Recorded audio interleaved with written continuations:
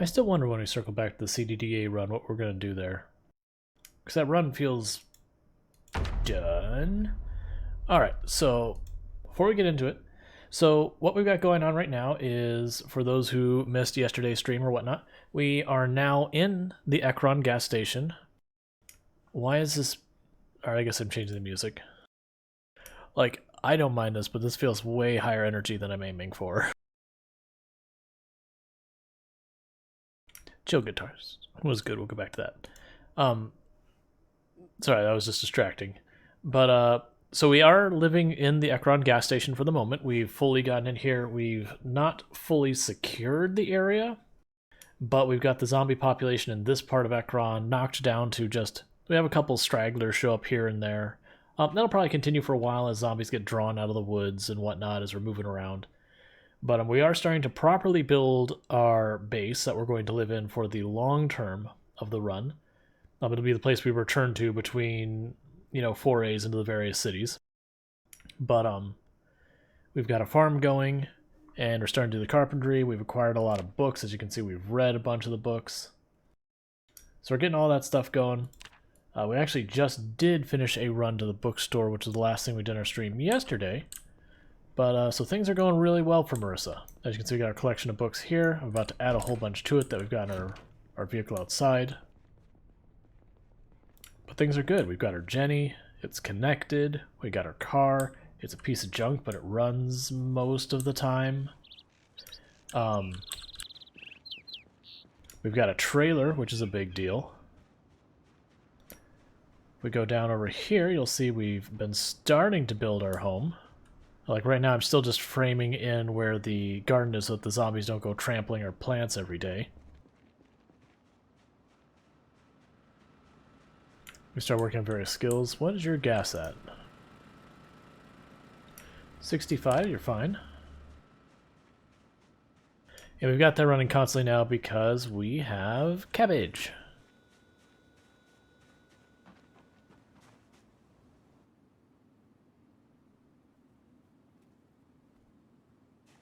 Alright, those are young. Young. Okay. I was checking to see if anything was ready for harvesting, which it doesn't look like it, which is fine. But so I'm going to build out another room here. That room will be like our main living room for the time being. But we'll get that going here in a minute. But first, we've got a vehicle full of books to deal with. I should say full of a lot of things, actually. Do we have anything in the trailer we want to keep in the trailer? I don't believe so.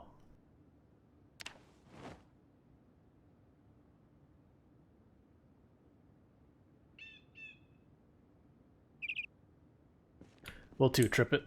We're not going to do reckless stuff right now.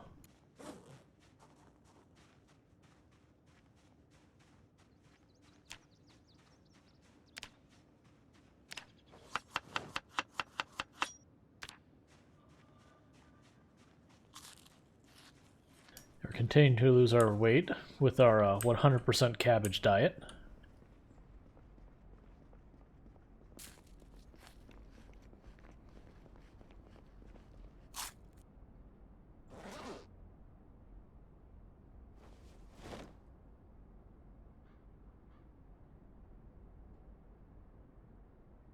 Those are extra beta blockers, so that gives you an idea how much we're sitting on.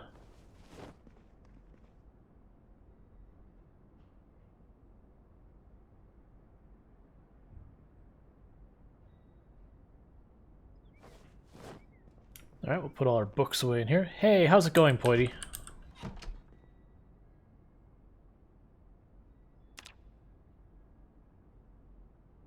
Just, emptying out our vehicle after our book run from last night. Because definitely one of those nights where we were out and about and it's like, oh, I am suddenly IRL very tired. So, we didn't take the time to organize everything at the end, we just got home, got safe, packed it in. Auditing sequel. Always a good time.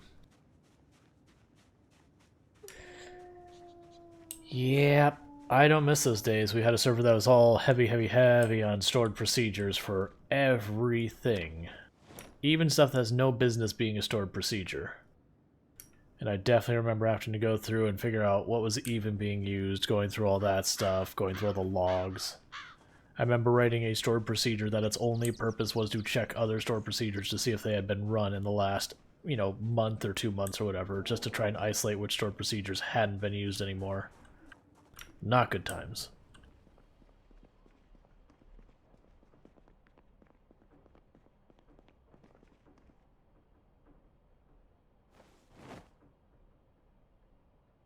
I feel like we keep the duffel bag.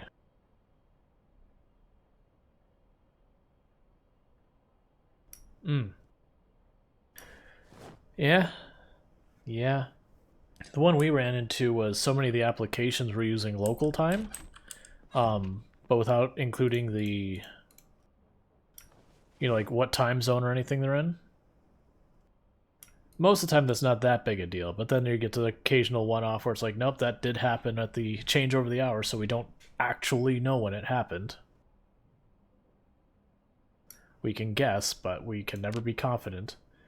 Alright, so probably the next book to read would be Advanced Carpentry.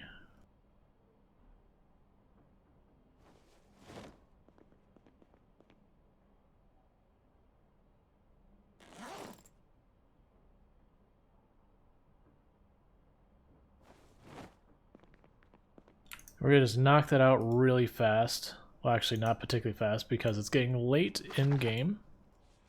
So. Yep. Yeah, no, ours was dealing with international sales, so while not nearly as important as ambulance dispatching, so far as timely mattering, it can matter when you get into a lot of legal stuff with taxes and all that, which is annoying. But usually not that urgent.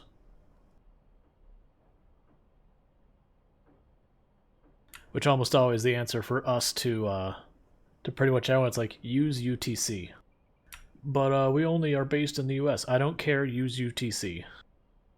The rules with time zones change and all that. UTC, at least I know in the real world when it happened. And then we can figure out the local time based on UTC. Versus I cannot go the other way around necessarily.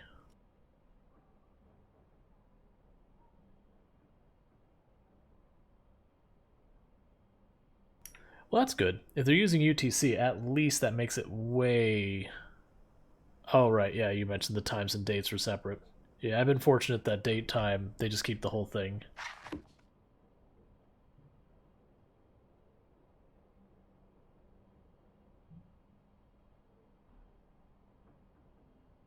I can just do that.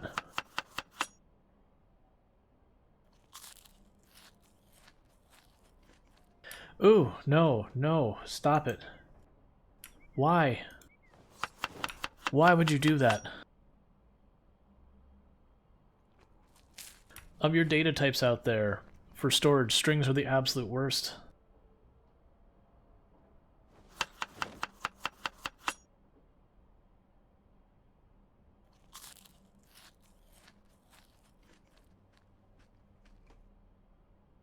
Like, I would be the person, if I could get away with it, I would create a new field for the date time that, would get populated and just do a migration and rename it. Knowing I would probably piss off everyone, but it's like, no, this is objectively incorrect. Like, we shouldn't do it this way. I wouldn't actually just off the cuff do it because you'd break everything, but I would be tempted.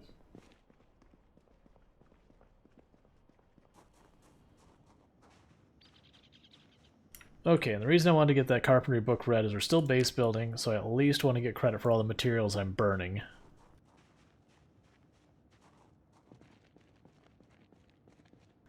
Probably won't be long before I need to fill up this generator again.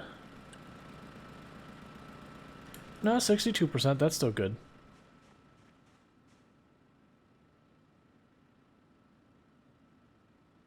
Alright, so ready, advanced carpentry, intermediate cooks. Did we read that one already? No, so that's just a book on the list to do.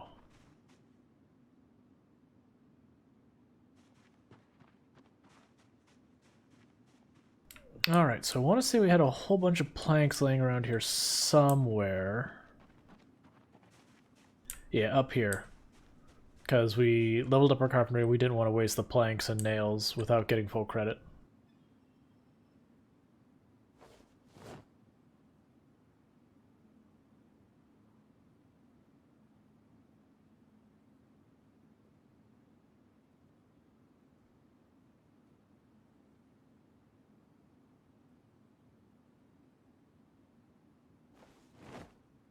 Yeah, no, I went through the whole war at a company pass where, like, they didn't have any of the proper information on a lot of their stuff, and just going through and saying, no, look, really, we're going to go through here and do an audit, and then when we have some time with the server down, I am switching all of these fields to not be strings.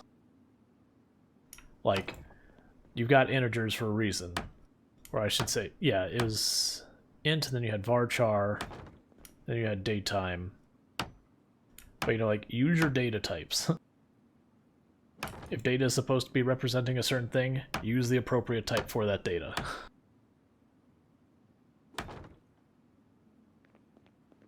Oh, I didn't mean to yell, but there's probably no zombies around at all, so we're probably okay. Because we've killed them. Yeah, so we are going to be stepping away from a bit of the combat for a little bit while we get this base building going on. Once the base is stabilized and we've got our food sorted, then we'll go back to the carnage. Oh, speaking of zombies.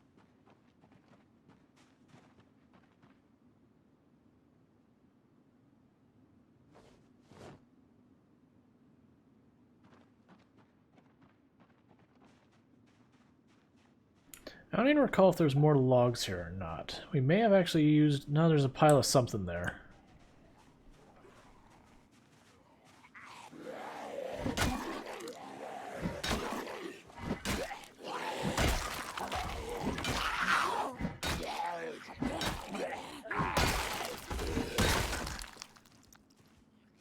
Yes, this is the type of zombies we're dealing with now.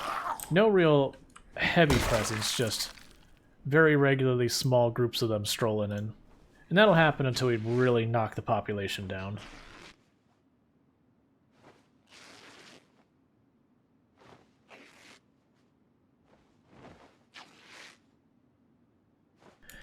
And we are shredding all the clothes for both the purposes of getting thread, as well as it gives us the ripped fabric for fuel or for more stuff. And it means we actually get a look at the loot. I'm not going to be doing every body we see, but when we have situations like this where I kill a group of zombies and they're all piled up in just one spot, it's worth taking the time to just pop in here and quickly do it. Because then we just stroll on up here, plunk all the cloth on the ground next to all of our branches, and that's just more fuel for the fire.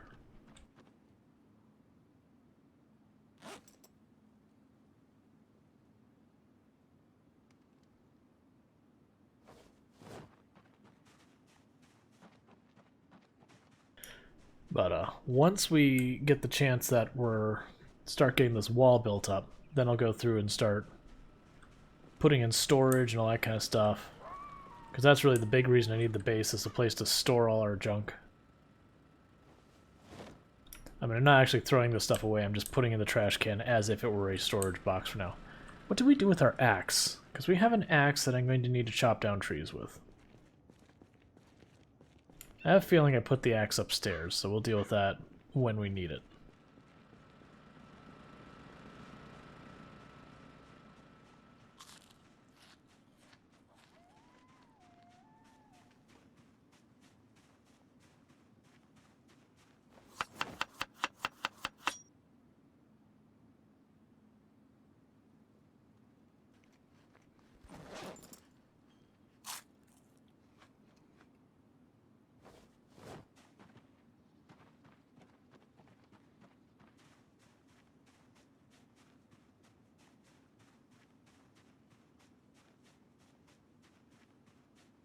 Yeah, so I got a pile of boards here.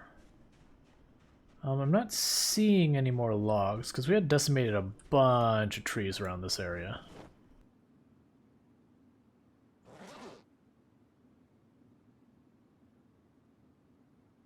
They're gonna decimate more trees, we just, you know, we'll get to it.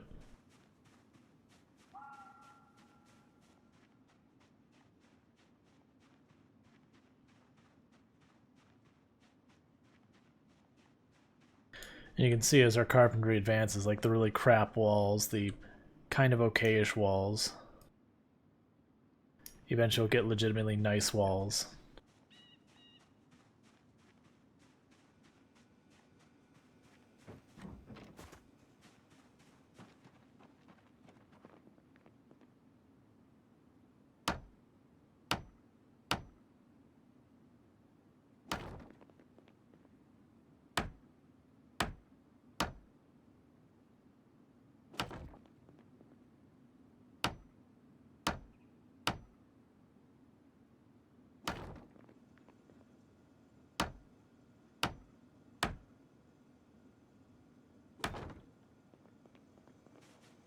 Alright, let's go find our axe.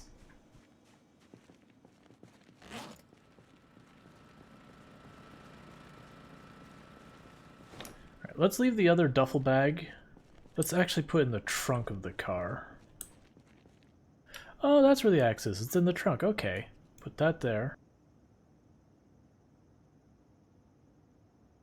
Ah, there's no more storage. Gotcha.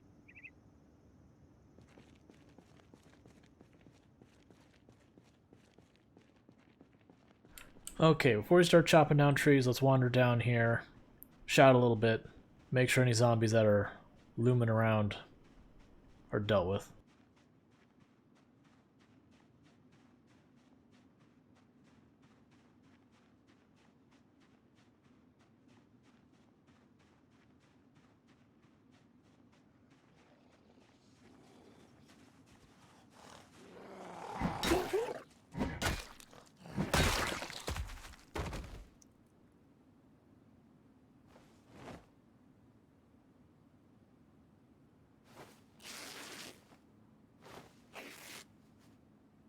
I'll just leave the rags behind.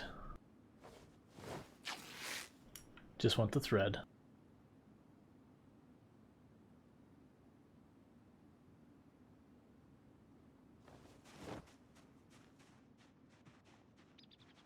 Alright, looks like we're good to go to start chopping down some trees.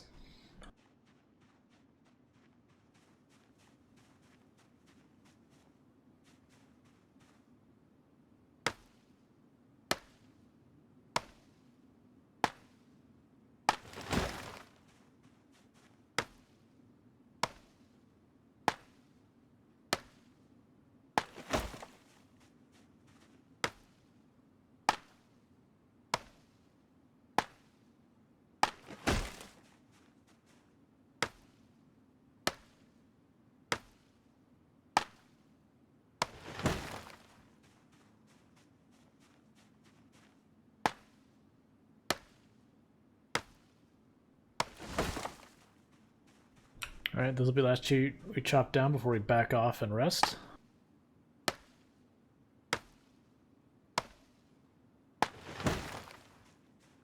Guys, we're overexerting ourselves.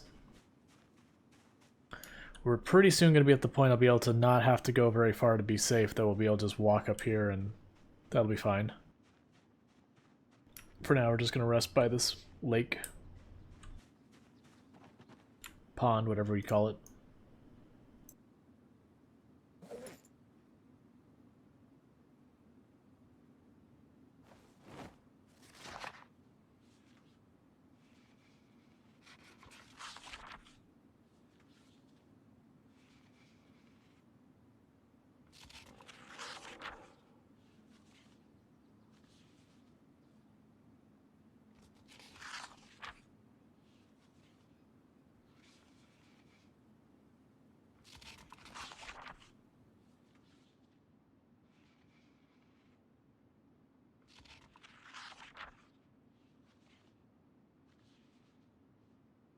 And I'm fast forwarding a little bit, but we're just radar dishing this. I'm not expecting to see any zombies whatsoever.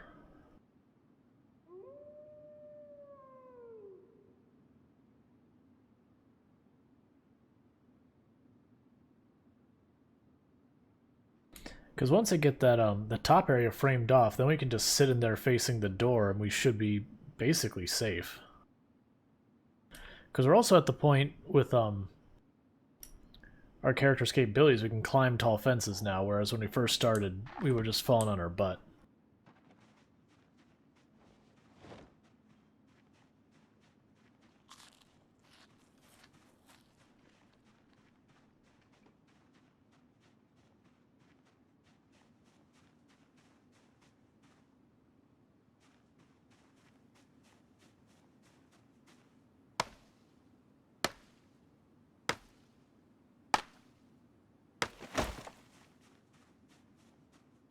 Got a zombie down here. We'll want to deal with them.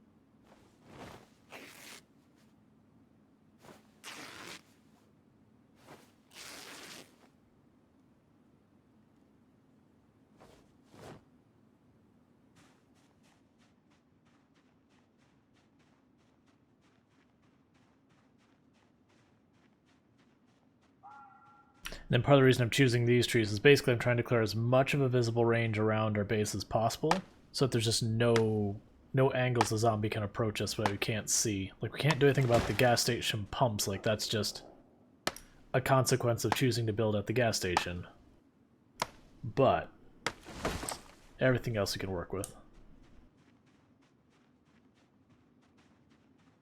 Yeah, I'll wipe out these trees and that'll probably be where we stop with this this round of cutting.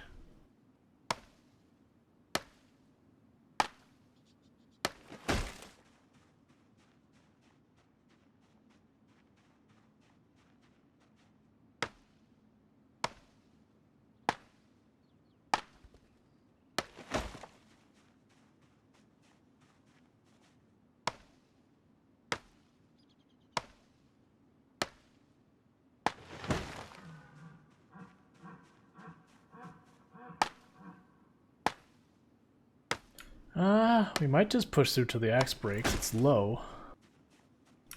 2, maybe 3 ticks of durability left. We are taking a little bit of risk. Alright. 2 or 1. Probably just 1. Hey, how's it going, Scruffy?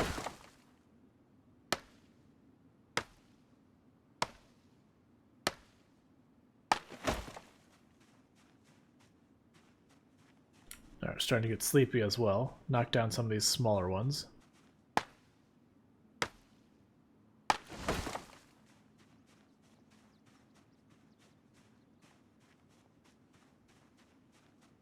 I'm doing pretty good. Just working on getting our base situated. All that good stuff. Let's see, wasn't there another tree I saw sprouting up here? We can knock that down while we're at it.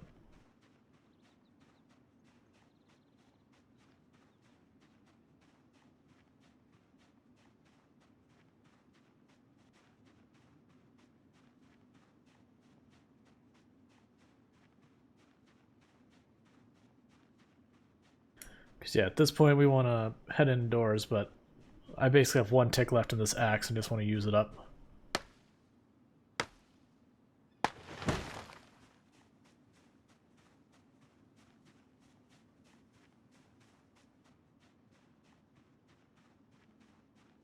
Which isn't probably the smart or correct decision to do,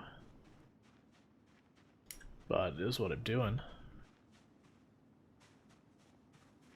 Because at this point we're at absolute maximum fatigue, which, if we get attacked by more than 1 zombie, is really dangerous. Yep, we are currently in progress. It's not quite done, but that is what we're working on.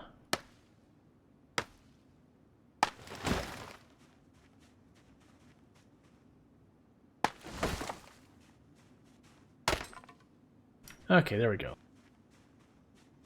Now I'm gonna bring the axe upstairs for now because we'll probably repair that unless we find a wood axe.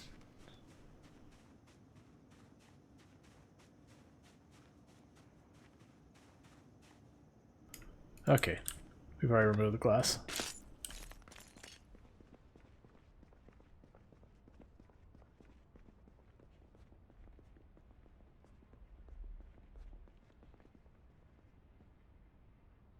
We'll save that for repairing. And I think that should be good for us to... I'm not going to go immediately to sleep because, again, it's only 5. We don't want to wake up in the middle of the night. It's annoying, so we have books to read.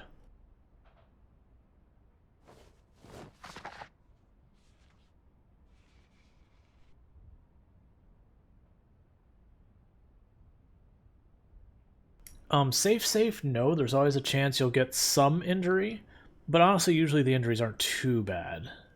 As long as you're not like in the middle of an area where you're going to need to fight, it's usually not that big a deal. Otherwise, just wait till you get gloves. They're not super hard to find. Let's eat.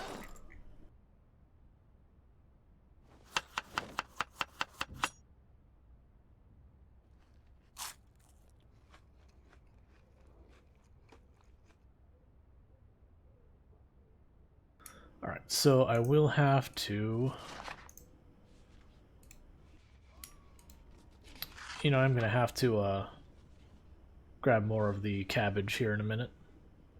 We'll do it when we wake up, not when we're going to sleep, but that'll be something we need to do. Oh hey, we've crossed over the 3,000 zombies killed count.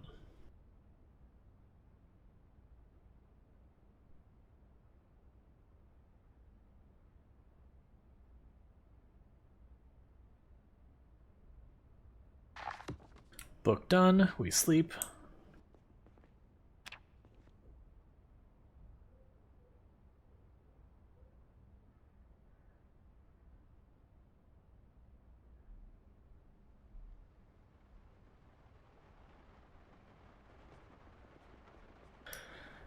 Okay, what would be the next book we grab? We have First Aid Beginner and Trapping Beginner. Trapping Beginner it is. Because if we're doing First Aid, that is already a bad sign.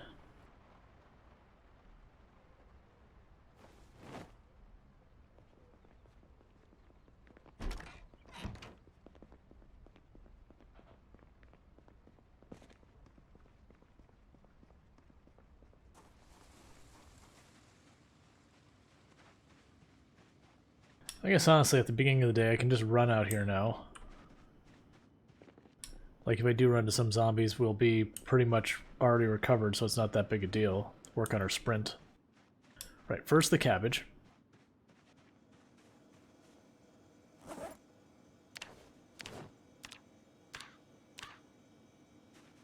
Because that has to thaw before I can do anything with it, so we're going to be hungry for a little bit here. Top off our water.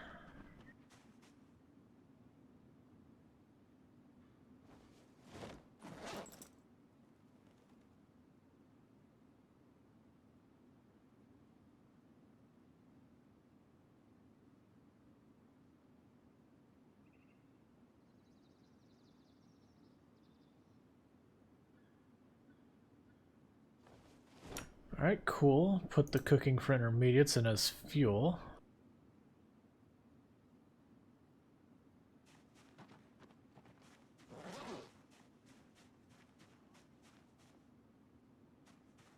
Get rid of some of the scraps and thread that we've collected.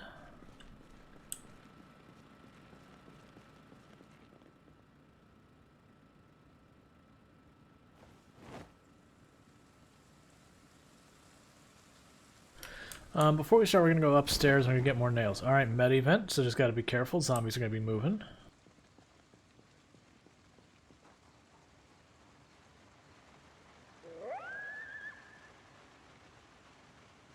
But I really look forward to not having to go in this back corner here, because this back corner, if we get a horde on the bottom of it, it's going to be a bad time. Like if we're fast, we have a ladder out the other side, but I'd rather not count on that. So we should have some boxes of nails in here.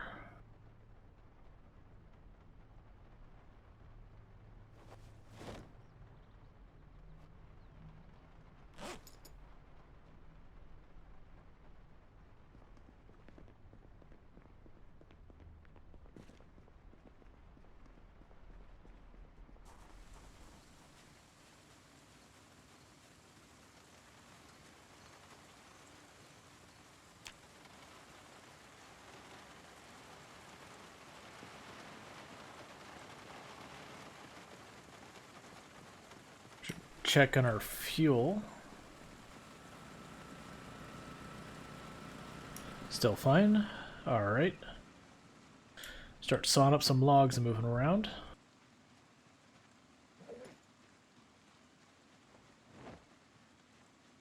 Actually, before I forget, let's do the radio.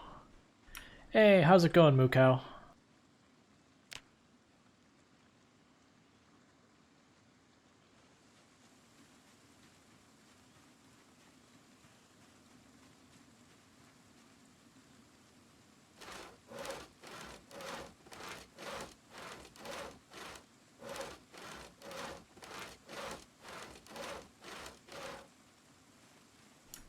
Oh, interesting. Have people been spreading out, not playing as active? Like, because I mean, before it was just the Zeds are all getting deleted. Ah, so the helicopter probably brought them all there. Gotcha. That checks out. Gotcha, gotcha.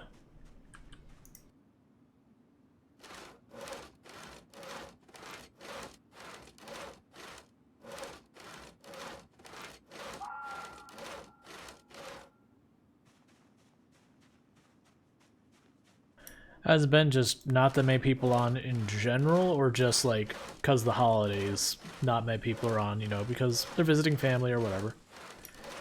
Hey, Loyal Moses, how's it going? Thank you for the follow.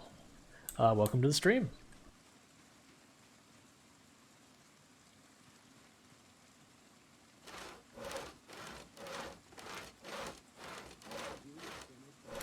Gotcha, interesting.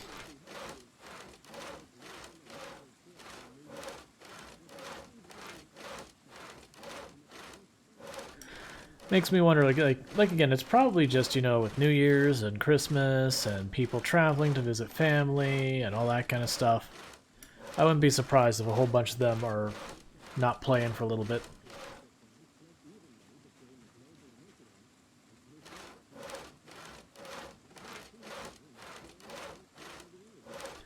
It also wouldn't surprise me if there were people who, you know...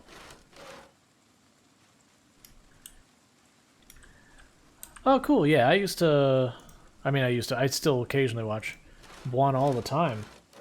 Like, back in the Elite Dangerous days, I played that really heavily. Like, when he was in the process, like, he was still playing some Warframe and some Elite Dangerous and all that. I can't think of how many years that's been. So, usually my streams wrap up so much later than he's on, so it was really cool seeing him on yesterday playing the game that, you know, my stream's known for, so I was like, okay, I'm raiding this. Because if I didn't, I probably wasn't going to get another chance for a very long time. That would make sense.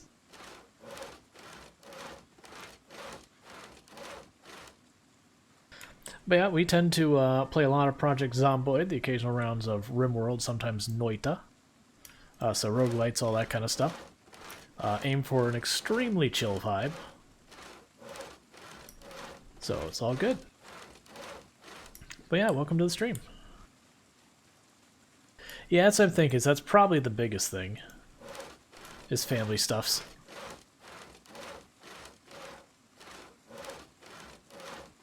Oh yeah. Like that's been my go-to when it's like, you know, I want a PZ break for something, which usually happens when you take like a really awful death. You're like, you know what?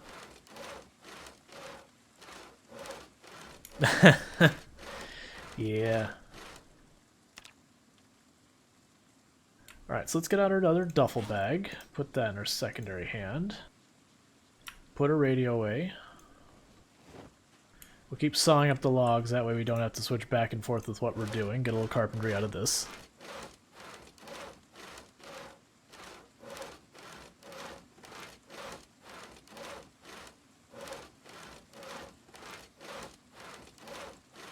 But yeah, no, like we had once or twice, like, when I took the death from the fact that building a window makes both tiles walkable, and I accidentally made a bridge for zombies to flank me, not knowing that fact, I believe we played RimWorld next. Because I was just like, I need a day. Because that character was doing really, really well, and to die that way, it's just like, okay, I get it, I didn't know the mechanic, but... It was not a feels good, man. All right, is our cabbage unfrozen yet? Yeah, cool. We can start eating our salads.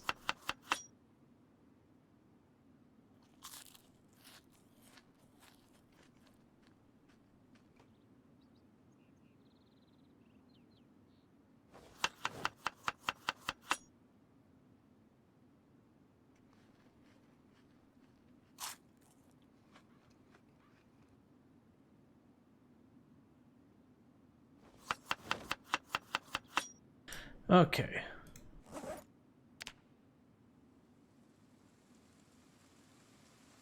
Start grabbing all these planks we were sawing up.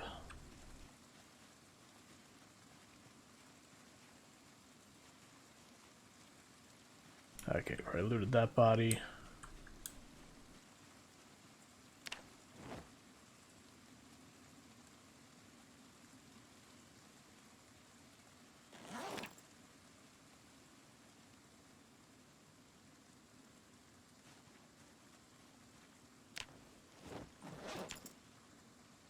I have a feeling we're gonna get all these planks together, and then like later I'm gonna be like, oh, I need to, you know, forage for something over here, and we're just gonna keep finding logs and planks and other stuff we just didn't see in all the tall grass and everything.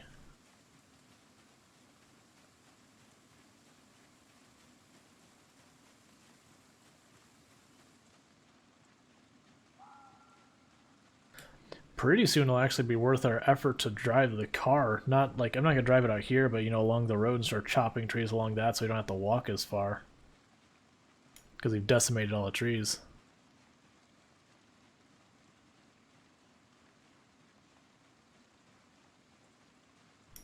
You know what? If we survived to the point that a riding mower was a relevant thing again, I would consider that a worthy success problem.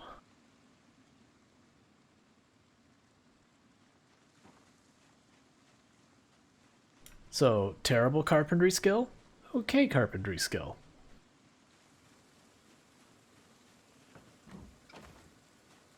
I love how we have doors, and he's just like, nope, jumping through the frame. Can't use the door.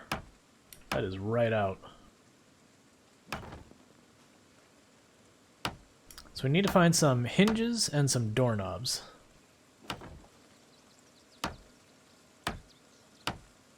Because pretty soon we're going to finish this wall. And we'll want to add doors to this. Start framing out our next part of the base. We eventually want to put down wood flooring here just so the grass stops growing in between so we can actually see what's happening.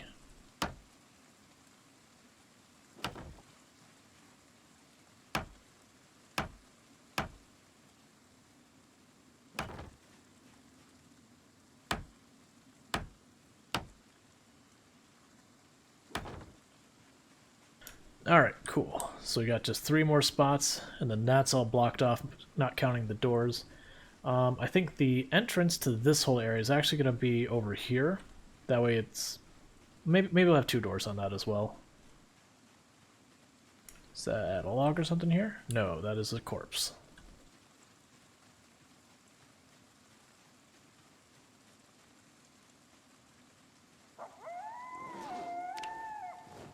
Now, I should have dropped off the tree branches. That's fine. We're here. We'll just go with it.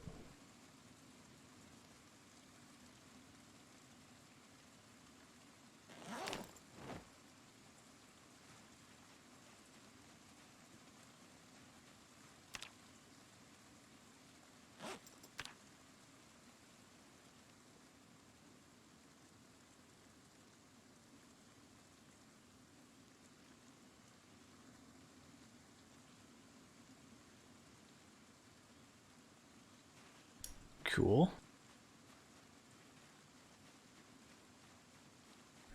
Okay, so the way you hook up water is you need to have a rain barrel above and to any side of a sink that is inside the building.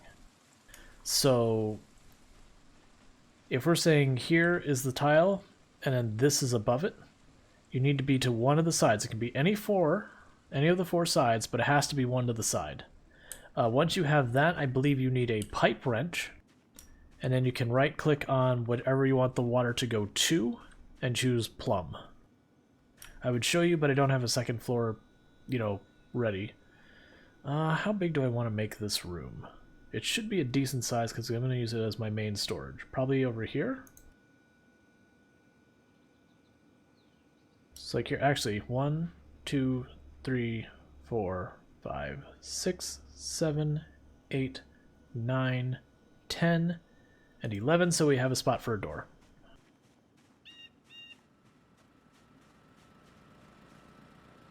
To get to the roof, you might have to build stairway. So if you can't build a stairway, what you can potentially do is instead go and build a floor using the wood floor. Build a floor outside of a window. 2, 3, 4, 5, 6, 7, 8, 9, 10, 11. Why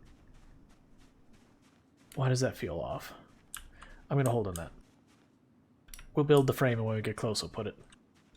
But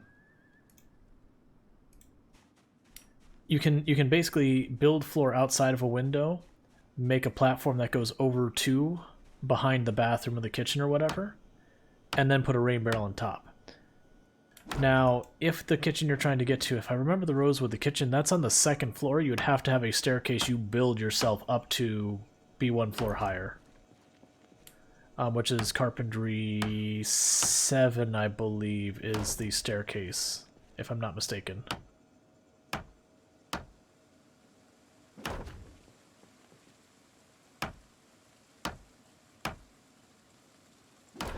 Hey, how's it going, Askoven?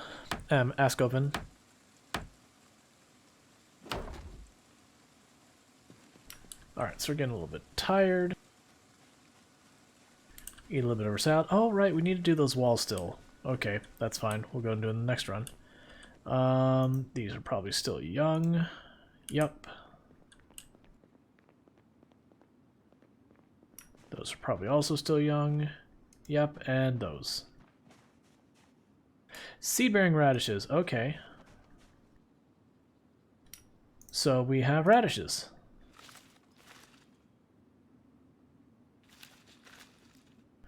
Doing good.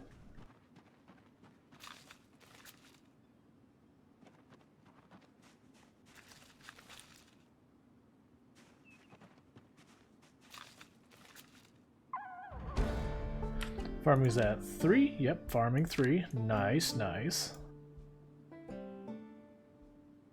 Oh, we want to grab a trowel or something so we don't hurt our hands digging. Toss all but 5 of the radishes in here.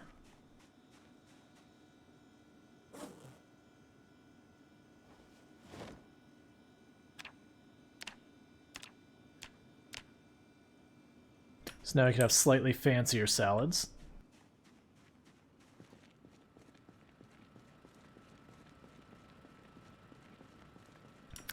What'll be really nice is we're getting to the point that soon I'll start building storage over here.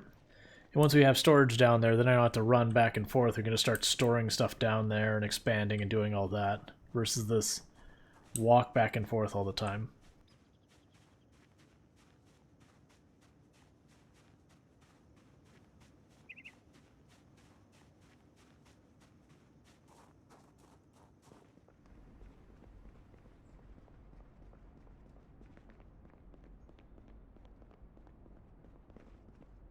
Alright, so I need a trowel or something else, either a hand fork or a trowel or a shovel.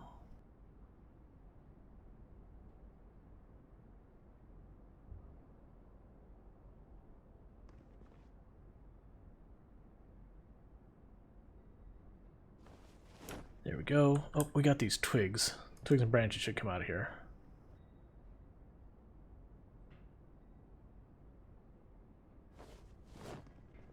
Cool. Let's sit down and recover our stamina before we go back out. We have a book we need to be reading still, is that right? Yeah.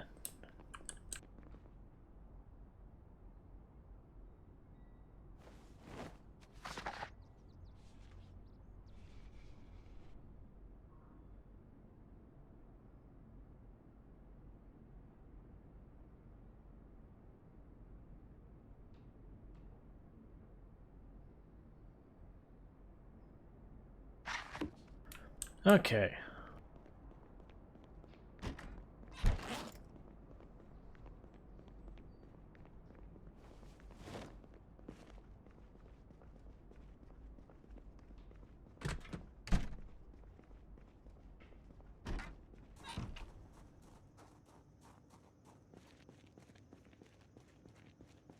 I wonder what shelves make the most sense to actually put in the main room of the base.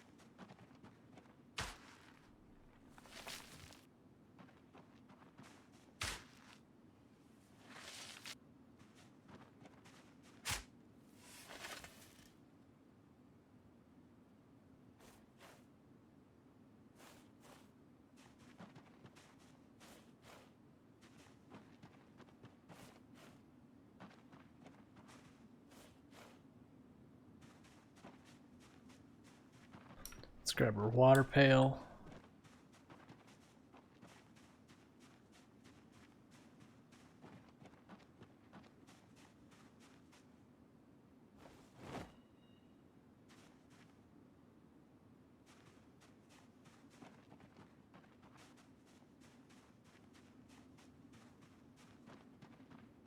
And once we get to the rural supply shop and all that, this won't be nearly much as a hassle.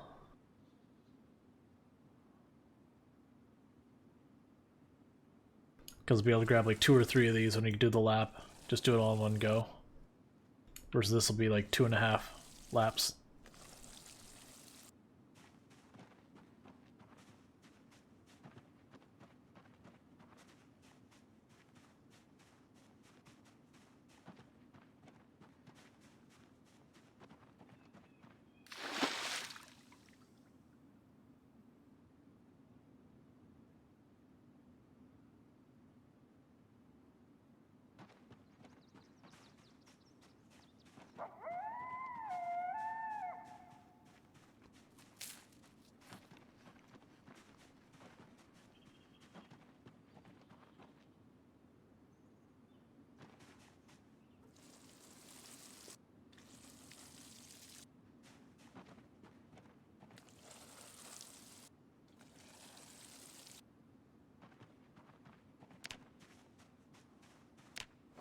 So we put cabbage and radish. Salad's getting fancy up in here.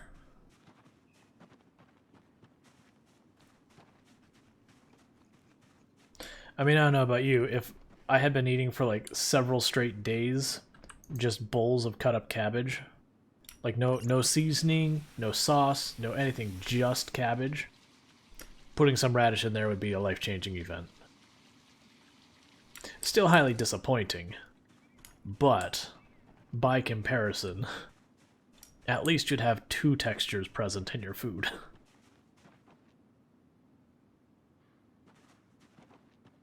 And I'm not even a big fan of radishes. Like, radishes are pretty low on my list of veggies. But, I feel like you get to be a lot more accepting of variation that you wouldn't normally go for when your options are that limited.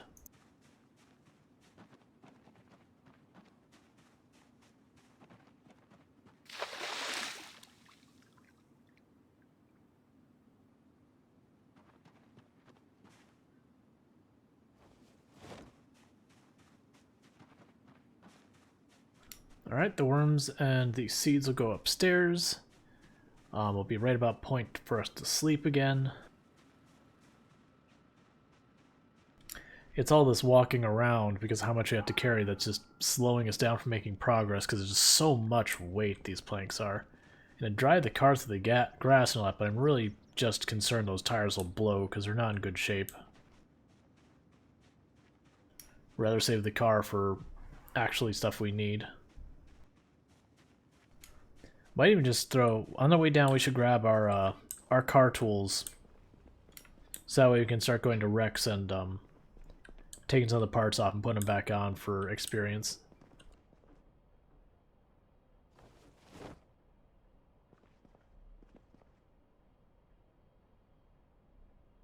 Okay, so car tools. Let's go right here. Tire pump. Grab a screwdriver to have it on us. Let's grab the propane torch.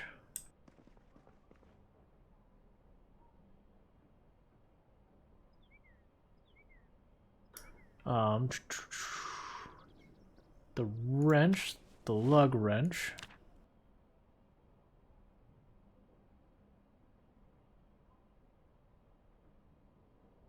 Where is the welding mask? Because then I'll put all that in the car for doing repairs. 4X? Yeah.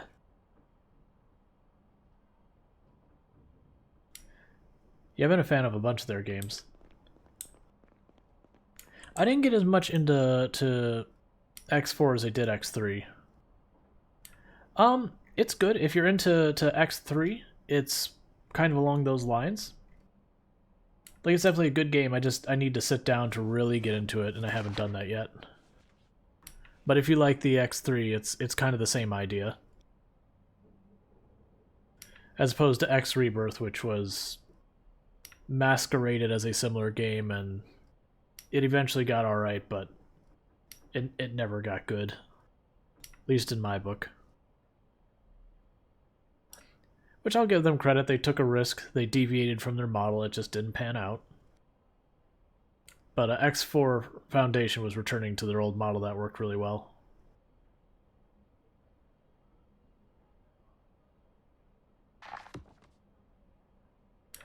But you have to be into like the big taking over large areas, doing industry kind of games.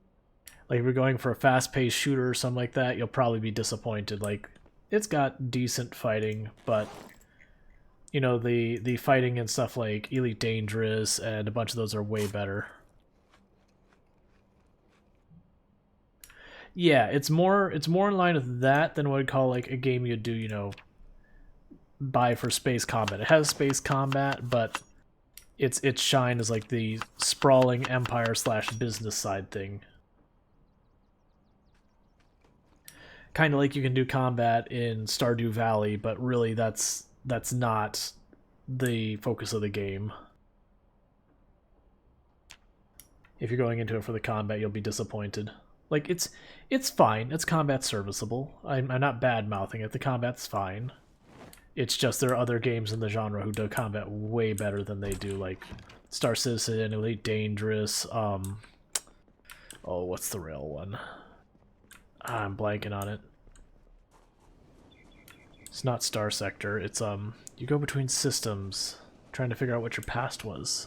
Oh, I don't remember. But yeah, the combat in other games is much better.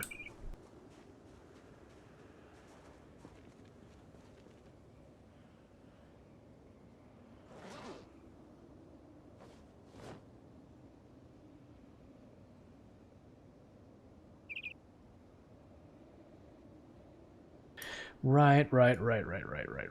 You're all busted up. I mean, it's not that it being busted up isn't the problem, it's the fact that I have 7 gas cans in there.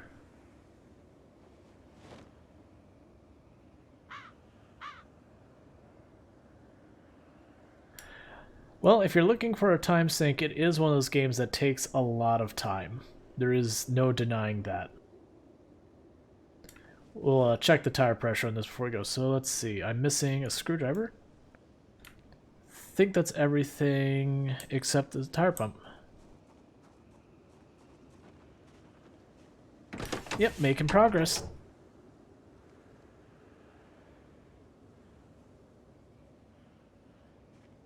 Get all tires inflated. Yeah, so these tires aren't like to the point of exploding, but if you look at the car, like, a lot of the things in the car are not great. Like, the engine's the big one. The engine's in just lousy shape. We're building where we're going to be living. Like, I'm staying in the gas station now, but that staircase is really dangerous, and there's really not a good position for a lot of the rope ladders and all that, so I don't want to stay here long term. But if I build a base over here, I've got access to the gas pumps from the same generator that can power my freezers, and I've got water on the other side for fishing. We can forage here. It's a nice middle spot. But we are building our own base. Kind of like we were doing in our CDDA run, just in this case, you know, slightly different situation. There, just doing all the tires on the car, get them fully inflated so they last longer.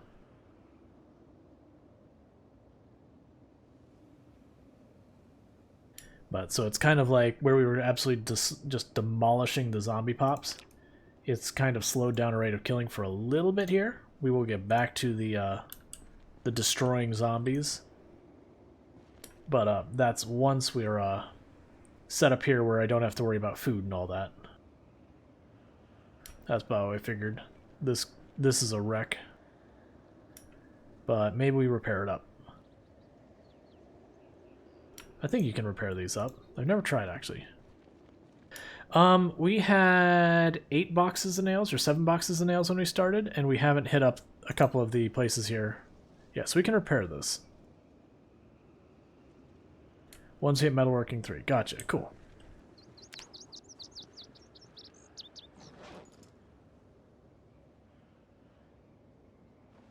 Put that up. Get that out. Oh yeah, then we'll end up tearing apart stuff. Yep, it'll take a while. One thing that's nice is I don't have to worry about too many zombies just wandering in here causing us trouble, because we're killing them all. Drop the trapping. So it'll be a gradual thing, that what we'll do is we'll build some of it. We'll go on, raid one of the towns. When we get to the point where the town's mostly been demolished, then we'll circle back here, build a bunch more.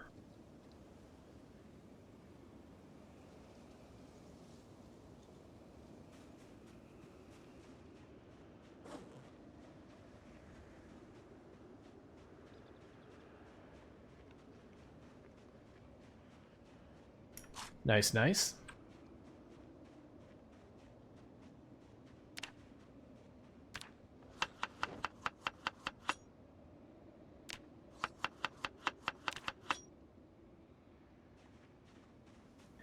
I feel like Star Citizen's one of those games, like, in many ways, Project Zomboid, that's like, when is it going to be released? It's like, well, if you're thinking it from a concept of released, probably never. It's just going to be a game that continues to expand and expand and expand until eventually they just decide they don't feel like doing it anymore. And then it'll stop.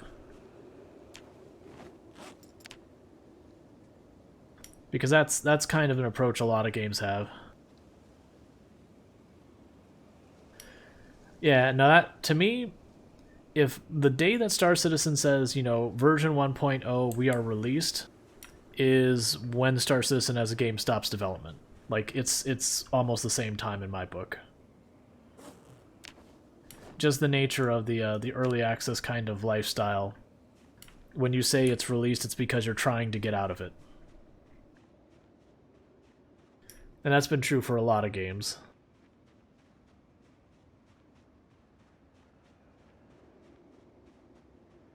And, of course, you can point out countless exceptions.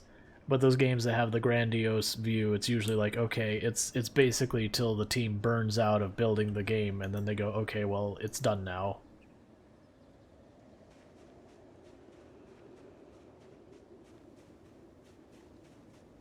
Yeah, no, and RimWorld is there.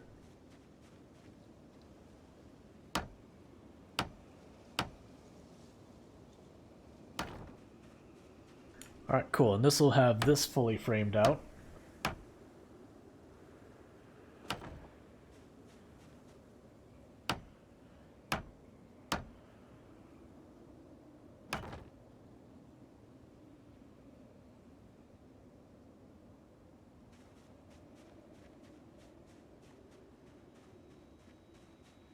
Alright, let's think about this. Where do we want the door?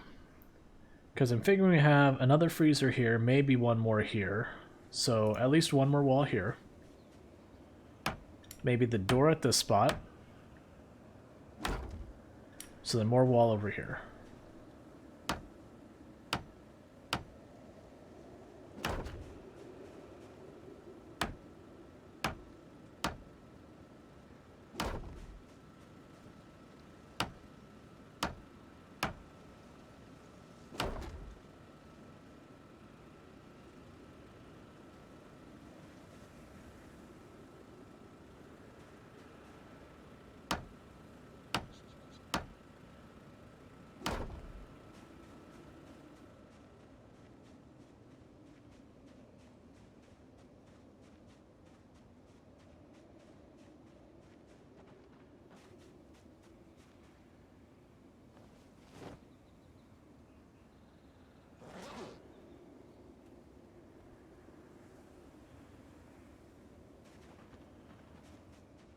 Yeah, no, Rimworld is a really good early access. There's been a few other... Oh, there's a log here. There's been a few other early accesses I felt were extremely well done. I'm asking them off the top of my head. I can't think of them, but still.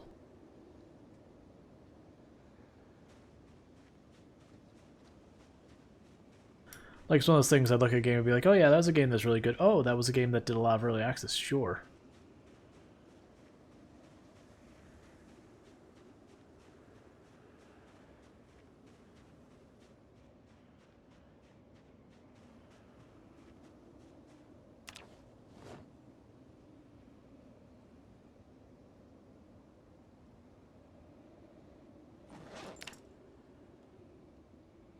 Yeah, Kenchi's pretty good. The one thing I will say is Kenchi, for as amazing as a game it still is full of so much jank.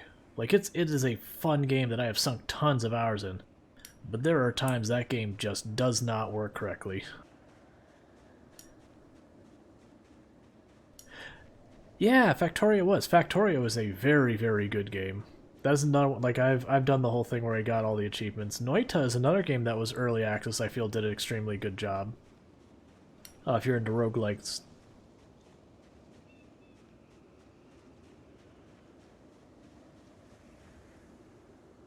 Yeah. No, it is one of those things. It's like, people are like, why is it doing this? It's like, because it's Kenchi. And they're like, isn't this annoying? Yeah, but it's also Kenchi. You know, you get to the point where it's like, yeah, that's just Kenchi. Subnautica is one of those ones that I need to play. Like, I've barely touched it, and it's one of those things like, okay, no, this is a game I need to actually give proper time. Like, to play, like, have a proper playthrough. So that's the only reason I haven't really gotten into Subnautica more.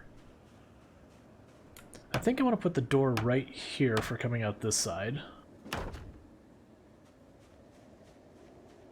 Like, it looks like an amazing game, but it's also it's like, okay, I know I'm going to have to sink a couple hundred hours at least into this game, so I need to wait until I have a couple hundred hours to sink into this game.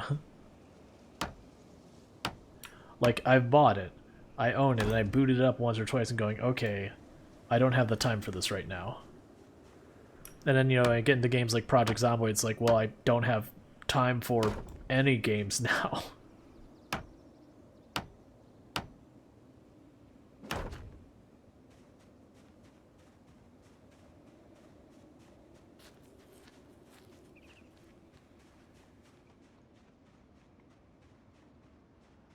Yeah, I think my goal is to get this framed out, and then we'll start going and pushing town again.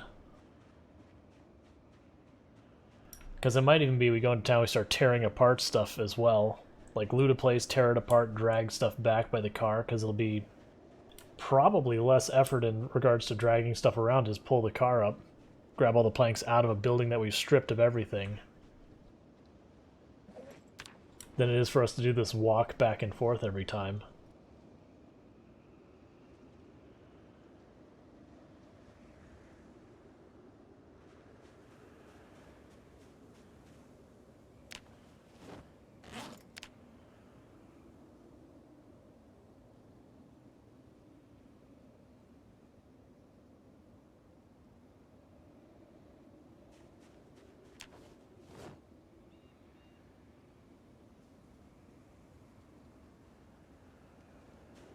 because I think you got just one more set of planks down here, and then that's all those trees we cut down.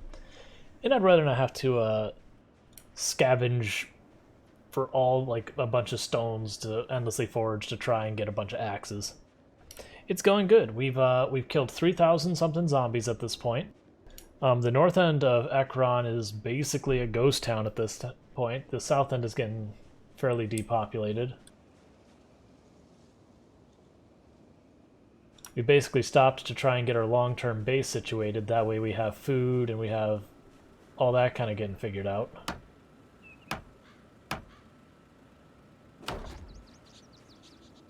I feel like we put sinks on this side. And then we'll build a second floor to put rain barrels above them.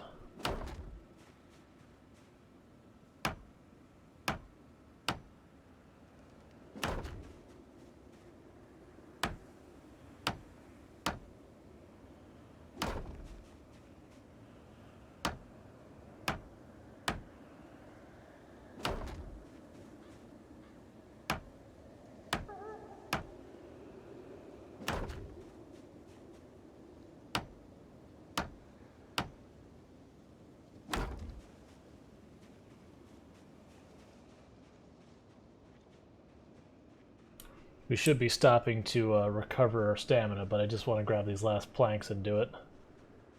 These are the kinds of decisions that get you in trouble. Because again, there's no rush, no reason I need to be doing this. We can take our time. I just want to get it done. Yes, we got some here, some there, and it looks like we might have something over here.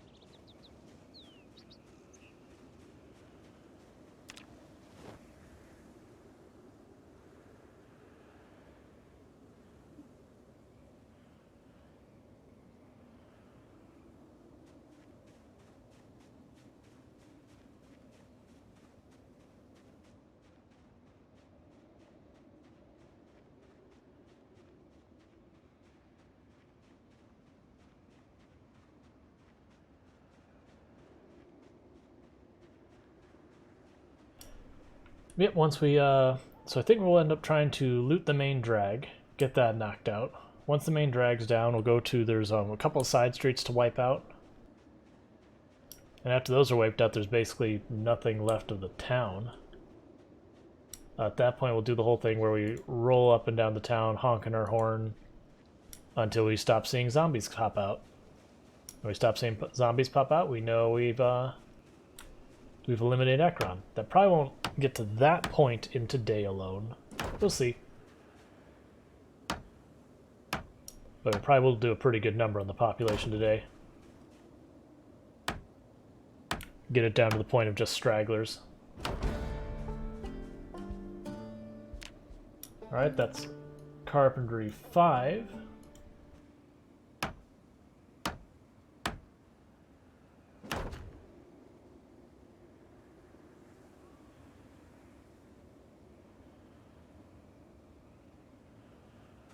Alright, that's where this corner goes.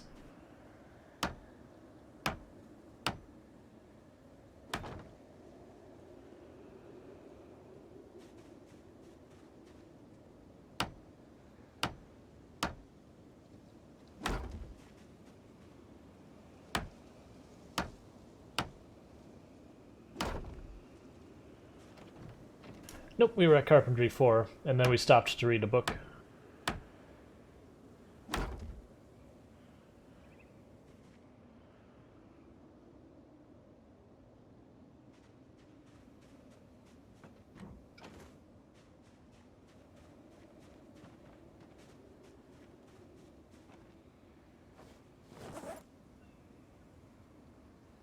Alright, so we need to go in and rest.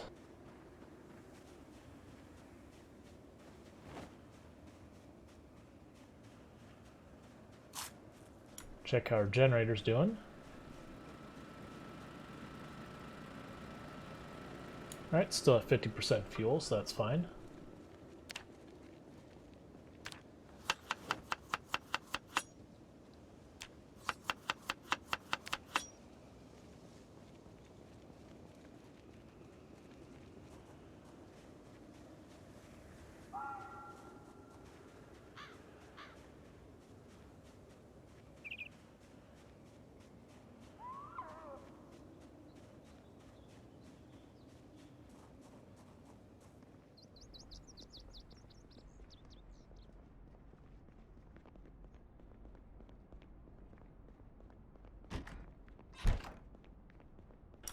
Any more books we need to read? First Aid Beginners is it. And they will have read all the books we can read right now.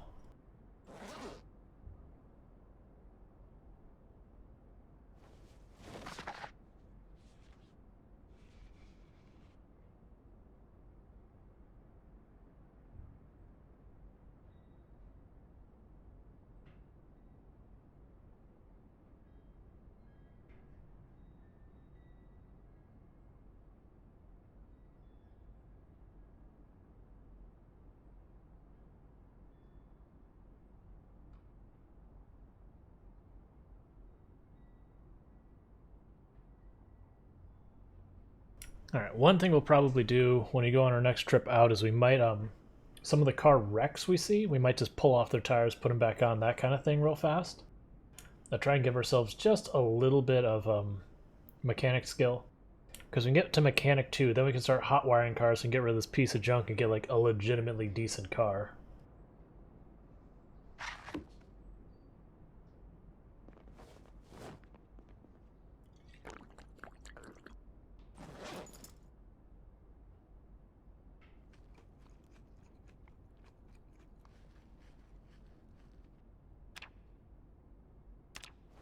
And as we get more types of veggies, we'll be able to make salads that are far more satiating.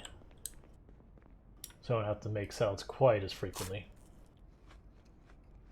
Cool, we have read all of the things. We'll make the salad in the morning when we can get more radishes.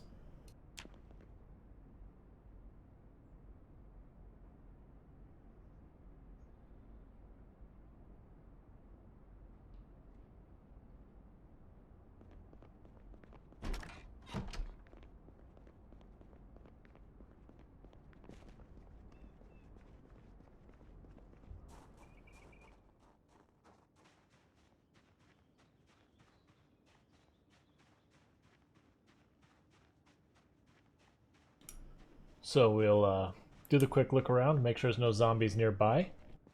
We'll check on the garden, make sure there's nothing that needs harvesting. Then we will top off our water, grab our radishes, and move about the town and start clearing out buildings of a bunch of their... Well, crap, we still need storage. All right, so we'll go to some of these buildings and see what we can find of use out of them. Oh, we could just, you know, take storage shelves. That's right. See if we can't find some of those big metal storage shelves.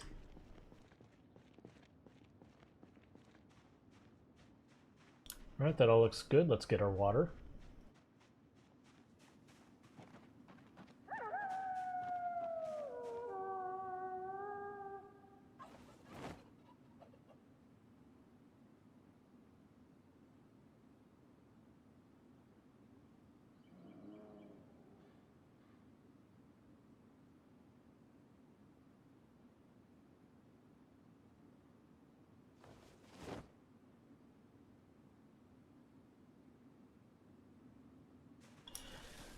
All right, cool. Check on our plants.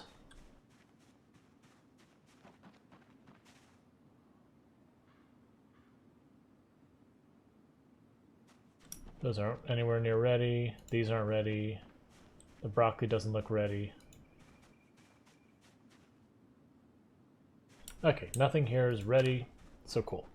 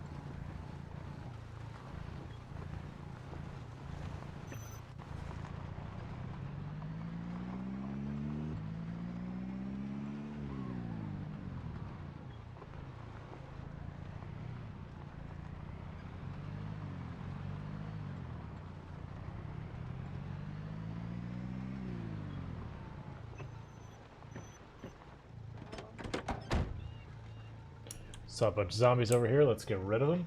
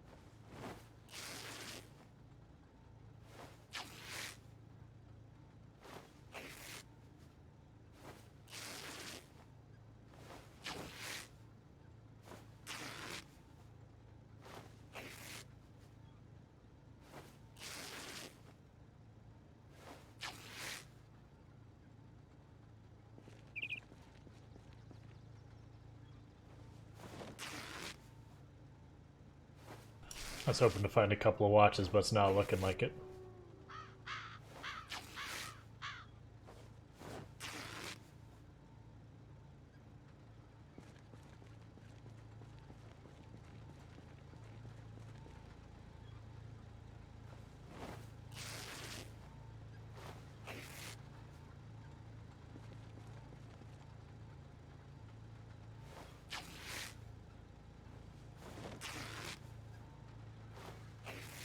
I'm mostly tearing these ones up because we're going to be close to home here. Versus later, if I go to do any of this kind of stuff, we're going to be in other towns and all that. I'm not going to drag a bunch of this junk back because it's just heavy.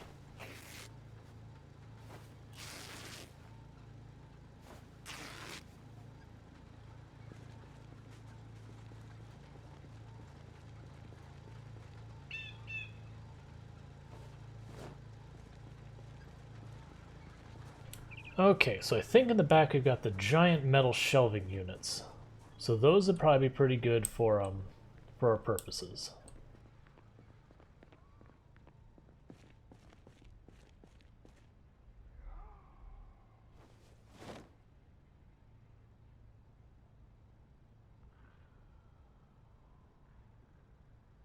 Here's zombies, so what I'm going to do is I'm going to finish emptying these shelves, but before I do anything with them... Oh, they're out back. I gotcha.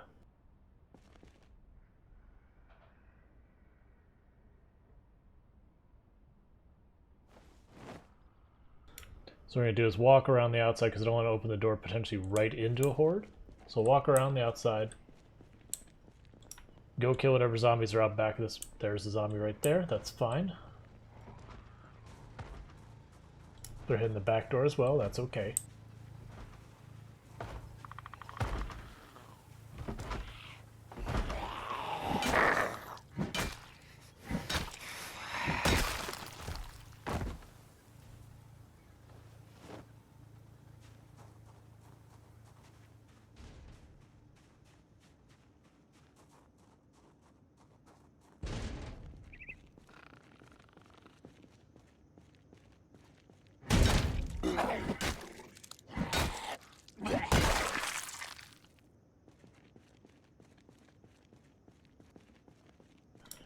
Any garbage bags or anything like that of use here? Nope, we've already taken them. Cool.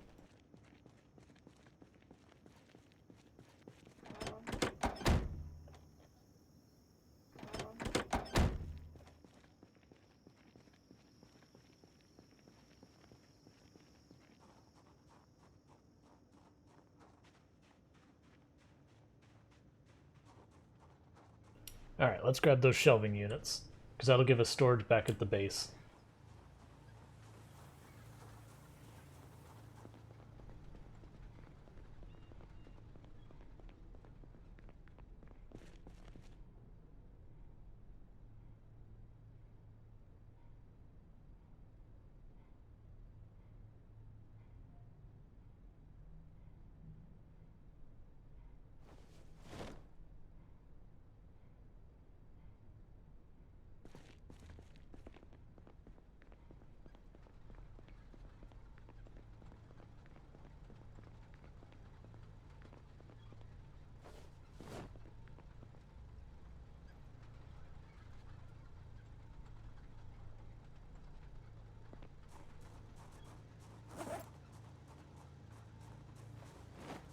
Should be using the secondary duffel bag for this stuff.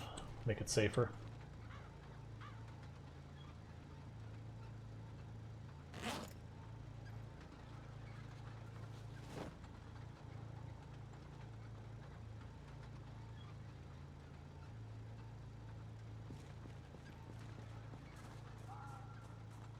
So we got enough for at least one door so far as hinges and knobs and that.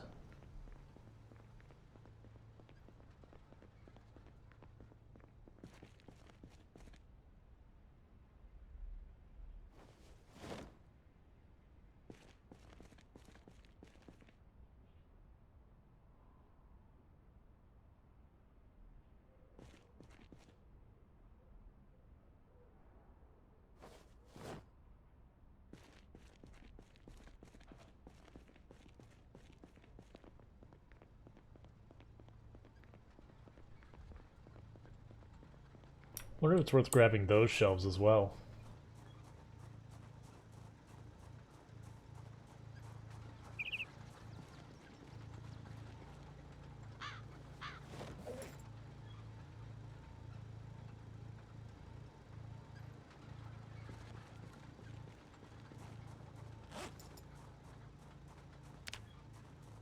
Oh, I forgot to grab the radishes.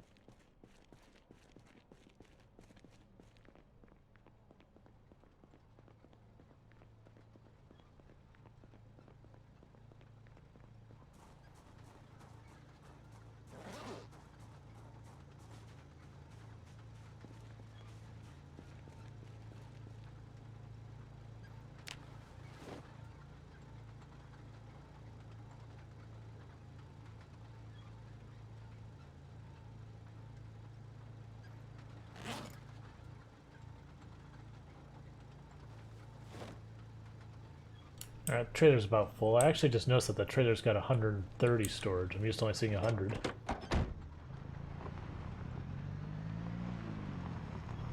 This will help because this is giving us actual storage to start putting all our junk on. Alright, we've stalled.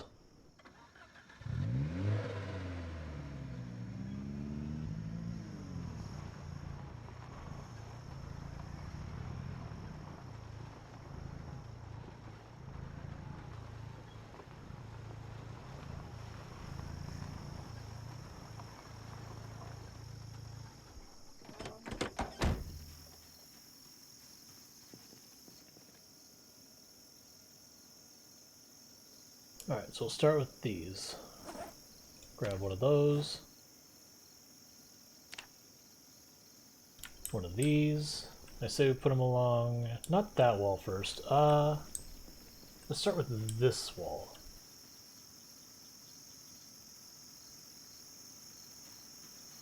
Why can I not place you?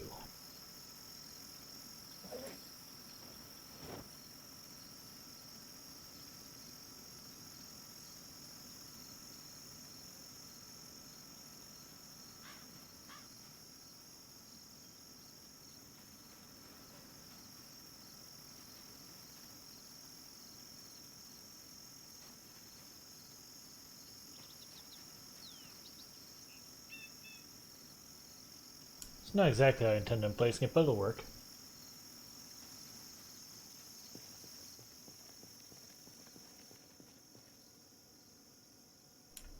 Oof, that's no good. Yeah, sorry to hear that.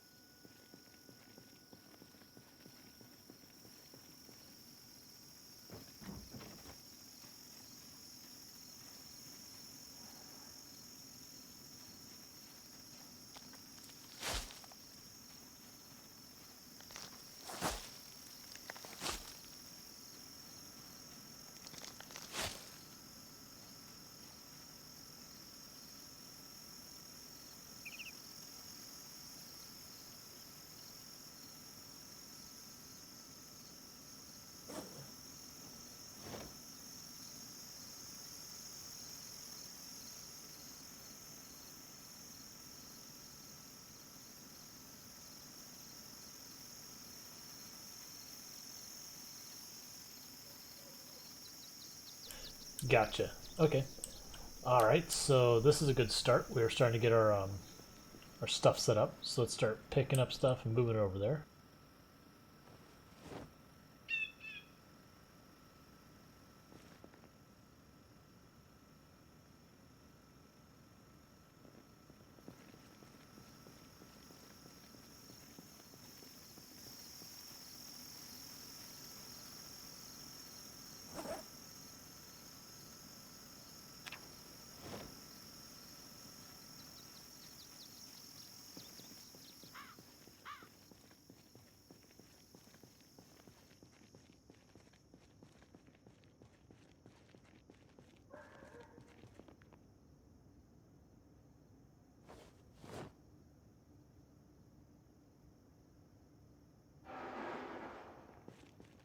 Put a trash can over here next to our ice machine.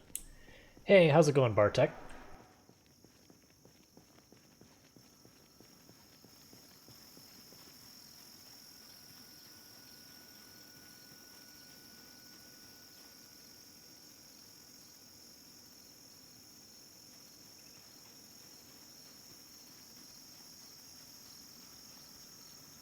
Carpentry stuff will go on this shelf.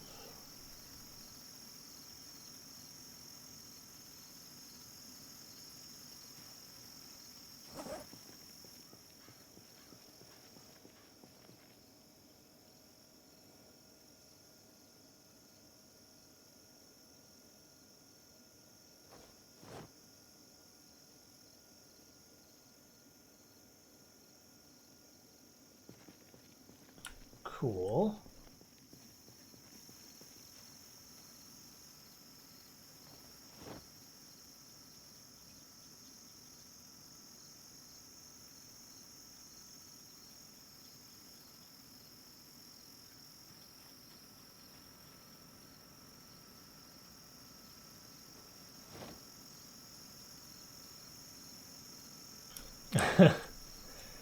I have no idea what shape Bannerlord's in. Like, that was one of those games that's like, oh, this game's a lot of fun. It's like, alright, it's got some stuff going on. Like, I'll wait till it's farther along. And that was like when it first dropped.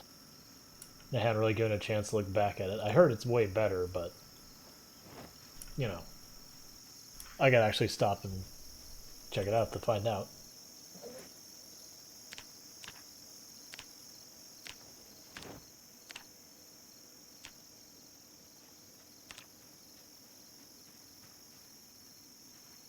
Cool, this is coming along nicely. We've got some shelving units now.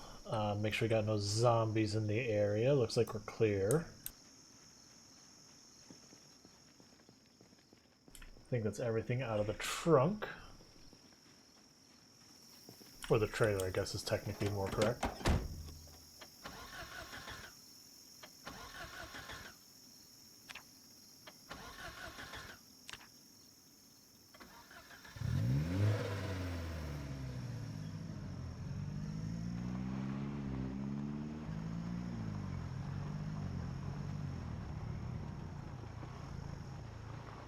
Gotcha, gotcha. Cool.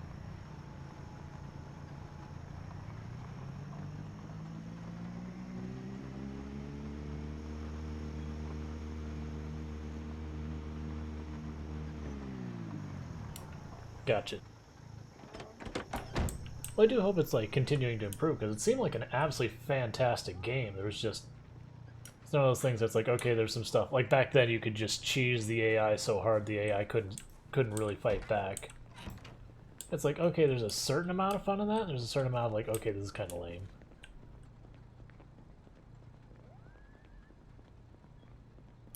Okay, so you want more of these metal shelves in the back here.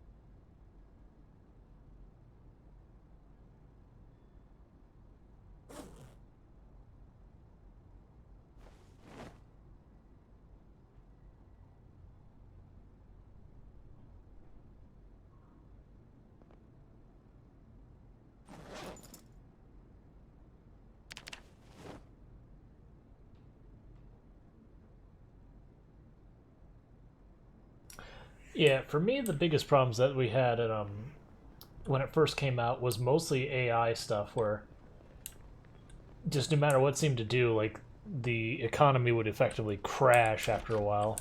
Whether or not you were the one instigating it, it's just like, oh, the AI itself can't keep itself afloat. All right, that's not helpful.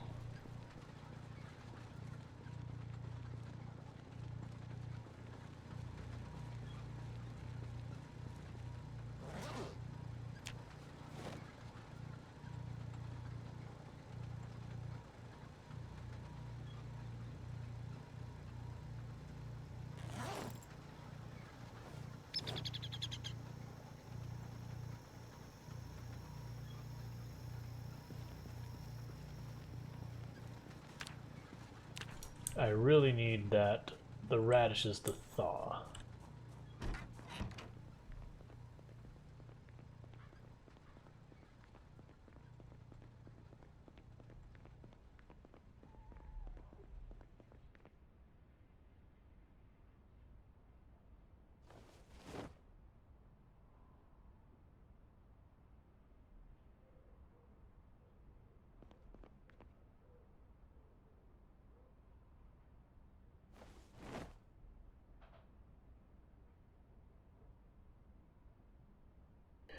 Yeah, the plaster powder, I believe, is what I can do to take our wood walls to look like actual walls. So that'll be nice.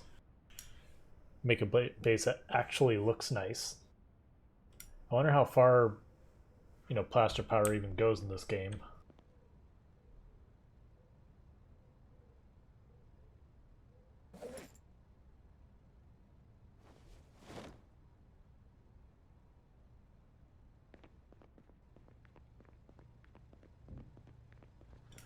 Oof, one bag, 4 segments. That is not a lot of mileage.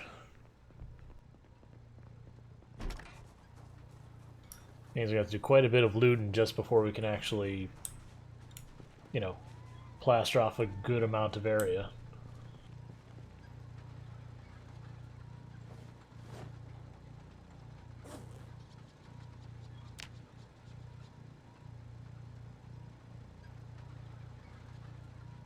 Alright, some of this cabbage is falling off from being fresh.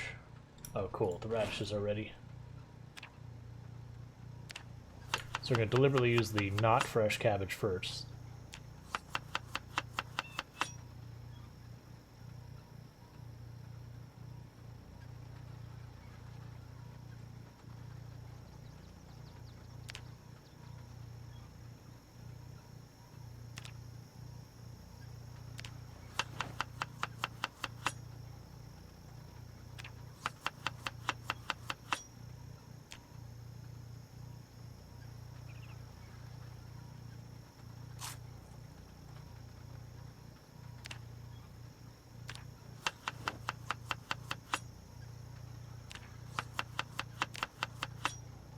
Gotcha. Makes sense. Probably don't start a room until you have enough of it set aside to complete the room. Alright, let's go and see if we can't make that last shelving unit happen.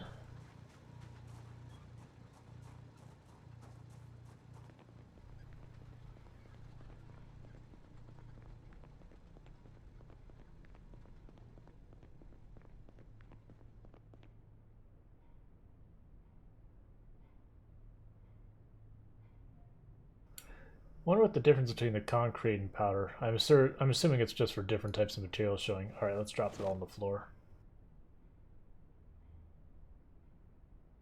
because it won't fit on the other shelf.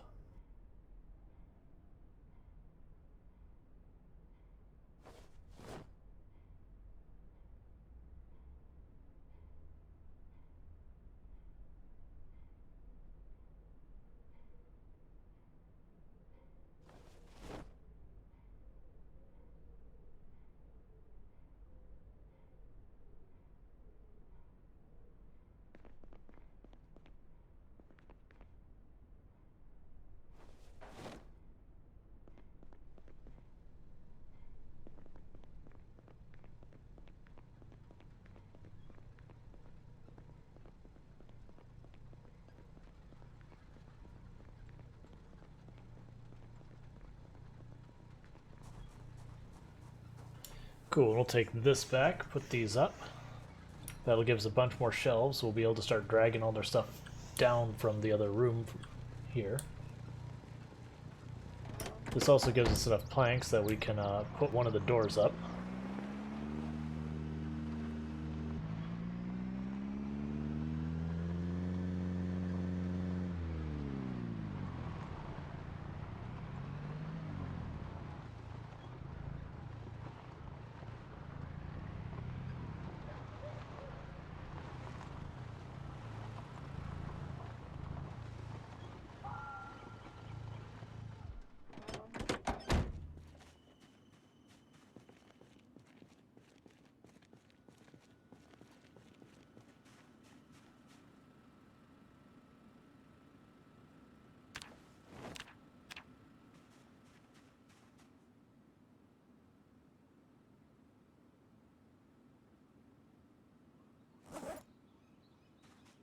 Thought I had more planks than this. Oh, they're probably in the back here.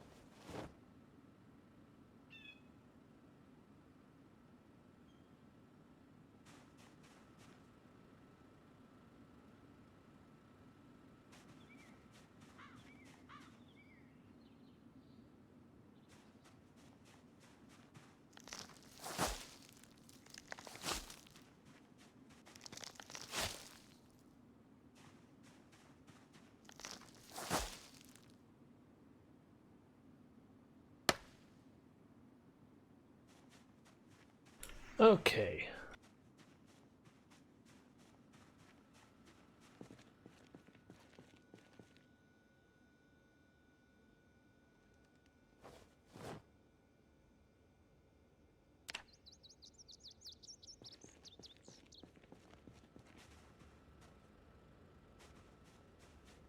Like, oh, right.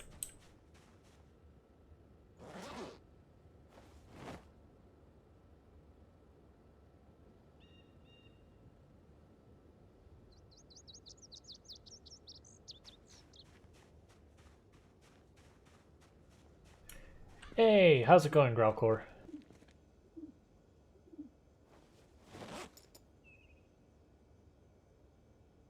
We're just making our base little by little.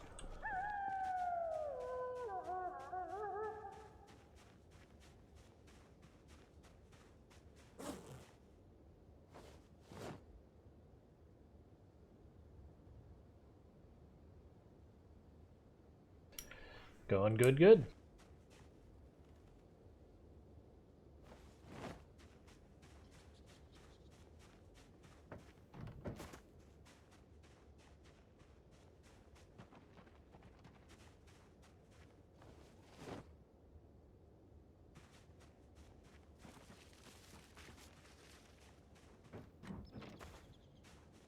So we got wood glue, some of that.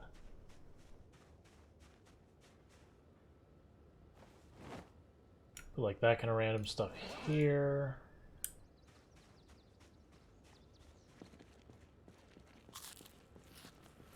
Alright, it's getting pretty close to our characters going to sleep time.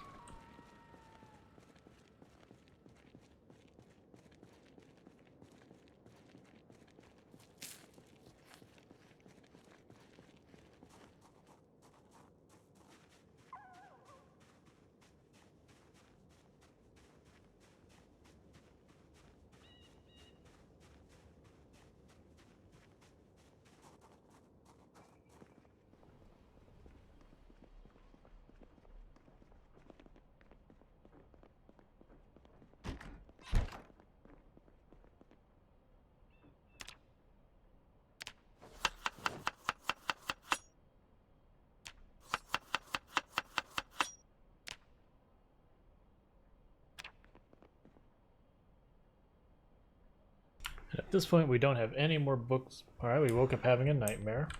That's helpful.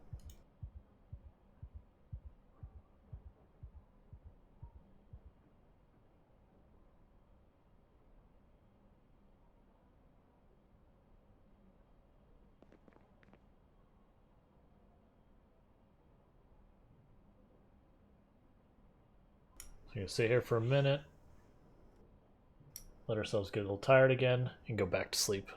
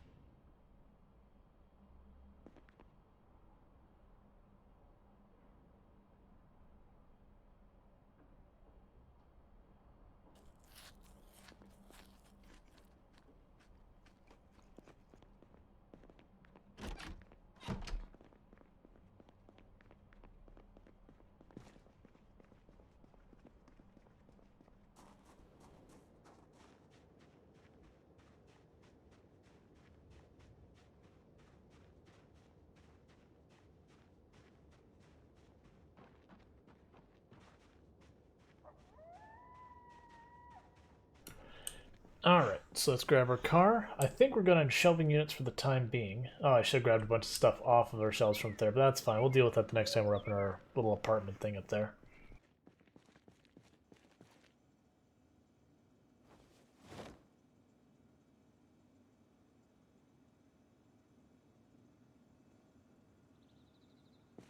Alright, that'll finish off the entire frame.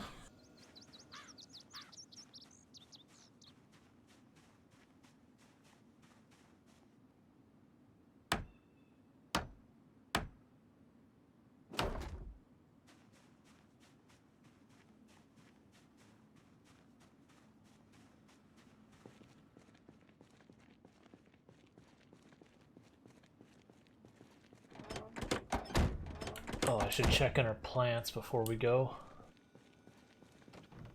Just see if anything's ready for harvest. Oh, wait, we also needed food, didn't we? Let's see. We have just a couple rashes, so...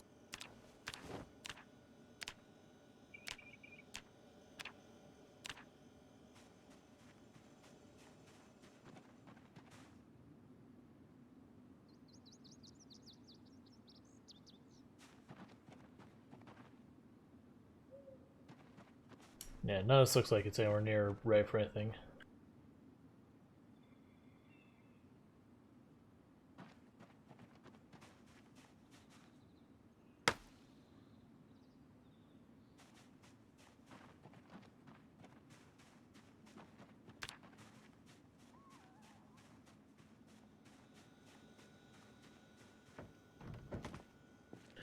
Cool, cool.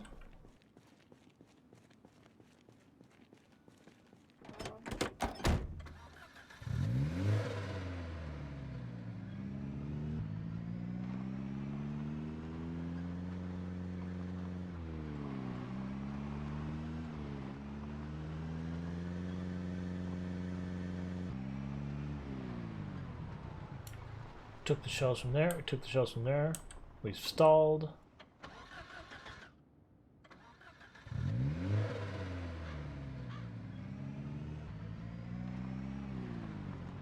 Notice there's a zombie back here, let's get rid of it.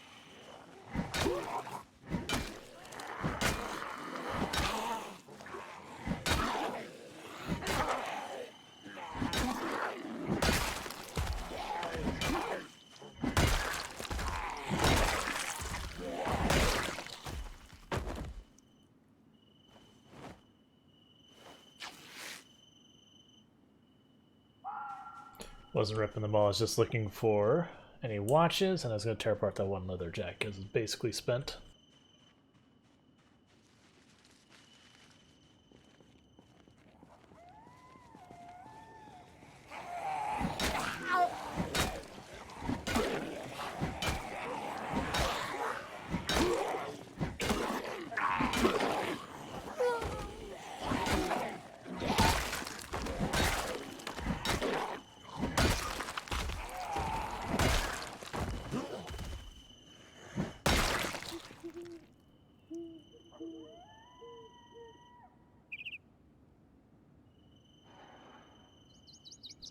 Do none of you all believe in watches?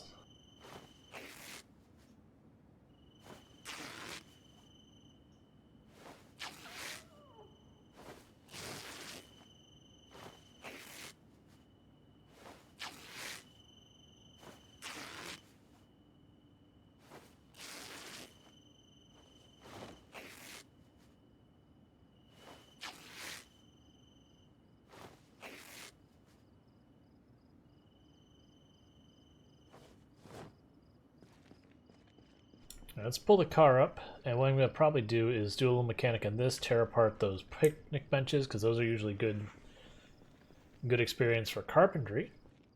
And in addition to that, they might give us some boards and nails and all sorts of stuff, and then we'll poke our nose in these houses, because I never did actually loot any of these houses.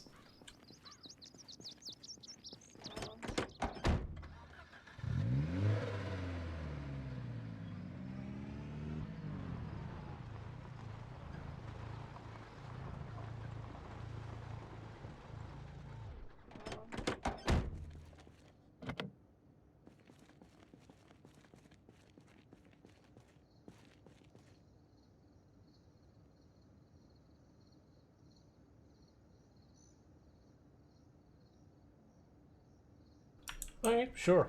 I'm game. Let's do this.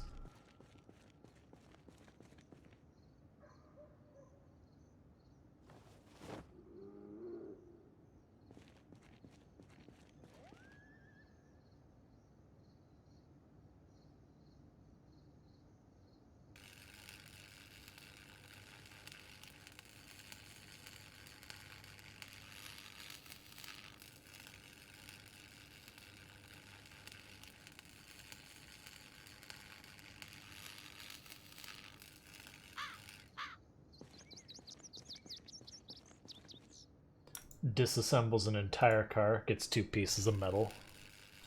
Is that even decent metalworking? Not really.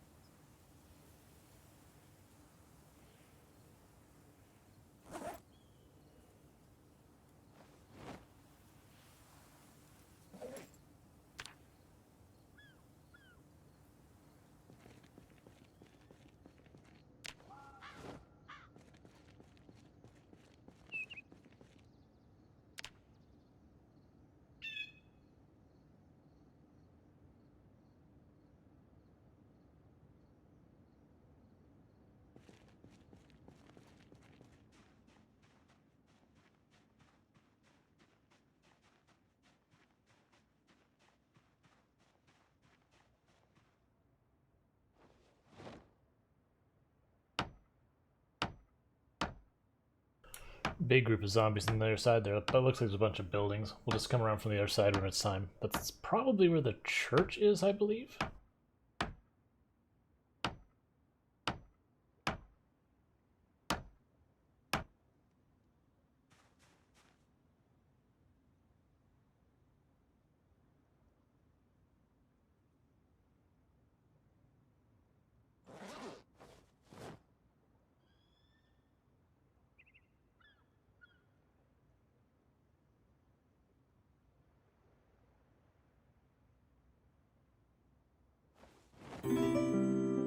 Thanks so much for the follow, Rosestar25. Welcome to the stream. Yeah, I mean, this seems to be a pretty good source of planks. Beats... One second, gonna sneeze.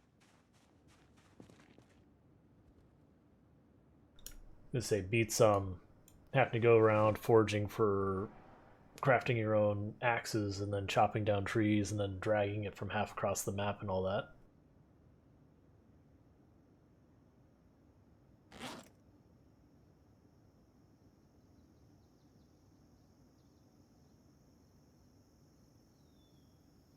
Still need to find ourselves a large backpack. Or at least something like, you know, a hiking backpack. Just anything better than a duffel bag.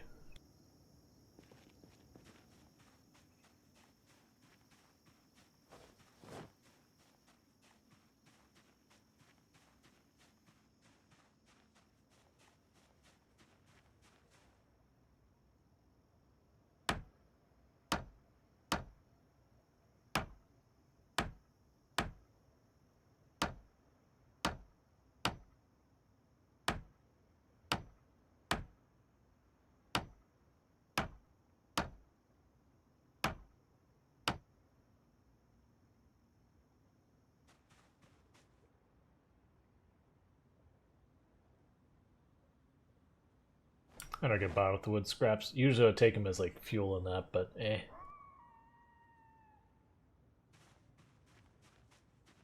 Yeah, I think we got like 3-4 segments of wall worth of planks out of that, so that's not bad for 2 picnic benches.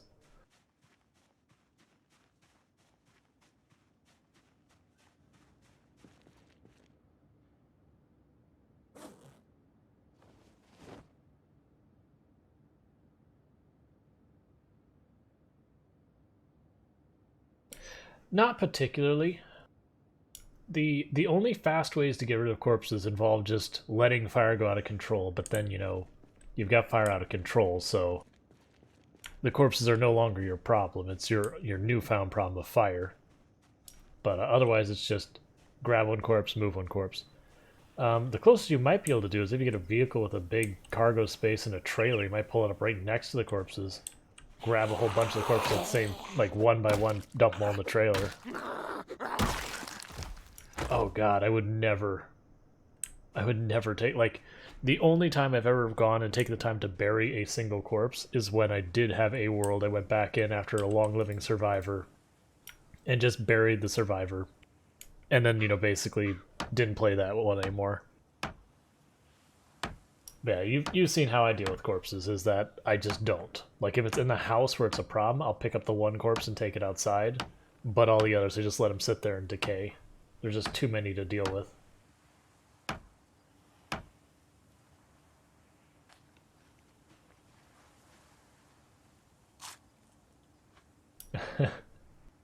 It sends a message of, "I will give you a proper burial if you harass me."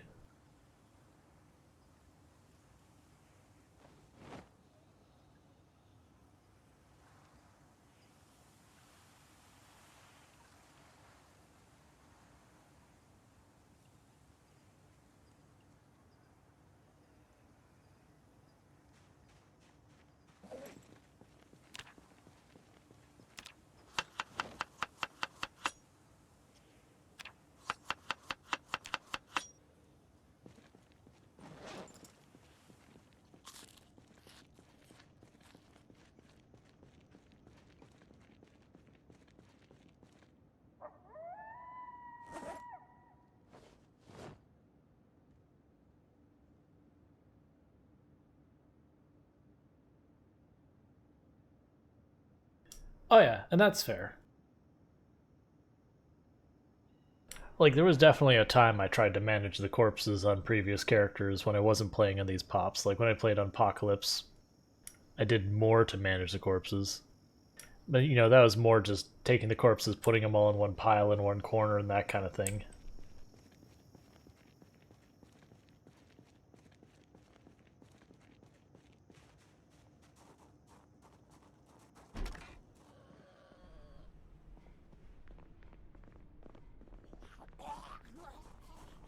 I should bang on that door.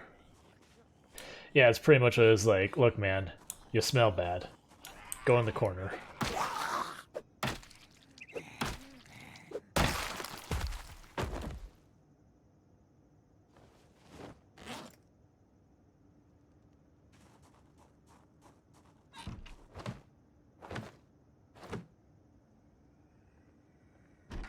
Yep, and that's why I did it. I wanted the zombies to come out to me, not go in after them. It's not a perfect way of doing it. It's not foolproof, but you can get some out.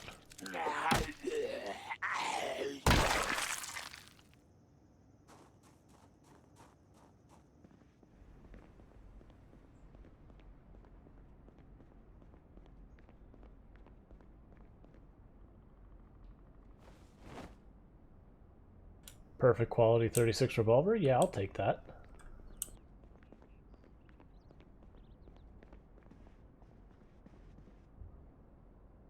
I'm pretty sure I have all those books.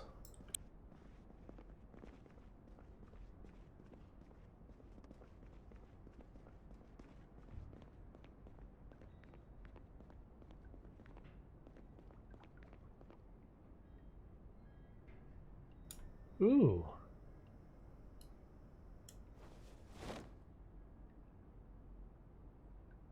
Give me the upgrade.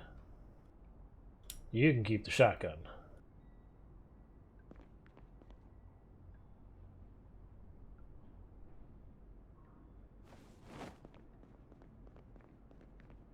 That makes no sense, but sure. Your weird house, your weird design.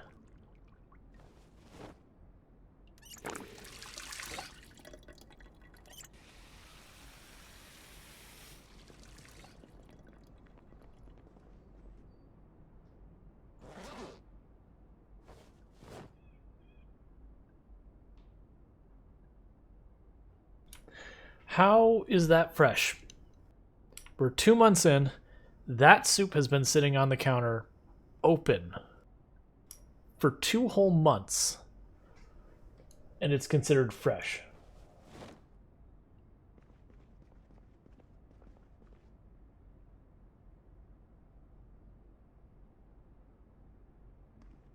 Oh, we are absolutely eating it.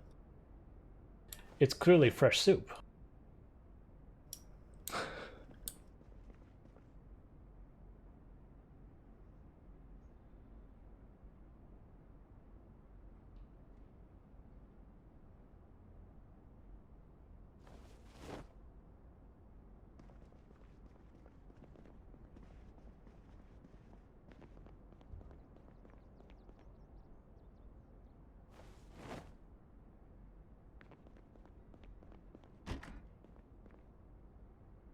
I don't really care about that.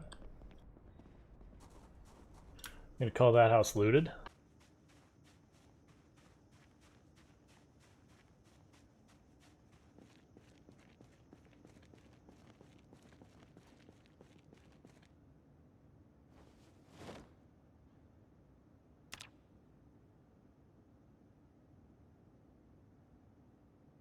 Yeah, it wasn't bad. A bunch of food, a revolver, a box of shotgun shells, and a shotgun upgrade. Some planks and all that, which aren't as big a deal, but still saves me effort.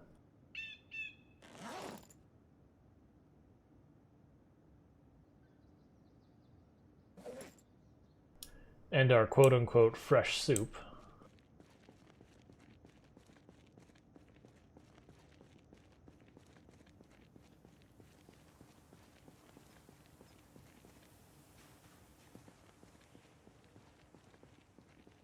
Got flamingos we're gonna steal.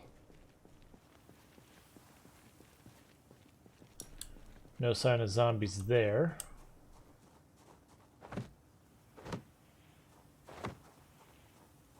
Give the door a good couple shoves. See what shakes out. What is that on the counter? Is that a bread knife or a machete?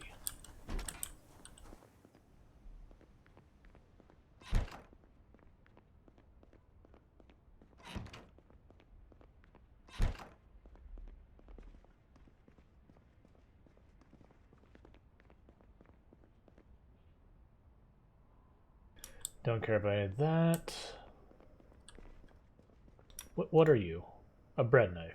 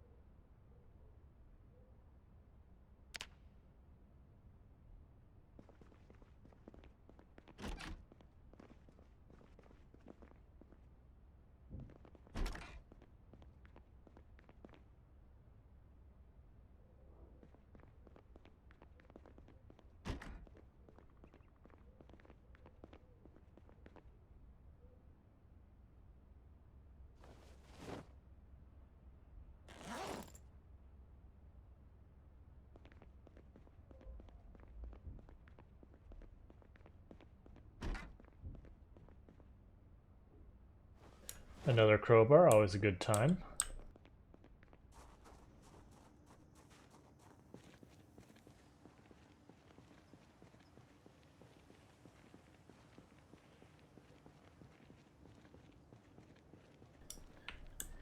Yeah. There's quite a few places like that where it's like, alright, well it's close to something worthwhile even if it itself is kind of garbage.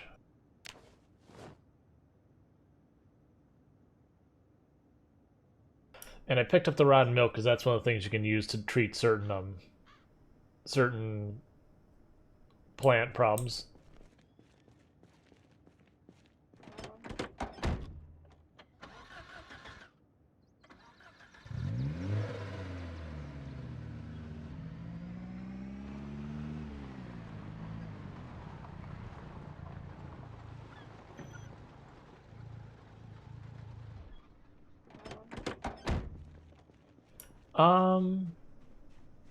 Not that I'm aware of, but maybe there might be a way. We'll deal with them in a minute. I'll start yelling to draw them out. Alright, first the most important thing here. Let's grab these flamingos.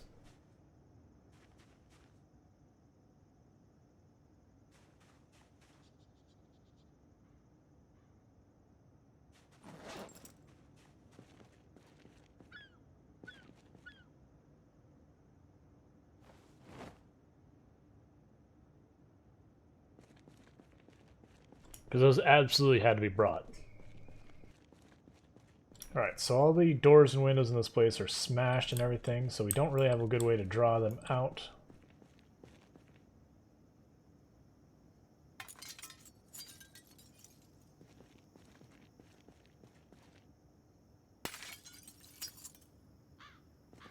Removing glass just in case we have to go out a window or something we don't necessarily want to.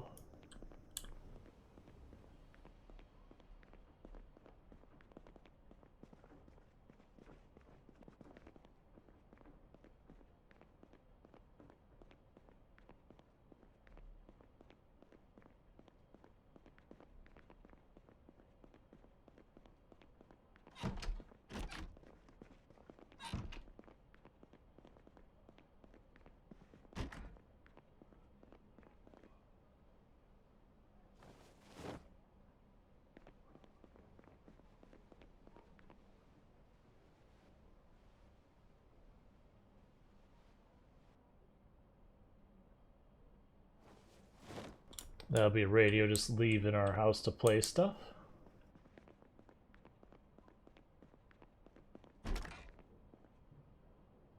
Another crowbar, alright. I think we're up to like 7 crowbars we got sent around now.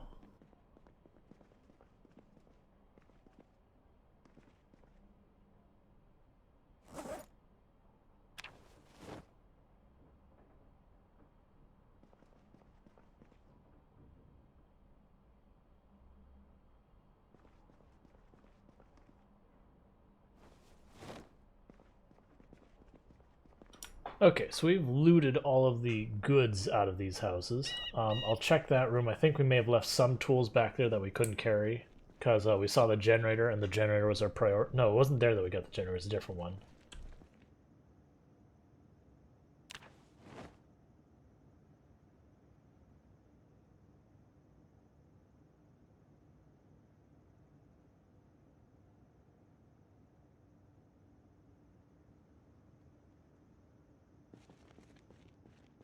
Let's poke our nose in over here. Well, then we'll go down there, kill these zombies that are along the lake.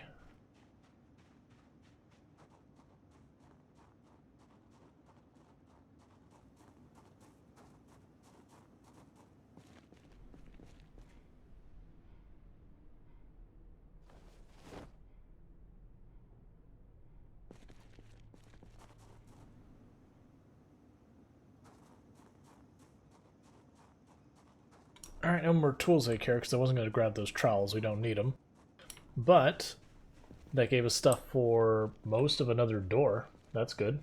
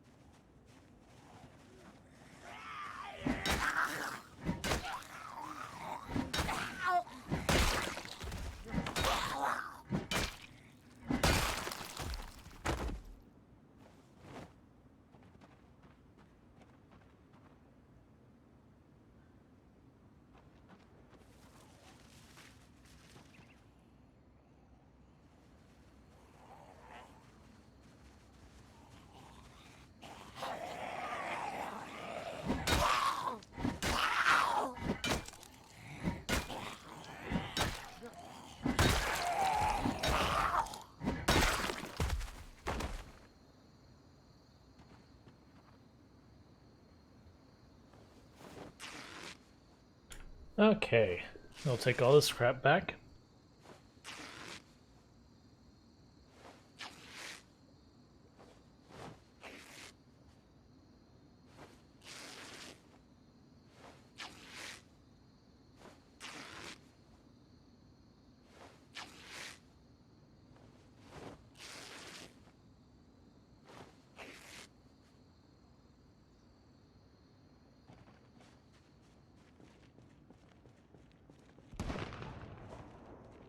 Alright, meta event, let's be careful.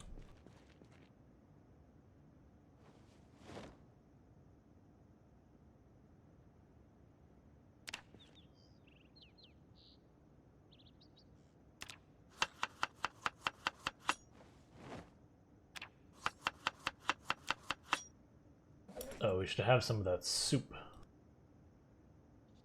So we get to listen to the awful soup slurping noises.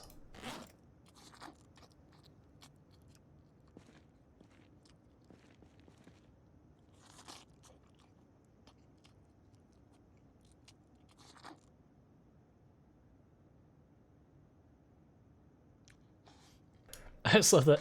The character must like walk in, it's like, yeah, it's been 2 months since there's been anyone alive here. Yeah, this soup's fine. Why wouldn't I drink this?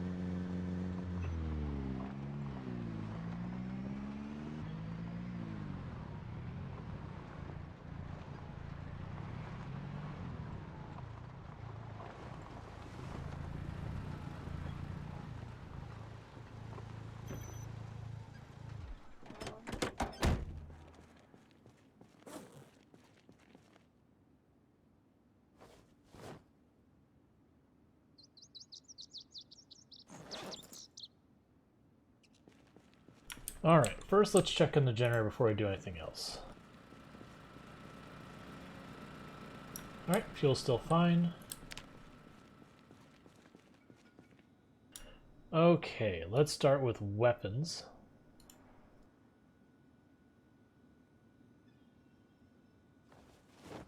Now include weapon mods as a weapon.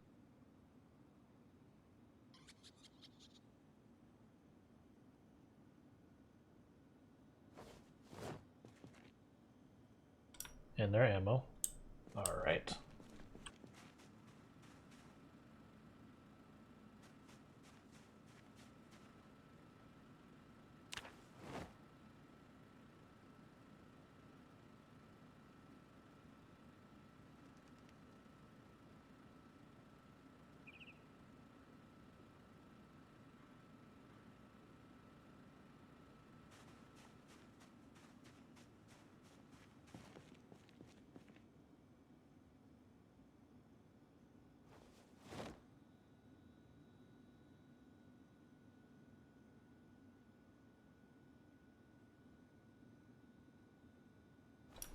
It's tailoring and parts, we'll move that.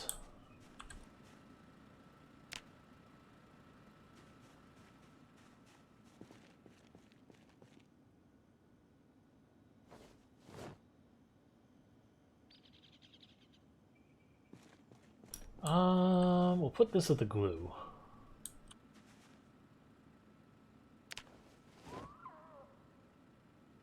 Because then when I get enough metalworking, we can start repairing stuff like this trailer.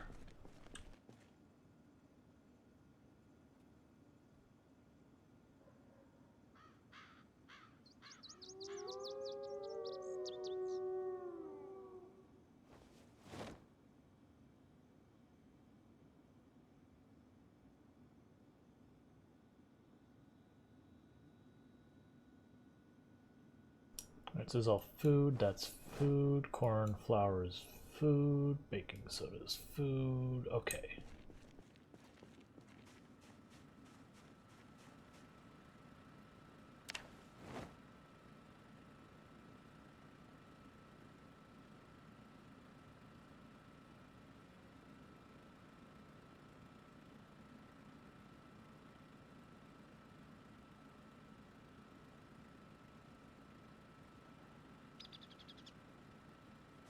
Alright, the rotten milk shouldn't go with the food. That's a material as far as I'm concerned.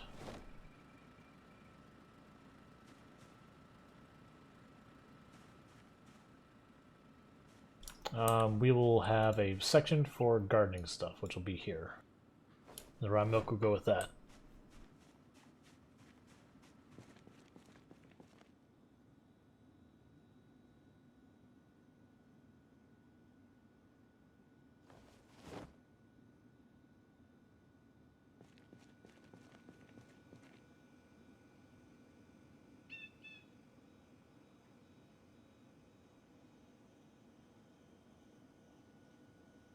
I was hoping I could put it on top of the ice chest, but I guess not. So go down here, plunk this down over with the grill, such as more water storage for us.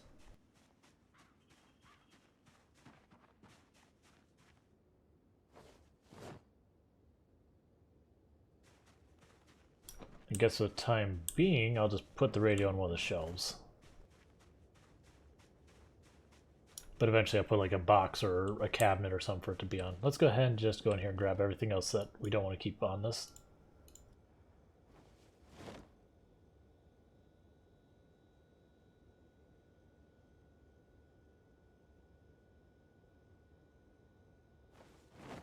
We'll figure out homes for it all.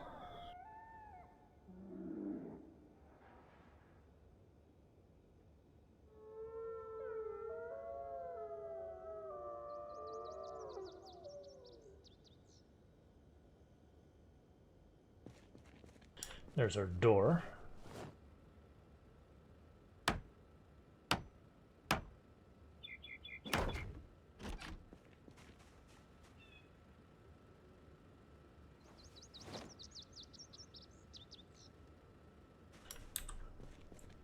Flamingos, we'll just start piling the flamingos up here. We're going to make it ridiculous. Because the flamingos have a texture problem where they'll show up behind stuff. It's really annoying.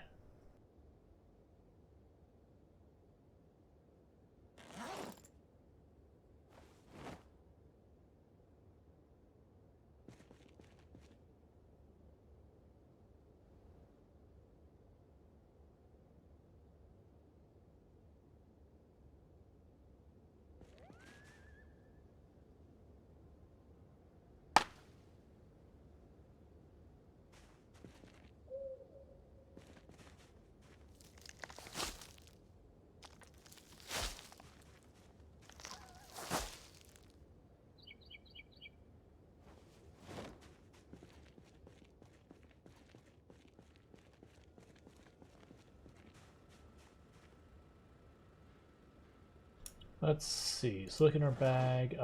Aluminum can go here. The radio and battery can go here. Let's start a new shelf for medical. That's medical. This will be books, CDs, and VHSs. And then the twigs and the branches go over there.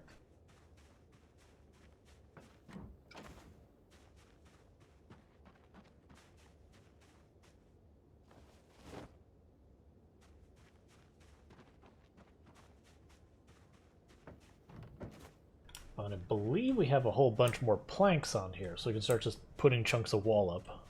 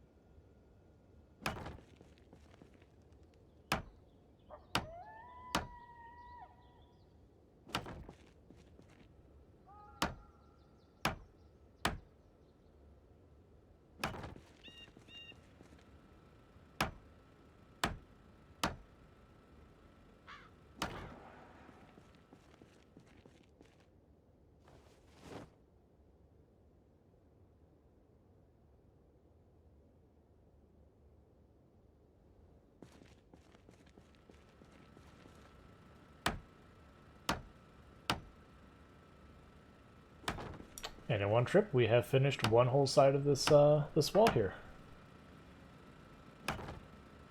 Cool.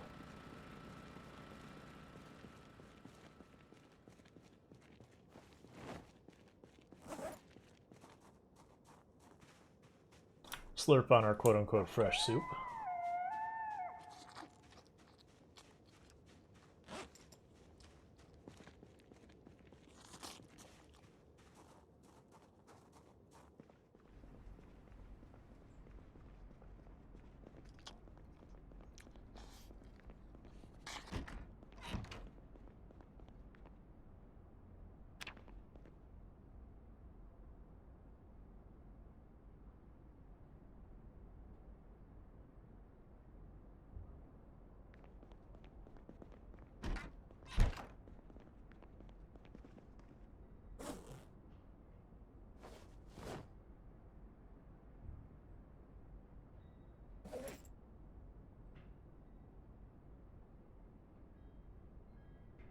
Start loading up all the weapons.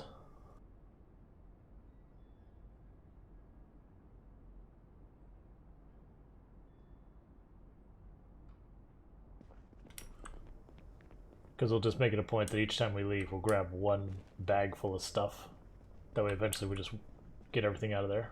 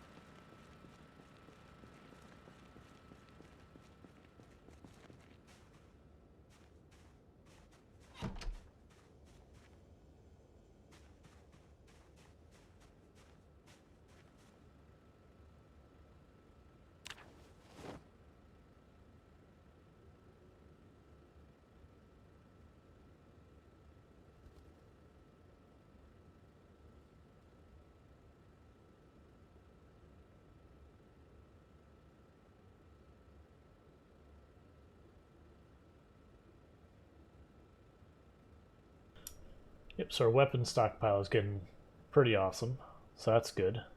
Because I remember before we were just struggling to have any kind of weapons on hand.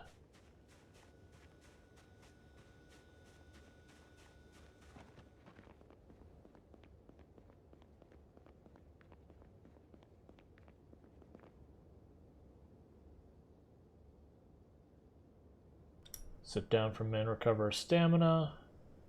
And then while we're waiting for it to get light, I'm going to tear up a bunch of this grass.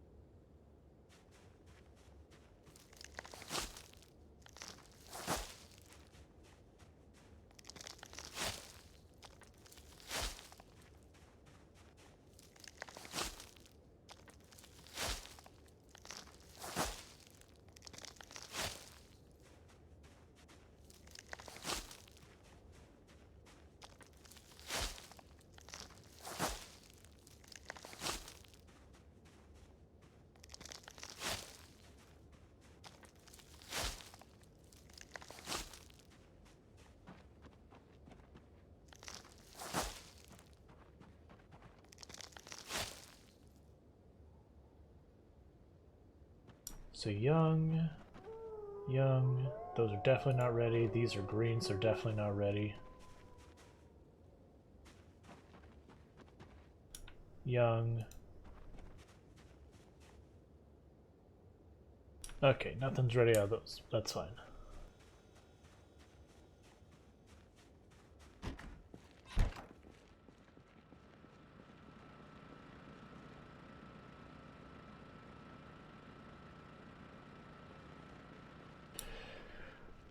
Alright, before we drive anywhere, let's hop in the car, pull up our map, and mark some stuff off.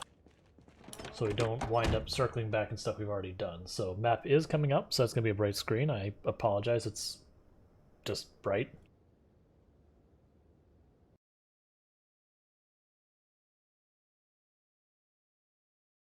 So these houses we have looted, and the shed.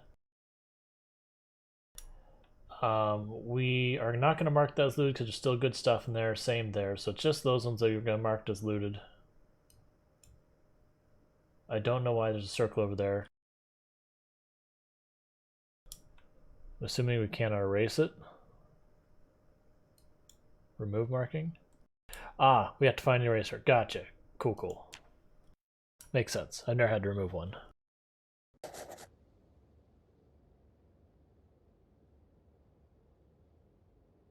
Gotcha. So the books just, if let's see. So if you look at this skill, it says 0 to 75.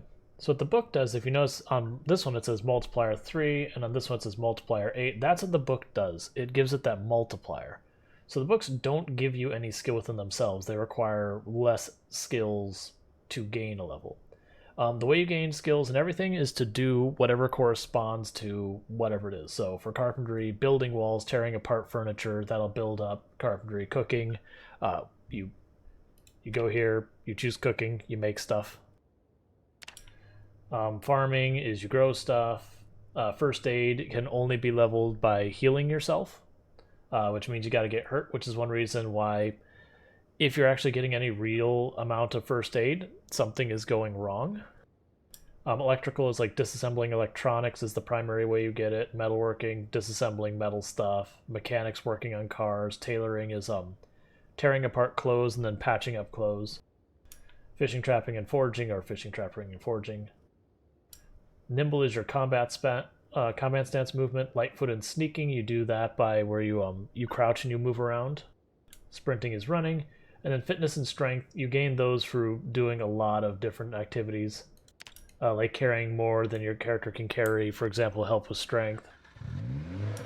Fighting is a really good way to get those stats gradually over time. Exercise will help. But you definitely want the books for the stuff that has books. Because doing, like even for the first level, 3 times multiplier means I only have to do 1/3 of the amount of work to gain the same level. So, well worth it. Alright, we got a bunch more zombies.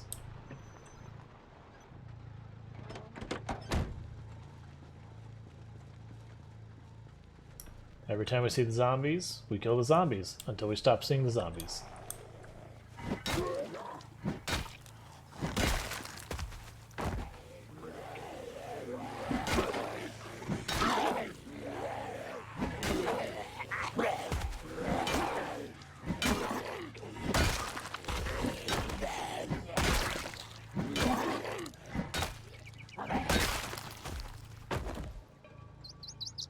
Alright, that jacket's damaged, so we're just going to rip it up. Dismantle the watch for electronics. Before I forget, I should have left the empty cooking pot behind, but we're already on our way, so we're just going to put it in the back here.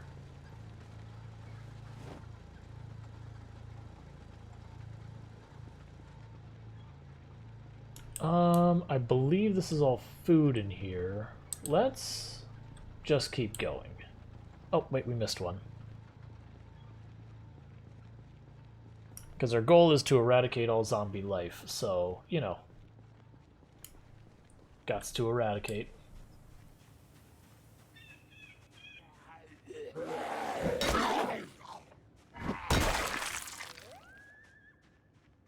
That car didn't have much to offer us.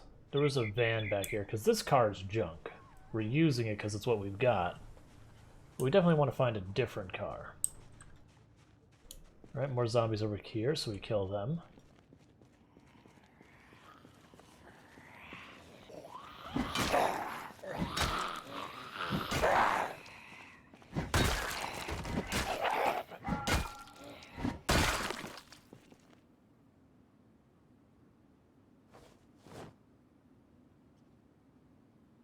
That jacket's in good shape, so we're going to save that for practicing on.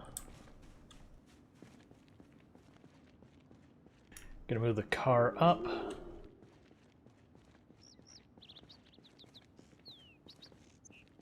Apparently the car is stalled, which is no surprise. It's a piece of junk.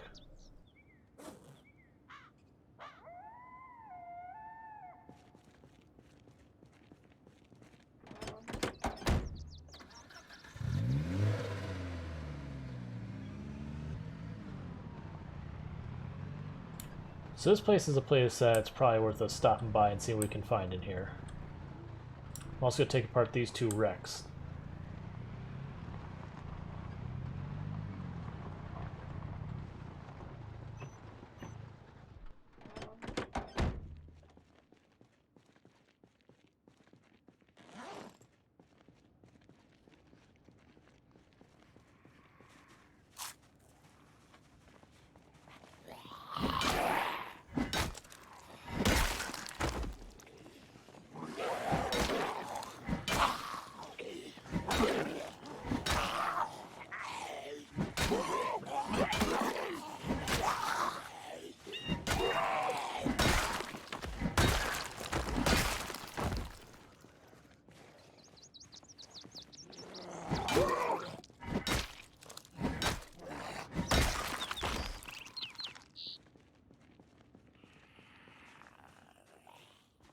Okay, there's no more behind them except the one moving on us. So that's good.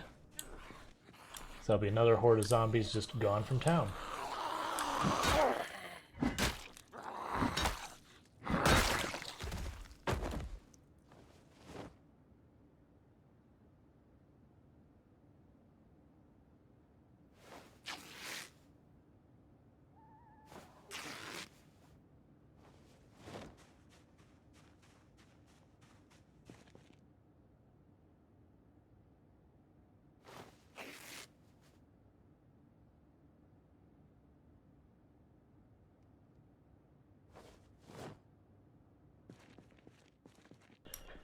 Alright, let's drop these off.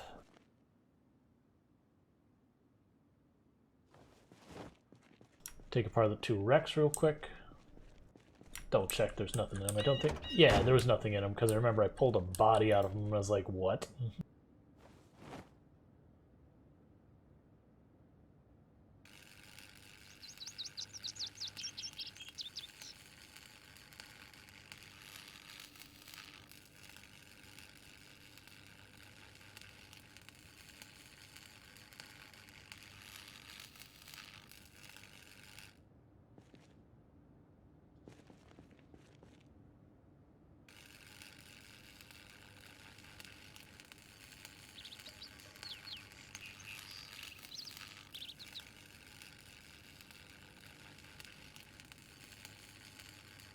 Getting real close to being a normal body weight and everything, so that'll be good.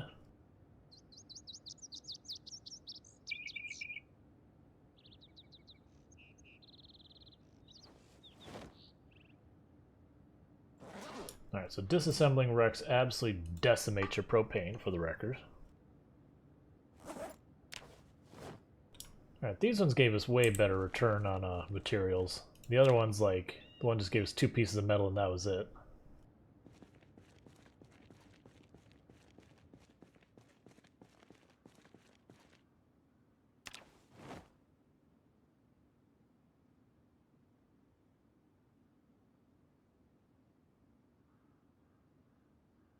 That said, we are getting a ton of metal bars and pipes to fight with.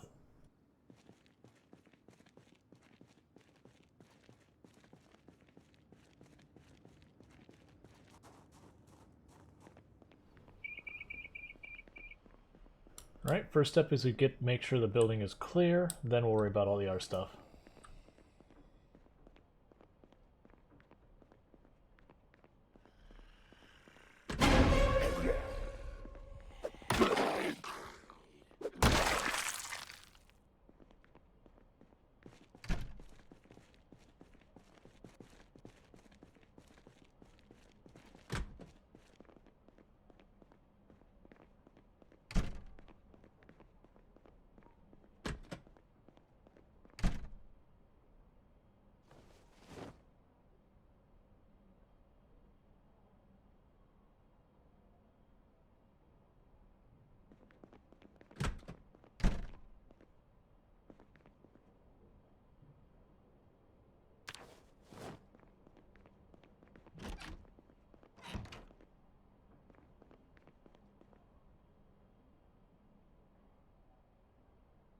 We'll just dismantle it and be done with it.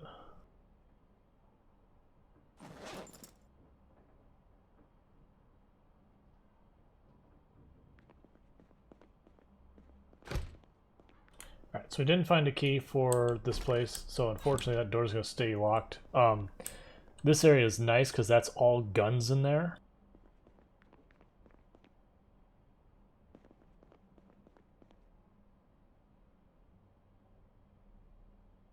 Interesting. Alright, nothing too exciting so far as the clothing here.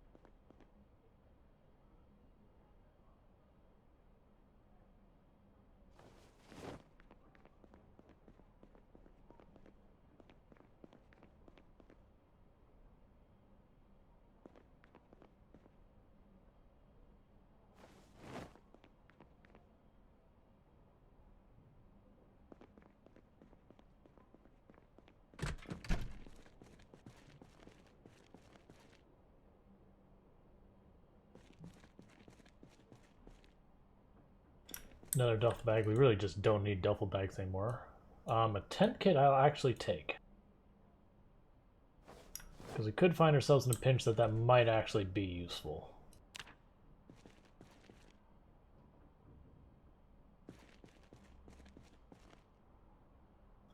Okay, hiking bag. So that's 70. Alright, here we go. So it's time to move some stuff around.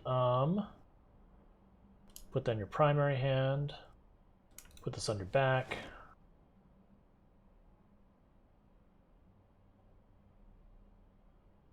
Put that in the hiking bag. That'll go a long ways to help us. I'm gonna change the music here. Like, we have chill, but this is like fall asleep chill. Gonna put that duffel bag back because I got plenty. Alright, can I disassemble this crate?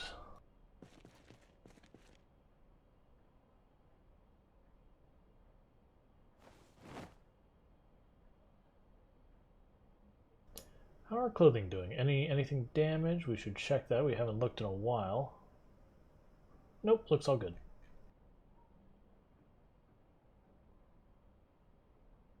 Has an item on the surface. What do you have on you? Oh, I was just picking the wrong one. Alright, I'm gonna quickly change the music.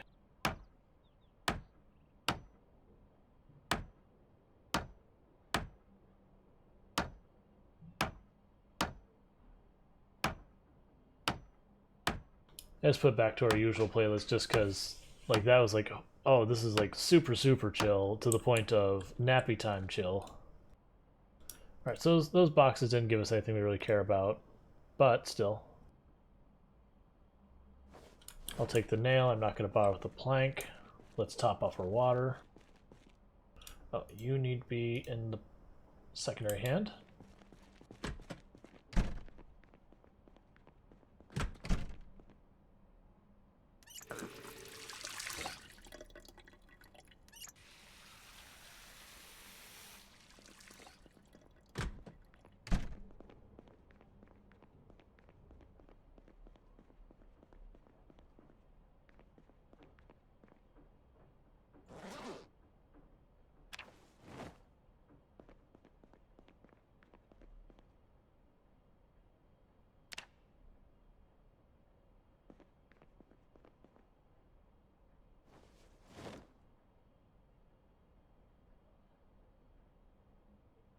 You know, let's not push our luck. Let's take what we've got, go out here, drop it off, and then we'll do another lap.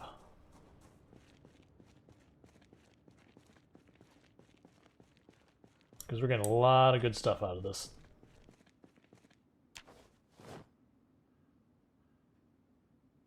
Because all those watering cans means we can basically water our entire crop in just one walk. We don't have to do laps, so that would be nice.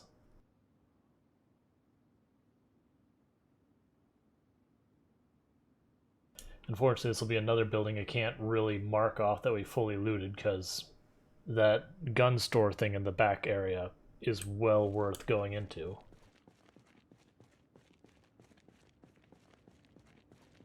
Are there any zombies out back? Because if so, we'll just draw them inside and see if we get lucky and get keys. Otherwise, I can just snap down the door by just beating the crap out of it with tools.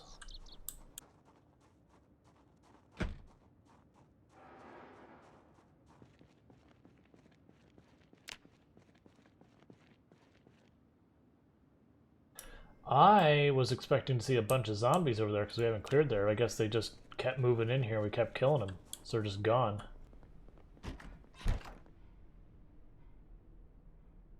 Oh, I just need a hammer and a screwdriver to take apart the security door? Yeah, sure. Goodbye, door.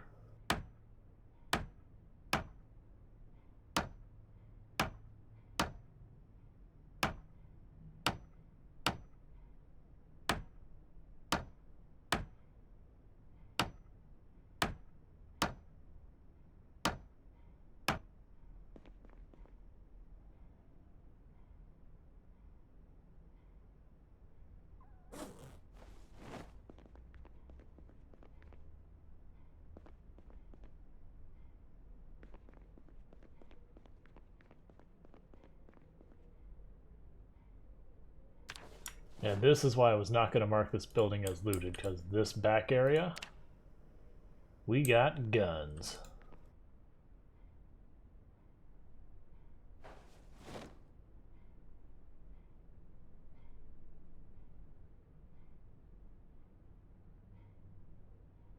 I'll grab the one in better shape, leave the other one behind for now. We've already got one in good shape, so let's actually unload that.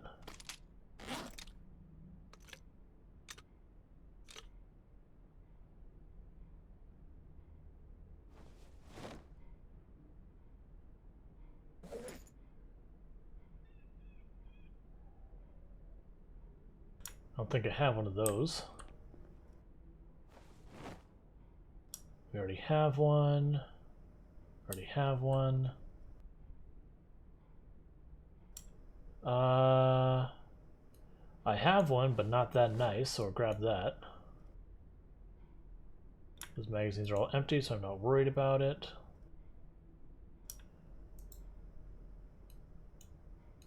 Remove the improved choke tube. And put that back.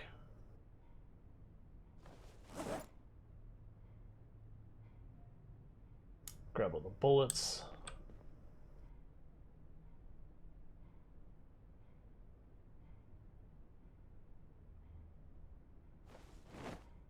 Cool. We have just emptied the armory back there of the stuff we care about.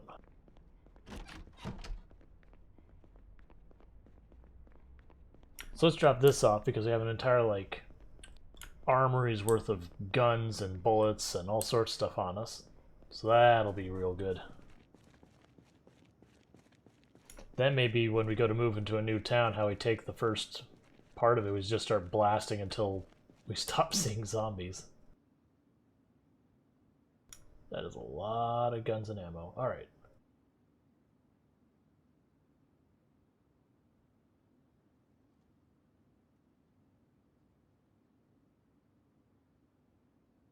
Let's try to see what I have to do to put that on. That's fine. Yeah, let's put it all in here. We'll deal with that later. Yeah, that's a lot of ammo. We got 4 boxes of shotgun shells. Hell yeah. We're gonna get some legit aim skill going on.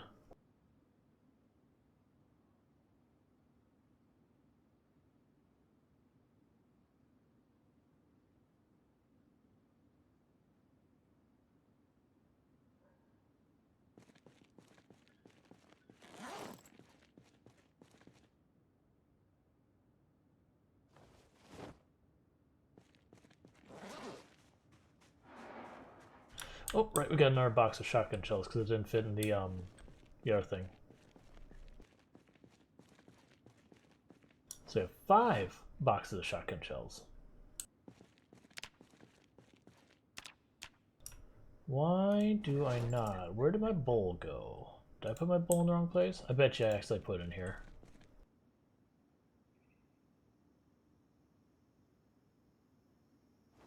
Give me my food back. Is there anything else I accidentally put over here? I think that's probably is. Probably up with the other stuff when we're working on fixing our loot.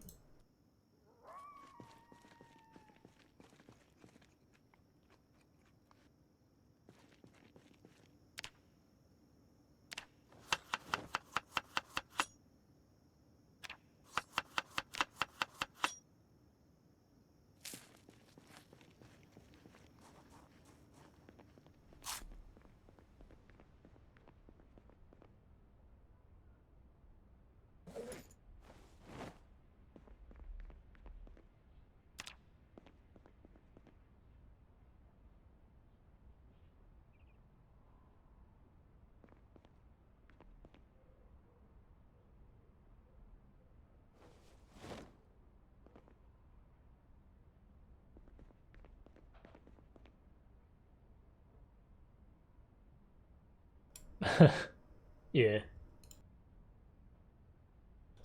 I used to have when I was doing the I don't think I have the advanced farming, but actually I take that back. I think we do. Like when I used to contract all the time running networks and all that, having a tool belt was amazing just because you're climbing through attics and all sorts of stuff, and you know, if you get up there and you go, oh, I needed a screwdriver, I needed a this or that, it just saved you so much frustration. Because a lot of attics don't even have like ladders to get into them or anything, so you're half exhausted from just climbing up and down, lugging crap. Not counting the actual work part of the job.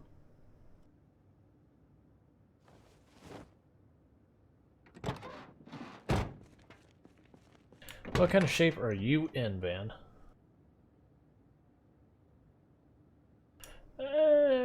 Not great shape.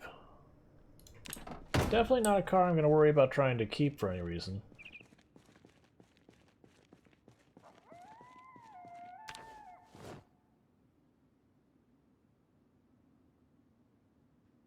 Okay, but we don't have a jack, so I can't actually do maintenance. I forgot about that. So we need to find a jack.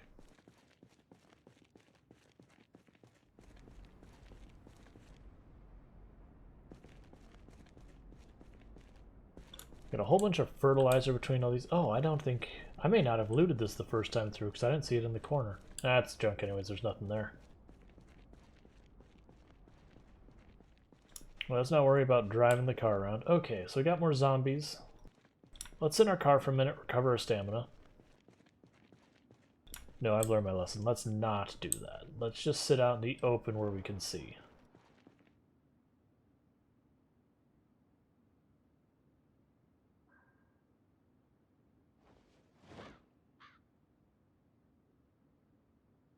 But then we'll kill these zombies down here, and we'll check out the next building and see what we can find. And pretty soon we'll be to the point that we're honking our car driving down the road, seeing what we can get to pop out at us. That'll be good enough. There's only like 4 zombies here.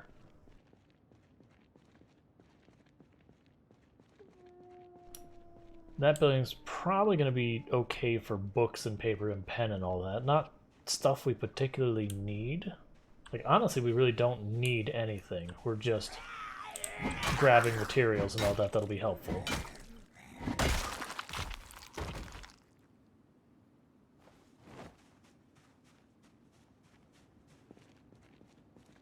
I take that back. The one thing we do need is a legitimately decent vehicle, because right now the car we're currently driving, kind of crap. And by kind I mean no, it's just seriously crap. It runs, and that's about the high mark you can give it.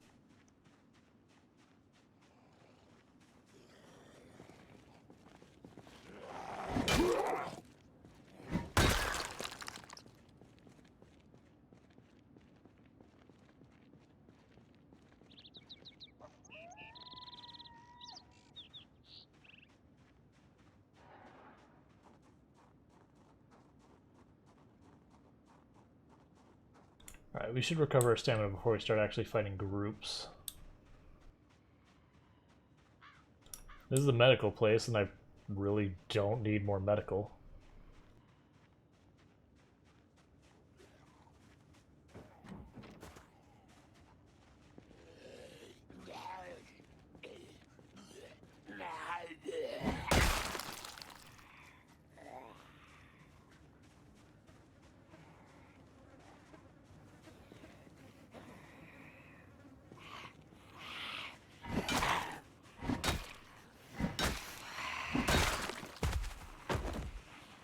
We'll come back to that one.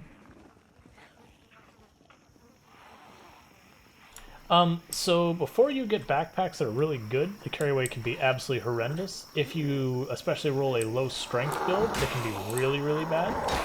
But when you start finding like the large backpack or the big hiking bag, the carry weight will feel way better. Like you'll be able to carry cartoonishly large amounts of stuff on you.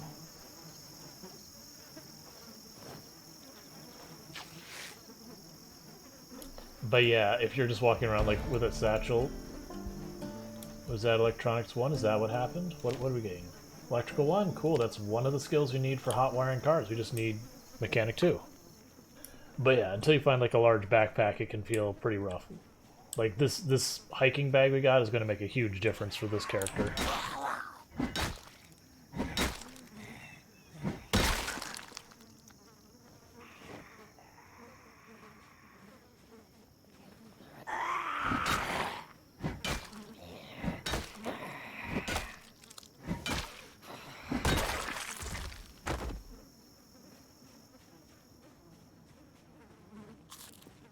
Oh, right, we're coming back to this one to take apart stuff.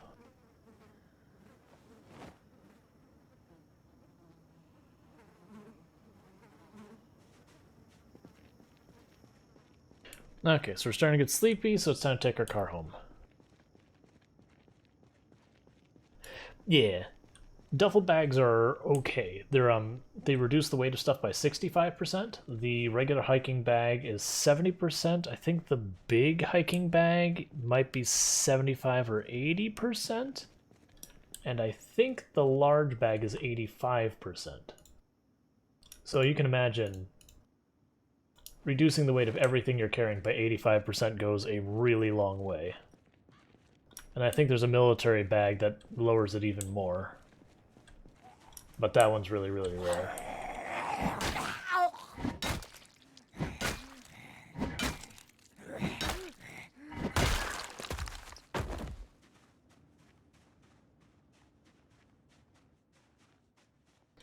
But yeah, generally I don't carry more than 2 bags on me at any given time.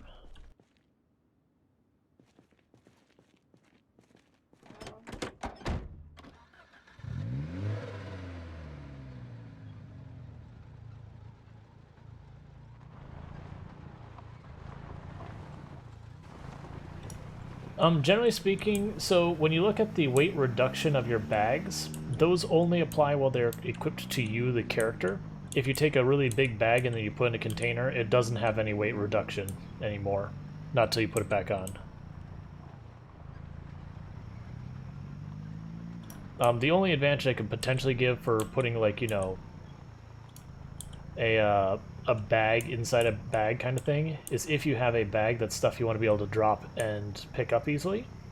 So, for example, on the multiplayer server, I would do tailoring for people. So I had a bag that was just my tailoring supplies I wouldn't want to carry around with me, but when I needed to tailor, I'd want to grab. So in that case, it was good for me to just have that ready to roll.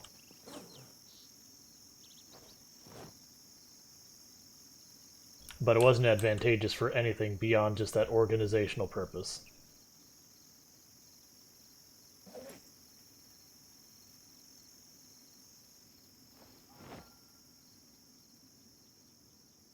But honestly, it's very rare I even worry about that. Like, I think what I actually want to leave that screwdriver behind. That's for fixing stuff. Alright, more weapons in here? There should be. Oh, it's going to be the ammo. That's right. All that ammo.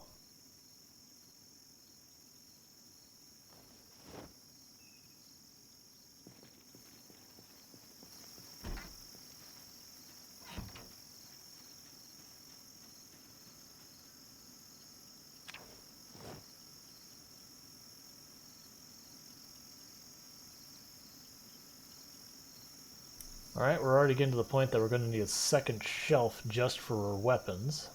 Love to see it.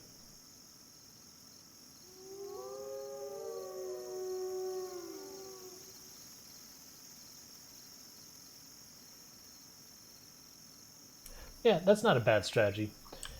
Like you probably noticed, so we'll grab this because this is our farming stuff.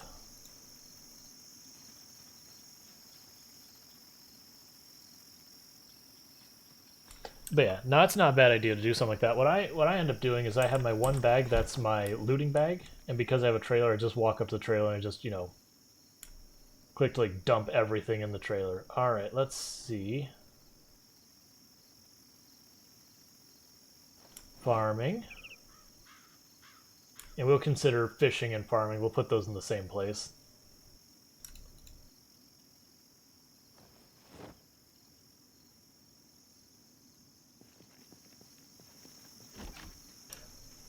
But yeah, so you watch, all I'm doing is like kind of grabbing all the stuff one type. And I like having the one duffel bag because then I can just transfer all. I probably didn't need nearly that many spraying cans, but that's fine.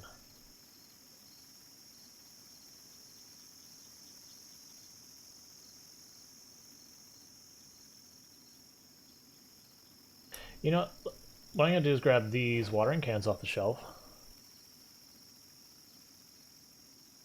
Oh yeah, the trailers definitely, especially if you're trying to back out of anywhere, will get you in trouble. Or if you're pushing through a horde, a lot of times the trailer will get stuck on zombies.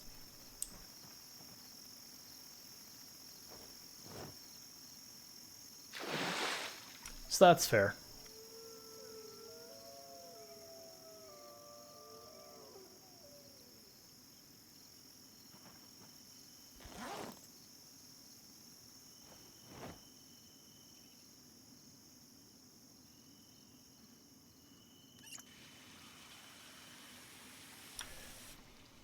Yeah, when I get water over a lake, it makes a faucet sound.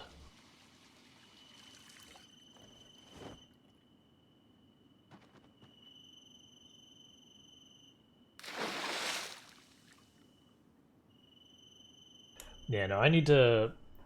Like, the thing I actually want to... Like, the things I need to do is, one, continue clearing the area. That's ultimately what our main mission here is.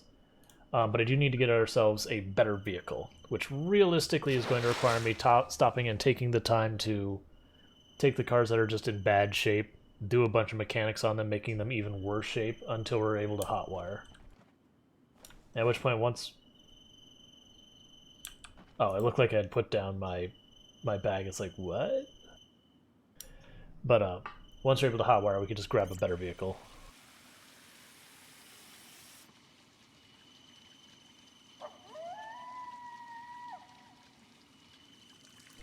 Yep. Things are going well. Like, and especially, like, we now have 6 watering cans. We've got enough seeds to bury ourselves alive. We've got 2 whole shelves of tools coming up. Our farm's coming along nicely. How are we doing on our food on our person? We getting low? Probably not. Got electric scrap. That shouldn't be in our inventory. We still got some.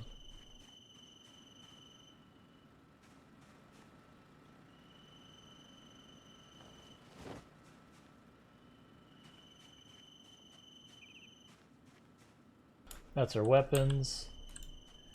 Eventually I'll just get used to the organization we've got here, and I won't have to look around for stuff. Oh, we got more stuff that needs to be on these first shelves, far left.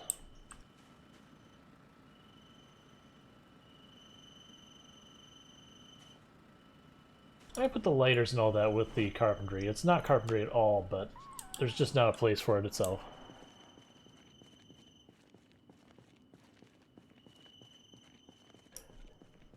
We've got most zombies already acquired, and we actually have a generator running right here.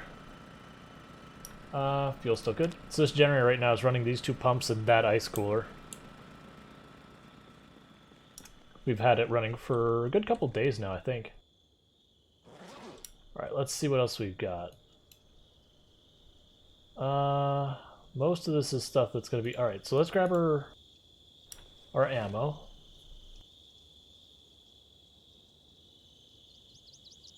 Put those back.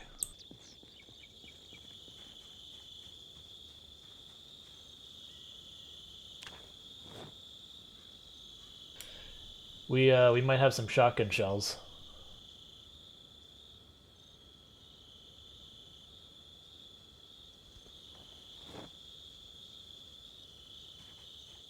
Cool. We've got one full shelf of weapons, and we're working a second. That'll be metal stuff, metal stuff, metal stuff, metal stuff, metal stuff. That's fine.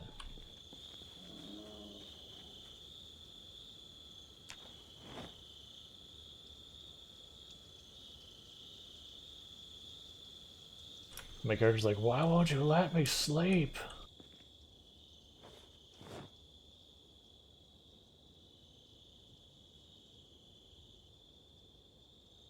We're at the point I'm just going to grab it and just sort it on the other side.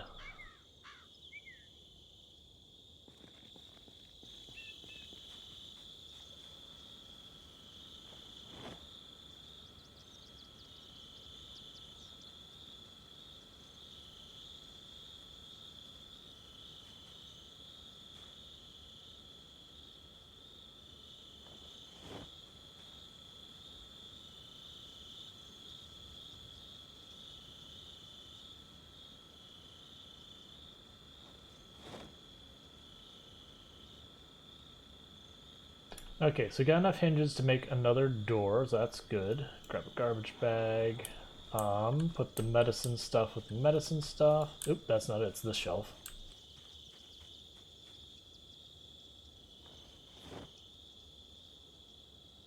This should go with the farming, because it's trapping. I'm just going to put that all together.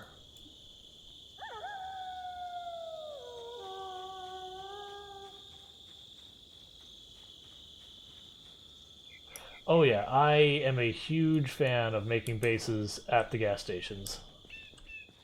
Can I fit this in here? Alright, so let's reorganize this a little bit. Get this out of here. So we'll keep one gas can on the car.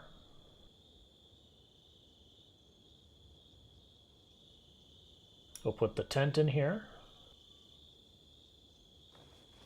Just in case of a pinch. So gas will get its own spot way down here. This will be like auto stuff. Hey, how's it going, the dude who's here? The dude-ish here.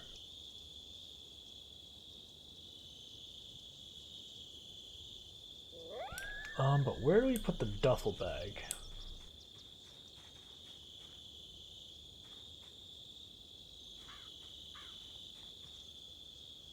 Right now I'll put it with medicine. It doesn't belong to medicine, but we'll put it with medicine. Put our cooking pot with all the other stuff for water. Oh, let's check. How's our water doing? Yeah, we should top it off.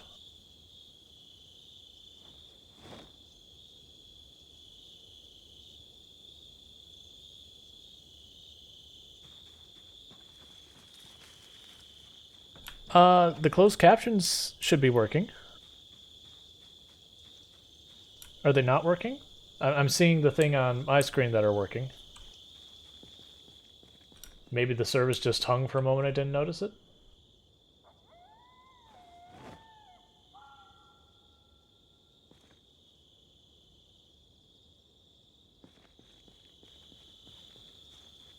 How long can I grow? If you're talking about like how long the growing season is, I believe you can't grow stuff once you reach November, if I'm not mistaken. I believe that's the end of the growing season. It might be. Yeah, now I've got because I've got a thing on the bottom right that I kind of peek at from time to time to see if the captions are even working. And I'm seeing them there. But I mean, it could be a number of things. Like, who knows? It could be on my end that it's just something I can't see here. It could be on your end. It could be on Twitch's end. I have no way of knowing, unfortunately.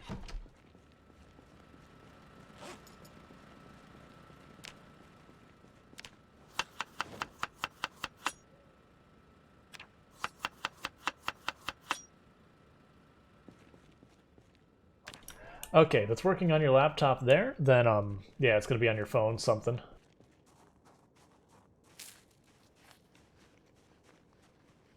And by that I mean probably the Twitch app itself, not like your phone itself.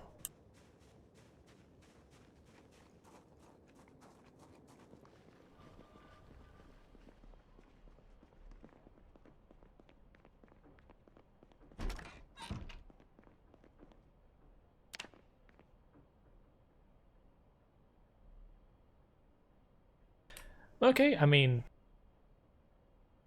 by all means, go for it. Just going to give you a little bit of warning. You're probably looking at a non-insignificant effort, but that doesn't mean it's not worth doing or anything.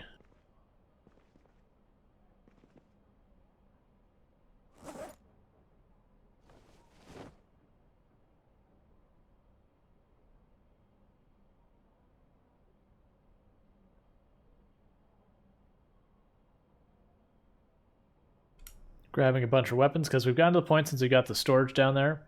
Each day I'm grabbing just one full inventory's worth of stuff for like the duffel bag. Carrying that down to add to our stock.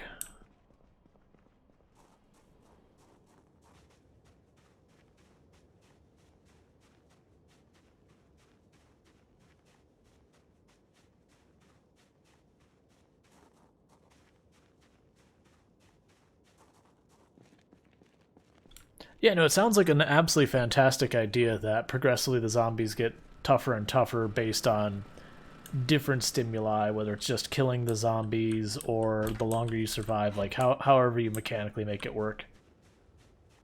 The big question just comes up to what you'll have access to actually manipulate, because there's definitely settings you can change on the zombies, like give them higher intelligence, make them move faster, make them take more damage before they go down.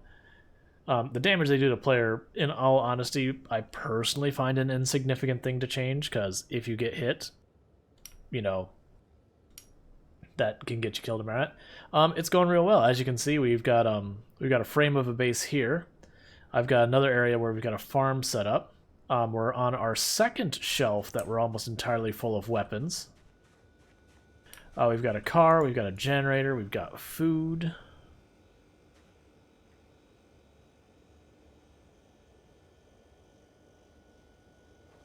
Get the duff bag put away the screwdriver.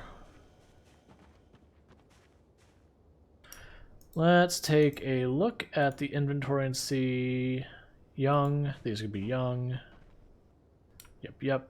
The strawberries nowhere near ready, those nowhere near ready. What about the cabbage? Those cabbage look harvestable down there. These look like harvestable cabbage. But I'm not going to harvest it yet. Let it grow a little while longer. Okay, the broccoli's ready for harvest, but I want them to be seeding broccoli, so not yet. There's one more phase after you can pull them up for food that you can then pull them up and they have seeds.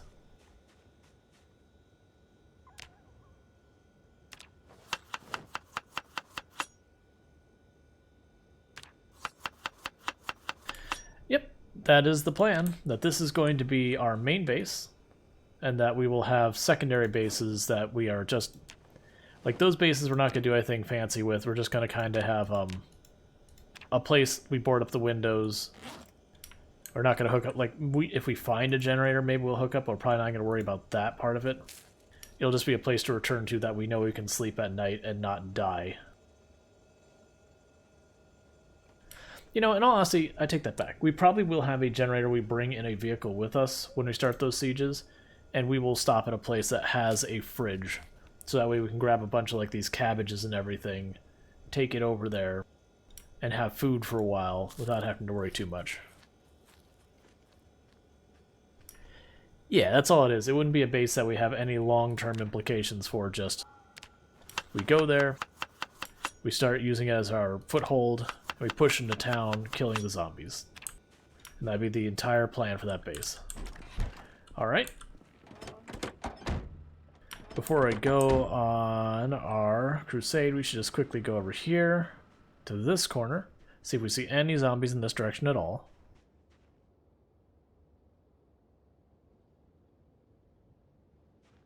Go up to this corner, repeat the process. Because we just basically want to make sure no zombies sneak up and start beating on our walls while we're not here. That is also part of the reason we're going to spend a little bit more time on this first location than any of our other locations. It's because we actually care about protecting this one versus the other locations. If they fall while we're not there, hey. Cool.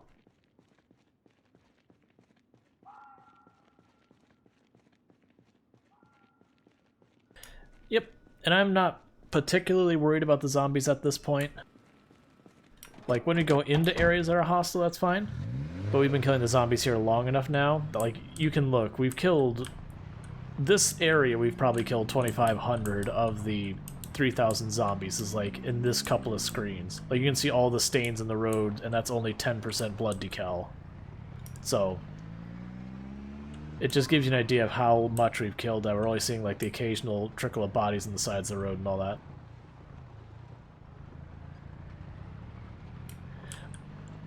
There is lightning, or I don't believe there's lightning. There are storms, but I don't believe the lightning does anything.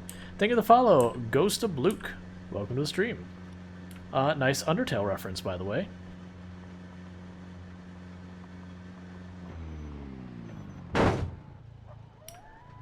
That is one really crunchy cone. That legit made me jump for a second. It's like, holy crap, what I hit. Just to see is like a little rubber road cone that we hit going less than 5 miles an hour.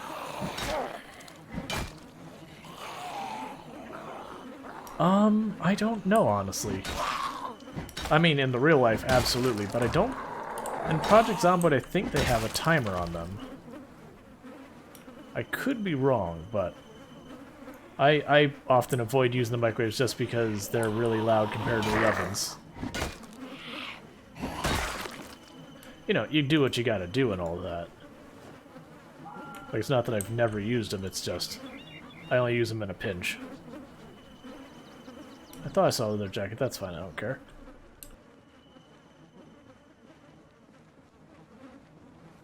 Yes, very hard rubber. It's like steel kind of rubber.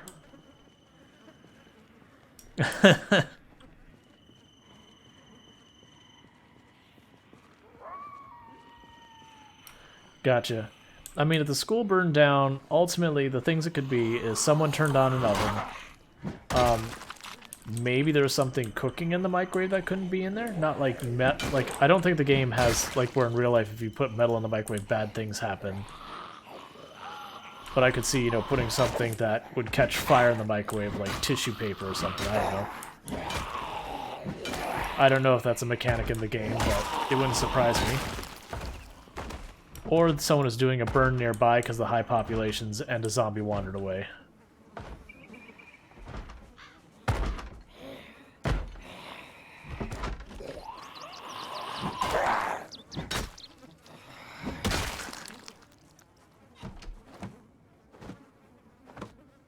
Give the door a couple shoves to make some noise. Let the zombies come out, bang in the door, do their thing.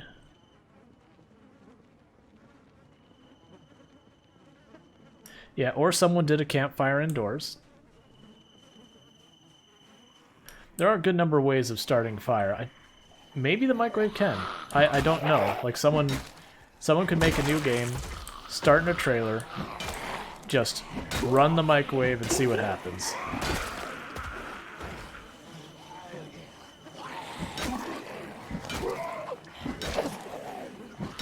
Because I'm under the impression after a certain amount of time the microwave just stops. Like it does like the finished tone, it just stops. I could be wrong.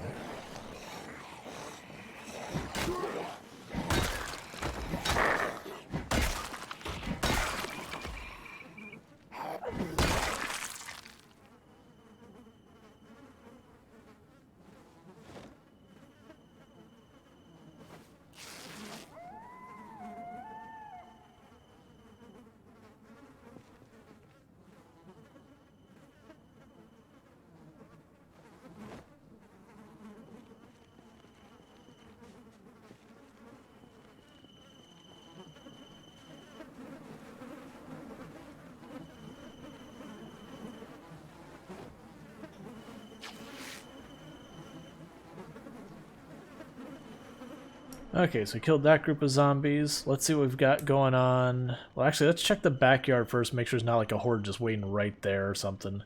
But then we'll poke in the pharmacy. I don't really need anything from the pharmacy, but we're here. We aggroed the zombies in the place, so might as well check it out.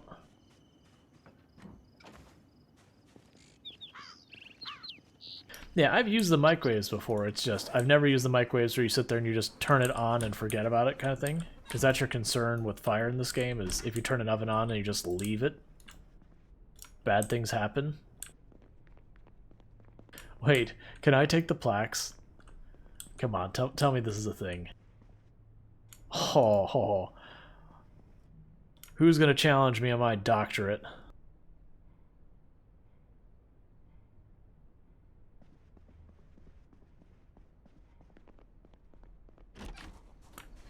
It's Dr. Flanagan now.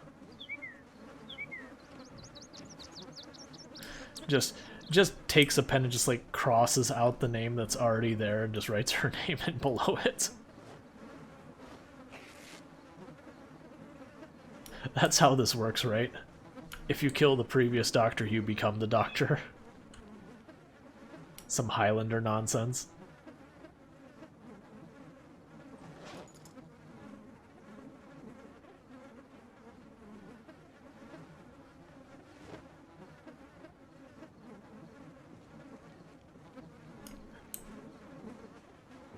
And here they told her it was going to take 8 years of college and all that. All she had to do was hit a person with a crowbar, walk into their building, take down some awards off their wall, and get out a Sharpie.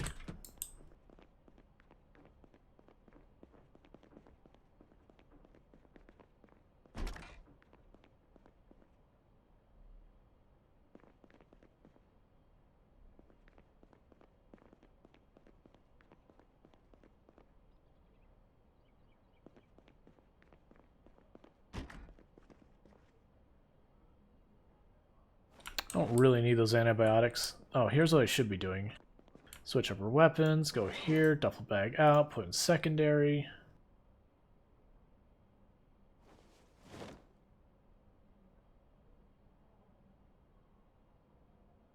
Okay, now I start looting again. As I mentioned before, the reason I'm taking the rotten milk is you can use it to treat certain plant illnesses.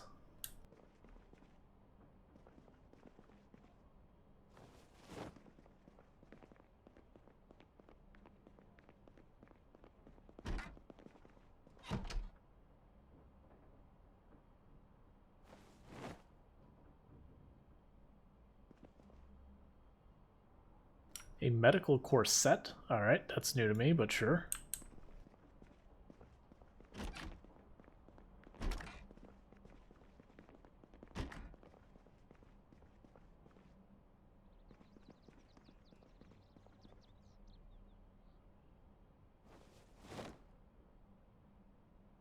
Then I already got tweezers. There's no value in having multiple. Actually, we'll keep the bandage on us.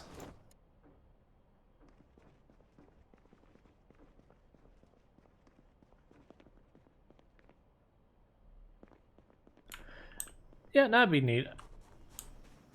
I think the challenge with that, though, is then you just go into every place and tear up all the floors, and it become a tedium kind of thing. So it's kind of a thing, if you put something really nice in there, then everyone would want to tear up every single building to the point they're unrecognizable and awful. And then if they weren't amazing, it would be too annoying. Now, if you had something that could give you a hint where they are, so for example, the anointed maps, annotated, not anointed. If you like had an annotated map and the map was like, oh hey, I hid something in the floor here, then you'd be like, alright, let's go into this place and start ripping up the floor.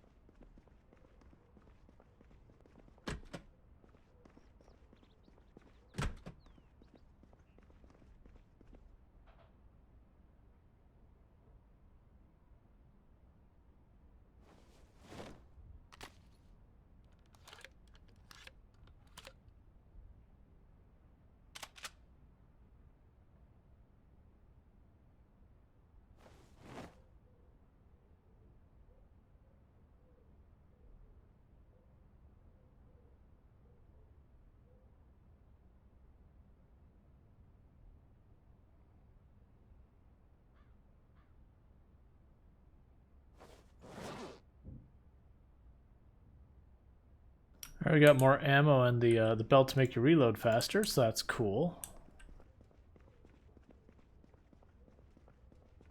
And this water dispenser is coming with me.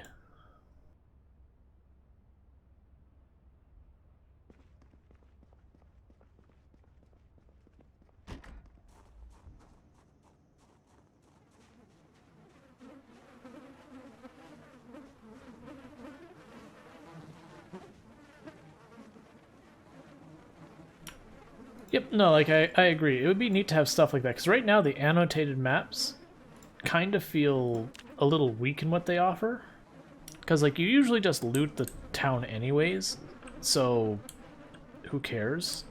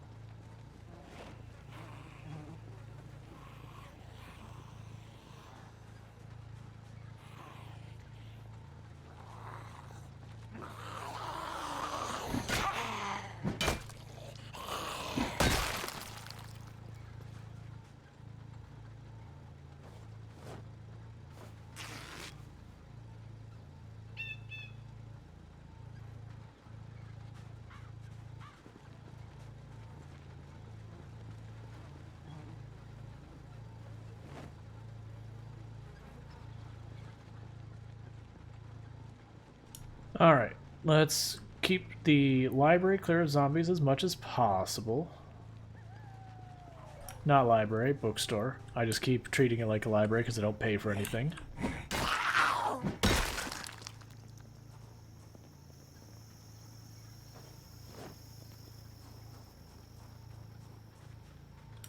Oh, absolutely. I mean, what self-respecting doctor would, you know, bring people into their office and not have a water cooler nearby? That's just not how you treat your patients.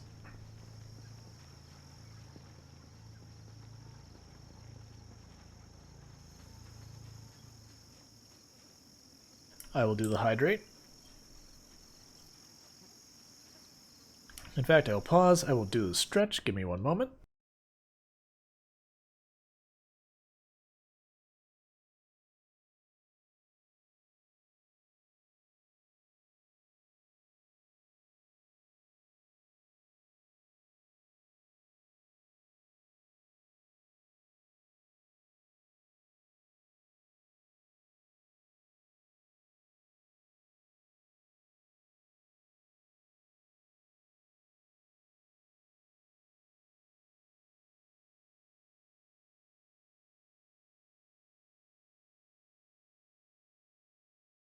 So, I hope people know the next title for the next stream I'm doing on this character, because there's certainly going to be another one, is, I'm going to change where I say, you know, Marisa Flanagan, blah, blah, blah, whatever the thing I'm doing is.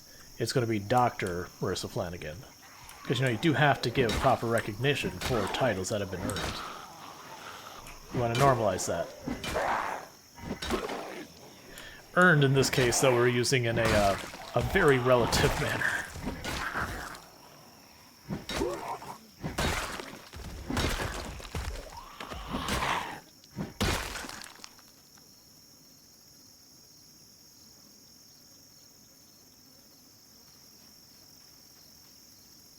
Yeah, like, the anointed maps as they are, I don't even pick them up. I'm like, I don't care, I'm gonna loot all the places anyways.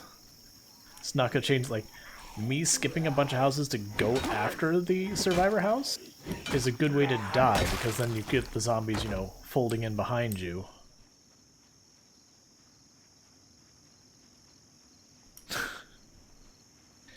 Yeah. Yeah.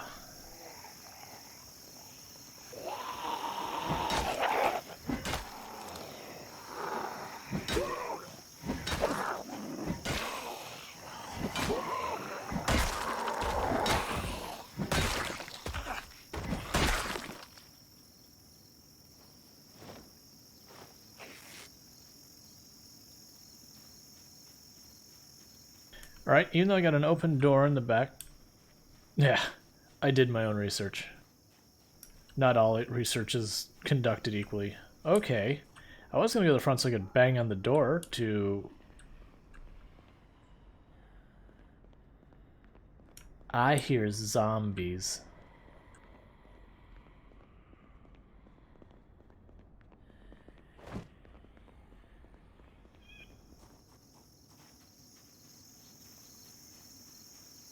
Yeah, Google isn't research.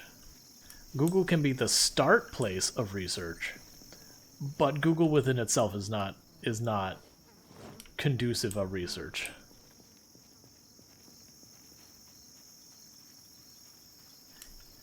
The stuff did you research? Was it peer reviewed? Yes, no.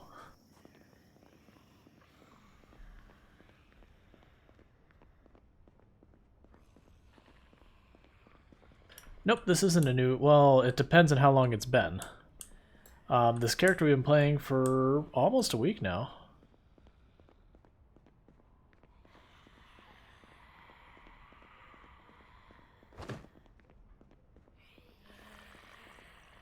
Bang back. Oh no, it's no problem. Okay, because it sounds like there's more than one in there, so I'm really not tempted to open that door and die. Yeah, I'm hearing lots of banging on there. That's at least 2, maybe 3 or 4 zombies, so... I'm just gonna let them get their frustrations out in that door, and we'll deal with them when the door falls.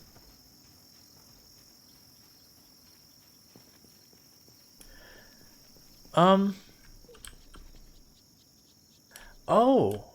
Yeah, no, the multiplayer character is still alive. I got to the point I was gonna have to read a bunch more books, and it's like, okay, the books just take entirely too long to read, so I don't want to, because that server had 3-hour days, so the books with fast reading took like 27 or 21 minutes to read a book with no fast forward available. Yeah, that's the same. Like I've died the same way. So when I heard like clearly multiple zombies in there, I'm like, you know what? I'll just let them have at that door. All that. Yeah. No, and I did that like a couple of times. Like when we did have a death in the multiplayer, because we only had one.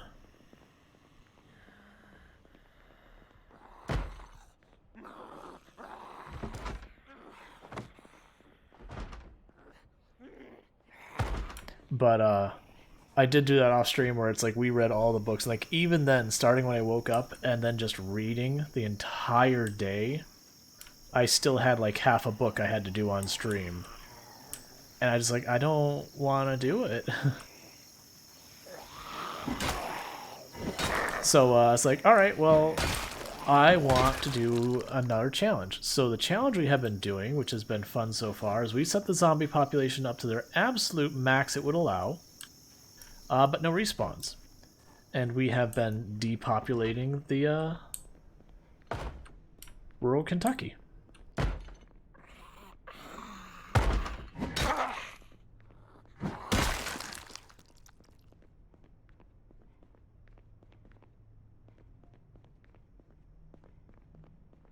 Nope, CDDA is alive as well.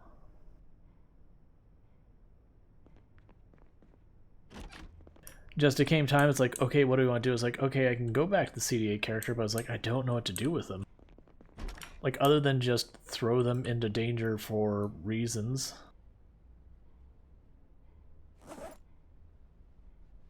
Because we've reached the point where the game got easier. Like, you didn't have... Because the big danger with CDDA is the fact that food is scarce, everything's scarce, but once you get to the spring, it's like, oh.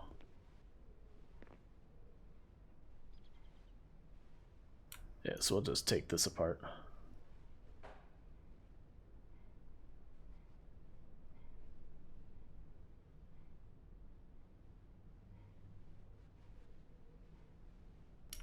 But yeah, nah, so it's one of those things, it's like, okay, I could return to CDA, it's like, alright. And I have mentioned a few times on stream, what I think I'll probably do with that character is, if we get to the point, like, we're doing these hard runs, I'm like, alright, you know, like, today is the day I don't want to do hard run kind of thing, I'd pop in the CDA character and we can just, you know, Sims with zombies for a while.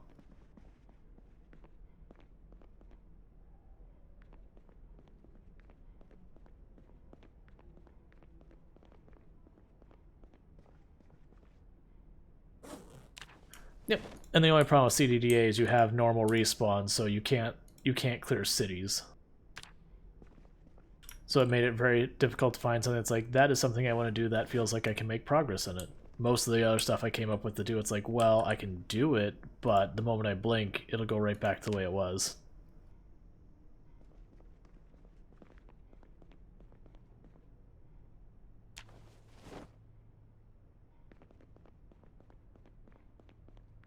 Alright, this should give us another door, maybe two. Oh, we need to check this closet. I'm not gonna grab it. I don't need, like, I have, if we use up the medical I have, this character has died 6 times over.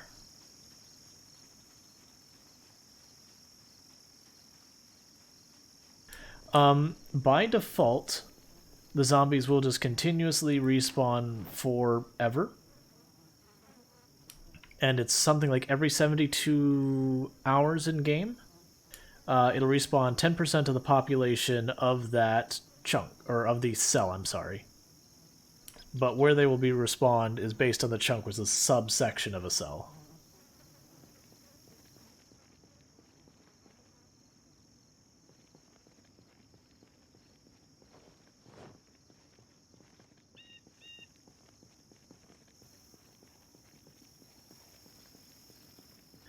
But yeah, so that's one of the things is, if you have respawns on, you can never clear an area.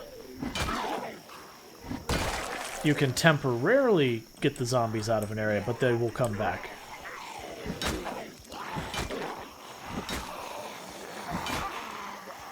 And it's one of the other things I wish there was a proper middle ground. There is a thing where you can delay the respawns. Areas you've been won't respawn until you've been away for a while. But it's based on the chunk, not the cell. And chunks are so small, it's insignificant. It'd be like, for example, the house I'm standing next to, this yard and the house itself is probably, let's see, one. So it's probably 3 to 4 chunks across, 3 to 4 chunks that.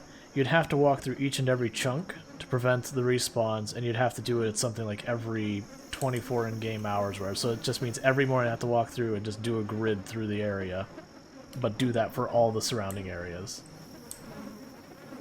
So it's just not a thing you can do. Because I had misread previously that was based on the cells, like, oh, cell, that'd be easy. Because cells are huge. This whole city is probably 3 cells.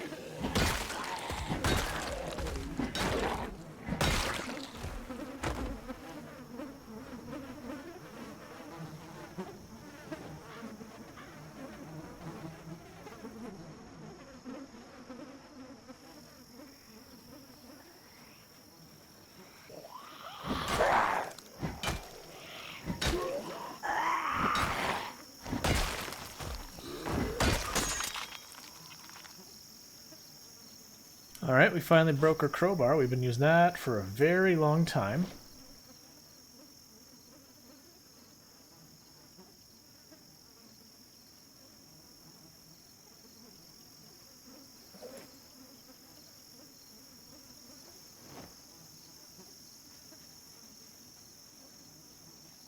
And I think we have 7 more crowbars at home, so I'm not at all worried about it.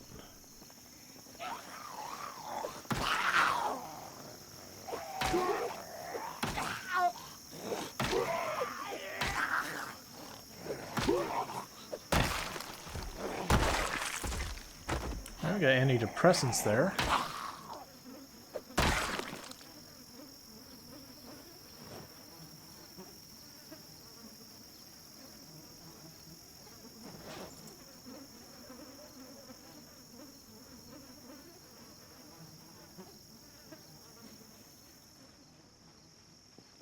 Alright, so our stamina's a little bit low. Getting pretty close to being tired. We've already collected quite a bit, so let's not push her luck. Let's head back. We're going to mark off this house as being fully looted, as well as the hospital. And the police station.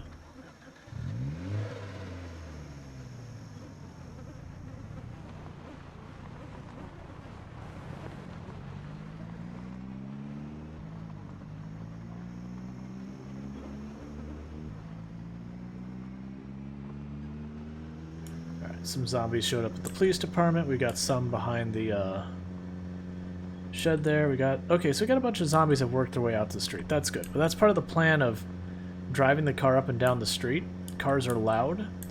Over time, any of the zombies in the back will gradually be pulled out towards the street for us to kill.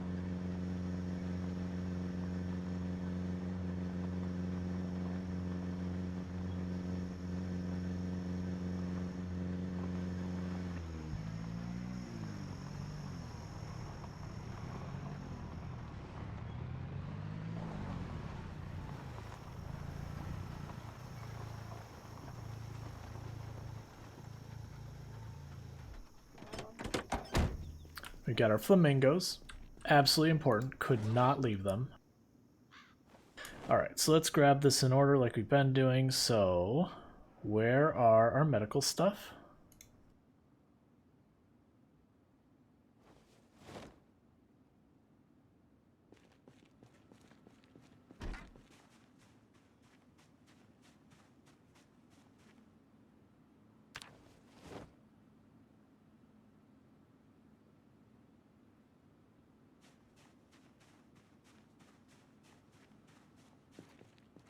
No. At least not in vanilla.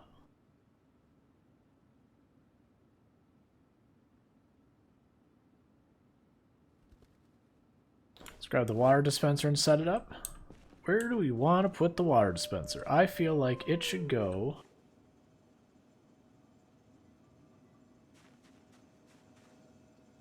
right there. I'll have to remove the bushes and all that to put it here.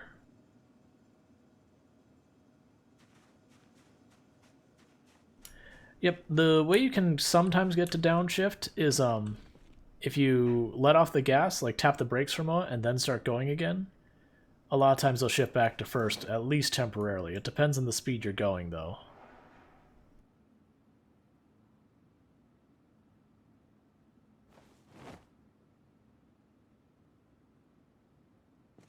Okay, and I've been putting all of this on the same shelf.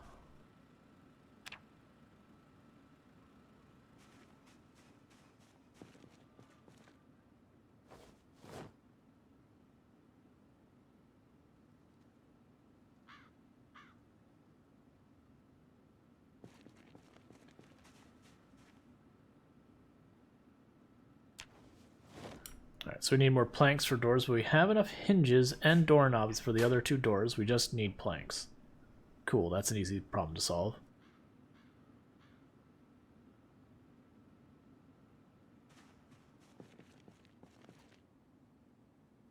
Those are used for fishing. Do we have anything else for trapping, fishing, or any of that? No, we don't, so we'll go right down here.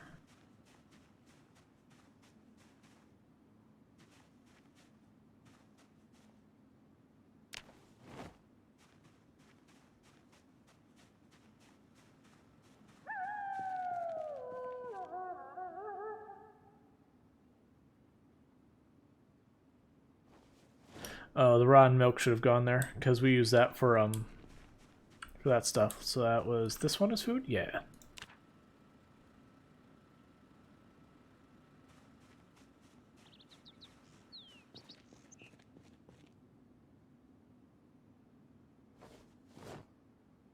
I don't have anything to go on the metal shelf, so we go here.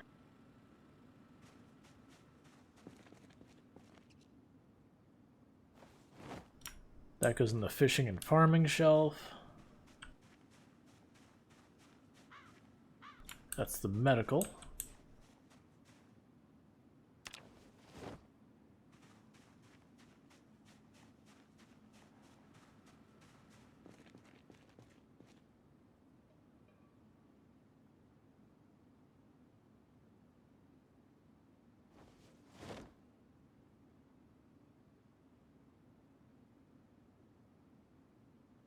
Okay, so that's everything out of the car. So most of this is going into the weapons cache.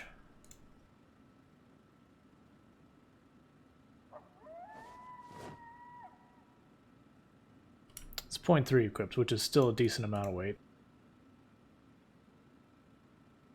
Where do we put the... I think we put the duffel bag with the medical, which I think is okay for now, for just some place to put it. Because we'll put stuff we wear there for now. It's not a great place for it, but we'll deal with it later. Drop another cooking pot in here.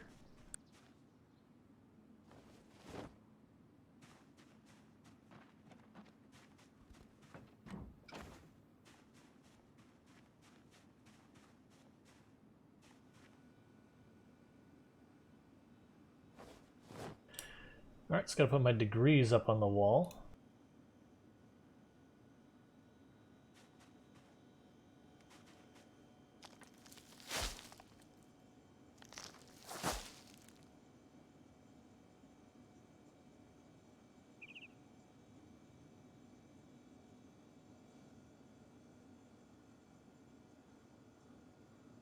Oh, can I not put them on the same spot of the wall like they were in the other place?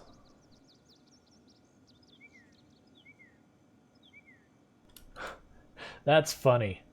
So those are stacked above each other on the wall at the doctor place, and they're like very clearly meant to do that, but you can't do that when you place them down because it sees them as blocking each other.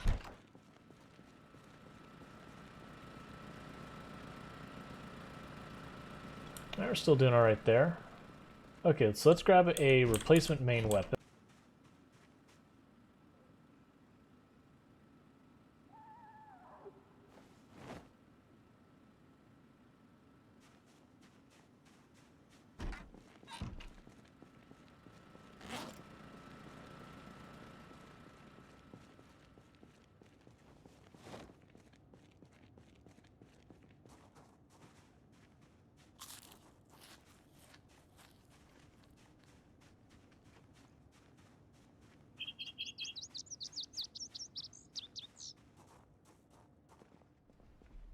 There'll be something else our character collects as doctorates.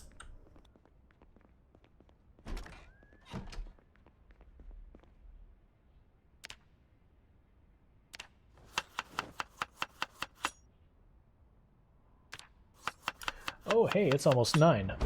Bear with me for just a moment as we've gained cooking of 3.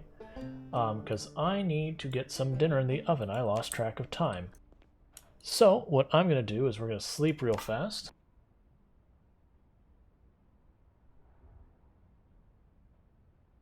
And then when we wake up, I'm going to pause. So I'm going to take probably about 5 minutes to quickly get some dinner in the oven and all that, because I need to get that going. In the meantime, we're going to just have the chill vibe and all that here. And don't forget to eat, drink, stretch, and take care of yourselves, and I will be back in just a couple minutes.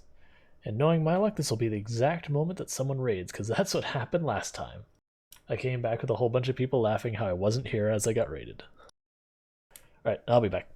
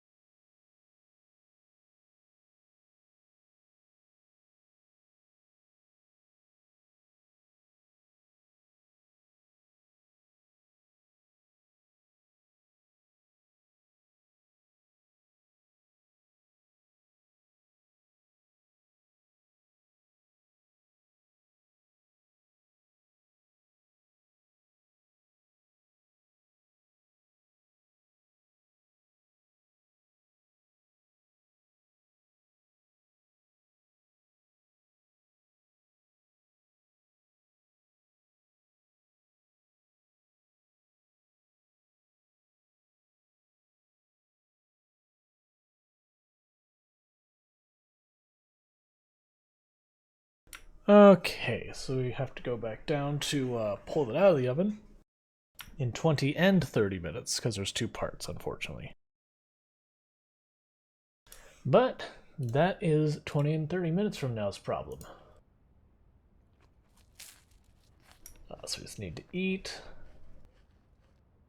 We woke up basically in the middle of the night, which isn't ideal. We have a choke on us. We do. Oh, it can only be put on the JS200. Okay, well, we want to grab one of those. I thought it was just a shotgun part, so we could also put it on the double barrel, but I guess not. It's fine. That doesn't seem implausible or anything. I'm grabbing that plank because of that plank. That should be enough boards to get one more door built.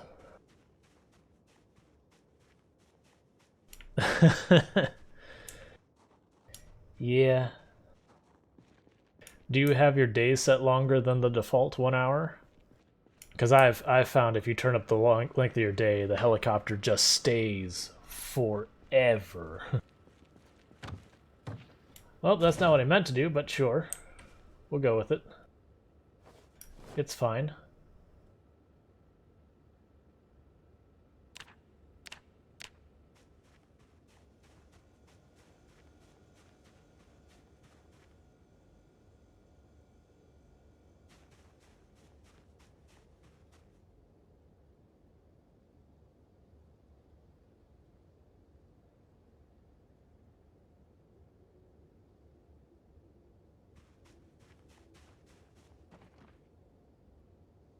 There he goes, like I couldn't see what it's doing.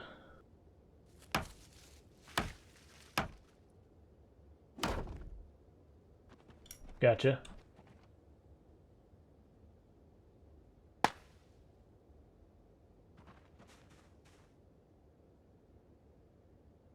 Alright, young. Those are young. These are going to be young.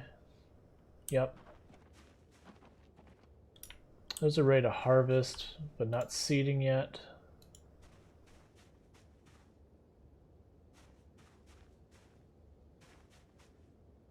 Okay, so not going to worry about any of that quite yet.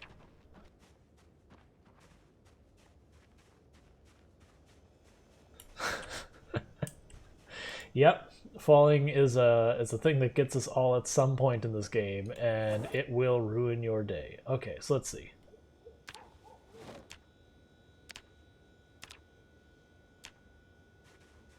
Grab some more produce. Go down here to where we've got all our gun stuff. Well, our weapons, not just guns. Put that with the guns. Cool.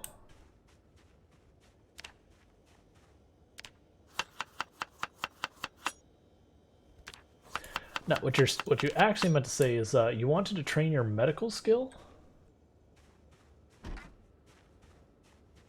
So you're just getting that work done is all.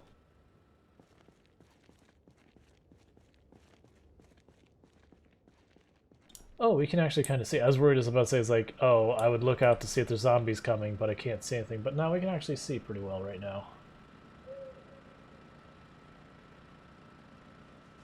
Like, I don't know if it's a full moon or what the deal is, but this isn't too bad.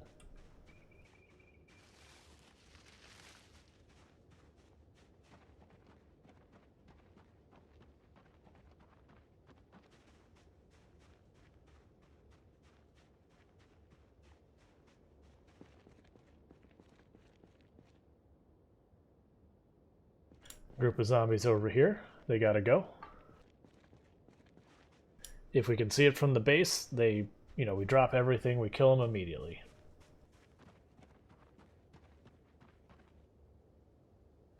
But I make sure I actually have the right weapon equipped.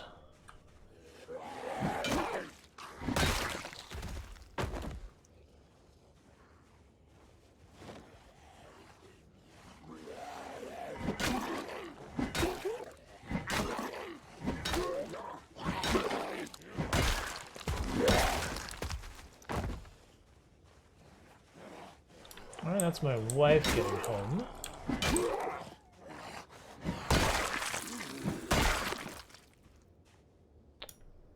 So what I'm probably going to do is I'm going to do the All-Star Hubby thing and go down at least welcome her home and all that. So I apologize about that. Would have been good if we could have timed it there. So I'm going to be kind of like bouncing back and forth just a little bit here because I'll do that. Then I'll come back for 10-15 minutes. Then I'll grab my dinner, well, part of my dinner out of the oven because it's 2 parts. They got 10 minutes apart for when they'll be done. Cool, that's all clear. We'll check our generator again because it's getting pretty close to the time that I need to refuel it. Usually what I do is I wait till it gets down to like 20-something%, then I top it off.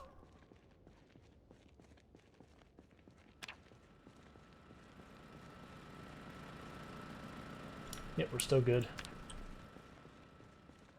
Yep, that's definitely my wife being home, so I'm going to go right down there for just a sec. Well, for just a minute, welcome home and all that, and then I'll be back up. My apologies for this, just trying to do the right thing. Anyways, I'll be right back. Make sure you're eating, drinking, taking care of yourselves. I'll be right back. Sorry.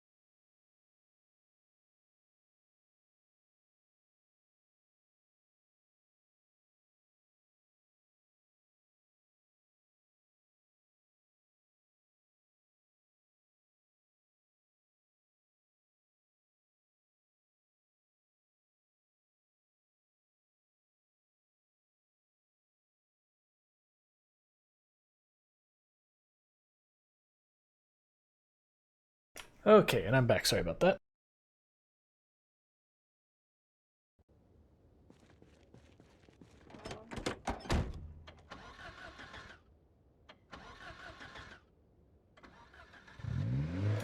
It's just the classic juggle of trying to do all the things at the same time.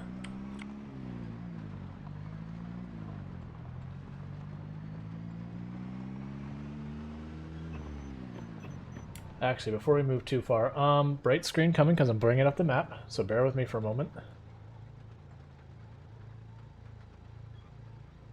I'm gonna pause because I saw a zombie coming. So we have the medical building here, the police department. We've looted those two. We've looted this house. We've looted the bookstore, but I'm gonna leave it unmarked because we haven't been very thorough about it. We looted that.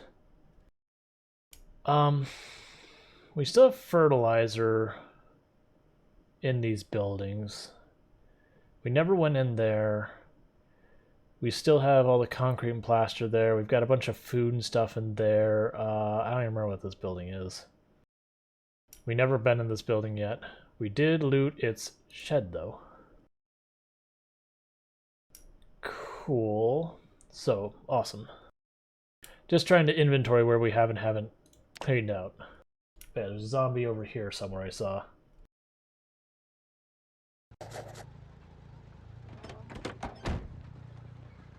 So let's get rid of our nosy neighbor. And by that I mean someone who's just minding their own business, but weirdly walking around in the field in the dark.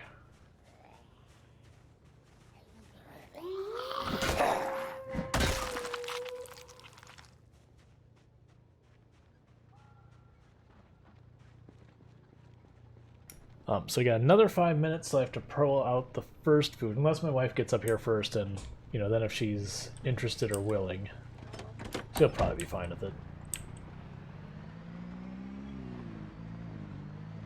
Just trying to not make her have to do all that when, you know, she just got home from work.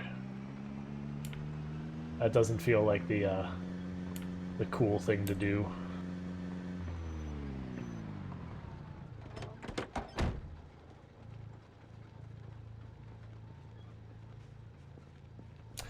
So we have potato skins going with a bunch of fixins on them, and then the second thing is chicken stuffed with cheese, bacon wrapped in jalapeno. It's stuff that the local grocery store does when, you know, chicken's got only a day or two before they're not allowed to sell it anymore because it's going to expire. They do it all fancied up for you. Where it's just, okay, you know, put this in the oven, turn it up to temperature, come back in 30 minutes. My kind of cooking for when I'm trying to do other things.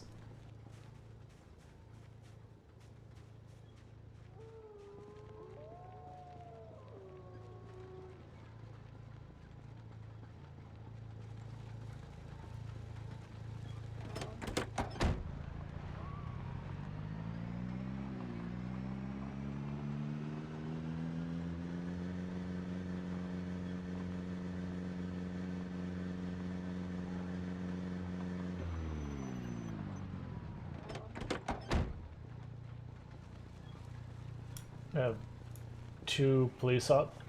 You know, that's actually kind of interesting because it's a pair of police officers. Like, you'd actually have a pair of police officers like that. Not, you wouldn't have a police officer walking around with just a shotgun strapped to their back, like normal business. But I think we are, you know, I think we already have a JS 2000. Now I think about it. But just like the duo of police officers being like the only ones wandering around, I was like, no, that checks out. That's actually pretty normal.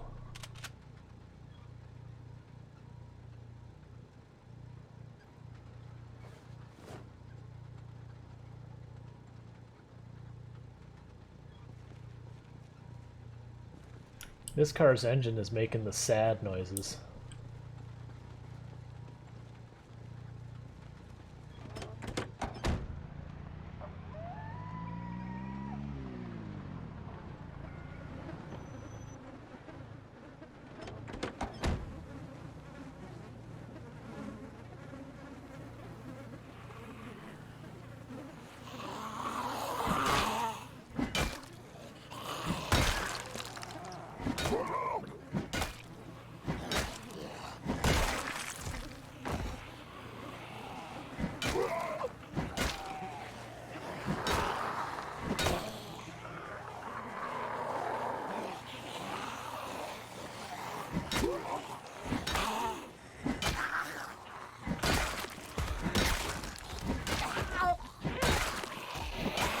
I heard a zombie messing with windows over there.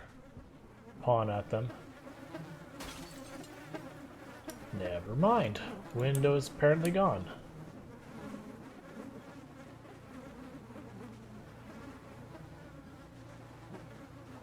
Oh, they must have wandered into the police car because they left the door open.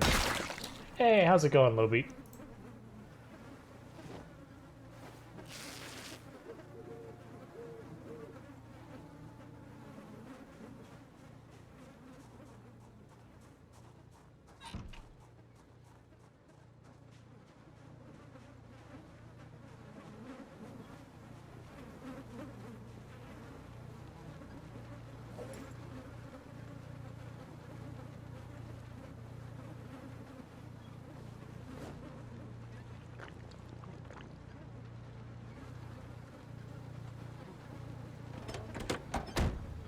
I mean, belly button things were a thing in the 90s, I thought. Not superly popular yet, but I believe they were a thing.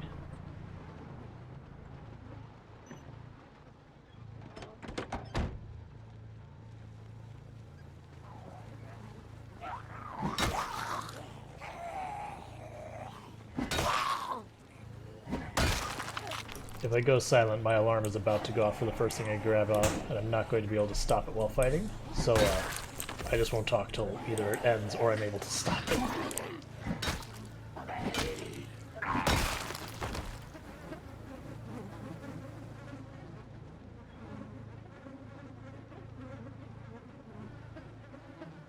In fact, I'm going to do, because it only has 20 seconds left, I'm going to hop in the car, I'm going to pause, and I'm going to go grab the first wave. The game is 1993 rural Kentucky. But I'm going to be back in just a minute. Grab my food.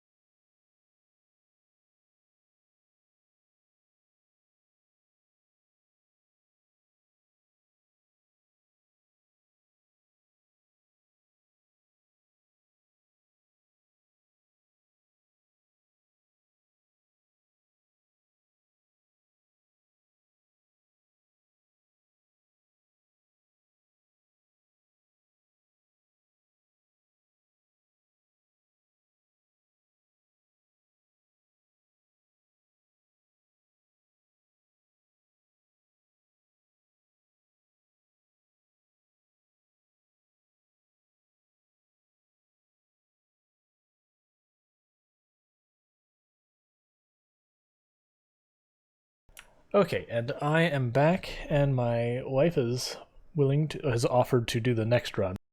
So I have to interrupt the stream again. So that's cool. Alright, so we go back onto our campaign of murder.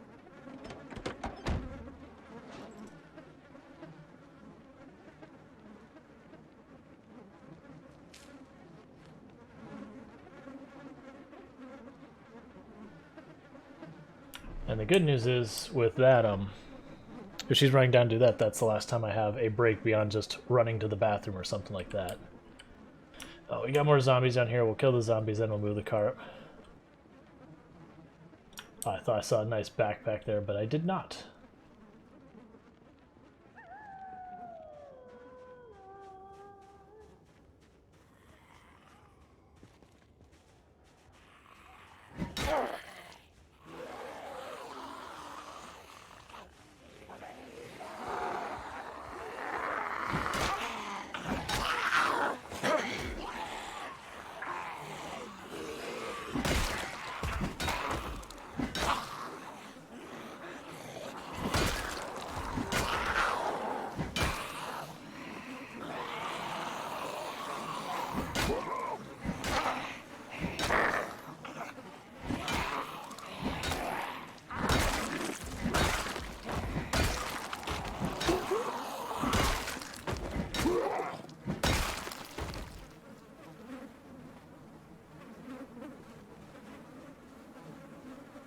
Yeah, and that's what I was gonna say. It's like I'm pretty sure I knew when I was in high school that there were people that had had naval rings and all that. And granted, that wasn't 1993. It was a little after that, but not much.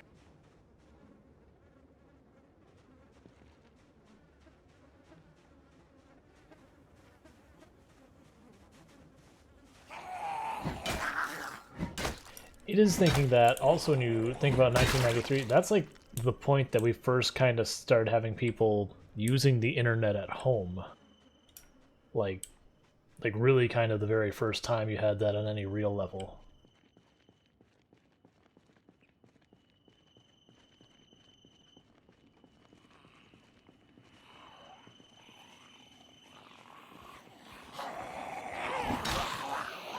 Like you had DARPANET and all that kind of garbage, but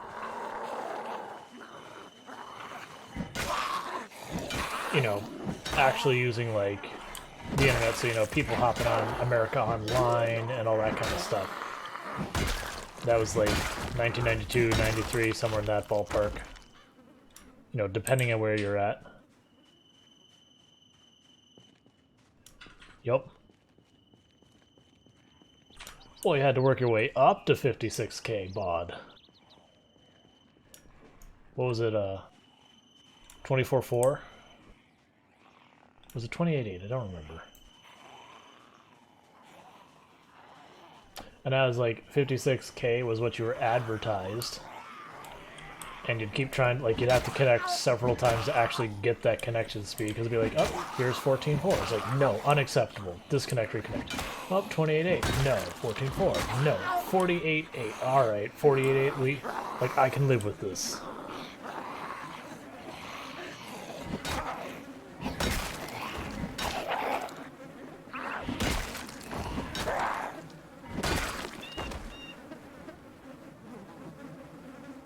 Oof, $14, man. I have no idea what the actual price was. Well, that's like I was saying, it was advertised 26k, and like, sorry, the modem was capable of 26 or 56k, but when it came to like actually connecting to AT&T or whomever your ISP was, there was really not many options back then for that. You'd sit there, you'd fight all night to get a good connection, and then inevitably someone would call you during the middle of it and get you disconnected. So then you had to try it all over again. There was a reason why games over the internet didn't really pick up until, oh, we should have sat down, till broadband rolled around. There's just so many pain points for dial-up. And on top of that, because people actually legitimately had to have phone, you know, for if, like, family members who had problems, like, you had to have a phone line available, which meant most houses had to get, like, 2 phone lines run to them if they wanted to be on the internet for any real length of time. It's a different time.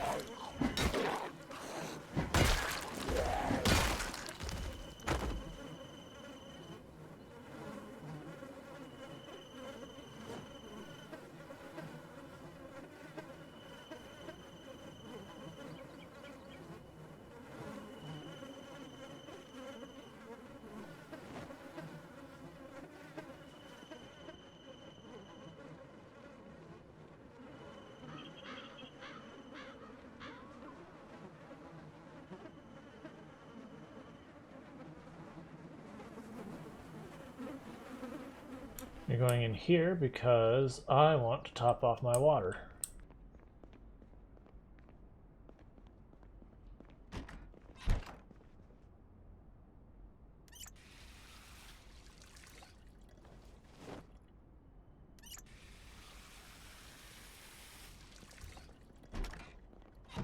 Because one nice thing about rolling through these places, knowing you're never going to really come back in a real level, you feel no guilt in taking all the water out of everything.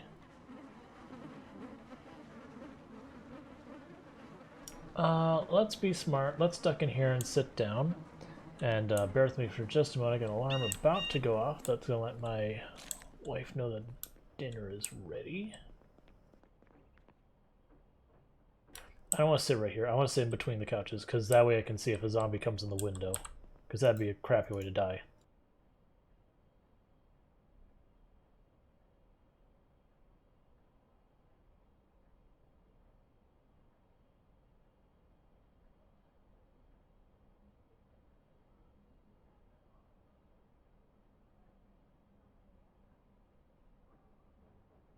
Okay, and no alarm.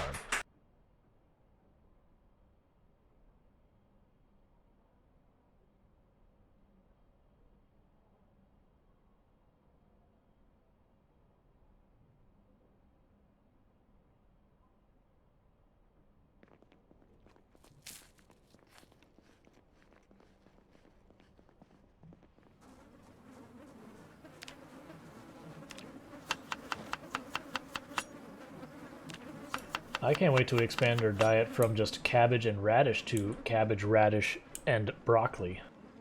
This could be life-changing. I should turn these headlights off. We're just wasting them. Especially since the car's stalled.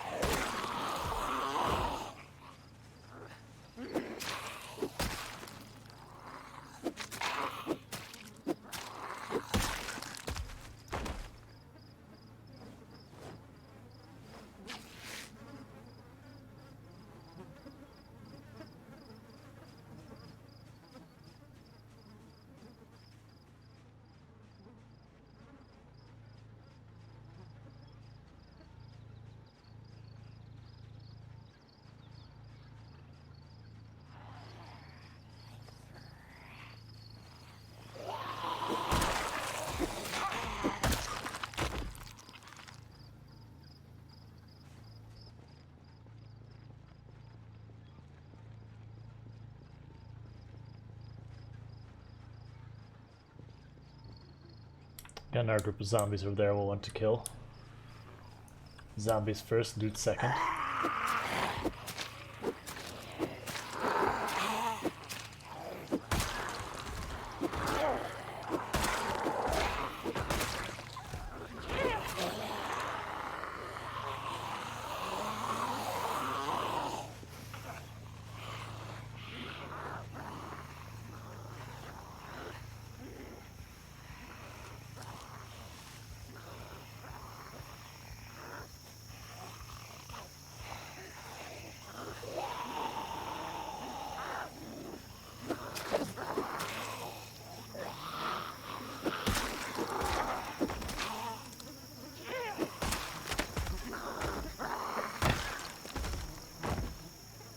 Okay, and I now have foods.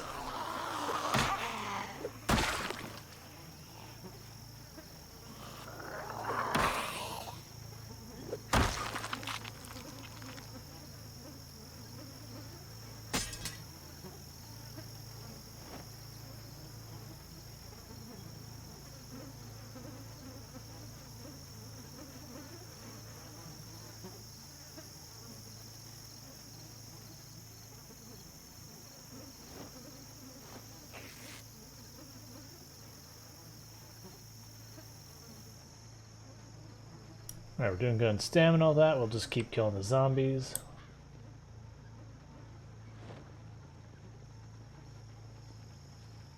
That pack we'll get next.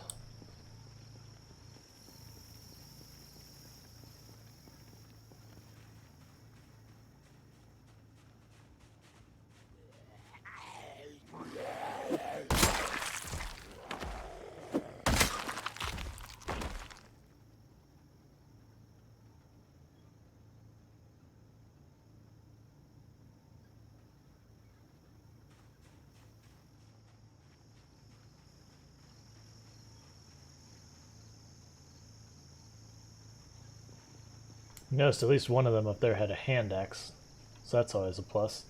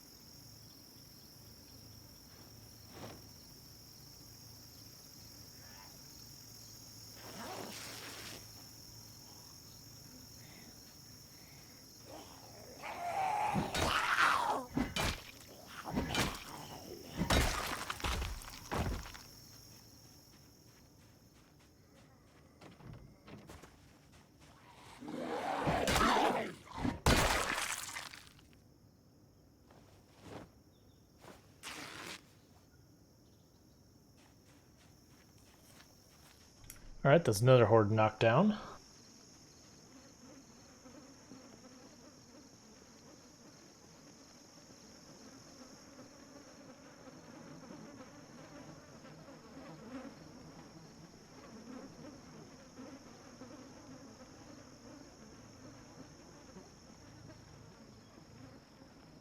I'm half tempted when we actually get to the far end of the town that we just start honking our horn, driving up the whole way, like not waiting for the zombies to collapse in on the point that the horn is, but just go the whole way up, and then stop honking when we get near the end. And then the next day we can just circle back to see what zombies, you know, showed up out of the trees and everything. Just do that till we stop seeing any meaningful number of zombies roll in.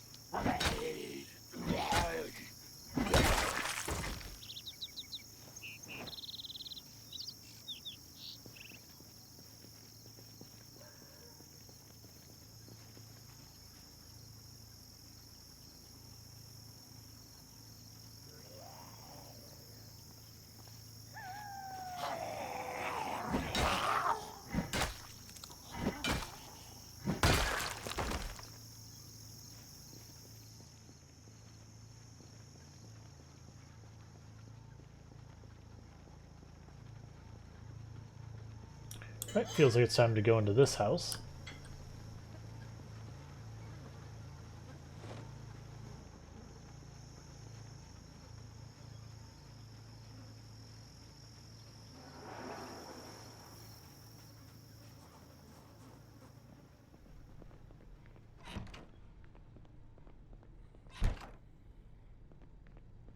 Okay, there was a zombie in that room.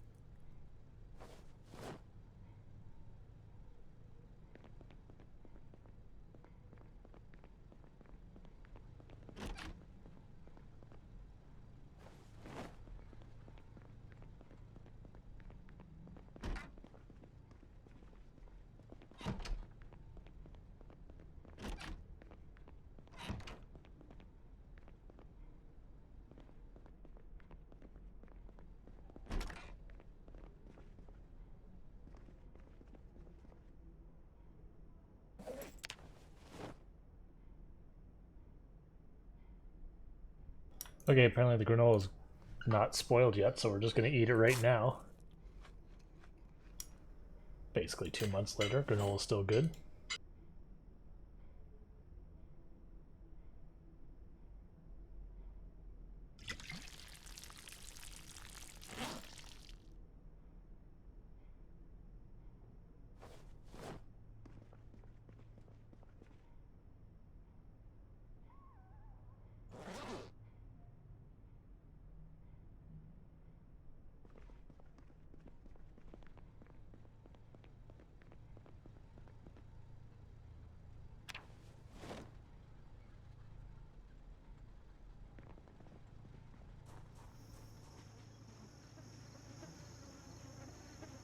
Cool, another house knocked down.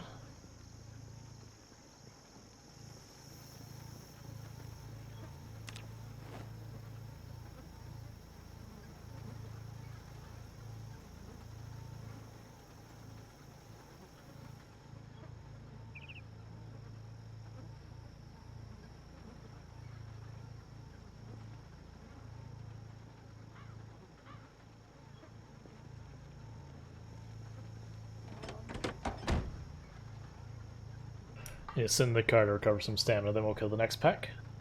Move on to the next house.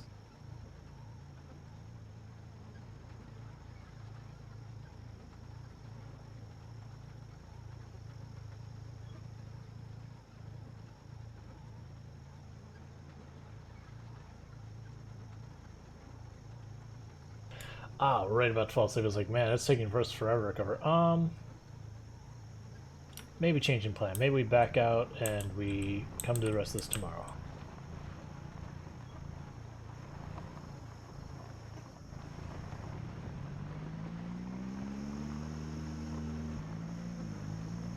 Because there's those things that's we're not a timeline, so who cares?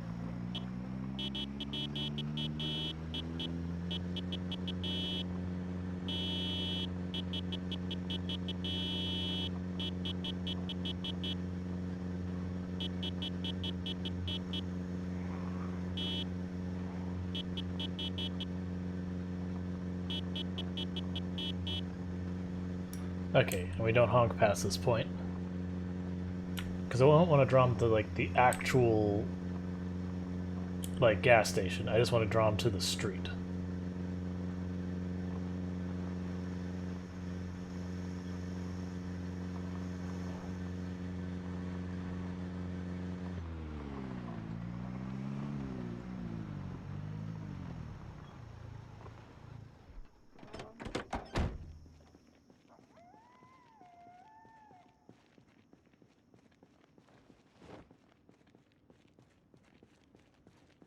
Yeah, we'll go down, make sure we don't have any zombies near the gas station before we go to bed, just as a precaution.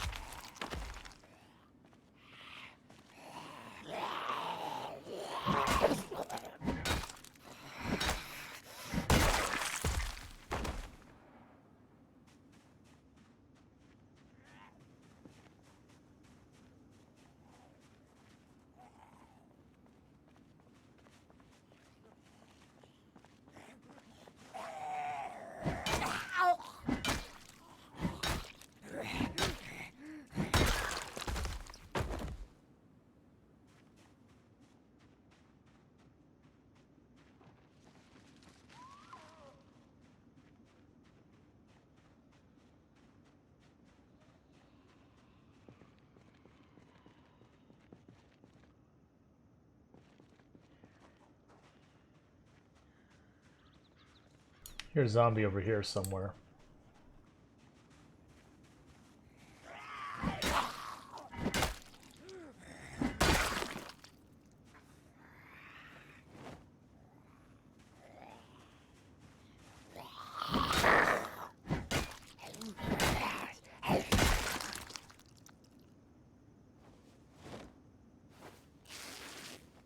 They're inside.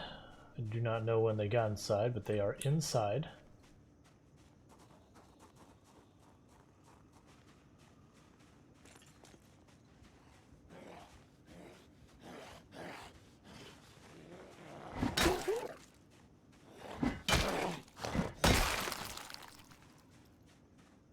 So we can do it once around the building, check all areas before we go upstairs.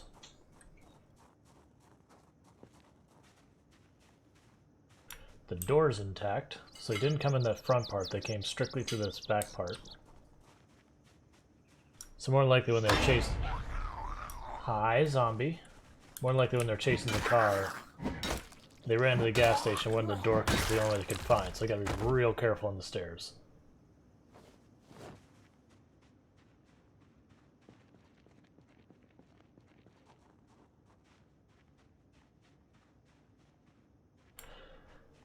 Alright, let's play the dangerous game, walking inside, hoping for the best.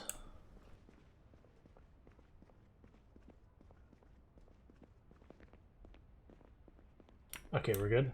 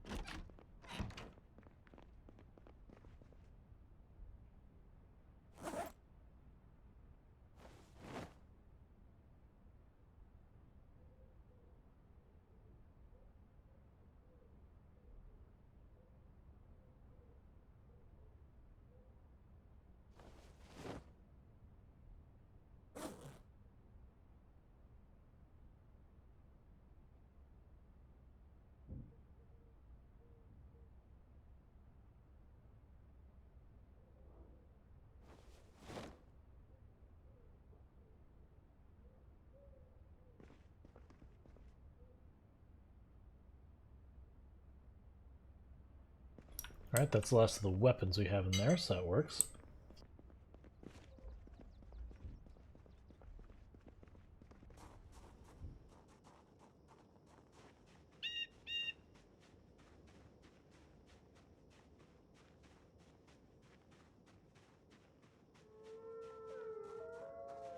We'll need to check the generator. It's probably going to be pretty low in gas pretty soon.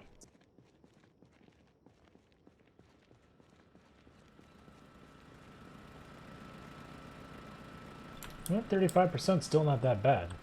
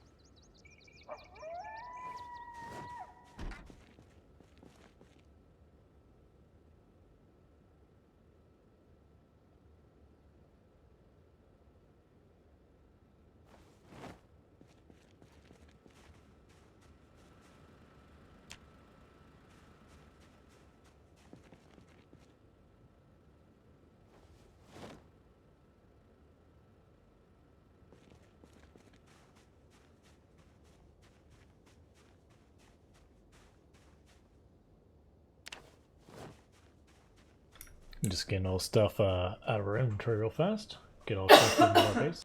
Sorry about that.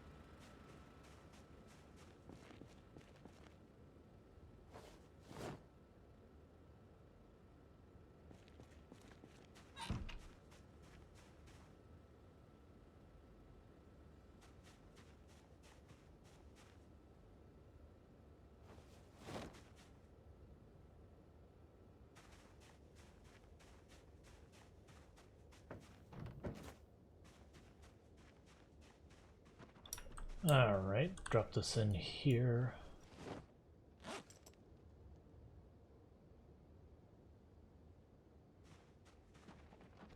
Put this stuff up, check our food situation, and then we're good to go again.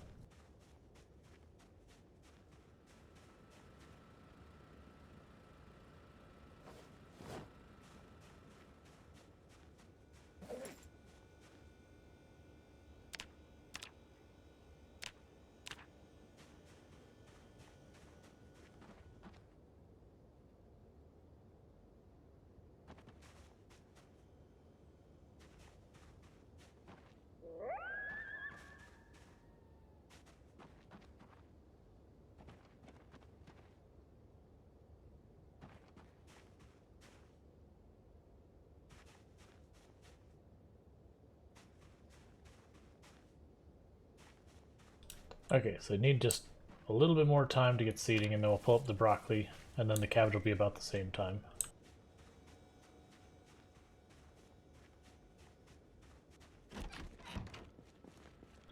We should grab a backup main weapon, because this is a little bit low. Let's grab one of those shovels.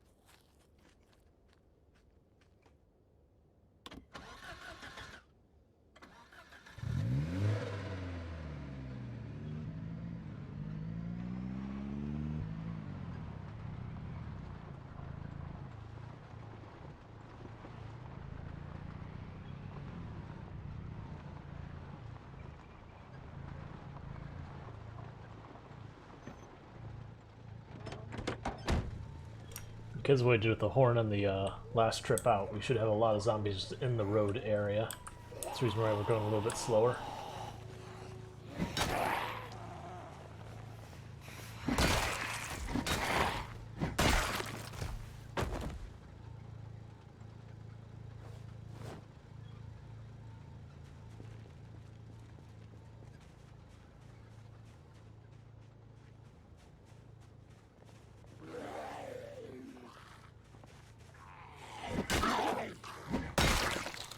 Oh, that's because... Oh, the minimap down here?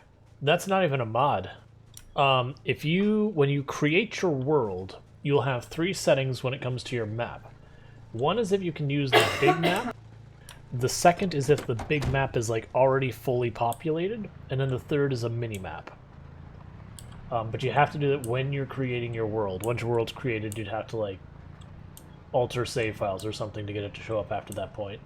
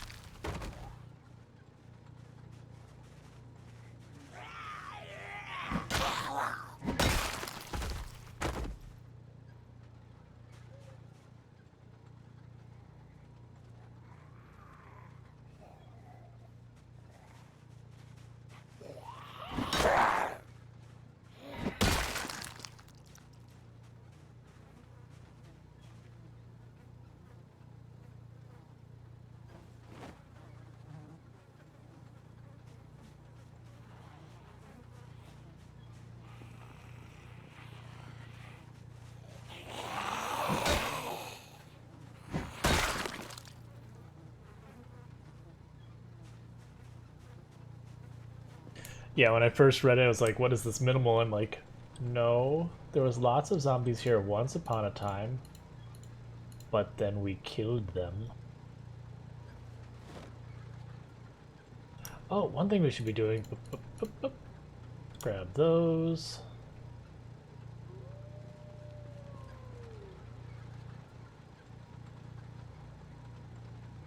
Because we didn't have them over here to begin with because this was full with a whole bunch of gas cans before, but now it's not. So now that trailer is just loot to be picked up and moved. Yeah, that's what I wanted to see. Is so we got zombies kind of wandering all over the street. That means they were nearby. They heard our horn. We've drawn them out from wherever they're hiding.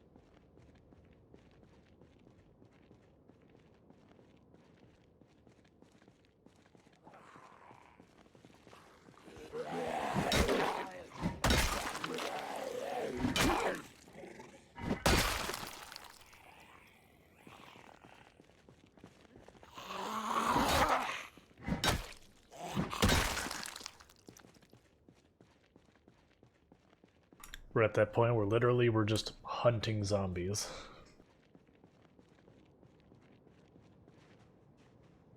We still have the side streets to go through. That'll probably have a bunch of packs for us to kill, but just in the main drag, just nothing's left.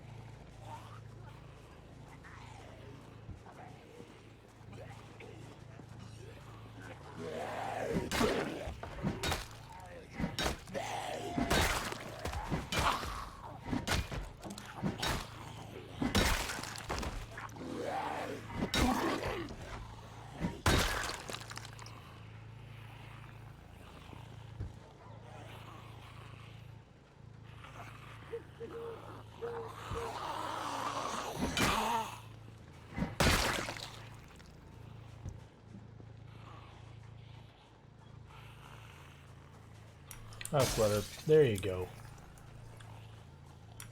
I would say she's probably so close to breaking, I didn't want to go up there and deal with the window and potentially walk right into her as she hopped through.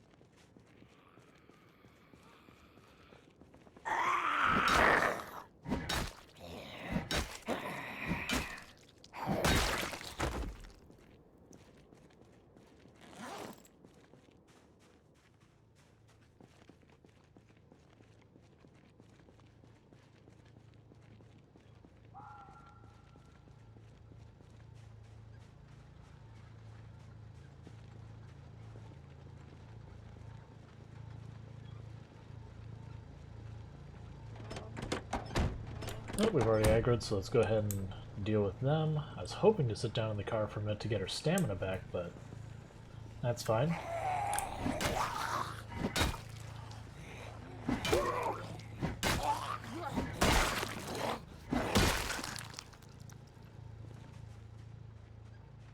Okay, so let's finish off the group. No reason not to.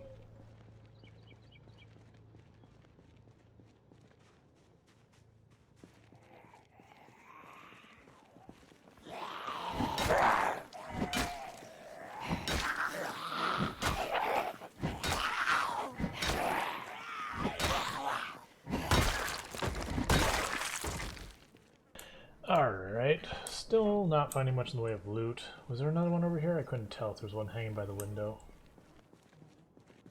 Nope, we're good.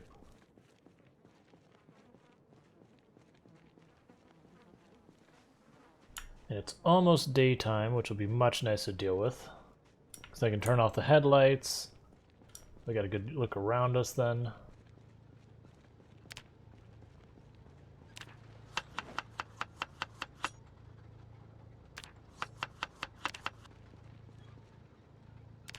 Canceled it.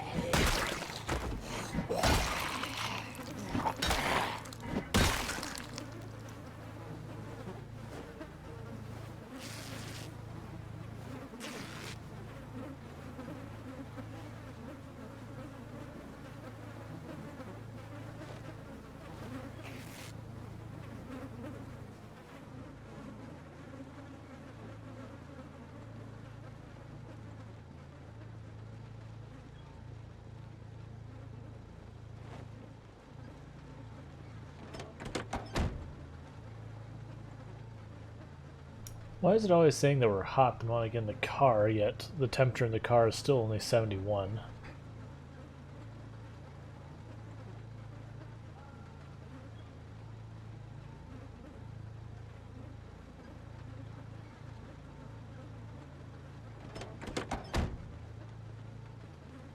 Thank you again for everyone who's been tuning in, who's been lurking, chatting, following up, subscribing, doing the bits, doing the donos, doing the hosts, the raids, all that good stuff. It all helps, and I really do appreciate it.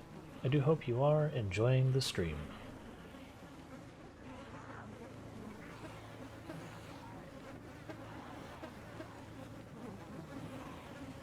Looks like we're getting pretty close to just depleting the zombies near the main drag entirely, which will be nice. Getting pretty close to the last set of houses on the main drag too.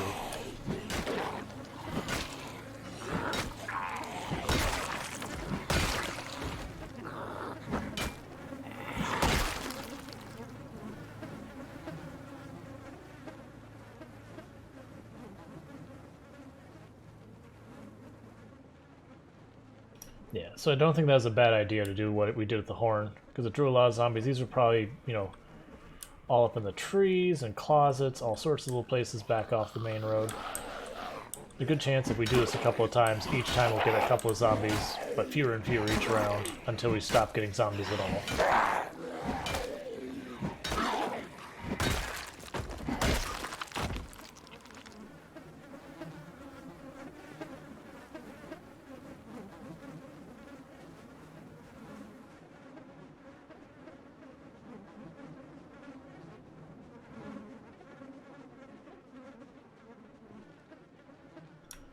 Guessing she actually saw me?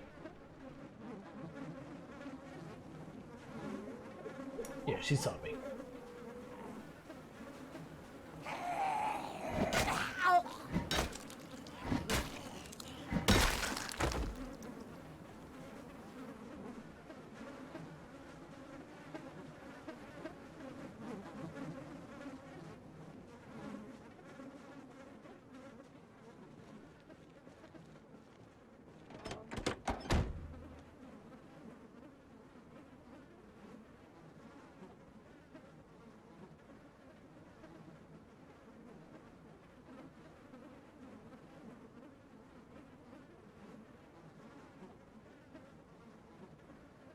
Right, pretty soon it'll be time to turn back again because of fatigue, but not quite.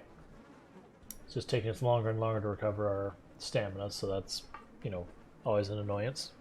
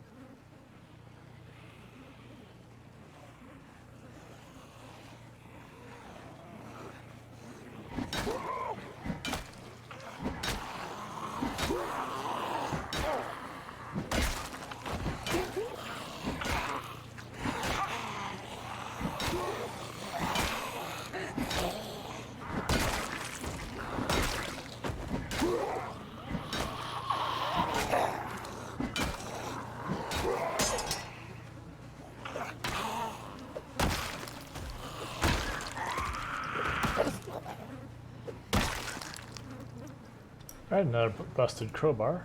Not a problem.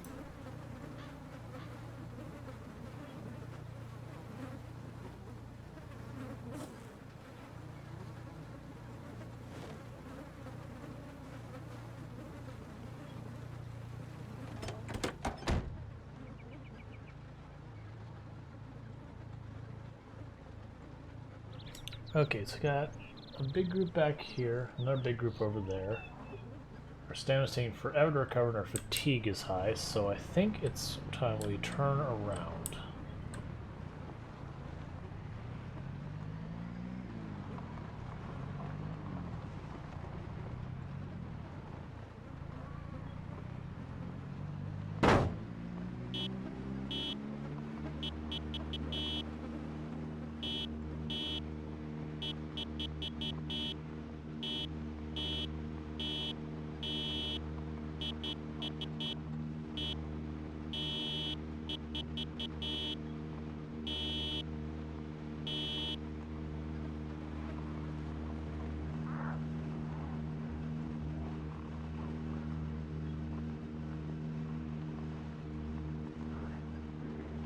Like I said, around this tool place, I'm just going to stop honking the horn.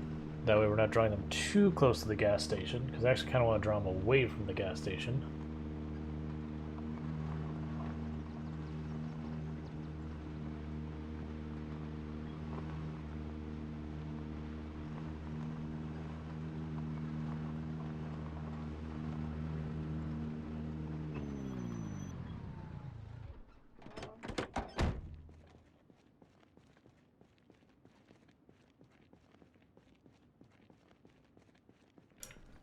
But we got some stamina back, and we're not quite to the point we've hit tired yet, or drowsy, I mean. So we're just going to keep going over here. The zombies we pulled anywhere near our property, we're going to get rid of them.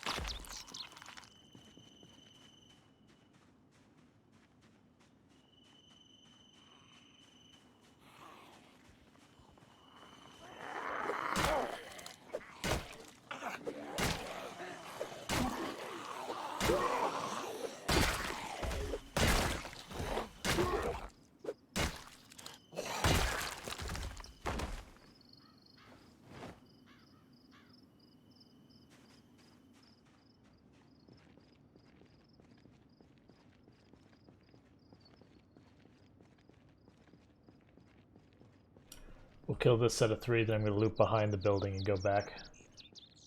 By then we should be about drowsy. Alright, so we'll just keep killing until we reach drowsy, just killing all the stuff around here.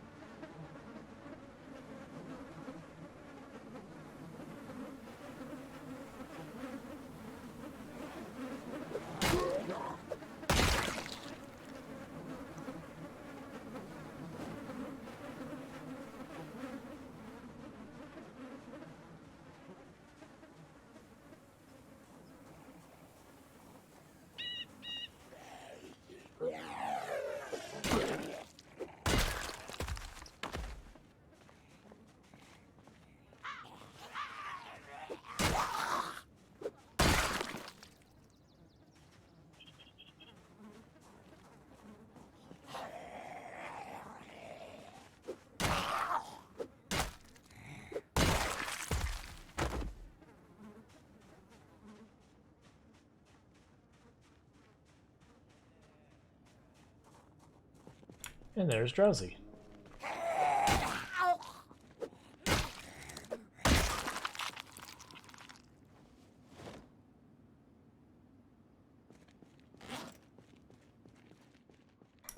Cool, because this will let me go through this back channel and see if there's any zombies just out in here I gotta worry about.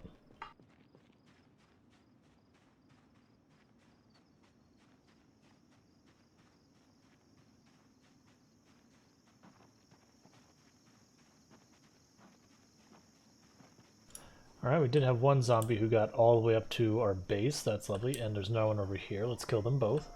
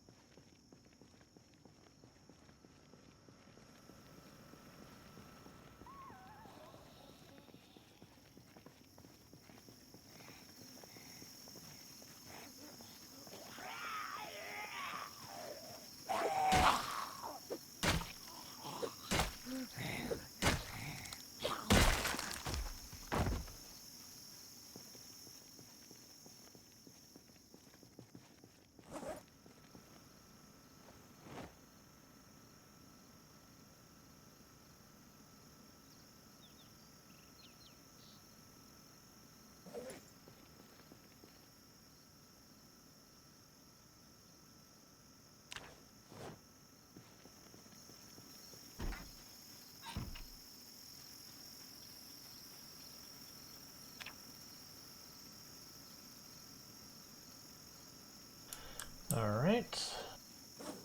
Anything else need to move around? The matches.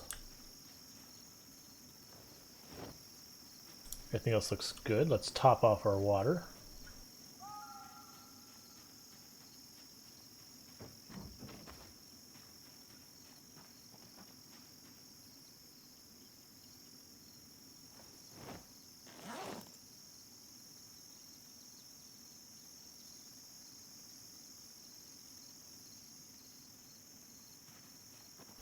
Check on our plants.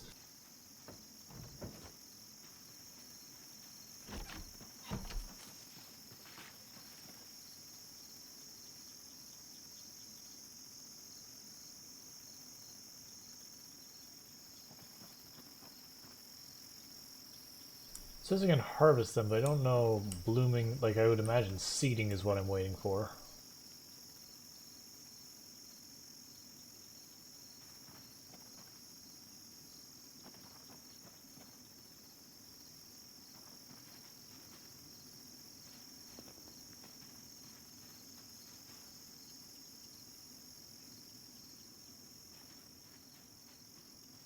They're not quite to the point of seeding, though. It'll probably be tomorrow morning when we wake up that'll be seeding.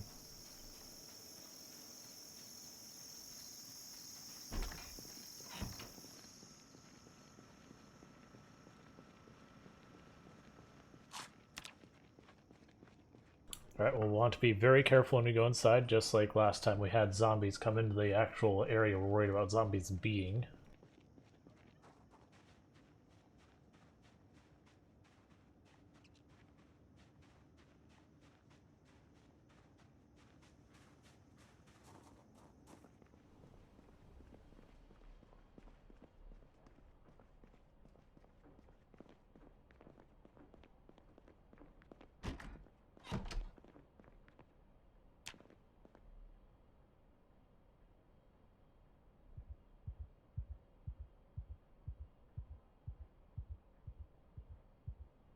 Lovely, we woke up having a nightmare, but we're just going to live with it. That might actually work out well for us for kind of effectively resetting our internal clock. Alright, so let's see. Carpentry.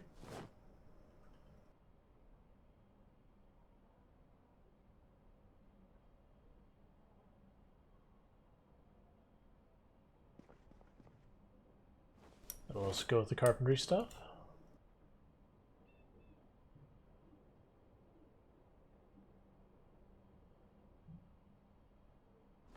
Gonna grab that axe and just consider part of carpentry. Oh, wait.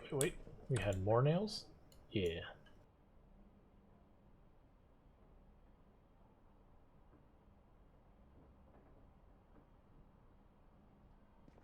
Cool.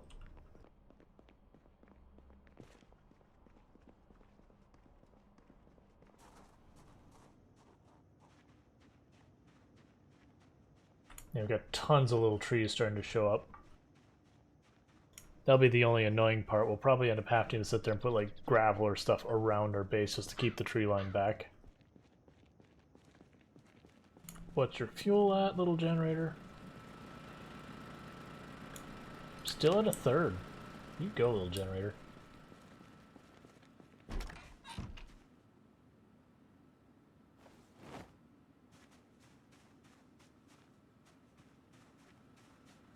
Yep. I'm going to put the axe with there because I do intend on repairing that axe and using it, you know, as an axe. Any of these distinctly look like they're blooming? Nope. So carry on.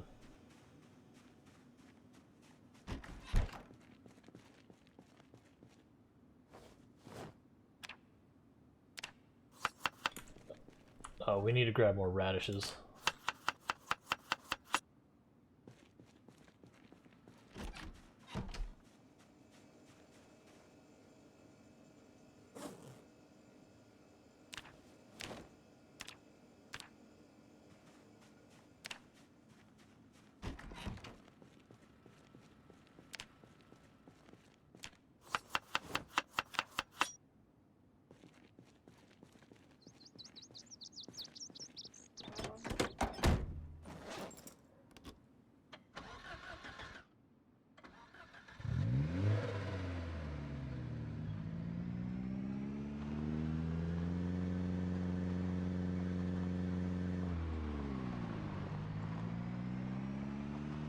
We're down to 90 kilograms, only 5 more kilograms, and then we're deemed like normal, healthy, whatever they want to call it. We're no longer overweight. There we go, that's an actual group of zombies. Don't know where they came from, but we've not been seeing a whole lot.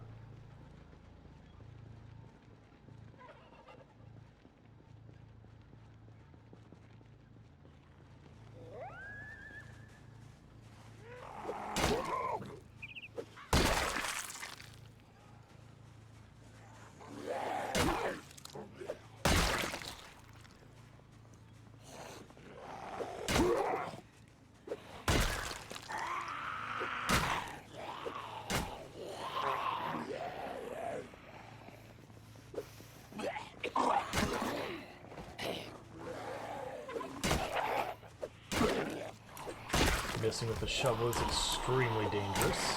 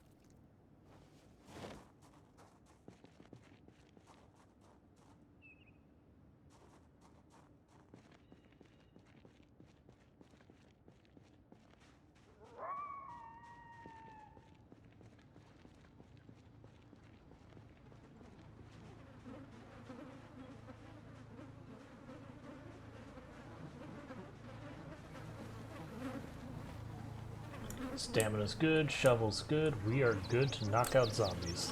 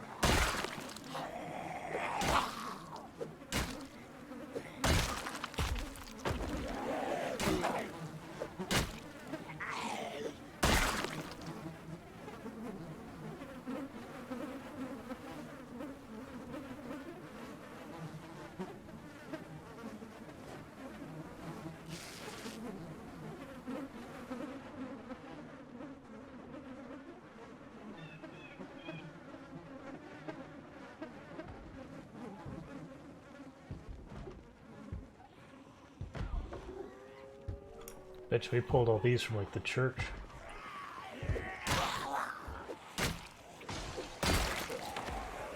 Alright, window broke behind us. Let's just back off.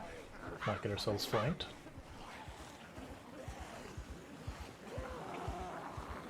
Hey, we actually need beta blockers. That's been a while.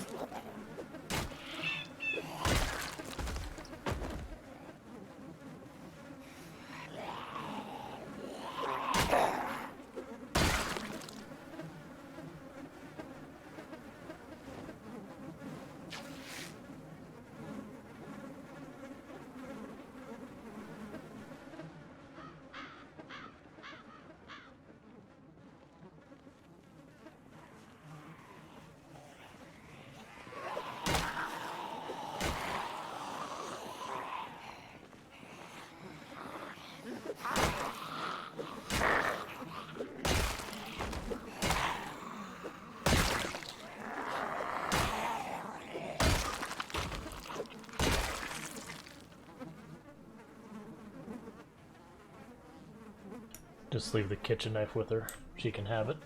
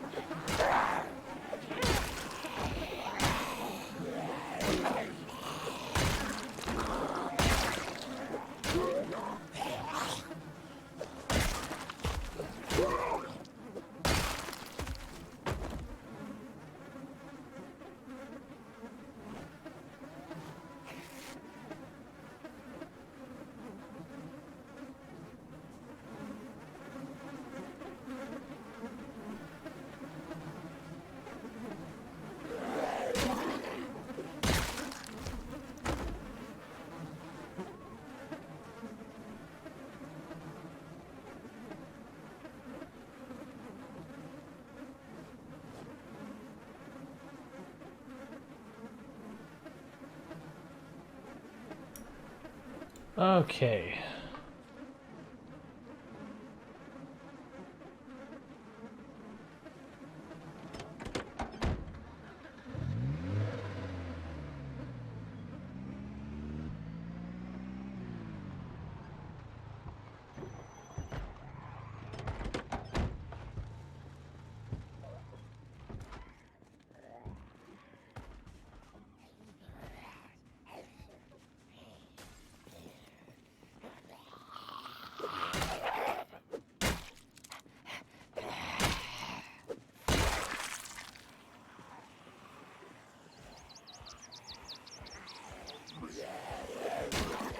Oh, don't panic, you just did this exact same thing like seconds ago.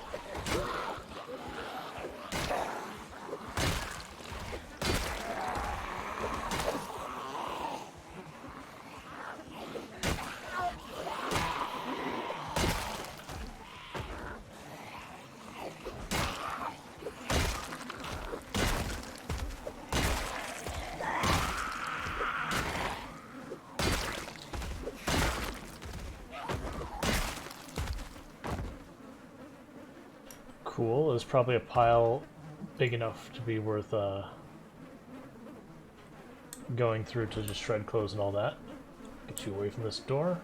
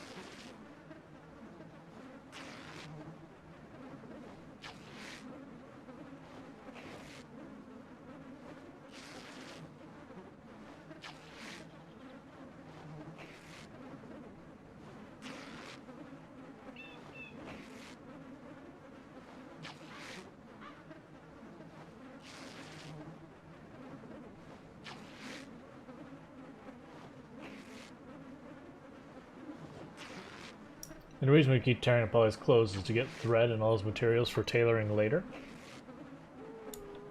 As well as we can use these rip sheets for fuel for fires and such.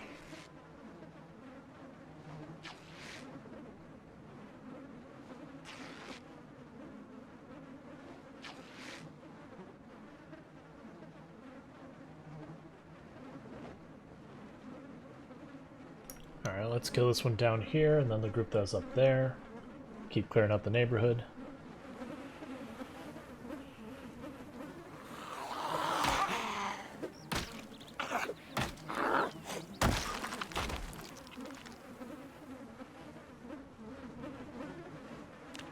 Alright, how are our skills coming along? We're about halfway towards our next level in fitness, which is nice. About a third of the way to the next point in strength. Nimble's getting real close to leveling, which will be fantastic. A lot of our combat skills are coming along well.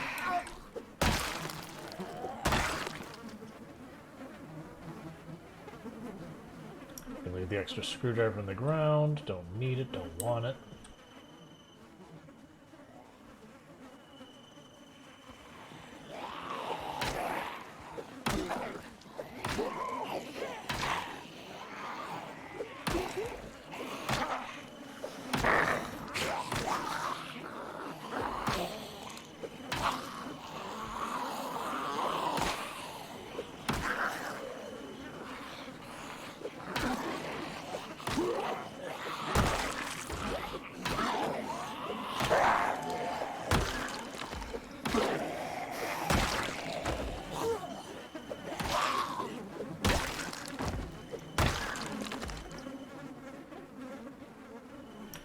Hey, you get that weird flex. Weird flex is best flex.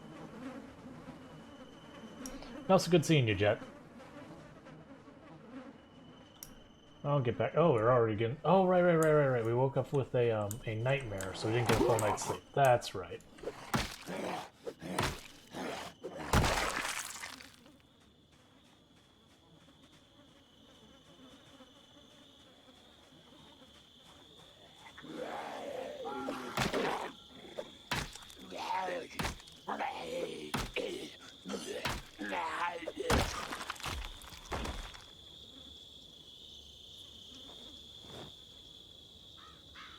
Oh, you're back? Okay.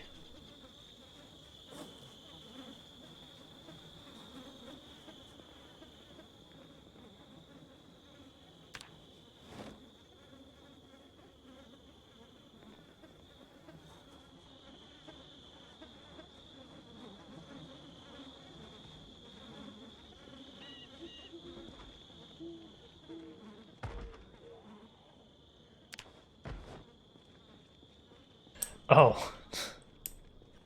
Well, don't do that.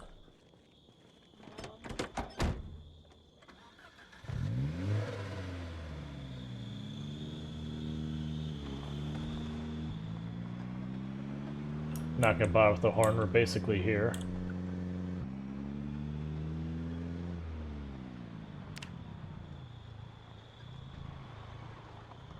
But we killed, I think, like another 100 zombies or something, so all of that helps. Original estimate was 5,100 zombies live here, and we're at 3,300, so population's starting to... There's more of them we've gotten rid of than are left to kill.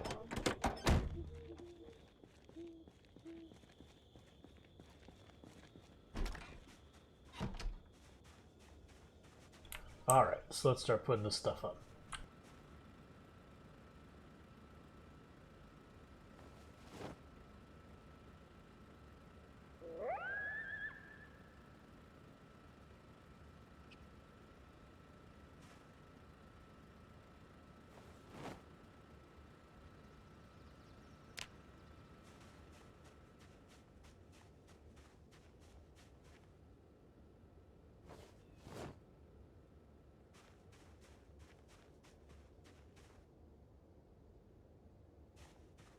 And we can put up our last door, finally. Wait, why can't we? We should have two doors. Did I put in the wrong place? That's okay, whatever. We can just grab a door hinge.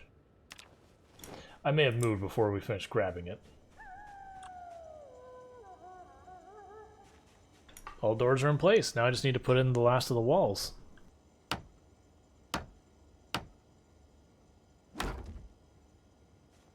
Oh, I see. I accidentally grabbed it. Sorry, I grabbed an extra door and not an extra door hinge.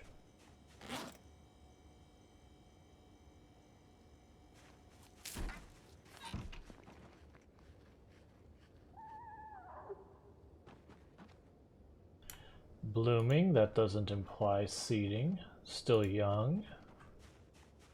Still young. Still young. Still young. Alright, but they need water, so we'll deal with water. Can I remove this without requiring an axe?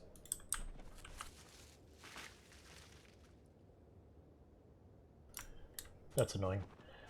At some point I'm going to put down wood floors in between those so we don't have to worry about that.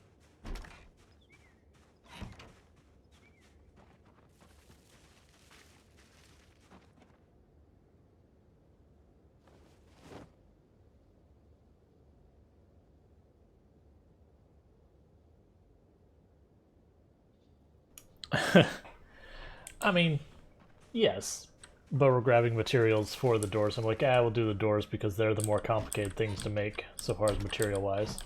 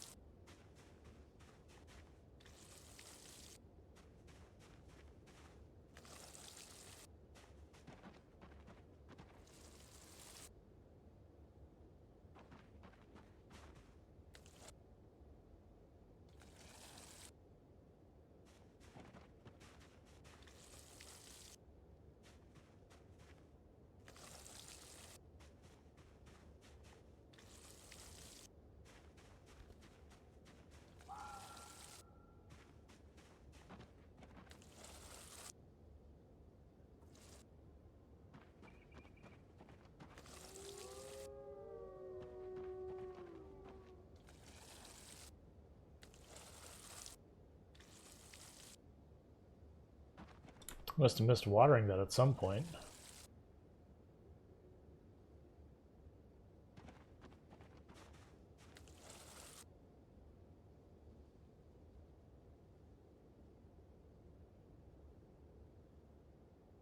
Oh, okay, I still have plenty. Alright. I was going to say, don't use the water bottle.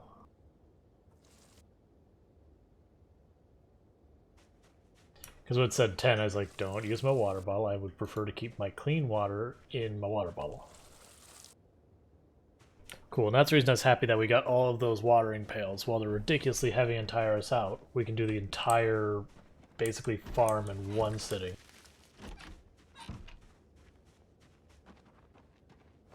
Drop the water bottles, or drop the water, yeah, drop both water bottles in the ground over here. So we don't accidentally fill them up with tainted water.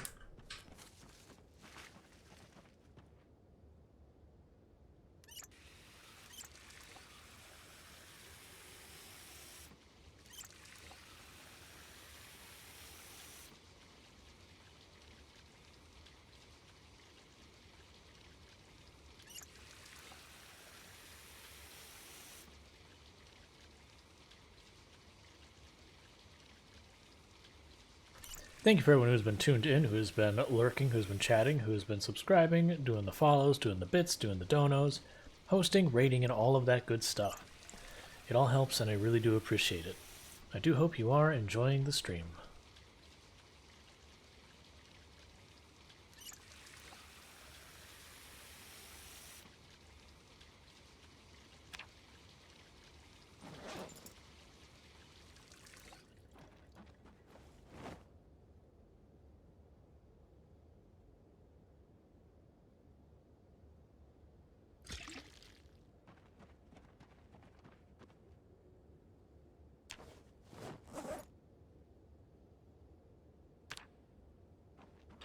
Alright, so it is going to be my character's bedtime.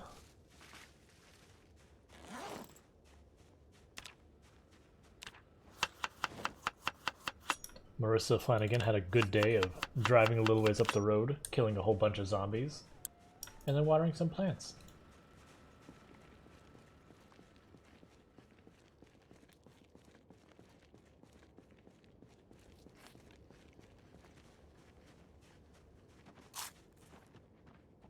Pretty soon she's going to have to start fishing, because we're going to be needing that to keep our weight sustained, because we'll just keep losing weight if we keep eating nothing but vegetables.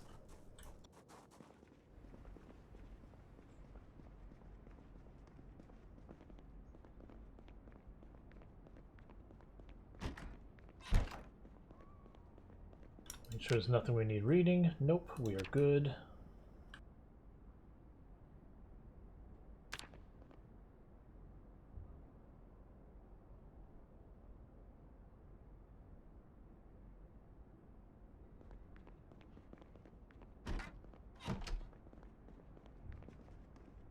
Alright, so let's see what's next. Let's grab the plant stuff.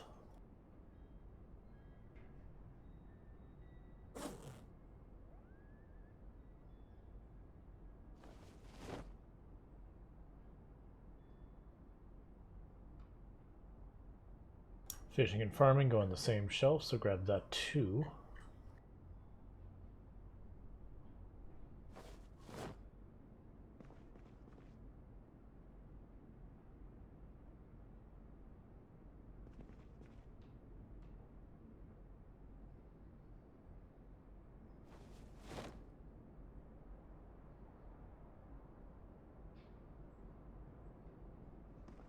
Cool.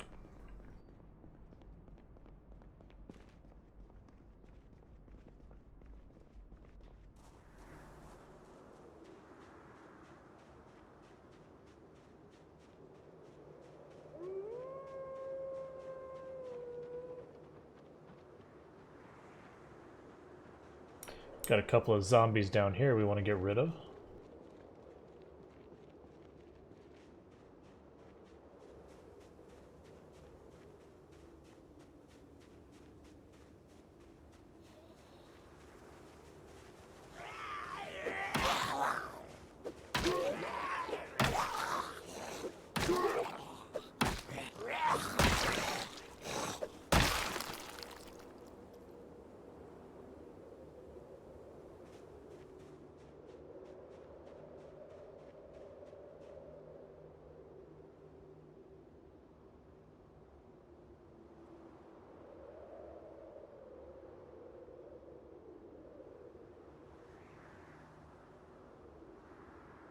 Alright, looks all clear.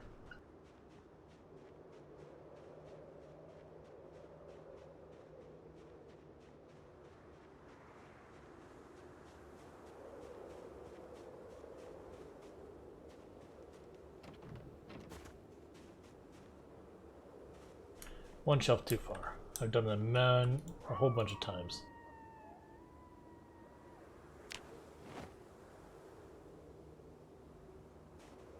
Cool.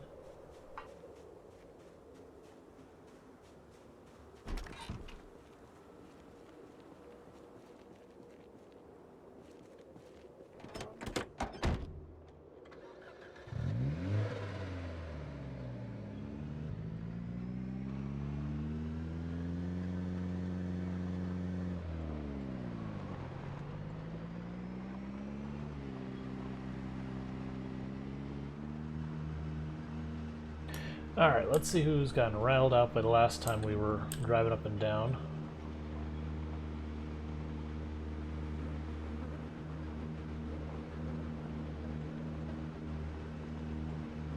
If we see zombie, we kill zombie.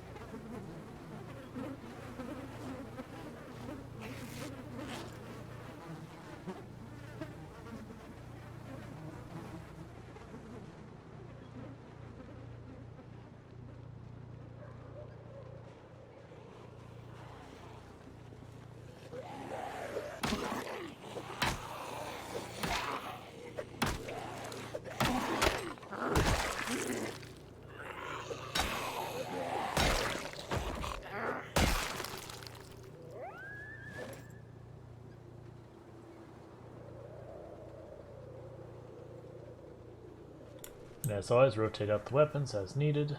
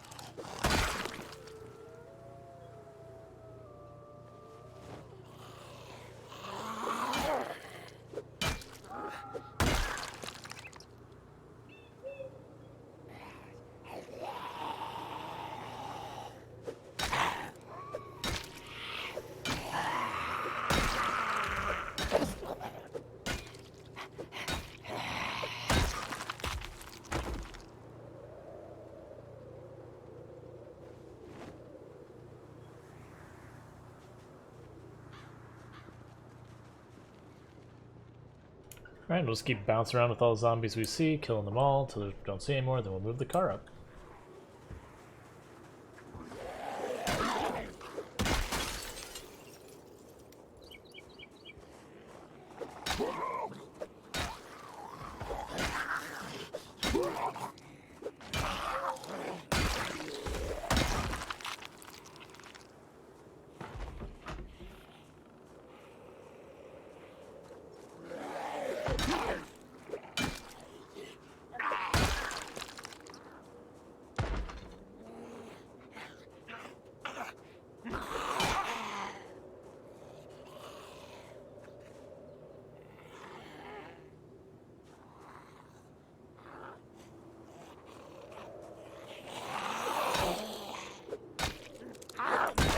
Yeah, there's another one in there I was waiting for. What do you keep aggroing towards? It's like you hear something I'm not.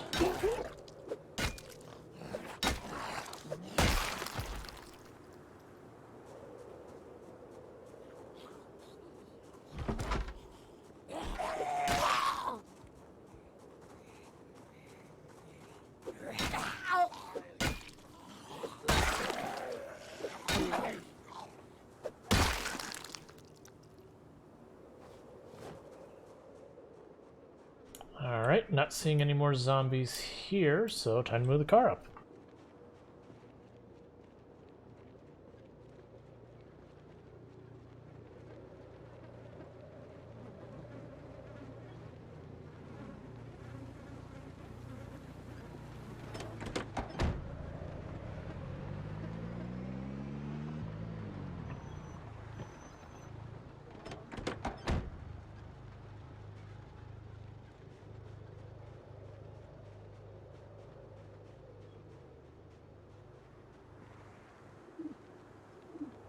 Had zombies in the back, he almost shot right past. Let's just kill him right now. Get him over with.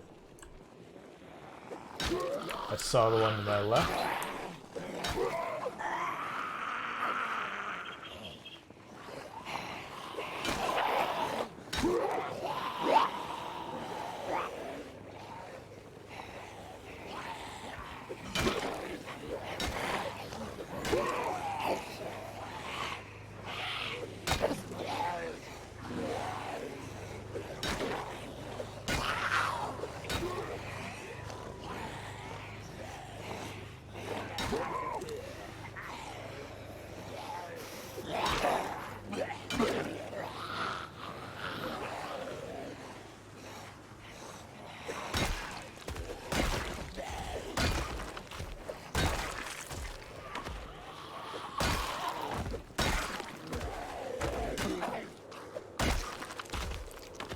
Cool.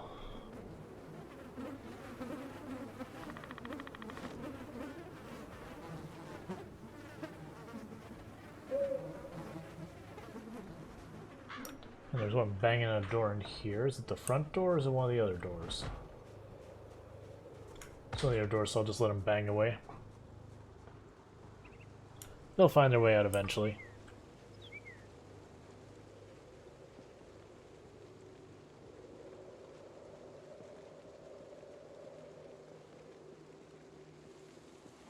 Ah, full horde, that's fine. Need to get rid of them.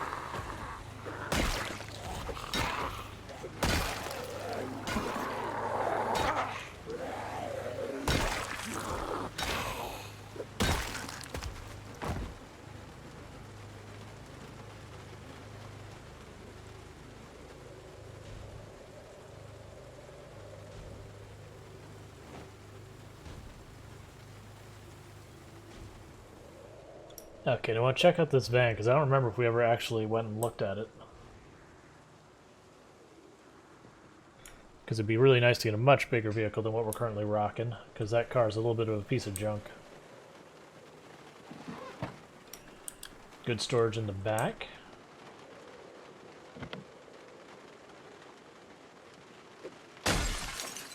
Broken window.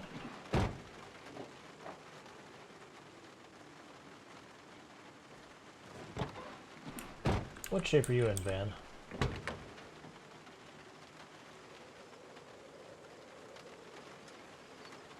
You're in okay shape.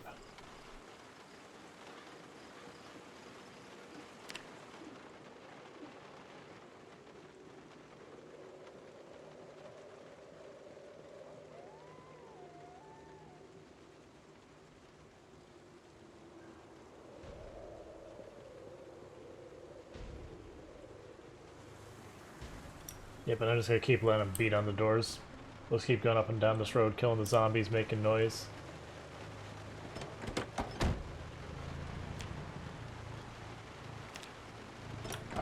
I want to cook, but I've learned my lesson not to cook while driving the car or eat while driving the car. Unless I'm keeping going, because you can't get out and do other things until you finish actions in the car.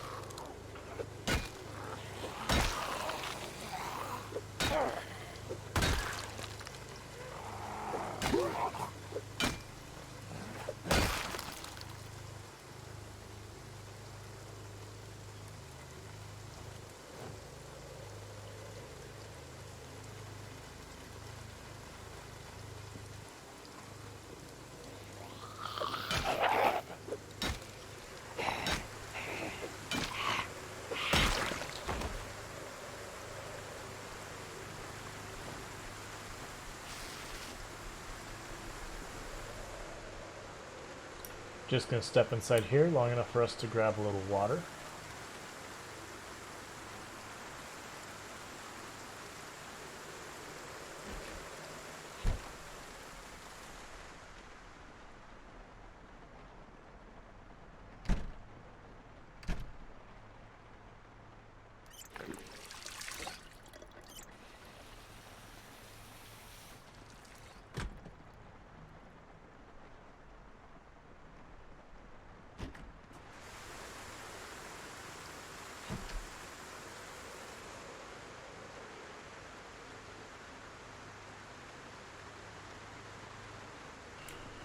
Nope, group of zombies down here. We'll kill them.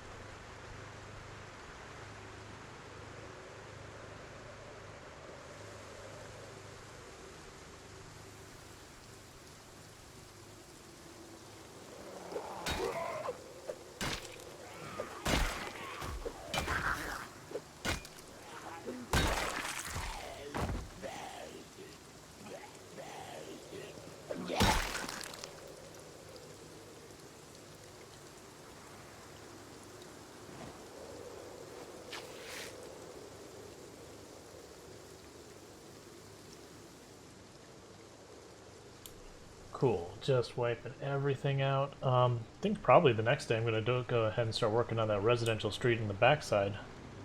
Or no, I should probably just keep moving forward on this residential, or on the residentials on the end of this street.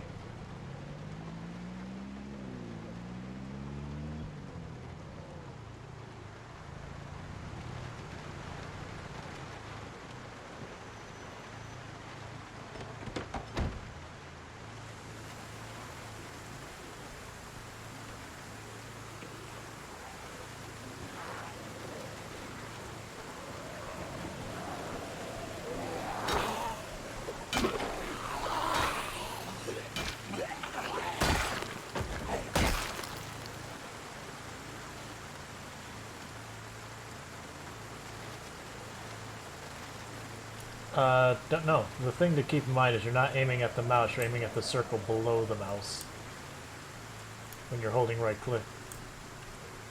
And then on top of that, like if you're using a gun, for example, it kind of best guesses what it thinks you want to be shooting for, or what makes the most sense kind of thing. And that can be confusing sometimes where you're like trying to pick off a specific zombie, yet the aim system's like, no, no, no, you really want to be shooting this other zombie.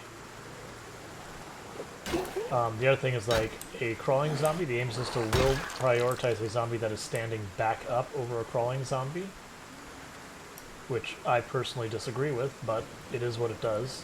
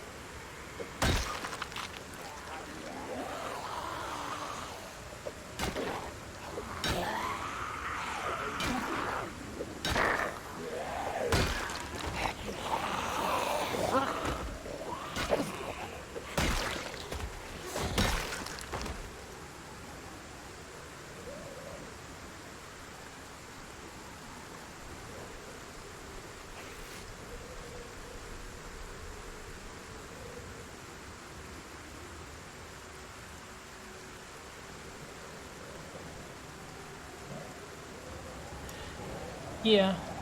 I mean, there's different things, like there's different range, swing speeds, all that stuff that can all play a lot more into it than it seems like.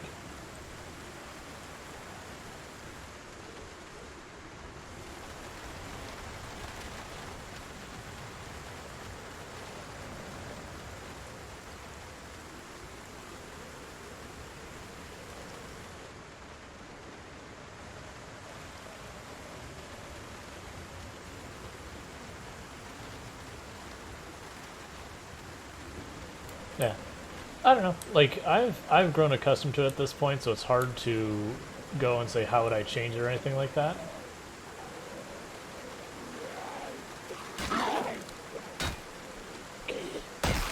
Because I also feel like at this point, if they change it, with how many people have gotten to adjusted with what it is now, it's going to be a headache for them regardless. Like they can make it better to adapt to easier, but then it's also one of those things that because of people adjusted to it now, they'll have to relearn when that happens, which, you know, maybe is the correct answer.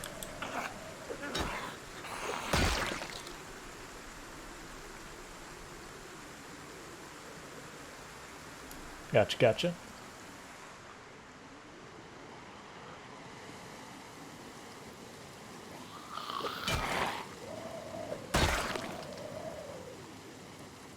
Yeah, I mean, obviously it's going pretty alright for me, but survivor biased, we're at 3,400 almost.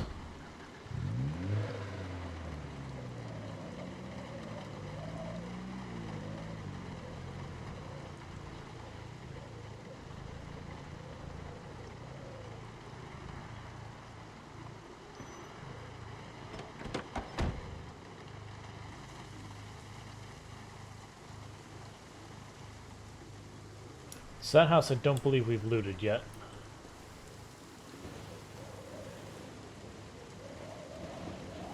Not that I feel any particular need to loot quite this second. Like, at the moment we're just killing zombies. We've got 2 full shelves of weapons of all ranging degrees.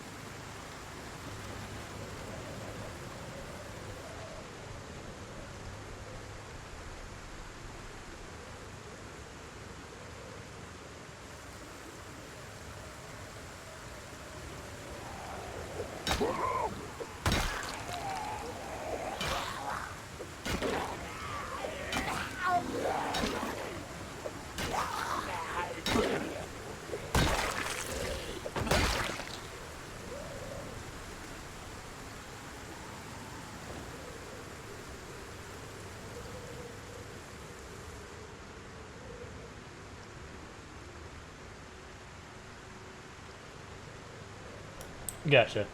So you've played for a long time, but you've never really focused on improvement or anything like that.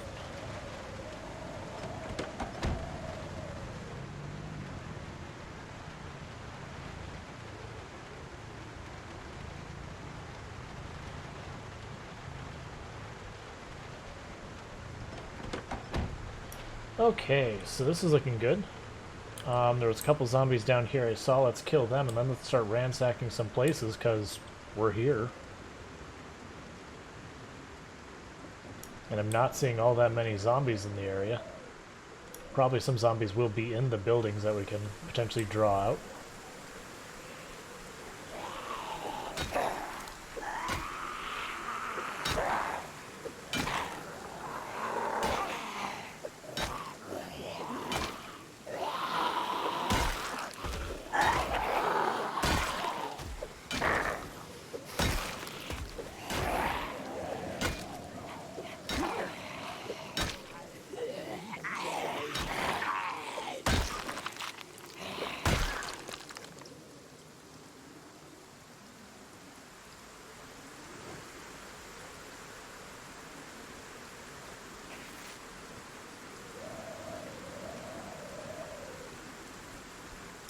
Okay.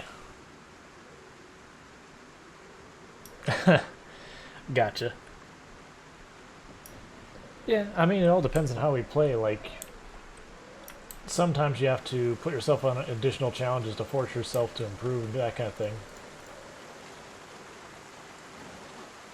Like, I feel like that's one of the reasons why I've improved so much is just doing these ridiculous, absurd population challenges and all that, the def runs and all that. Like, they just force you to play different, and you do that enough, it's like, oh. Survival's easier now. Let's remove this. Let's walk around back, make sure there's no zombies just waiting to cause us grief the moment we poke our head in there. Nope, let's check this car. At some point I do need to train my mechanic skill.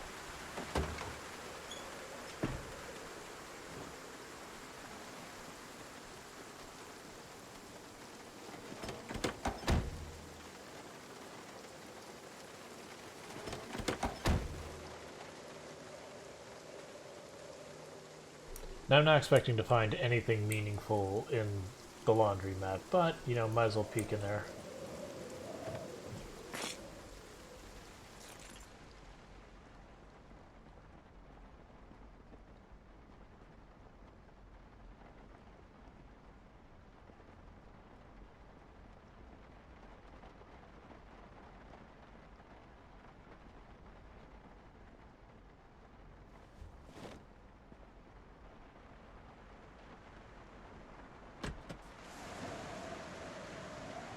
I say we do the bar next.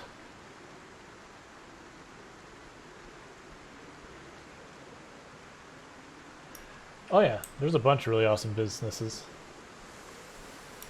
Nah, it's fine.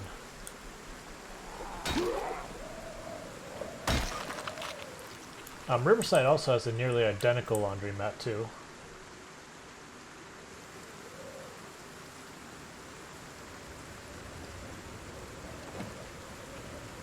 Give the door a shove to get attention of those inside.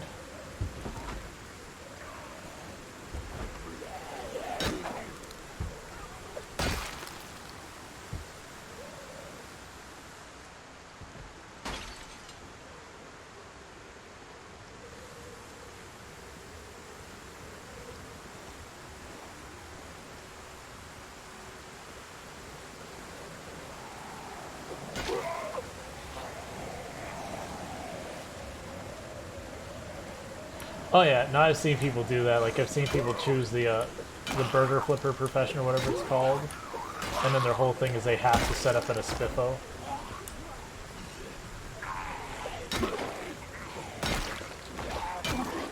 I didn't want to kill those in the middle of the road. We'll have to clean up the bodies. Because otherwise I'm going to drive over them at speed and just ruin our car.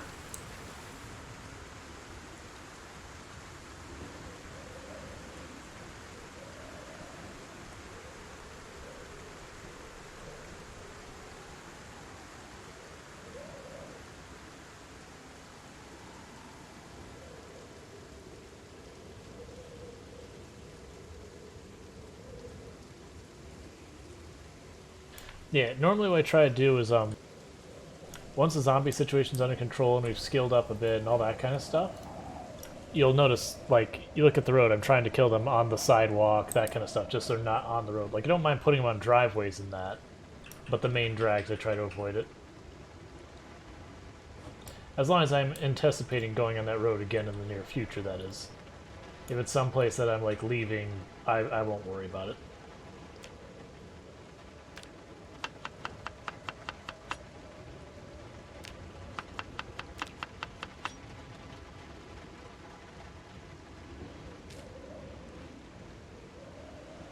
But usually I'm terrible about cleaning up bodies.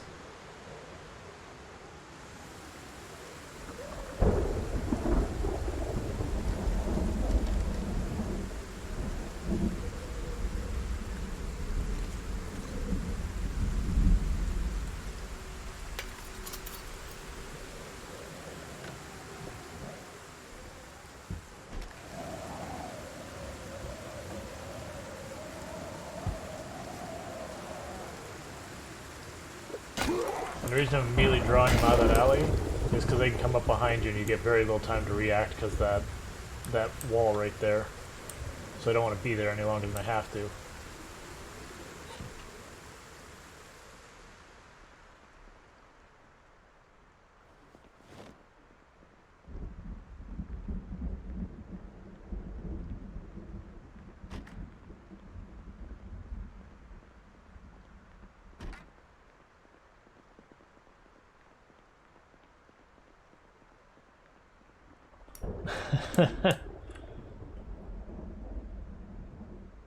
Yes. So the first thing is you walk faster than the zombies, so you don't necessarily even have to fight the zombies. If you can just walk away to the place there's not many zombies, you will eventually just lose them. So you can just like walk across open fields and it'll eventually work out. Now, if you're in an area where there's too many zombies that, you know, you walk away, you keep aggroing, you walk away, you keep aggroing. I mean, you can keep walking until you're not in an area with a lot of zombies. But if that's not really an option, what you can do is walk across like a fence, like hop over the fence, not running, just walk, hop the fence. And then when you reach the other side of the fence, run just a short distance till you can find like a building or some trees to you know, like if this is the tree line here, and this is the fence, I would jump the fence, I would run, and hook around this, and then it would stop running, and it would just keep walking and then putting stuff between it. I don't have a good example here because we don't have an actual forest here. Oh, I didn't check the bar. Like, I checked this part of the bar, I didn't check that part. I do that a lot with this very specific location.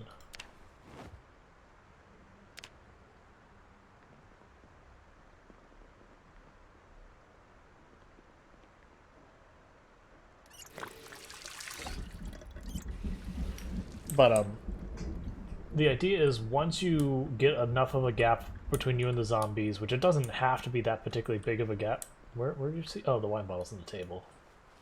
Right. There's stuff on tables I should check.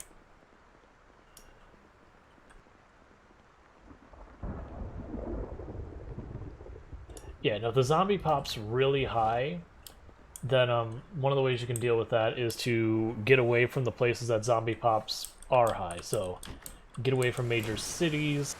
The entire eastern end of the map is a rough place to be because it's just all high zombie pop. And then try working from areas that have low to mid zombie pop. Because unfortunately, if you're in an area that's very high zombie pop, realistically you're not going to be able to keep evading them without going through and killing a bunch of them to thin the numbers. One of the consequences of evading them is you'll take zombies from all over the place and you'll kind of bunch them up.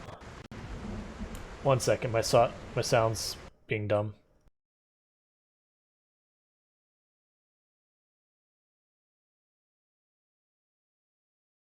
Okay, fix the sound. Sorry about that.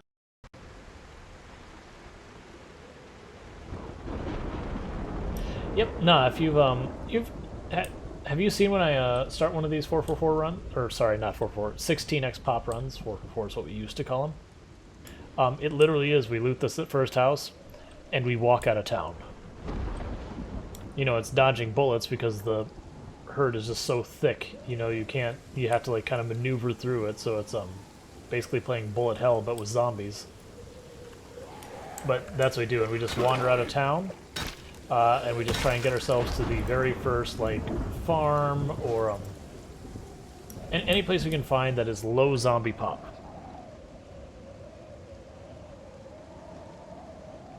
I think we've looted... Yeah, we've looted this one. We have not looted this one.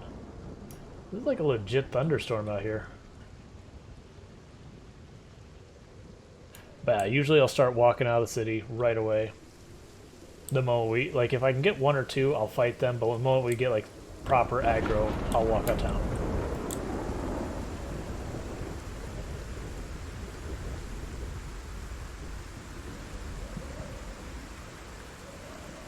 There is a zombie in there.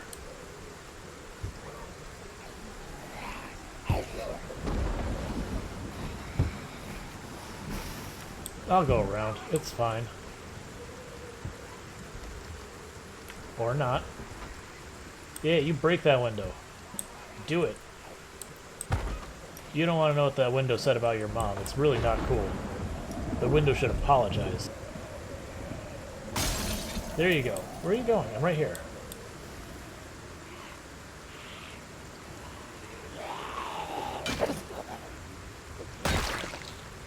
Now, normally you'd sit there and go, hey, you've got this window. You can go in there. It seems perfectly fine. But I'm not going to. And the reason I'm not going to is if we do, we're going to climb up here, we're going to crawl across the entire bed, and then we're going to drop down at this door. If a zombie sees me, I'm going to be vulnerable that entire time and get no chance to defend myself. So, the first thing I'm going to do is check for other zombies in the area. Looks like we're clear. Hey, how's it going? So instead, I want to go in this window.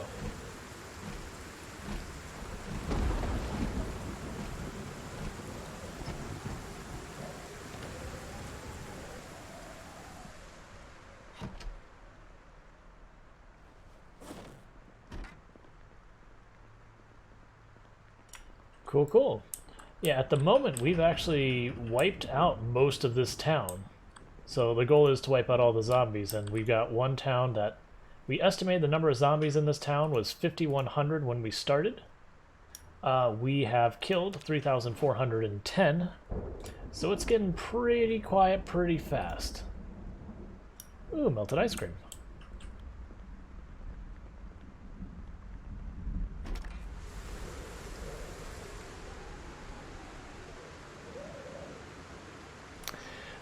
Yes, so it depends on your settings in your sandbox. If you're playing on like normal apocalypse setting, they do have a respawn. They'll respawn every 72 hours. It'll respawn 10% of the population of the cell, which is 300 by 300 grid.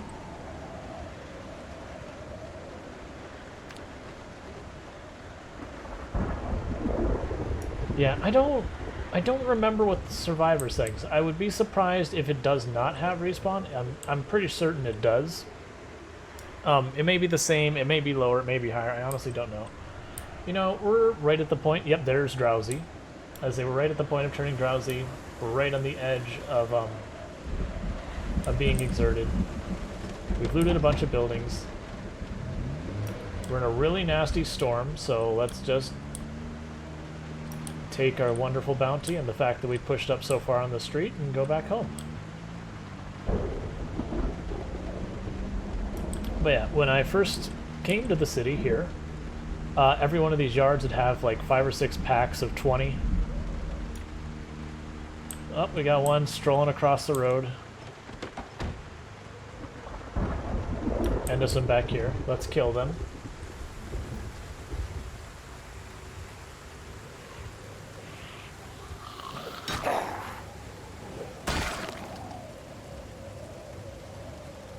Where's your friend?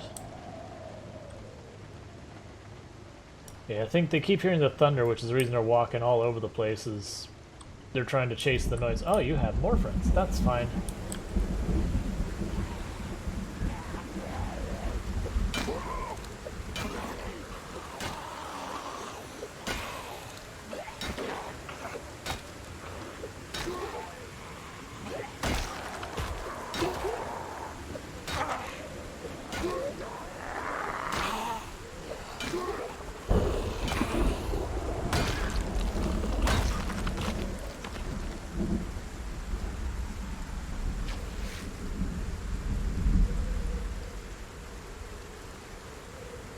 No, I'm not in an empty field this time.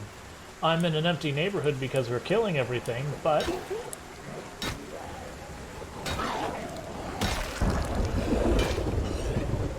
it is not empty. Is this like a tropical storm or hurricane or something we're in? Like, I haven't been watching the radio at all. Where is our radio?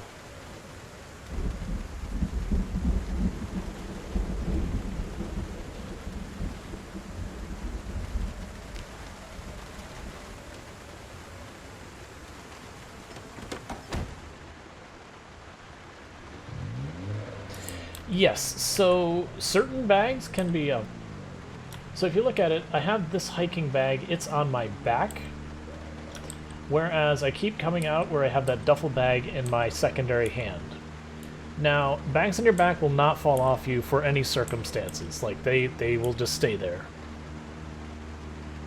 But bags in your hands, if you go to climb over tall fences, or sometimes if you trip or get knocked down or anything like that, there's a chance you can drop them. I think the fences you always drop them because your character needs both hands to get over the fence. Just the same if you have it in your secondary hand and you pull out a two-handed weapon, you'll put it in your main inventory, and that can actually be dangerous if you have a lot of stuff in your bag. Because the danger you can have there is you'll have way too much in there. You'll see a zombie go, oh no, go to pull out your crowbar, and then suddenly you're extremely overburdened because you just put your incredibly full, large backpack on your inventory.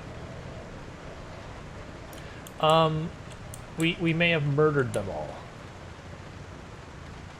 We're coming up at 3,400 something kills, and we estimated the population of the town to be 5,100. So it's getting pretty thin. Thank you for the follow, Nezrakan. Welcome to the stream, and if I mispronounce that, please correct me, and I'll try and do it better in the future. Alright, so we need to grab more food.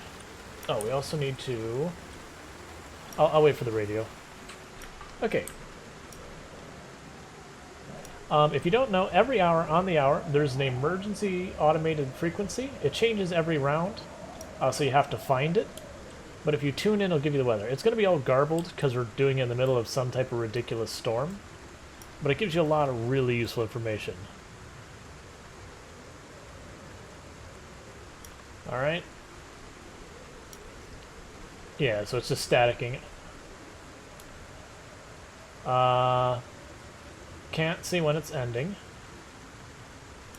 Tomorrow's going to be comfortable temperatures, basically room temperature.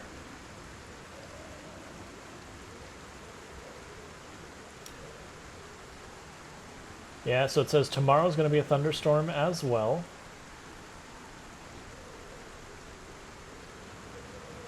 Okay, so basically we're having a storm for 2 days.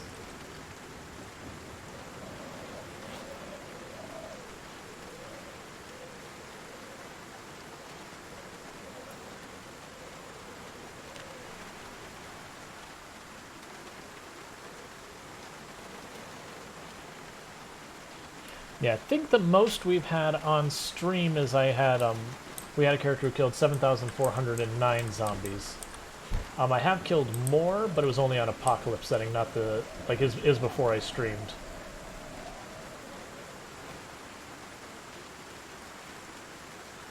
Antidepressants, all that. That should go on our medical shelf down here.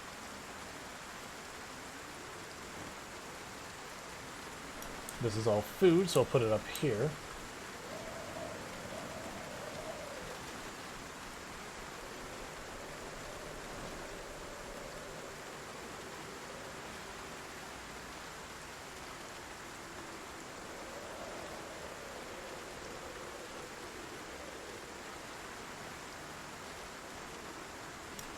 But two things I will give you for helpful stuff to help you if you're brand new to the game. And it's totally cool if you've already heard them, just making sure you got them. Is if we go into our options here, some of the things you want to set is you see ISO cursor visibility here. It's by default on 10%. I recommend turning up that to 50%. I'll show you what that is here in a second. Aim outline is typically on none.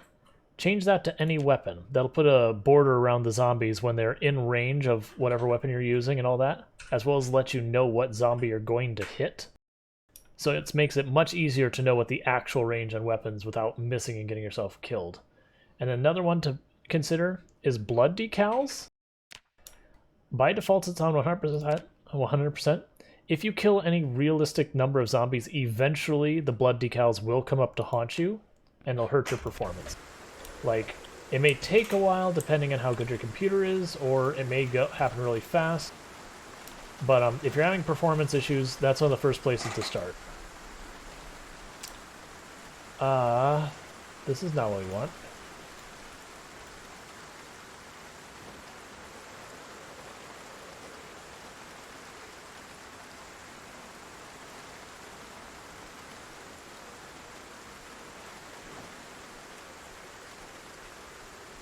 Yep, let's see. I'm just gonna put the water bottle in the food shelf. I'm not gonna worry about it right now. But yeah. Yep, so the location we're at, so this gas station, all that's here. This building is a work in progress. Like there was nothing here but field before. Oh, I need to check on the plants.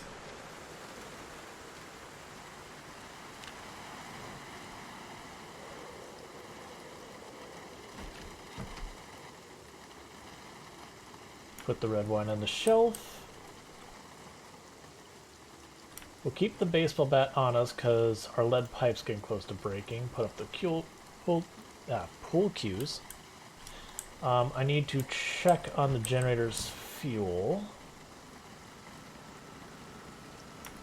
30%. Yeah, we'll top it off. We'll go ahead and just make that happen.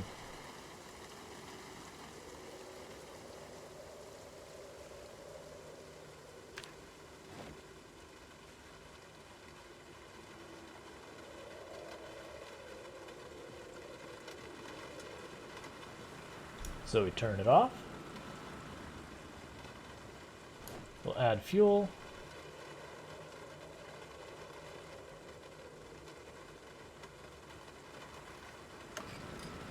Turn it back on. And refill our tank. The fuel pumps do have limited amount of gas in it, but it might as well actually be unlimited with how much it has. Yes, it does have a bit of a learning curve. A lot of the basics, though, like once you learn them, a lot of the more advanced stuff aren't that big a deal. The things that you have to learn because you cannot survive without is, you know, your basic fighting of the zombie. If you're constantly dying to zombies, it doesn't, like, you're not going to get ahead just because, you know, death is kind of a pretty irreversible thing. Oh, and we have claimed our doctorates. We didn't go to school for them. We went to the pharmacy and we just took them.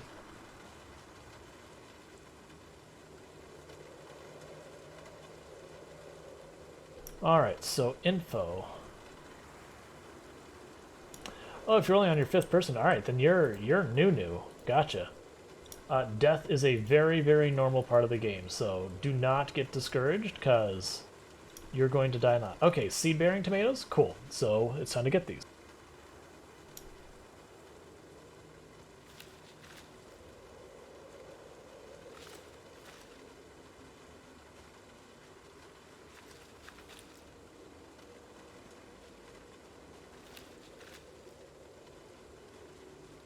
And I can see the cabbages are seed-bearing, so I'll grab those.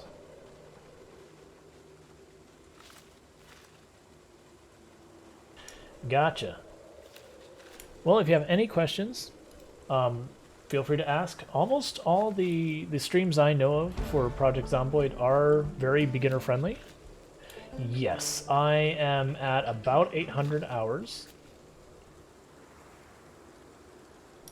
Let's see.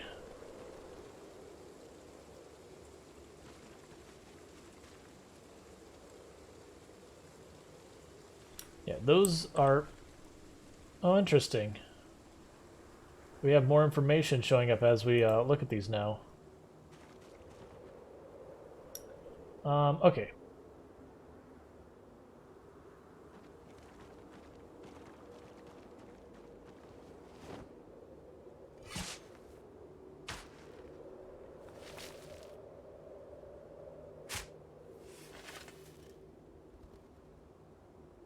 But yeah, it is one of those games that, like, the very first time you play, it's like, oh, I'm gonna die super fast, and then you know, play a little bit more, and it's like, oh, I can make it to, like, 4 days.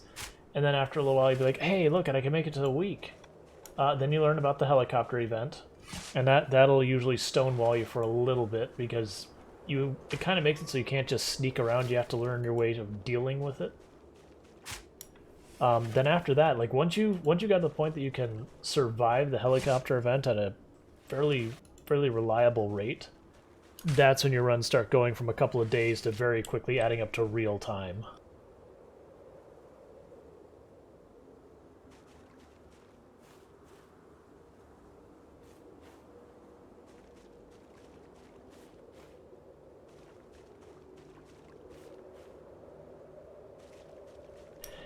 Okay, so I won't spoil too much, unless like you really want me to, but there is a helicopter event that happens.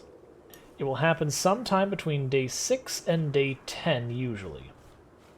Helicopter shows up, and I'll just say helicopters are really loud, and the zombies follow noise. And I'll leave you to figure out what that will do.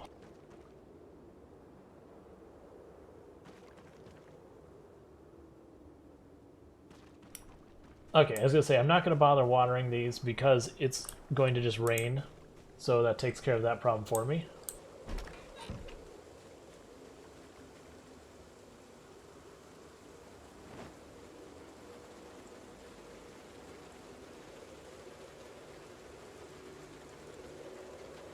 Yep, no problem. And if someone's like, I don't care about spoilers at all, it's like, alright. But, okay, so let's see. So, if I check my bag, I want 3 cabbages on me. I want 5 radishes on me.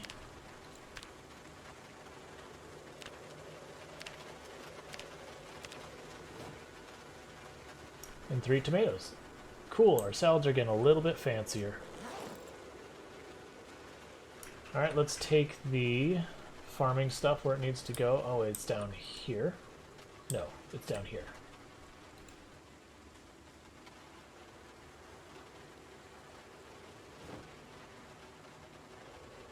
Cool.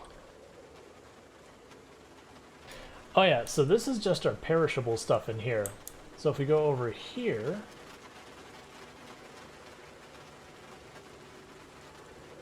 Nope, this is not the right shelf. Yeah, we go here, like, I have a lot of food on standby.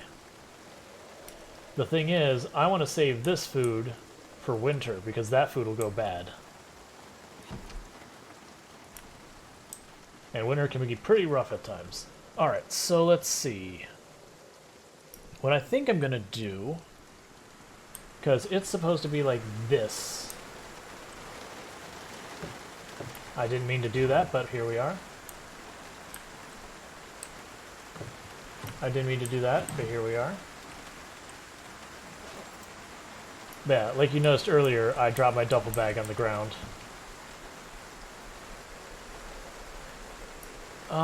Let's see. I want to grab... Let's grab our duffel bag. Secondary hand. Grab that. Grab our thread. Grab our ripped cloth until we're full inventory, and that'll do.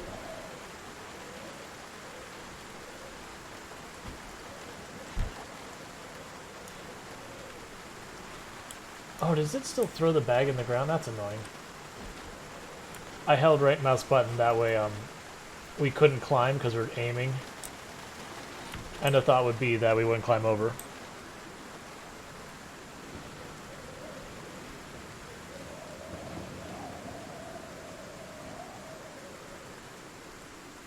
But one thing that can help you with dealing with weather and the helicopter and the power out and the water outage and all that, is if you can get your hands on a radio that has the automated emergency channel on it, it'll warn you about most of those things when they're coming. Like, the radio will just be like, hey, the power grid's, all messed up. And that lets you know that in a day or two you're going to lose power.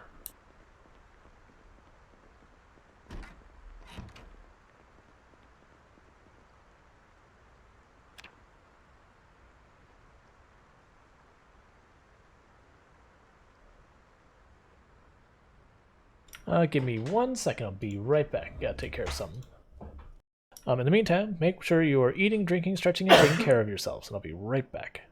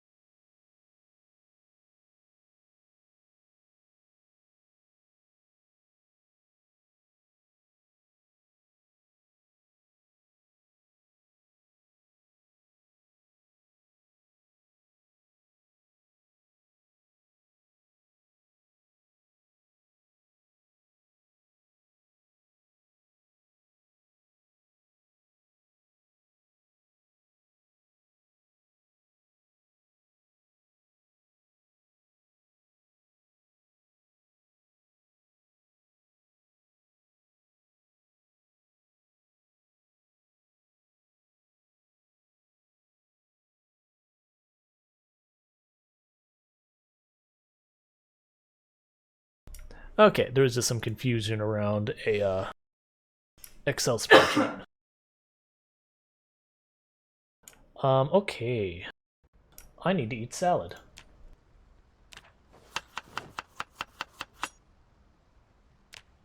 Oh, here's a pro tip. So, if you look at the salad, alright, that's cool. It's going to help us with 14 hunger, 11 thirst, and 10 unhappiness. Now, if I were to look at a tomato, well, actually, let's just do it. Because I'm gonna eat an entire thing, so let's just go like this. Eat the whole salad, and then I'll show you why cooking is so powerful in this game. Alright. So if I were to look in my bag at a cabbage, cabbage gives 25 hunger, 10 thirst. For the whole, yeah, for the whole thing? Yeah, for the whole thing. Let's use the radish. The radish is a good example because one radish goes in. So, a radish, 3 hunger, 1 thirst. Now, oh, I got one, that's a thing that's annoying. So if I put 1 radish, nothing else, and I make a salad, I'm still getting the 3 hunger and 1 thirst, but I'm also getting 5 happiness recovered. You will actually, in many cases, get more hunger returned than you would for the normal food if you cook it. So you can stretch out your food much longer, and then the unhappiness there. So if you're ever dealing with any happiness problems, food will get you there, no problem. Okay, so what we're going to do, first of all, is I'm going to take off my clothes.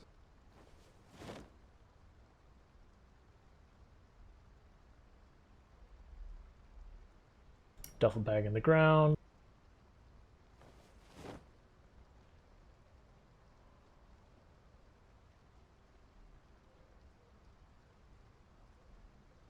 Because it's supposed to just like storm and be awful and everything, so we're just going to say, you know what, today is a stay-at-home day.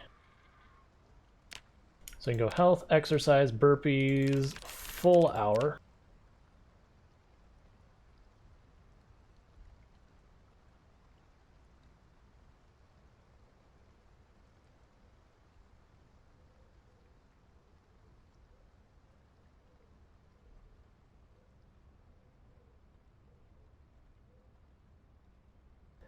Yep. Yeah, no, I try not be spoilery, like, I'll mention there is an event that happens if it's relevant, but I won't tell you, like, any of the details about it. It's just like, a thing happens, have fun with it. So we're going to sit down. Now, where normally what I would be doing is I would tell the character to rest because it's more efficient. Instead, we're going to grind out some tailoring real fast. Because that's, you know, something we can do so we can kind of double dip. And then that way the next day I won't be as incredibly exerted or like in bad shape. Alright, so I'm just going to... What am I missing? Oh, I need the needle. Alright, give me the needle from this bag.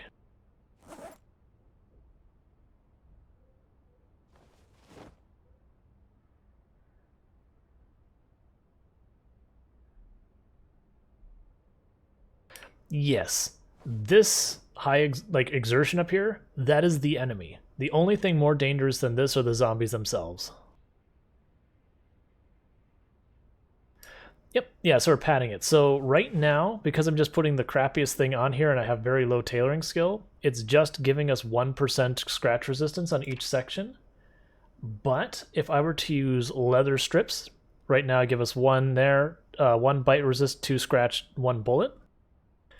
The thing that's really amazing is if I get my tailoring all the way up to 10, it will give me 10 bite resistance, 10 scratch resistance, 10 bullet resistance on each section per garment, and you can layer.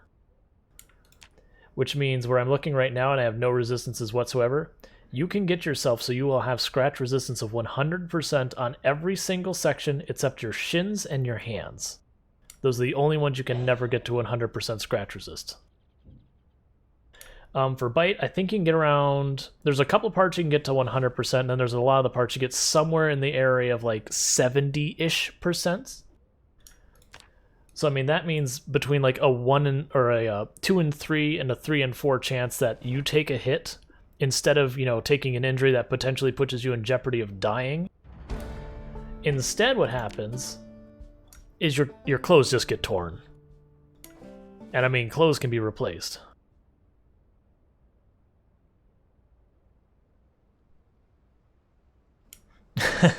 that is one approach. If you get to the point that you have killed all of the zombies, you don't really have to worry about the zombies. Now, one of the things, like, we are actually, it won't look like it right now because this is a time we've been working on our character for a month and a half. But we have the zombie population set to the absolute highest the game supports without modding. And, like, for example, if you want to see how over the top it can get, there's I have a clip called Too Many, exclamation mark TOOMANY, where we actually crash the game because I look at the zombies. But we've even had more than that. It's just that particular time we looked at the direction there was a siren and the game just said, no, what you're doing isn't okay, and I want no part of it.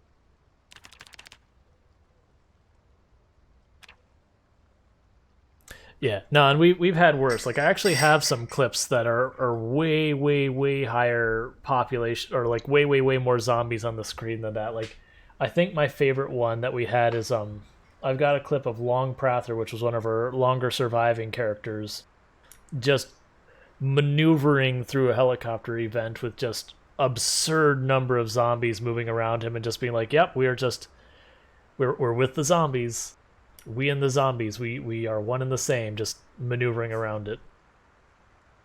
But that you'd have to check out the Discord, or someone would have to actually look up the clip and link it. If you do go to link anything, though, ask first. I have to permit it. Otherwise, Nightbot will slap you for it. It's only like a 5-second slap for the first one, but after that, it'll start slapping you for longer and longer until you either stop or, you know,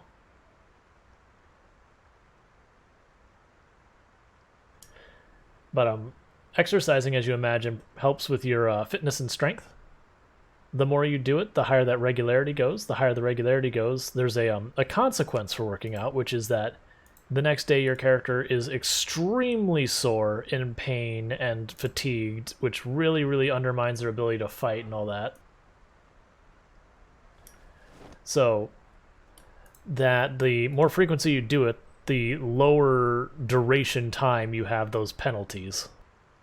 So it's definitely worth like working out, but generally speaking, you do not want to work out if you're expecting to fight. Because pain makes you suck at a fight. Exercise fatigue makes you suck at a fight. Exertion makes you suck at a fight. Almost everything red up here makes you suck at a fight. There's a few exceptions. Boredom doesn't make you suck at a fight. But just assume everything does. Because, like, for example, moderate exertion, which is the first tick here, it's not like a 5% damage penalty. It's like a 30% damage penalty. Like, they're non-trivial. They're severe. That's the reason why you'll see people who, they'll see that go up there and they will immediately turn and burn away. They'll be like, nope.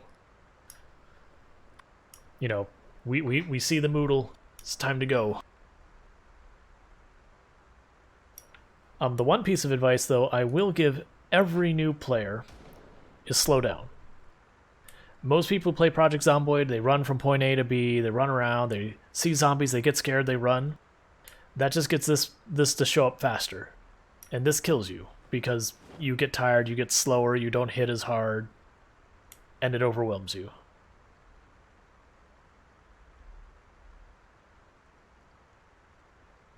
Awesome.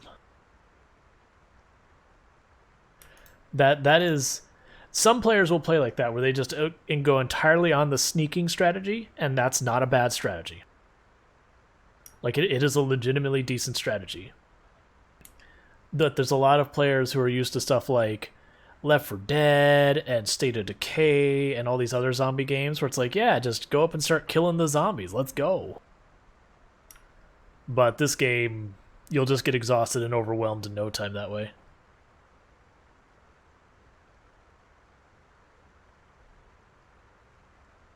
Oh yeah, no, that's a legitimate concern. Like this area we're in right here, this is actually a really dangerous house for me to be in because if we go out here, there's a stairwell that goes down here. I can't see the bottom of the stairs till I'm going down the stairs, and there's a window smashed out here and a door removed here. If I have a horde show up at the bottom here, the chances of us getting out alive are slim. You'll see I've got a rope ladder here, and that's kind of my Hail Mary, let's hope for the best. But it's not a good strategy.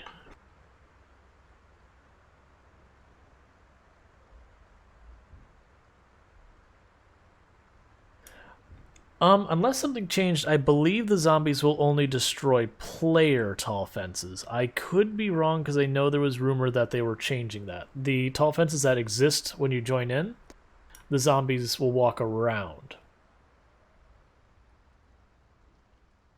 Yes, that is the concern. Here, I can, when I get to bomb, I can turn around, run back up, slam this door behind me, and then jump out the window and down the rope ladder. But it's one of those ones, I'm either safe or I'm dead. Like, once I start down the rope ladder, if I see there's 20 zombies down there, it's just too late. I get to watch my character descend into, just into the feeding frenzy.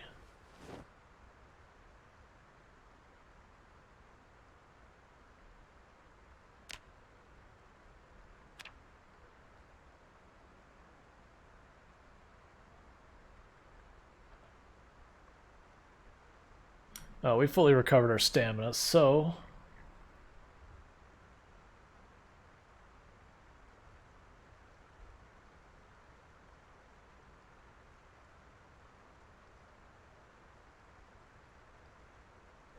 Gotcha.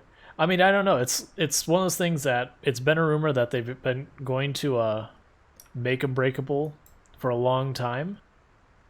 And the rumor was the multiplayer patch would be the one they do it. But I've not personally seen anything to confirm that. So generally I'm hesitant to say.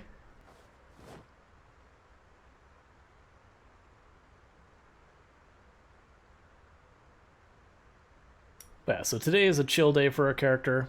The weather outside is frightful. So we're just doing things... Oh, right, I was going to exercise. I'm mostly doing it because I have a really giant pile of thread in here, and I want to use up that thread and get some tailoring out of it.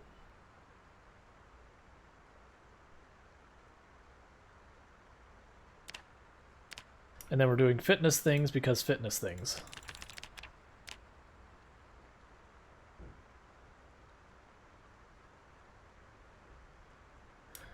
Because these two stats are really good. One thing I will say, and I'll share this information just because, this Nimble doesn't tell you what it does. Not in a way that's easy to understand. So what Nimble does, once we're not exercising, Nimble is low-key one of your most powerful stats. It's when you're focused, it's your movement speed. We're moving real slow now because I'm very exhausted. That stat will save your life more times than you can possibly imagine. Because if you miss a swing, but you can back out faster, you can get away with it. If you have no Nimble, you miss a swing and the zombie just walks up and grabs your face and you die. Or I should say you get injured, which is a good way to die. And the only way to train Nimble is to walk around in combat stance, so it's basically, if you want to get more of it, fight more.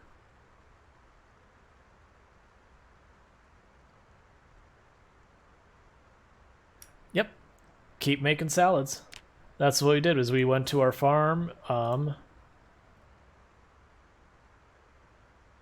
we grabbed some plants, and we keep making salads.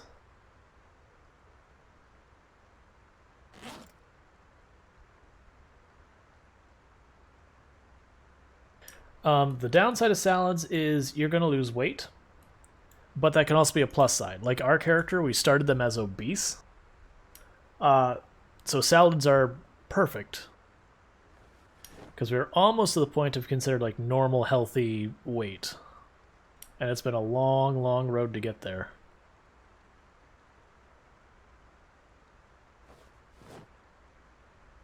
And our character is going to start getting unhappy because they're just getting super duper bored, but I don't care because eating salads makes me happy. So I'm just going to do that. And if we get really bored, then I'll drink some beer and it'll make my character happy. Yep. Oh yeah. Like that's actually the reason I roll like do not look at my build and think, "Oh, I should follow that." My build is a bad build. It's not a bad build for new people. It's not a bad build for veteran players. It is just objectively a bad build because I take weak, obese, and unfit. And what makes it bad is it means I start with 0 fitness and 0 strength. My carry weight when I start my character is 6, which means if I pick up an axe, like the red axe, that's half of my carry weight. Just the axe. If I grab a bottle of water, well, that's another kilogram. I'm down to 1/3 of my carry weight. Throw in 2 canned goods, I'm basically, you know, it's just so much.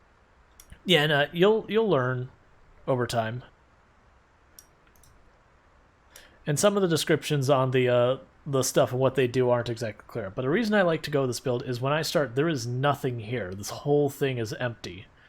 So it's kind of fun for me to start with nothing and just build up from that. But yeah, a clean slate.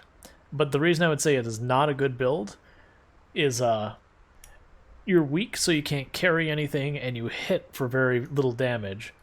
You have no fitness, so you get super tired. No problem. You have yourself a good coffee.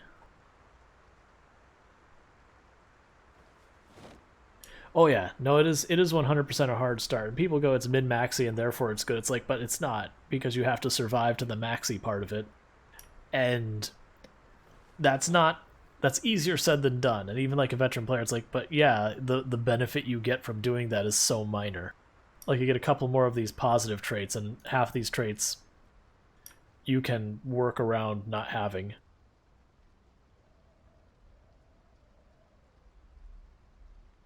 Oh, it's time for us to work out again.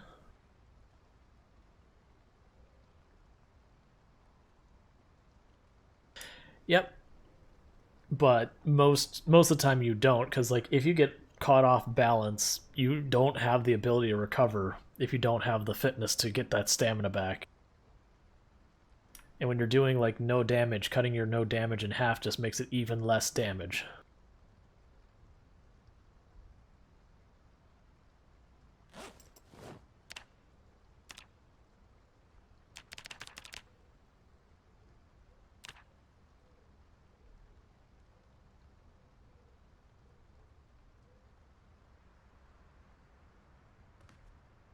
Yep, so we're getting a wee bit sad.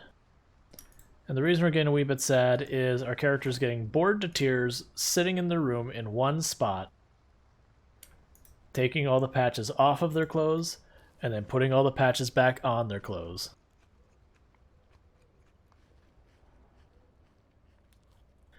You know, yeah, you just get your character to integer underflow, so where they should be doing no damage, they actually do, like, you know, whatever the maximum value of damage is, usually, you know, 2 billion something or other. Hopefully, that's not an issue that we ever have to worry about.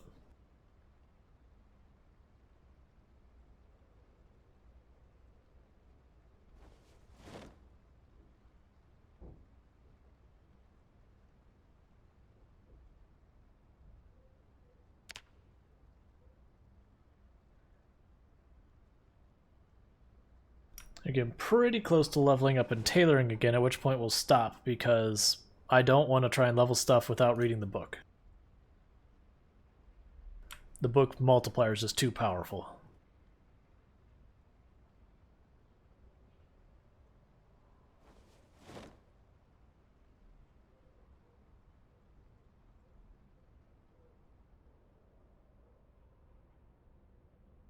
It does sound like the storm's passed for the moment, but it's already getting late, so we're just going to have our character keep pushing through it. And then we'll worry about all the other stuff tomorrow in game.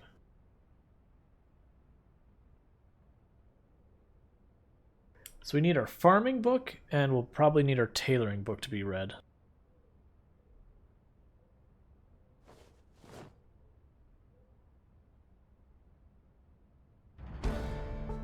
There we go.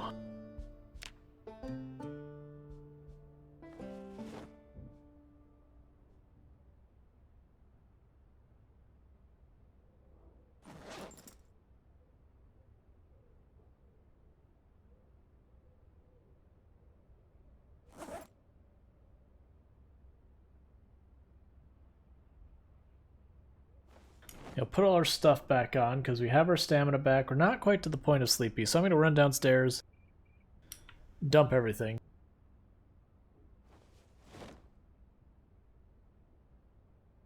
Okay.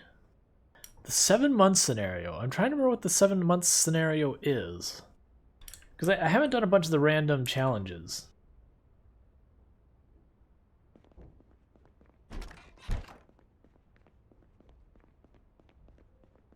We are extremely bored, so we were just getting all of the sadness. The good news is, the way you deal with boredom is you walk outside, and the boredom just melts away. And if a zombie attacks you, your boredom just instantly goes away.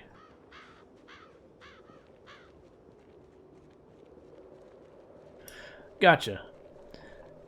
Okay, yeah, we did the really CDDA run, which has those effects, but you're also in the winter, and then on top of that, you start out with all sorts of problems.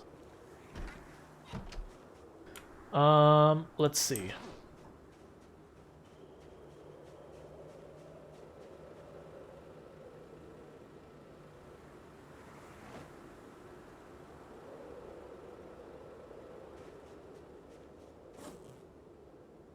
So we need more tomatoes and radishes.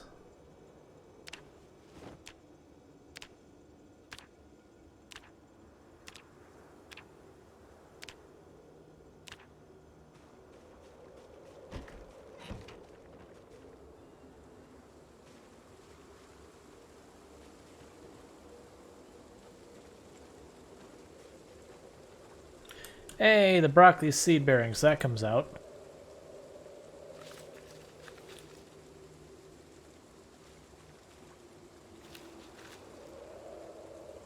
Yeah, now the really CDDA challenge is, oh, that broccoli can't be harvested yet.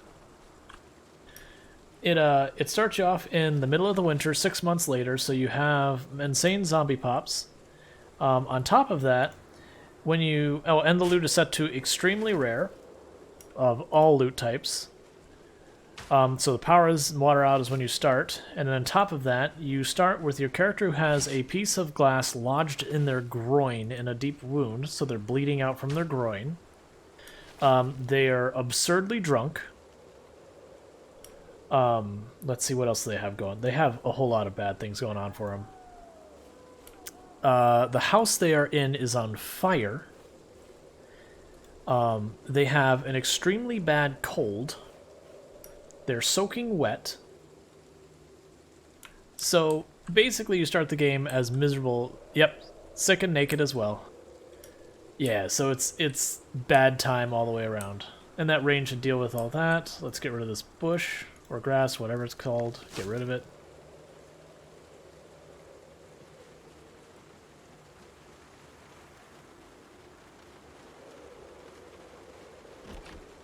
Yeah, it's a bad time start to finish. But yeah, we got a character from Really CDA Run who is just shy of 4 months right now.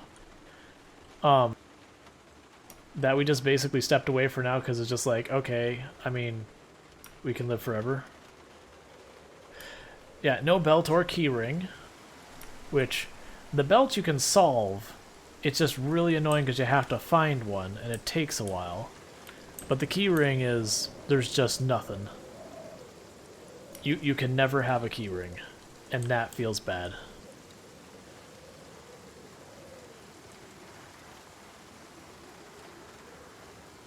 Yeah, I never played the original CDDA to even know like what it is so far as I mean I understand it's a similar style of game, but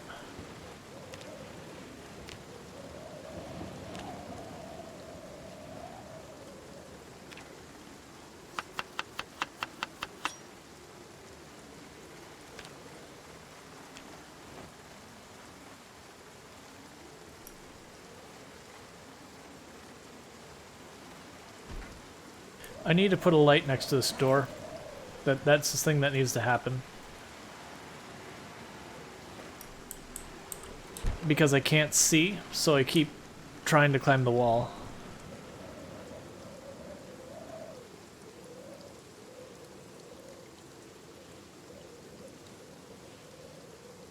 So we're still dealing with our boredom. So we're just going to keep walking around, letting the boredom go. Oh, the pain is kicked in from all that exercise. So if we look at this, exercise fatigue, which means we suck at combat for the time being, and as that pain gets worse, we're going to get even worse at combat. I mean, kind of counteract it by popping pain pills.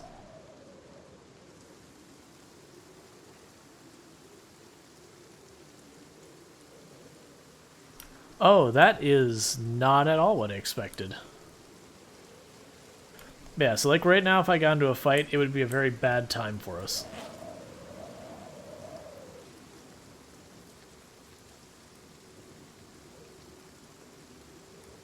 But that's fine, because what we'll do is we'll go upstairs. We'll take a pain pill when we need to go to sleep. So we should read the farming book first. And the reason for that is the crops are going to keep growing regardless of what we do. Yep, we will definitely get a little rest. I'm just standing outside in the rain because we're bored. And standing outside apparently makes you not bored in this game. Just outside is fun, I guess.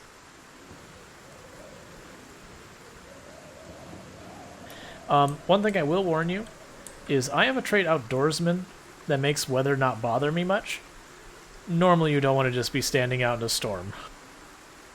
If you get too cold, it'll make you sick.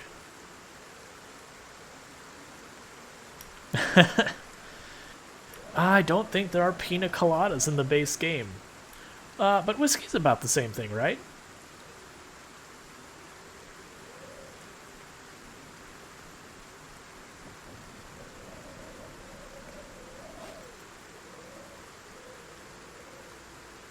Alright, so our boredom is just counting on down.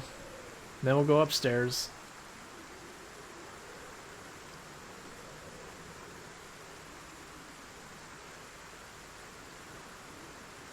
Yeah, so we're actually getting a little cold. So if I were to stay out here long enough, our character would actually catch a cold. They'd start sneezing and coughing and all that kind of stuff. Sneezing and coughing in game is about the same effect as yelling again and again. So being sick sucks, you don't want to do it.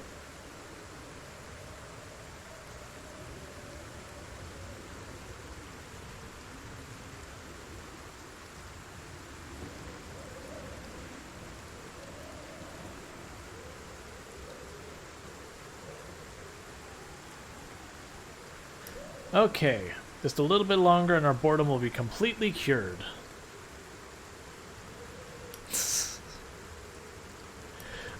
Oh, Nez, have you played the tutorial yet?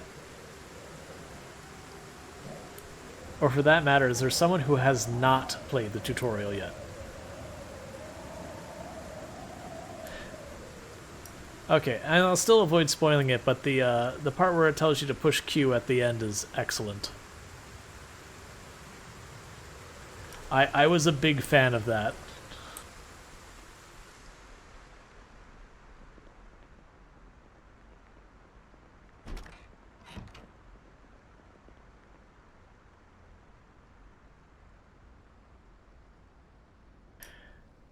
Okay, so advanced farming, is that what we want? Yes. So grab advanced farming.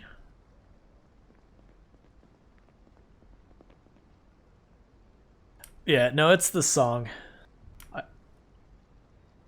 It's a weird song. Now, I realize I forgot to grab my pain pills from downstairs, so our character is going to be unwilling to sleep while they're in agony. So we're just going to wait till we stop hurting is all. Which, unfortunately, we did about 5 hours of burpees yesterday in game, so understandably in pain. Luckily, muscles in this game aren't like real muscles where I would have done serious harm to my body doing that.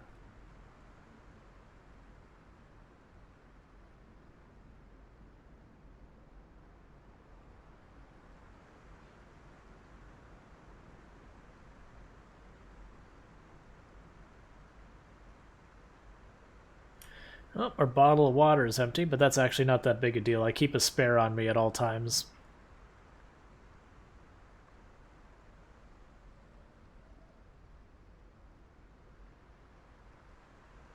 Okay, so it's still storming today. Gotcha.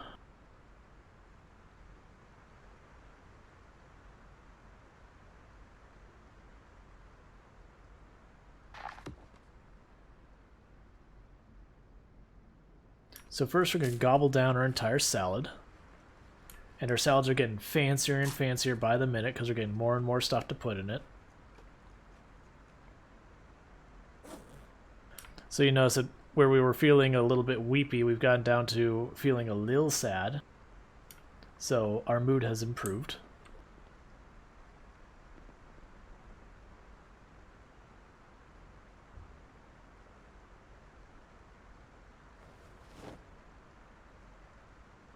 All right. We still can't sleep because we're still in agony, so this is just the way our day is going to go.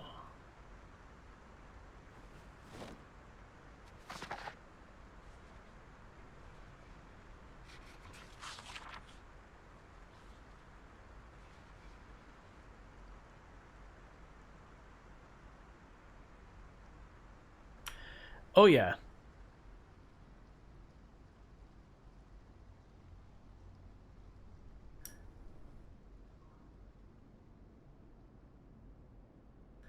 Yep, and that's actually a choice you have. Is when you start a new game, you can start in a new world or continuing your existing world. I personally actually start in a new world every time, but that's usually as your run gets farther and farther, you end up being more and more destructive to your environment. So like, there are times I will go into the neighboring buildings and destroy absolutely all of their furniture for nails and boards and that. And then when you go in with your next character, it's like, oh, but everything's destroyed. Okay.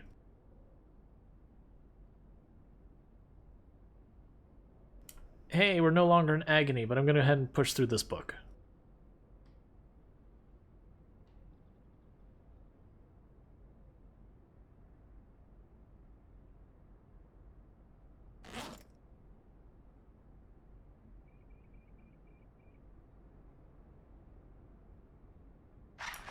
Yep, okay. So here's another thing that's cool about cooking. If you look, oh no, our cabbage isn't fresh anymore. It's going to make us bored and unhappy if we eat it. That is a real bummer. But if I take that not fresh cabbage and I put it into a salad, suddenly it makes us happy.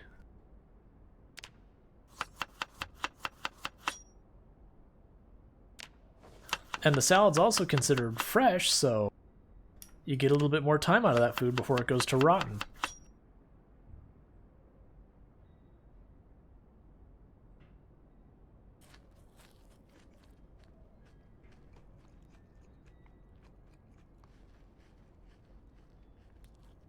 Because that's how cooking works, right?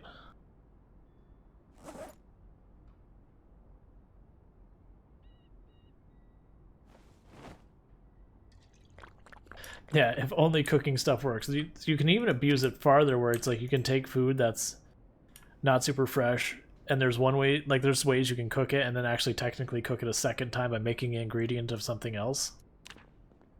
You can do some pretty abusive stuff in this game.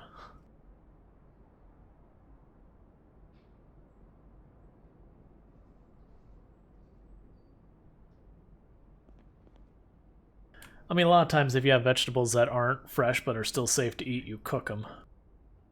Because, you know, it does mask the fact that they're not fresh as well as they're not actually that awful. Because, you know, What happens to cabbage when it's not fresh? Well, it gets all limp. Well, if you cook it, what happens to it? Well, it gets all limp. Alright. Alright, let's go ahead and pull out our radio again. And see if we're finally going to get past these storms.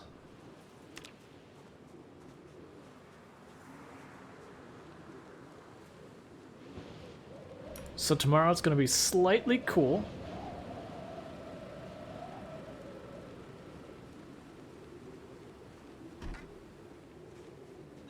Okay, so we're still expecting rain, but it'll stop by the end of the morning, and then we should go back to just normal, nice weather.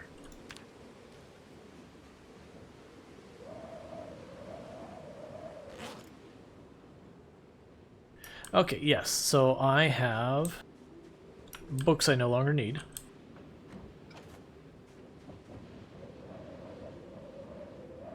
And so therefore I'll put them in my grill for fuel. Now we should keep in mind that we have been kind of hidey-holing ourselves in our house for multiple days. So there's a good chance the zombies have moved around a lot in that time.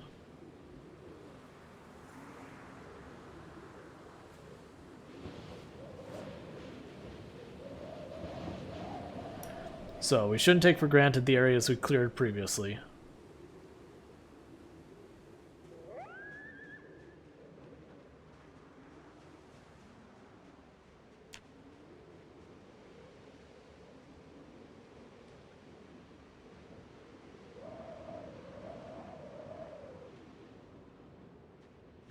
Alright, let's check the north end, see if any zombies have shown up. You'll hear random background noises. You'll hear, like, wolves and, like, what sounds like elk or something.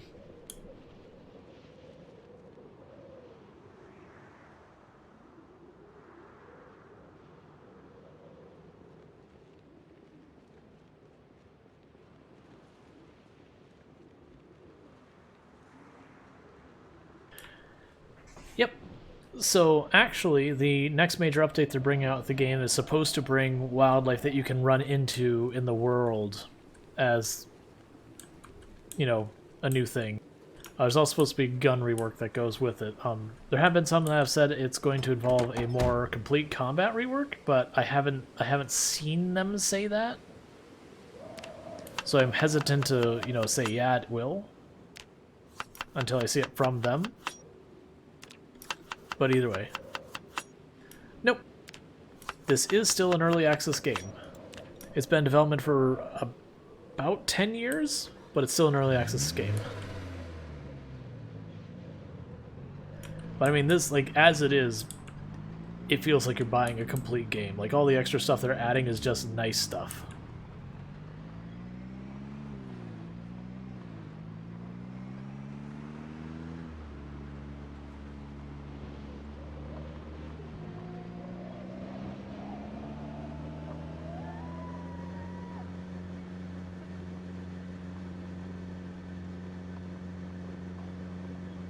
It's kind of like buying Terraria back in the day. Like, not where it's like full release and they kept just adding and adding, but the fact is, like, it was sold as a complete game, you buy it as a complete game, and then it's just, the game keeps growing. I'm seeing no zombies. I figured they'd be wandering around a little bit more. Oh, wait, we forgot something important. Hold up, how did we miss this flamingo? I'm disappointed that no one in chat warned me I was overlooking a flamingo. Oh yeah, and if you want to play more Terraria, there's a mod called Calamity Mod. It is amazing.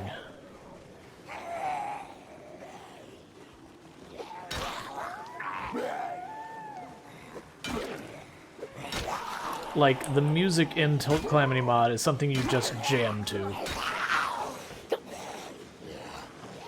That said, it is not chill music. It's just fun.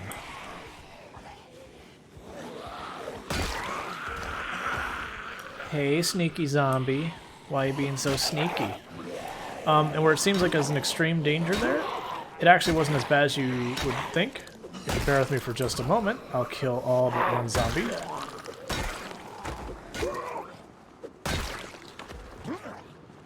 Because if I run at a zombie, I can just push him out of the way. I can be a bullet. And he can't hurt me.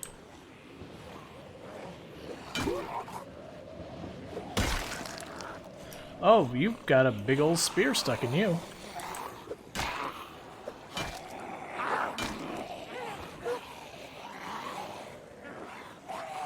Now, I will warn you with that running through zombies, it only works for one or two zombies before you'll trip. And if you trip and you're in the middle of zombies, you don't get back up.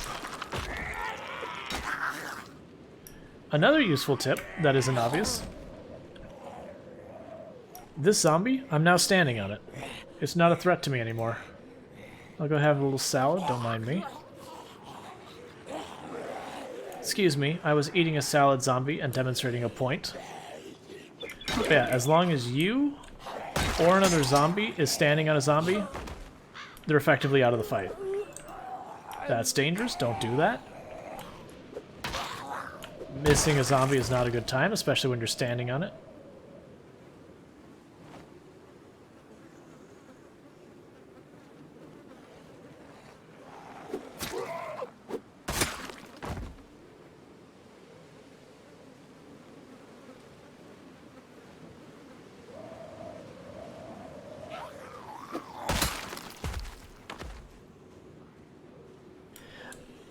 I've been hesitant to do certain stuff like exercise and that because some of them move your character slightly.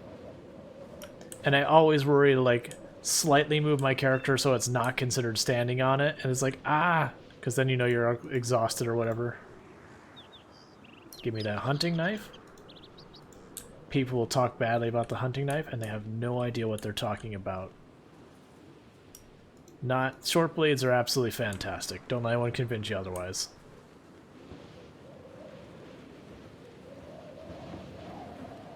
They use, like, no stamina, so you can just fight all day long.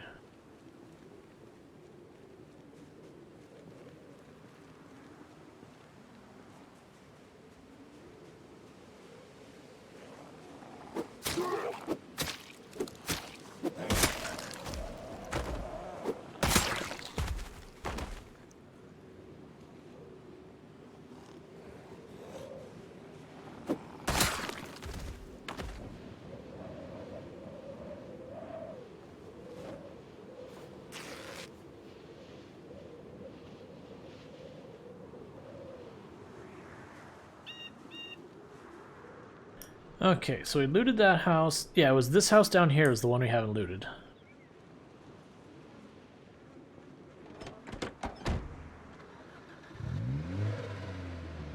Hey, Appalachian Connection, how's it going? Yes, you can assassinate with short blades. It's not something that you can fully control, but here, I'll show you. So I pulled out my hunting knife, and I'm gonna go try and get this zombie's attention. Because there's a number... Alright, never mind. We already got one. Okay, so the thing is, you can only have one zombie's attention nearby you at a time to assassinate. Otherwise your character will refuse to do it because it can get them killed.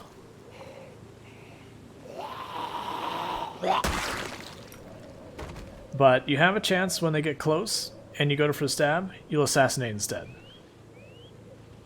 But it's only when you have one zombie and it's in close range.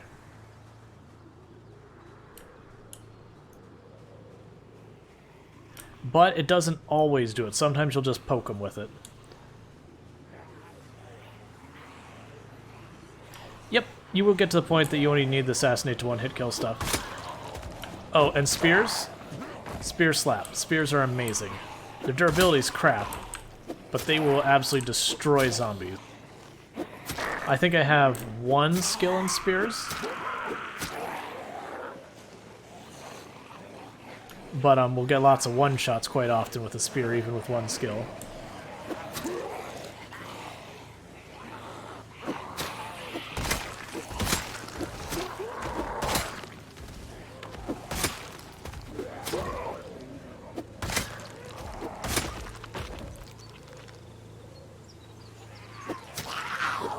The only downside of spears is their durability is absolutely terrible.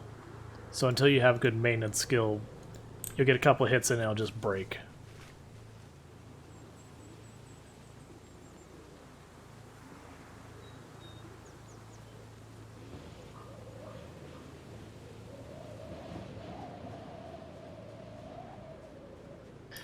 Yeah, nah.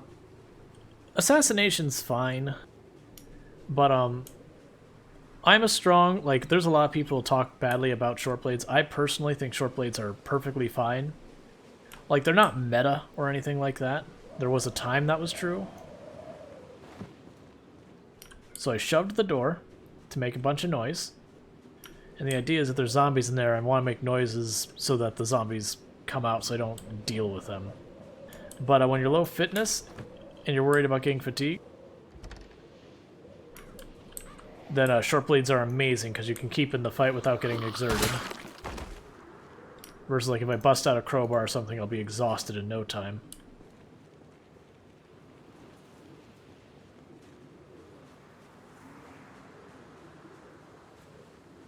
Alright, no zombies came to the door when I banged on both doors.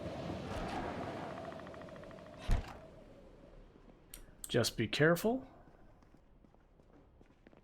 Generally speaking, you want to clear a place before you start looting.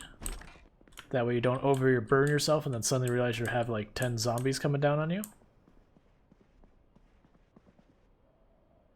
That said, I'm going to grab stuff anyways because I don't always do what I should.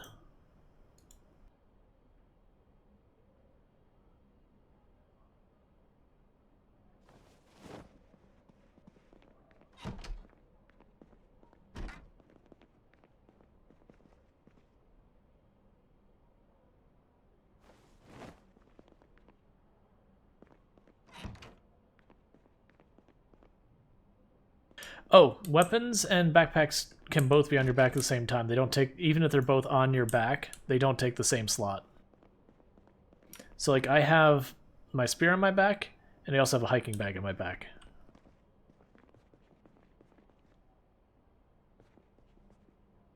I don't know if we have master trapping, but I'm going to grab it.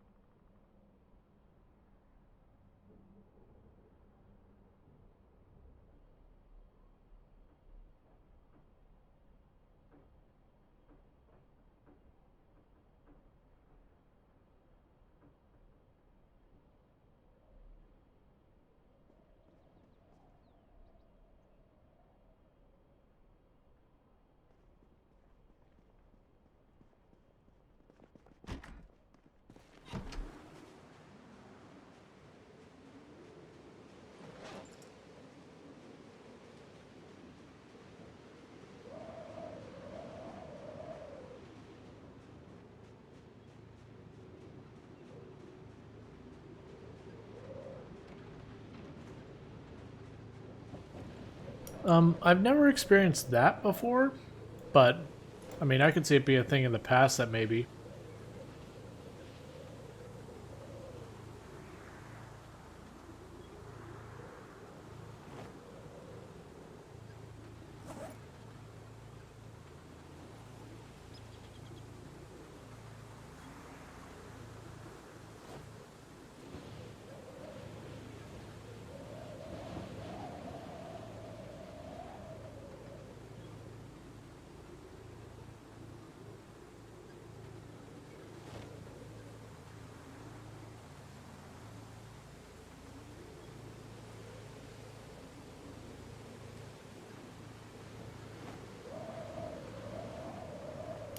Okay. And I don't need that many spare hunting knives, and I should grab back 2 of those bandages. I don't want to get off of all 3. Oh no, guitars are terrible. The problem, like, the guitar's damage is okay. The problem is her swing speed is so incredibly slow, they can get you in a lot of trouble.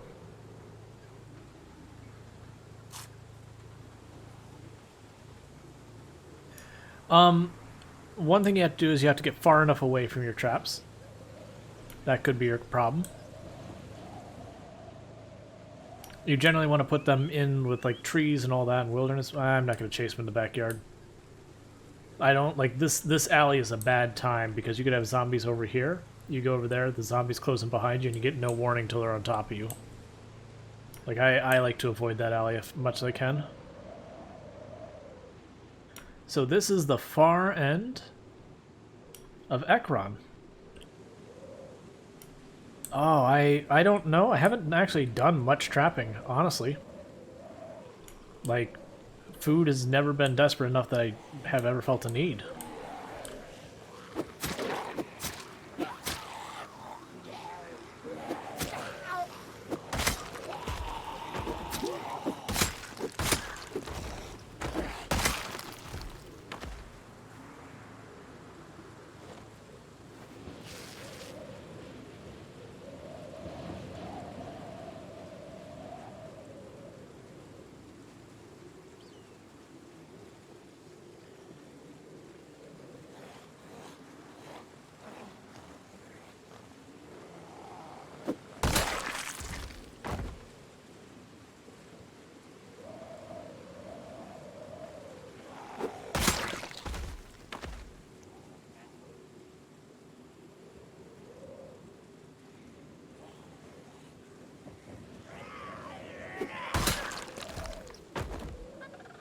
Yep, if I'm not mistaken, there's just 2 more houses over here. And then basically we've cleared this end of Ekron. So next up is there's a road to the west that has a bunch of houses on it.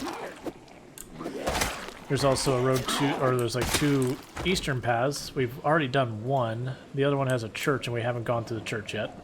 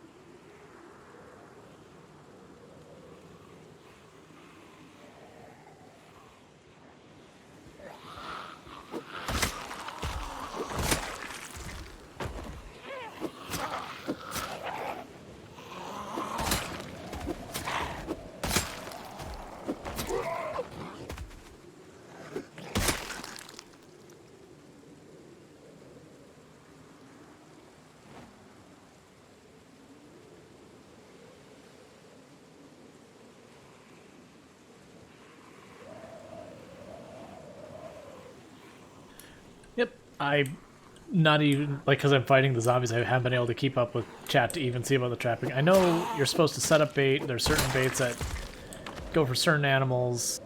You have to get far enough away from them. All that kind of stuff.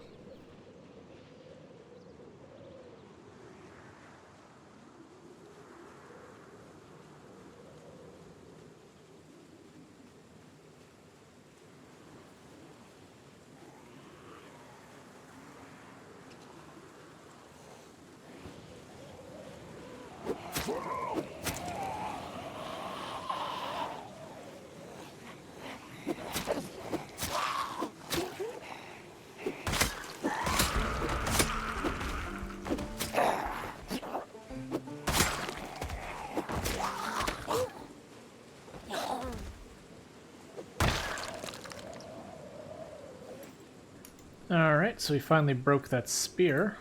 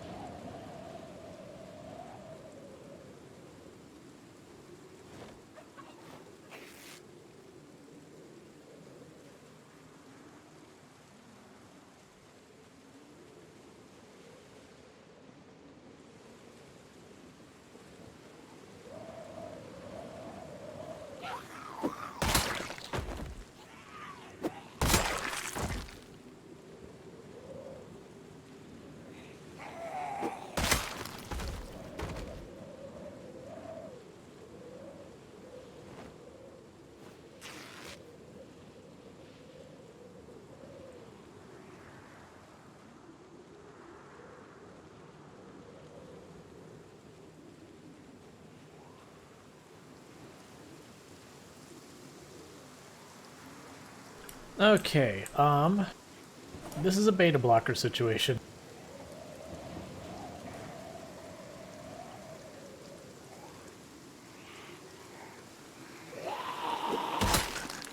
Because we don't want to panic, because while you're panicked you do less damage, and less damage is bad.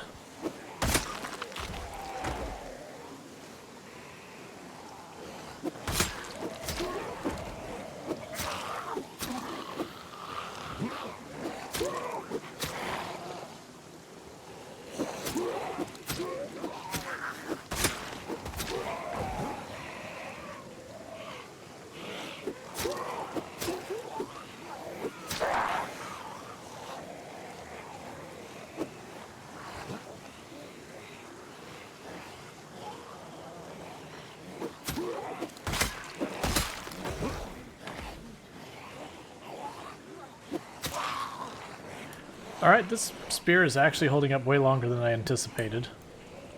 Usually it's like broken a dozen times over by now.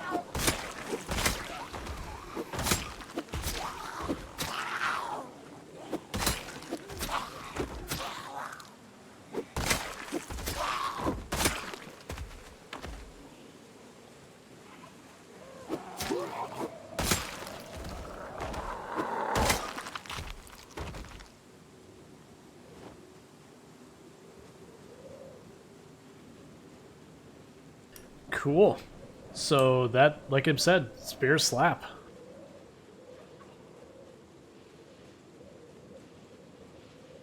It's just when you get to a certain point, so far as having like enough of your maintenance skill, which prevents you from taking durability damage as often on your weapon, and a little bit of the combat skill and whatever weapons you're trying to use, you just reach a point that you start annihilating zombies.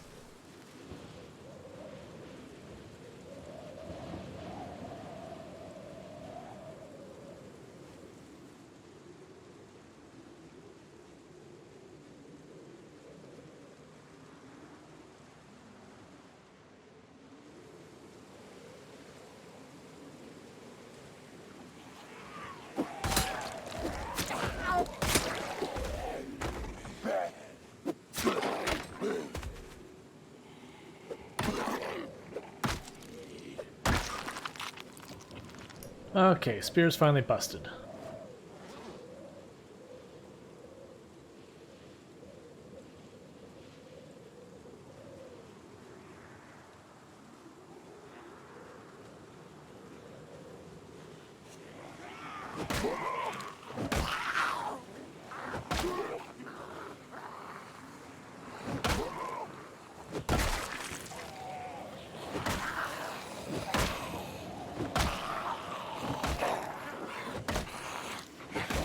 Yep, so the zombie standing on the other two, so they were not a threat the entire time after I knocked him down. And that's the kind of stuff you hope for. Not Ruby.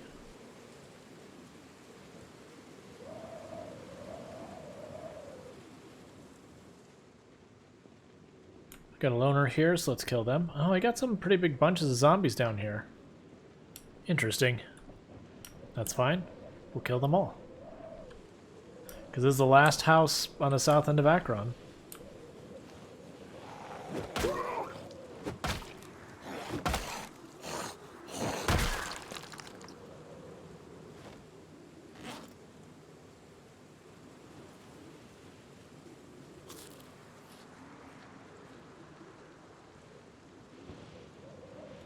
Oh, we didn't grab that flamingo, did we? That's important. We talked about it, then we got into a big fight, and then I carried on.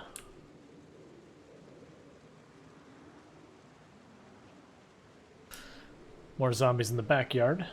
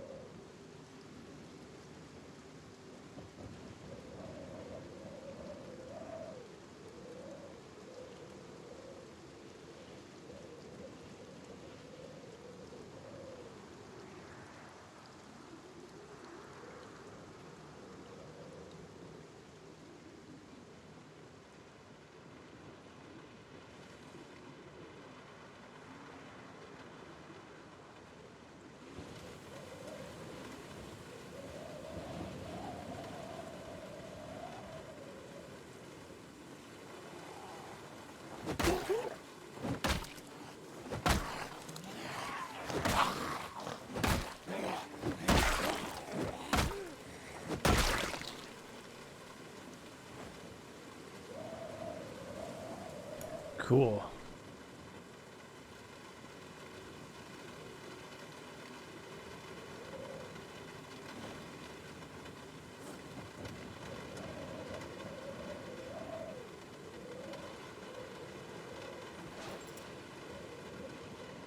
Alright, where's that flamingo?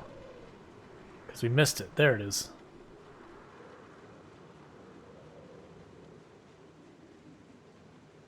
Because we'll grab that, then we'll take the car around to the our street over there. That should get us our recovering on our stamina for a bit. Then we'll start killing more of those groups.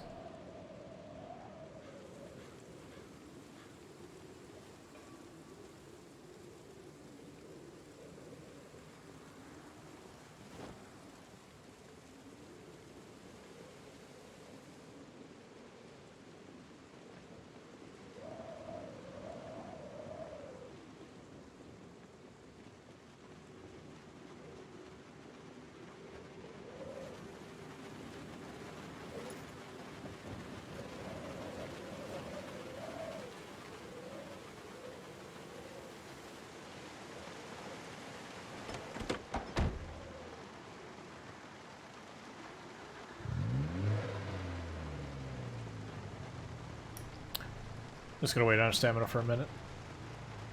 Now I'm seeing that there's all these zombies along here. We'll end up getting them on the way back, like I was doing earlier, which is we'll honk our horn as we're heading northbound back to our house to try and draw out the zombies for the next day. We'll just keep doing that.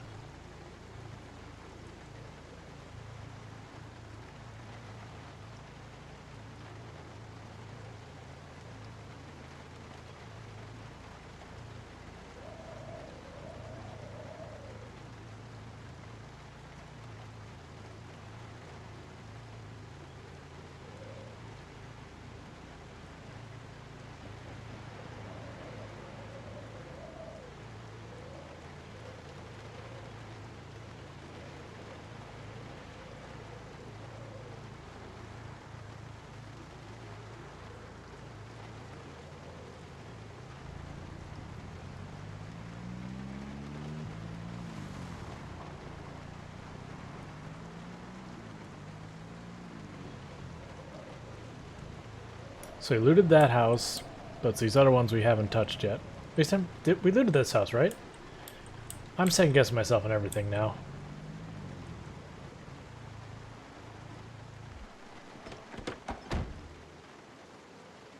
We'll check. It's fine.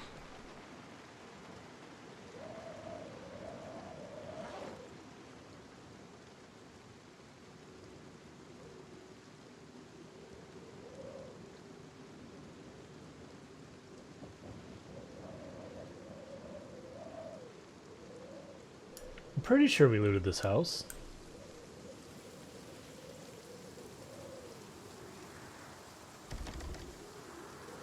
Yeah, it was locked in the front, we won in the back. Okay, yeah. Yeah, we looted that one. It's this one.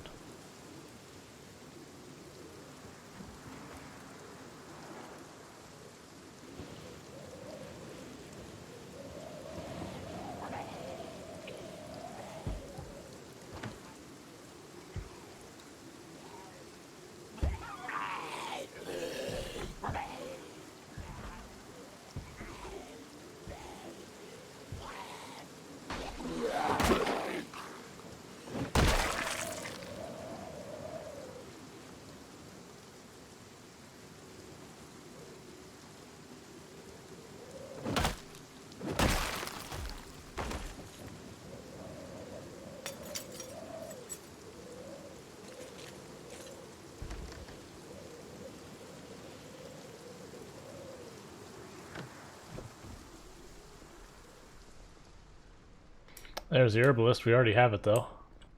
And we've already read it.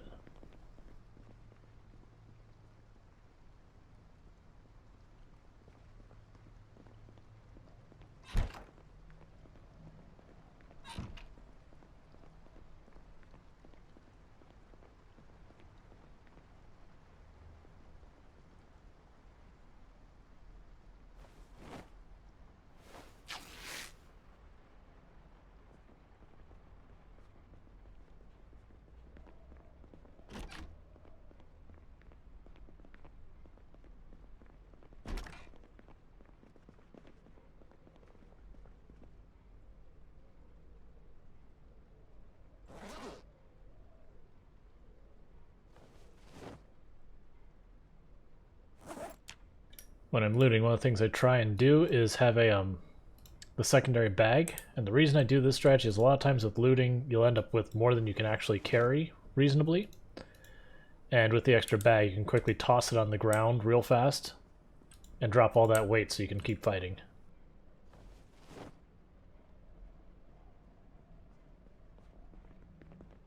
Even though it seems like this time we're going to be perfectly fine on weight. What do you have here?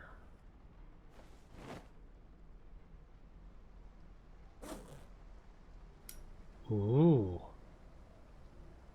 I like this.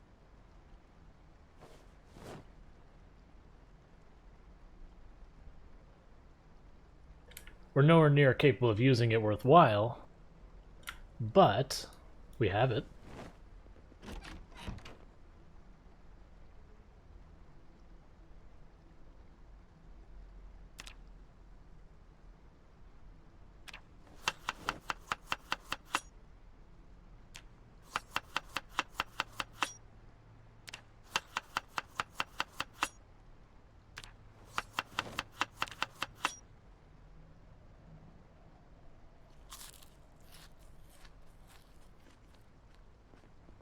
Let's fill up our water bottles while we're here. We're not going to come back.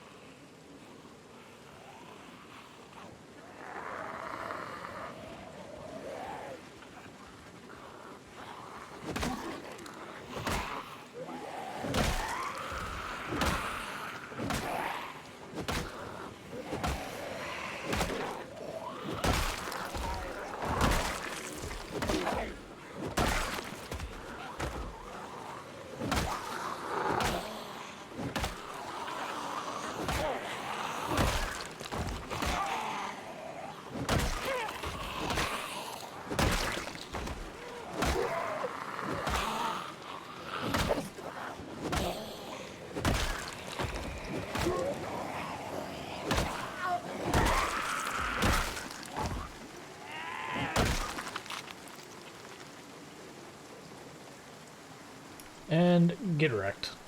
I'm not going to worry about looting them. We'll just keep piling them up, then we'll loot them afterwards. Ooh, stamina back up. Let's be smart. Don't need to get ourselves in trouble. Stamina is low.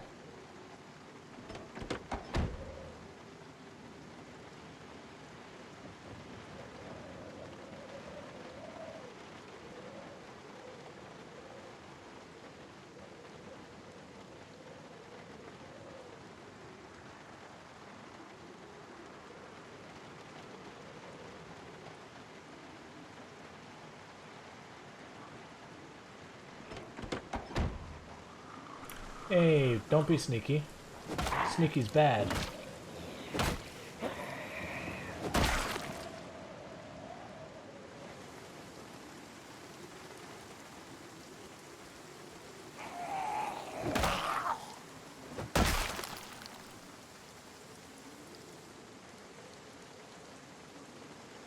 What we'll do, since we have a giant heap of bodies here, when we're done, we'll rip all the clothes on those.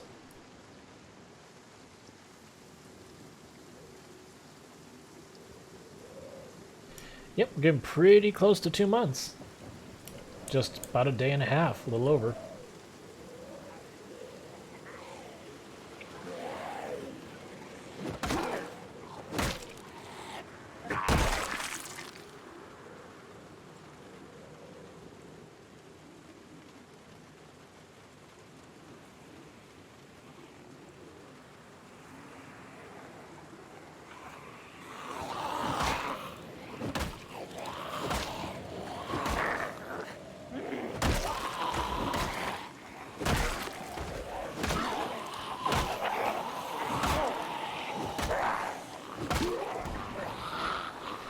Alright, meta event, that means zombies are gonna get drugged somewhere, so we gotta be careful.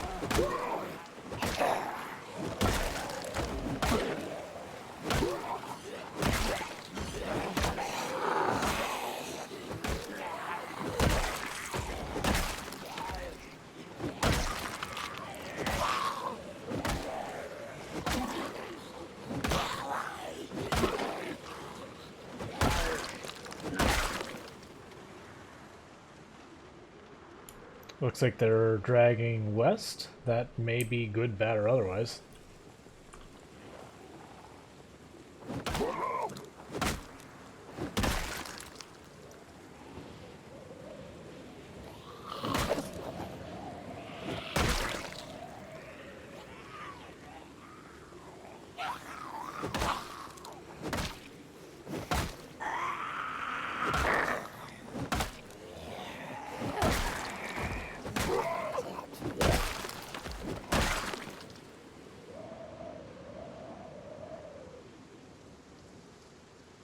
Kill the... Oh, nope, one over there. I was going to say kill these last 4.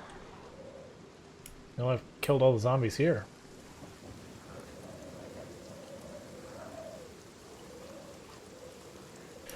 Yeah, there's a bunch of stuff that doesn't make sense with how food is approached. Like we've talked about a number of times where it's, I'm gonna grab that right now. That, like for example, when ice cream melts, like the game like gives you a really heavy sadness debuff for, you know, eating melted ice cream. It's like, I don't know, if you're eating stuff like salad after salad after salad and all that, and you get some ice cream that's just melted, it's like, alright. Like that is like drinking a smoothie. That would be a good time by comparison to what you're used to.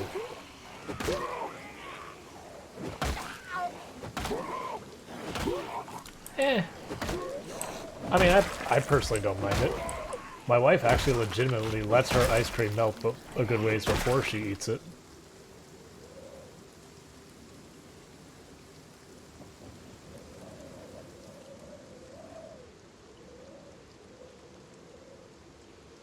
Yes. Or the fact that we ate 4 kilograms of rice. And that was 4 kilograms, I believe, when it was raw? I can't remember. We did the math. It was just like some absolutely absurd amount of rice that it was barely dinging our hunger. And we're like, I don't know what this game thinks. That amount of rice, I would be deathly ill, if not hospitalized.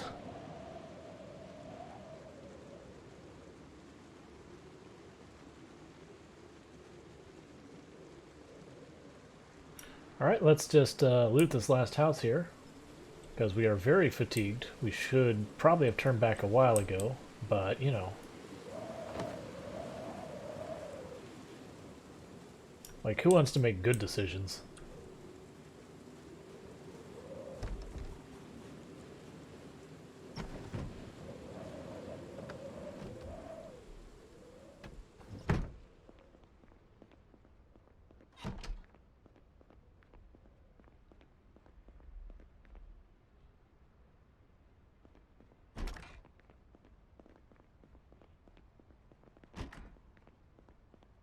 Ooh, Long Johns, yeah. Long Johns are excellent.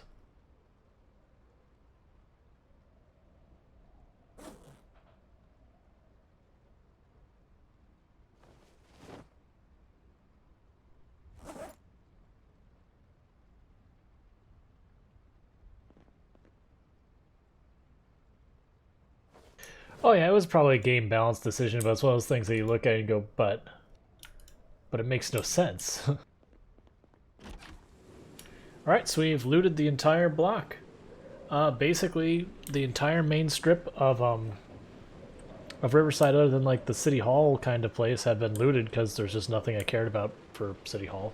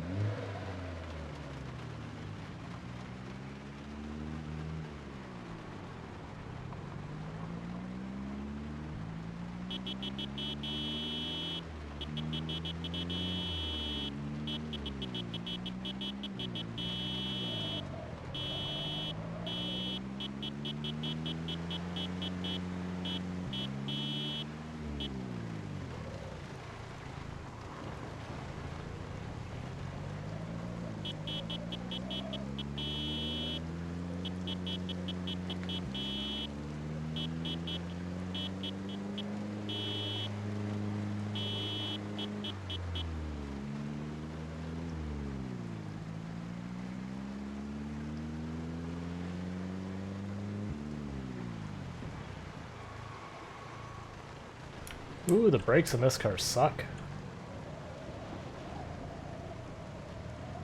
I mean, this car is pretty rubbish if we're being honest.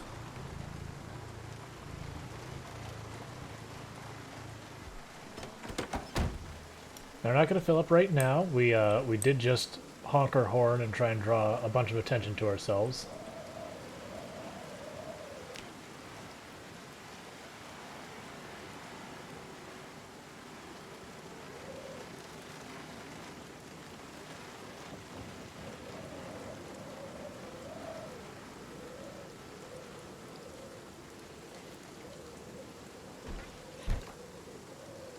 Alright, let's start with the weapons. That should be here.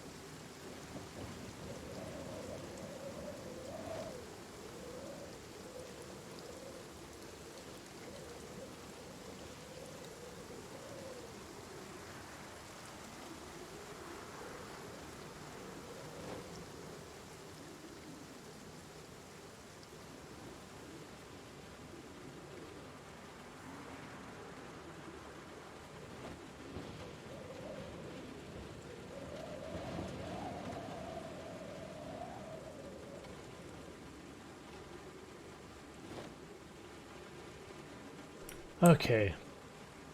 Just trying to get all put away real fast.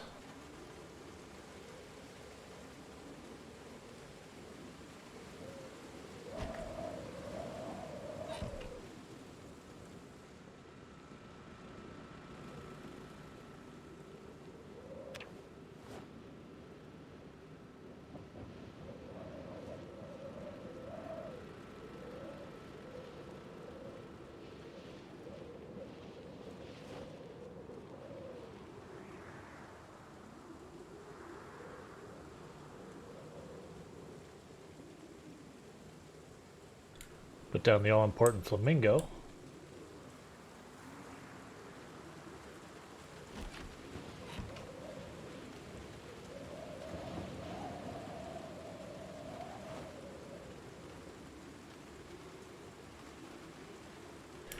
Alright, so let's check what we have for spare weapons. We've got a cleaver as a secondary. That'll be good. And a hunting knife, but we need a primary.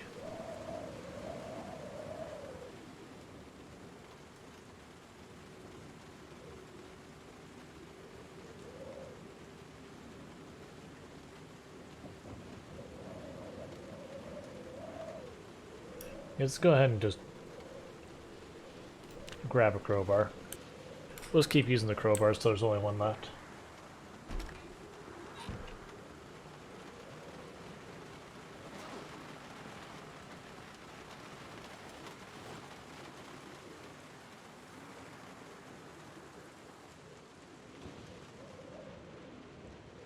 So let's be careful going back to our room.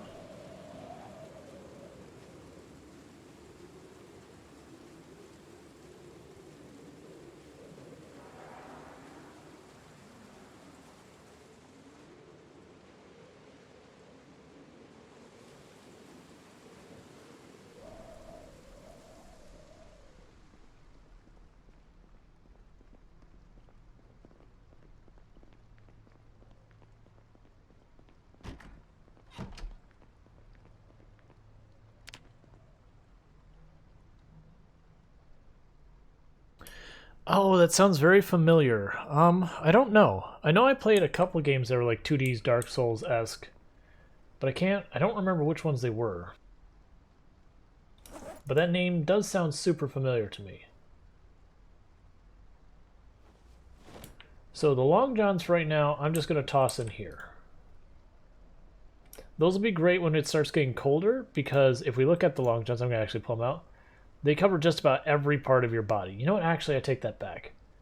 We're going to leave the long... Yeah, we're going to put the Long Johns in... Put them in here. Grab all this stuff. Put that in there.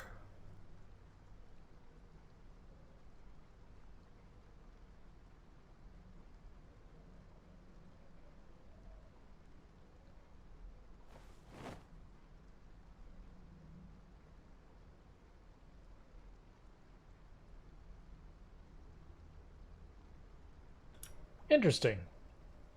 It sounds promising. I am a big, big fan of the Souls series.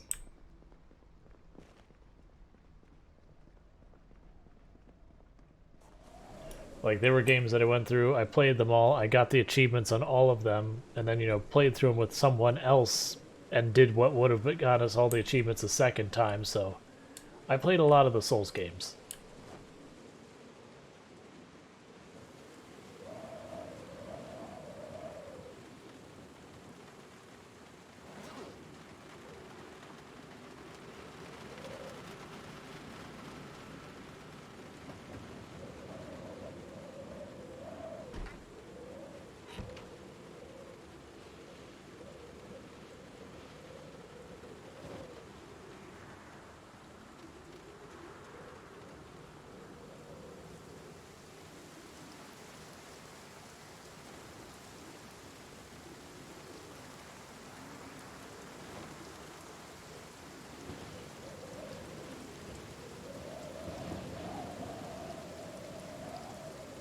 Okay, put this here.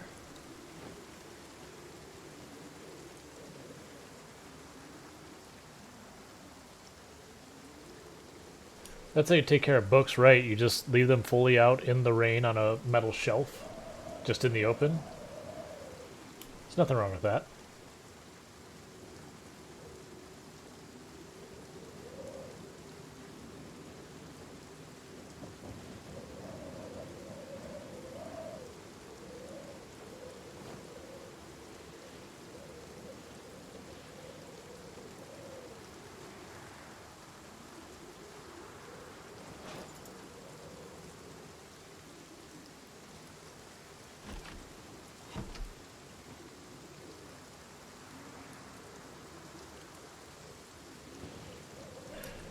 Oh.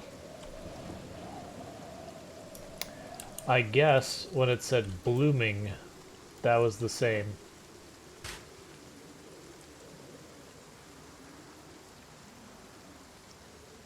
Well, that's a shame.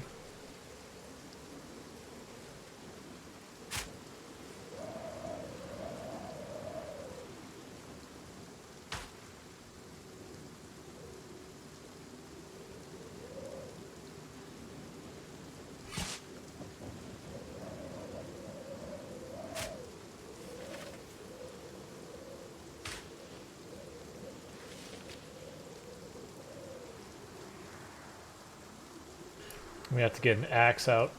That tree is in the way.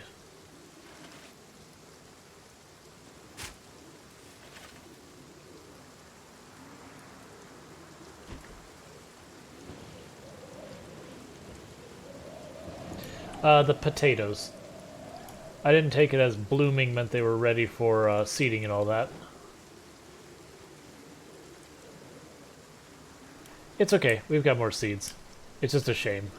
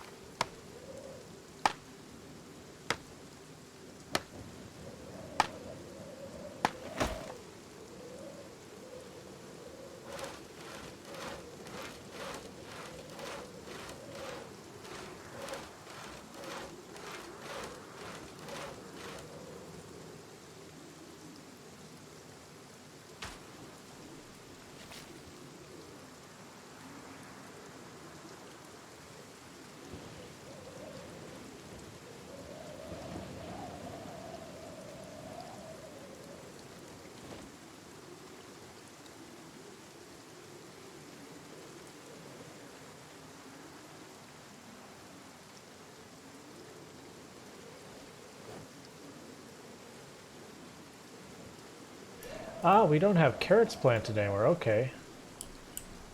I don't think I left space for carrots, so I guess I'm not going to worry about that for the time being.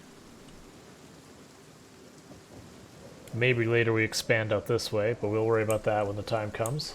For the time being...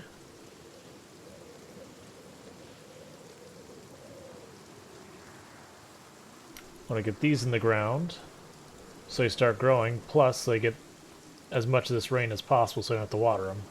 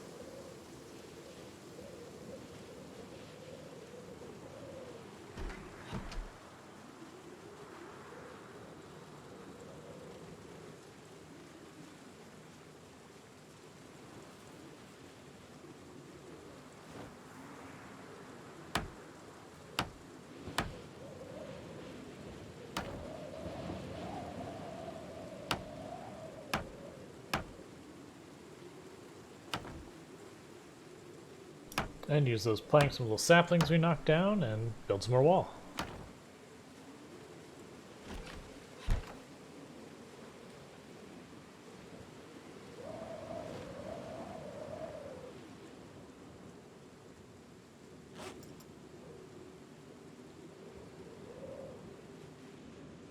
Okay.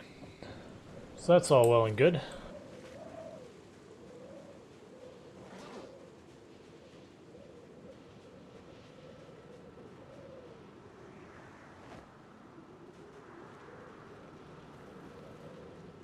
Make sure we're all clear at the gas pump. No zombies looming around here to cause us problems. Cool.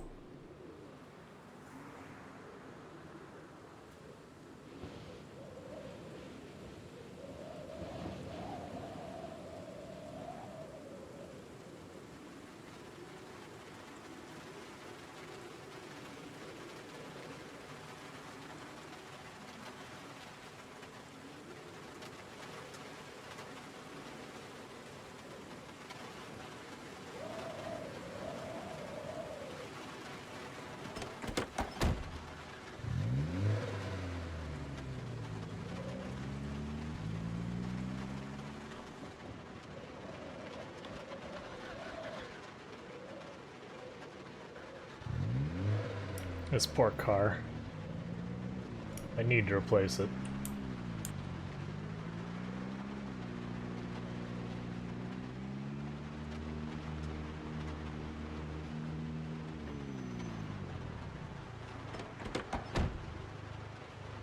Alright, killing all the zombies we see. But this time, instead of going down the main drag the whole way, we're going to cut off to the east on some of these side roads. Because we've cleared the entire main road of everything we're taking. Hey, you. Lady. You're not allowed over there. Sir, what are you all doing over there? Restricted area.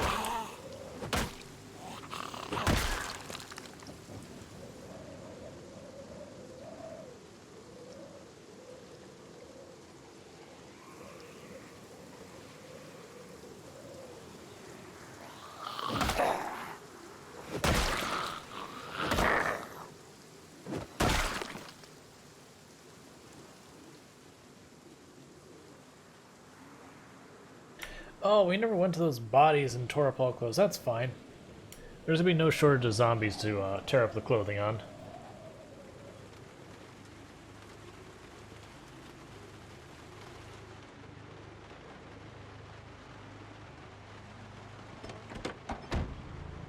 Oh, I should bring up my map. Alright, bright screen coming. Just as a warning, bring up the map. Bright screen coming. Okay, so we looted that house, that house, that house, that house, that house. What were you two again? The bar, the laundromat, the bookstore. We still have left stuff in there. So yeah, we've looted all that. So this is the next area we want to hit. And that'll be the entire east end of the town. Then we just got this one road right here, and then town is been fully looted. And we've been killing the zombies left and right. We're not seeing that many zombies anymore. So not this road. We did do this road already, but the next road. But first, we have a zombie.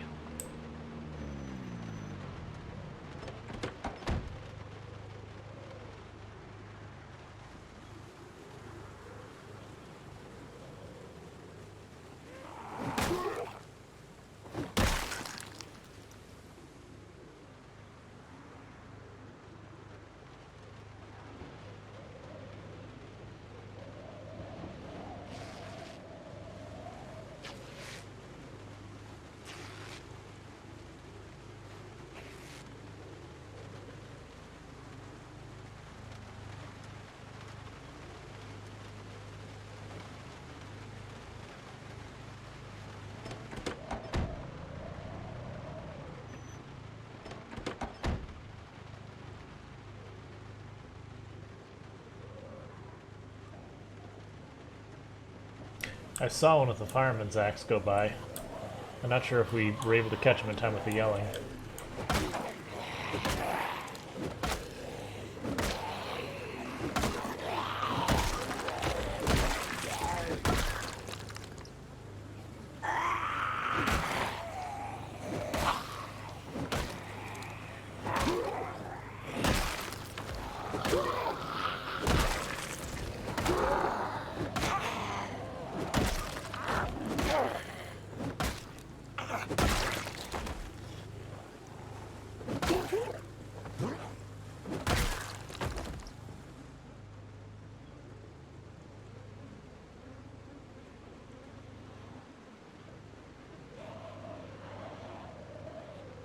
I'm gonna kill them all in this giant pile here, so that way we can shred all those close too.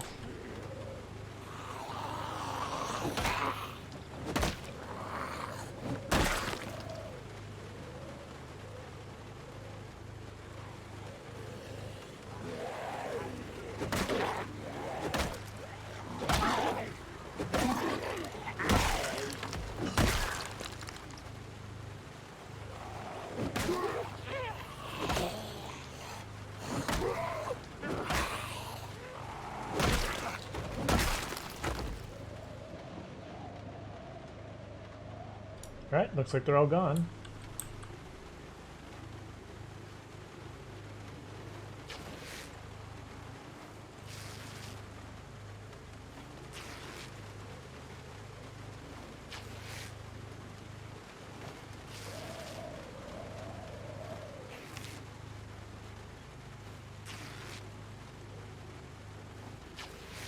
Nibble's getting real close to leveling.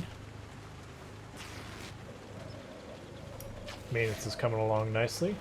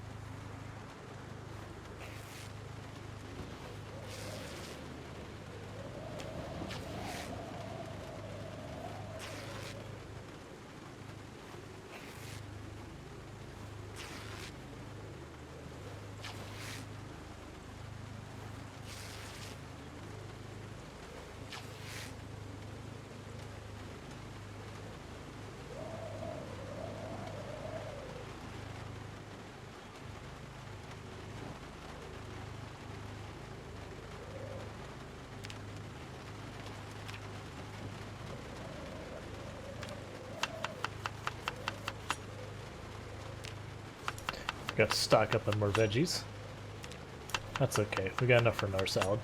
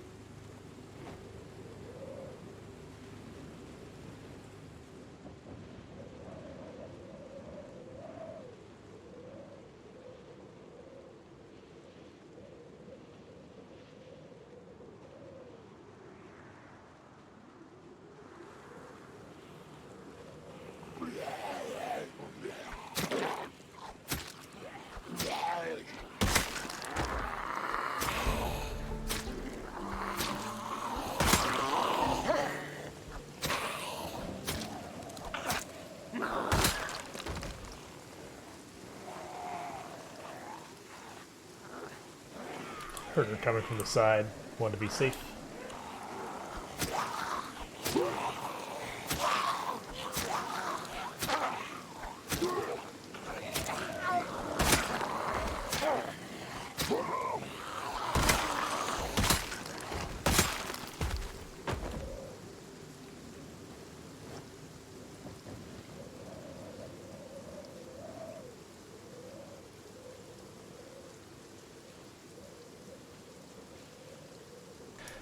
I'm not specifically farming tailoring, I'm just collecting the materials for doing the tailoring later.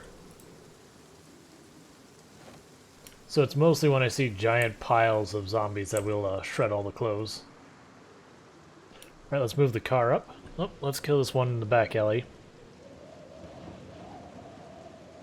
Because all zombies must perish.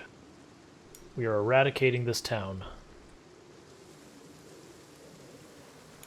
And just as a reminder, the initial estimate we had for Akron's population was 5,100 zombies, give or take, because, you know, it's an estimate. And we are coming up on 3,600 zombies killed, so we have wiped out, coming up on 2/3 of the zombies.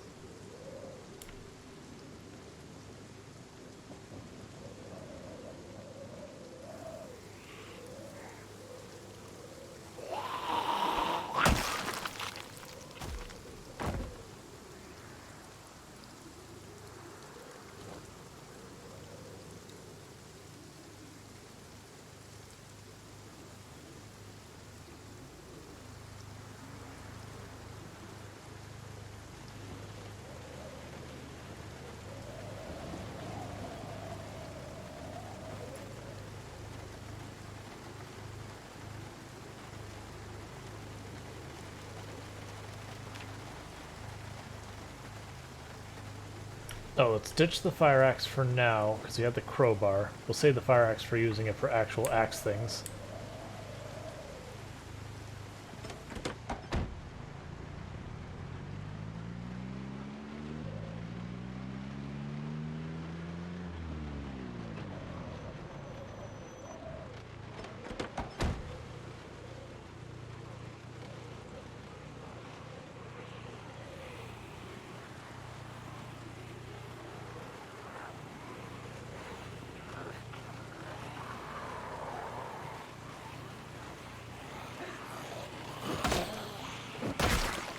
Oh, our record so far as a character we've had on stream is 7,409 kills. And that was 16 times population. Or no, was it 16 times population or insane population? It was a lot of zombies, I don't remember which one it was. But, off stream I have had a character that lived over a year. I'm betting they had a higher kill count. The thing though is it was on apocalypse settings, but the character had lived for over a year and a good like 6 months of it was just fighting them all until eventually we did get killed on the escalator.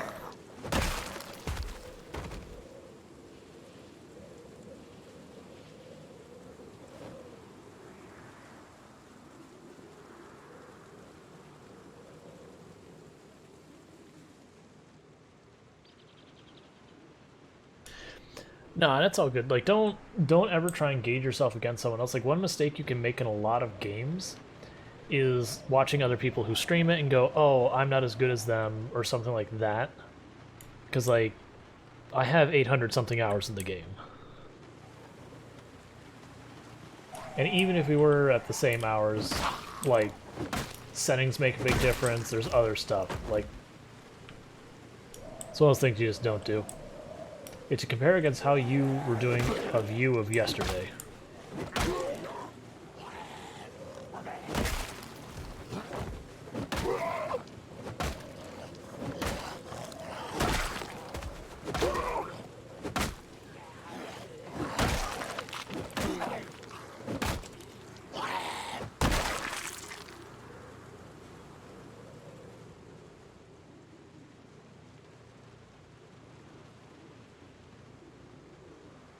I mean, honestly, that might put you at a higher kill count for pistols than I have, because I don't have a particularly high kill count for pistols.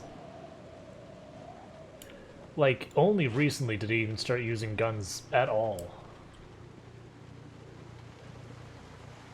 And they're fine, they're worth using, it's just being particularly careful about them. Alright. Is that the side road I meant? No, it's down here. This is the side road I want. Because then we'll check out the church, all these other places we haven't hit yet.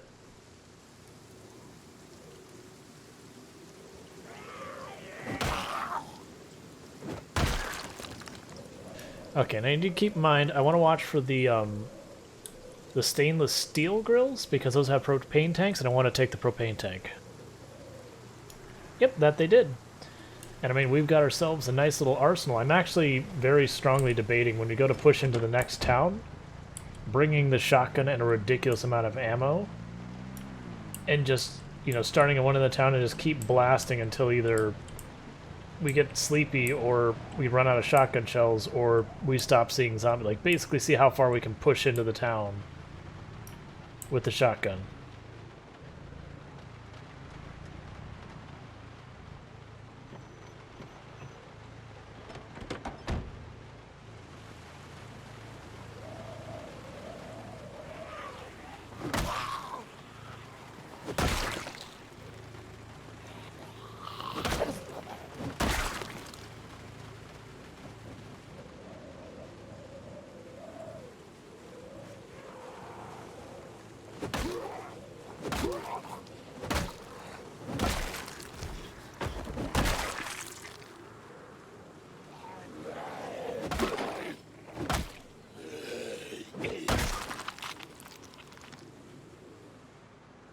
There's not a single car in the church parking lot. That is actually something I hadn't anticipated. I figured there's going to be at least some.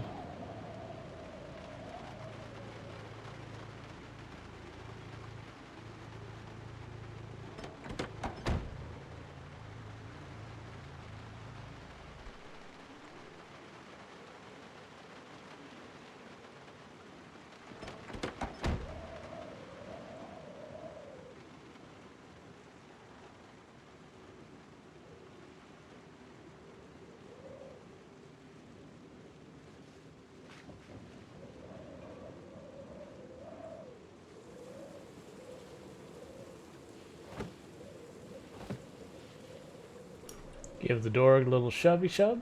If there's zombies in there, they'll get all mad about it. And they'll start banging on stuff, and we'll know not to go in there. Not till they come out.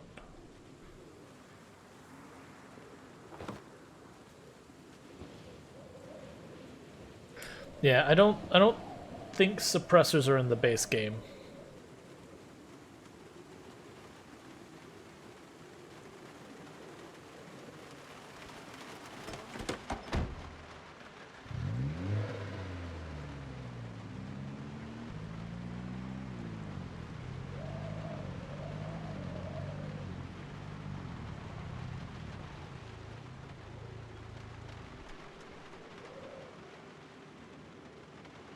The car's stalled, but that's fine. It's getting ready to turn it off anyways.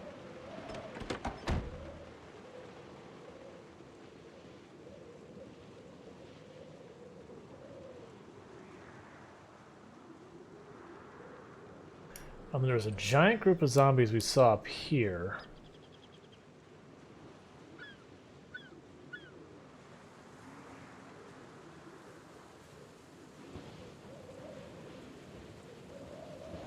Gotcha. Yeah, no, there's definitely times that like you have a death that just hurts. Like either it feels like you shouldn't have missed, or like just bad RNG, that kind of stuff. Like I've had one or two deaths that have come from like everything's going swimmingly, we've got everything planned, we're all situated, and household. I was hoping I could knock down all four and then just smash them one by one.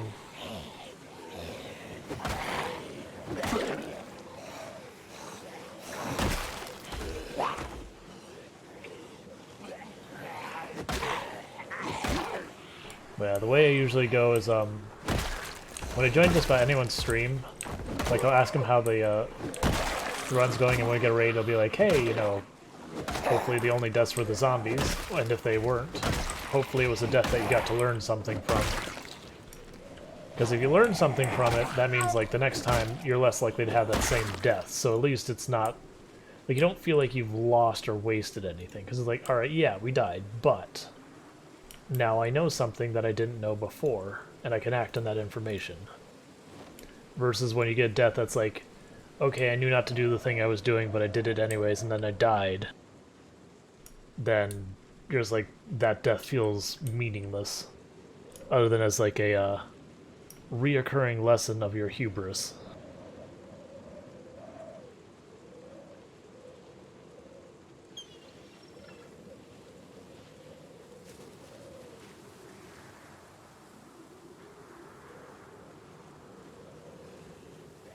Yep.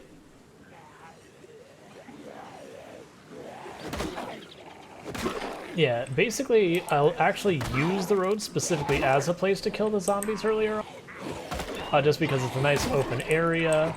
I don't have to worry about getting flanked too hard. But then once I get a car, I know I'm getting close to getting a car, then I'll start drawing them off the road so I don't have to run over all the bodies all the time. Alright, so we are low on, we have a bit of fatigue, so we're going to back out.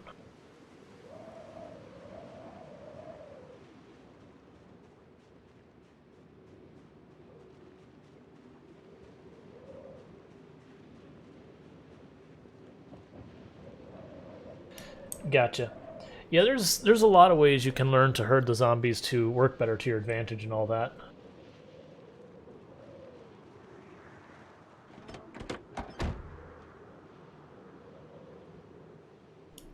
But yeah, so we got things going pretty well.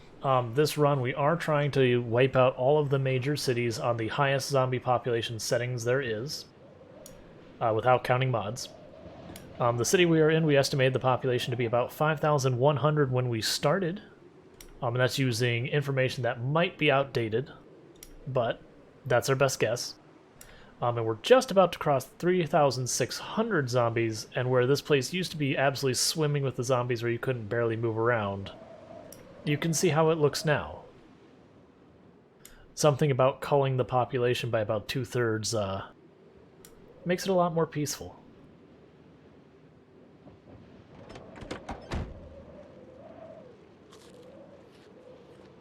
Let's kill this group. They're closer to our car.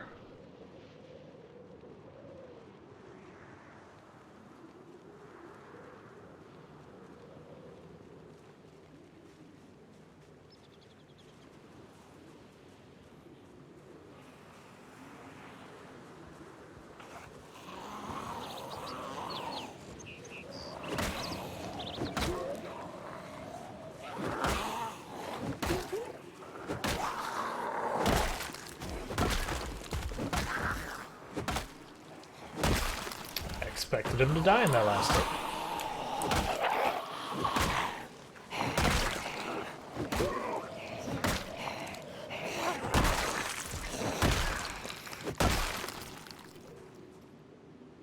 Alright, anyone got anything I want? Excuse me, you want to join the pile?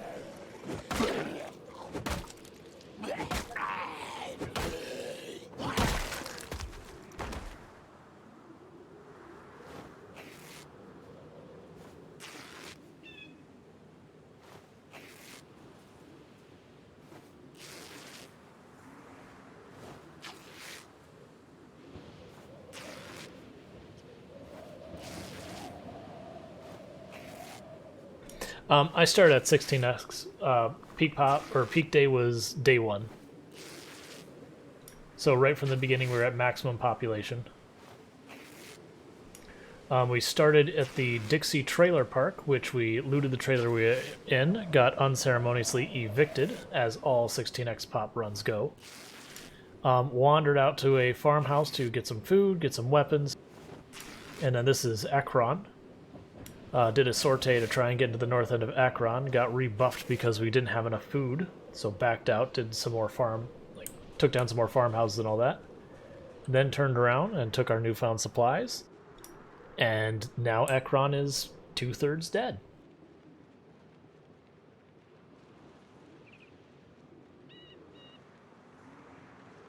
Pretty soon we're going to have to go back to our house because we're getting kind of sleepy.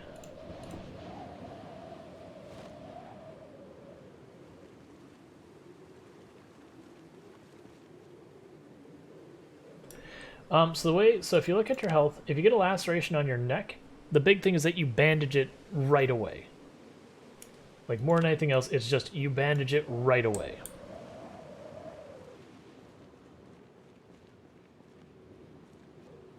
Yep, exactly what they said. You want to have the bandage off for the minimal amount of time possible, and then doing stuff like getting sleep, staying well fed, that'll all help, because you'll get your life back up, so that when you go and take the bandage off again, you're not bleeding out. But yeah, for like regular injuries, lacerations to the neck are the most dangerous, just because you bleed so fast.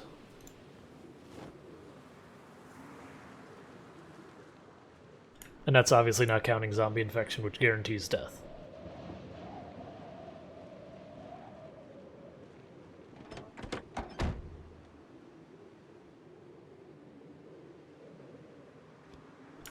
I think we play it safe, and we come back here tomorrow.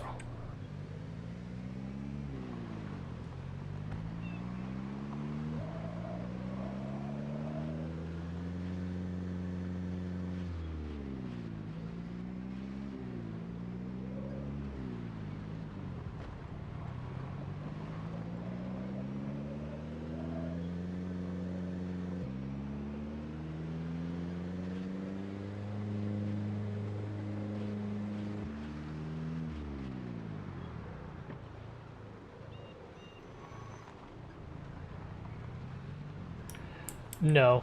A bite is guaranteed death. It's, any zombie injury can cause the zombie infection. If you get a scratch, it's a 7% chance, if I'm not mistaken.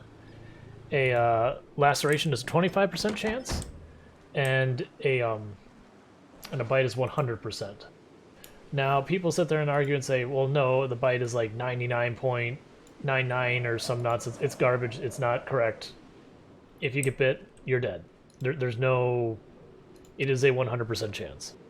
Like, in the actual code, from what I recall, it doesn't have, like, a percent chance. Its bite is a Boolean. Yes or no.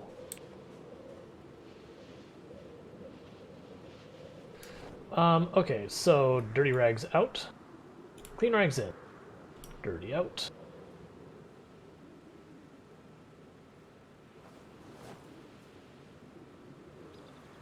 Cool.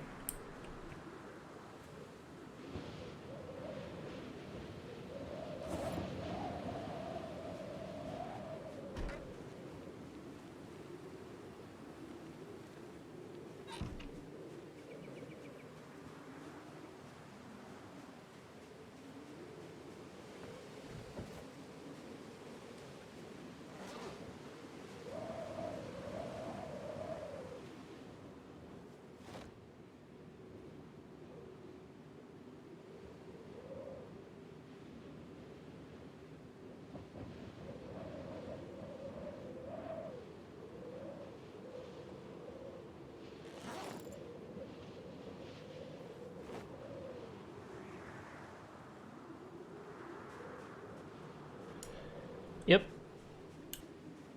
You can physically get rid of the injury bite, but you're still dead. You know, barring, of course, if you change a bunch of settings and stuff like that.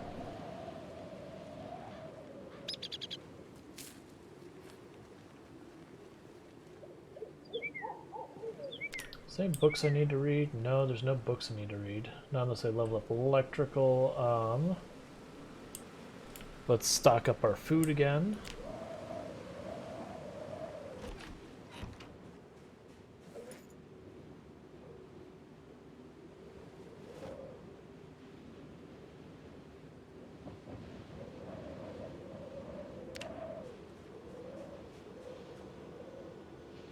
So broccoli, radish, and tomatoes. So 1, 2, 3, 2, 3, 4.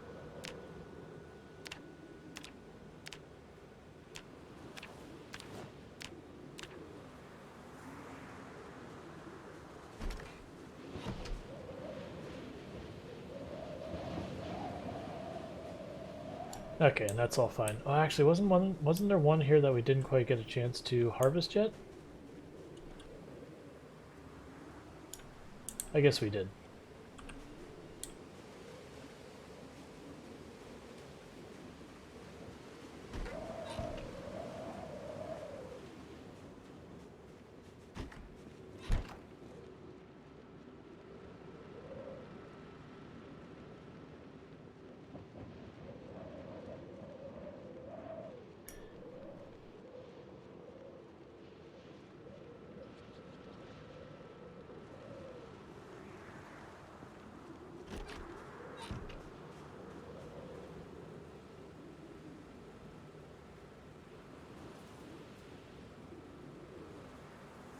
Let's see, let's grab our duffel bag out.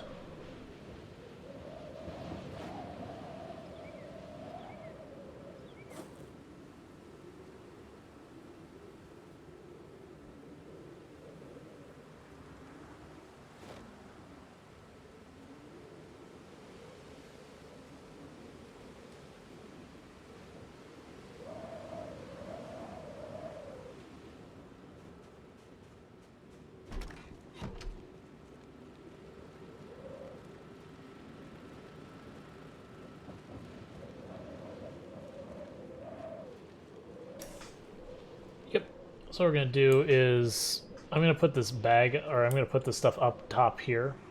So that way while we're waiting to sleep, we'll be able to do some tailoring, because I'm trying to avoid having us go to sleep too early so we stop waking up in the middle of the night, because that sucks and it's getting tiresome.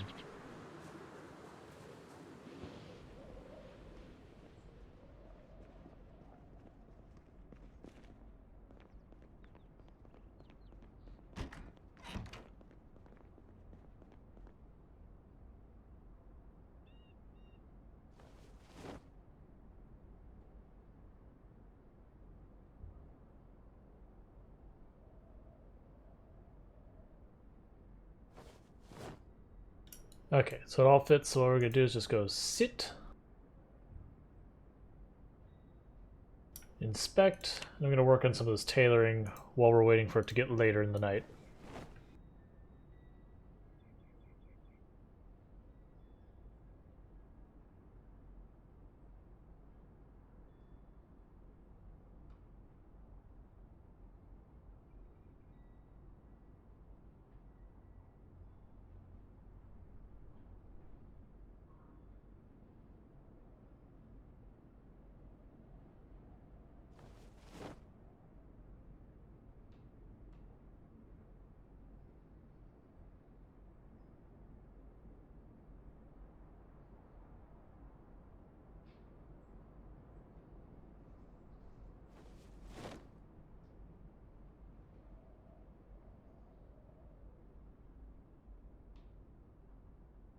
But yeah, if you look, we're just ticking down our thread as we put these patches on.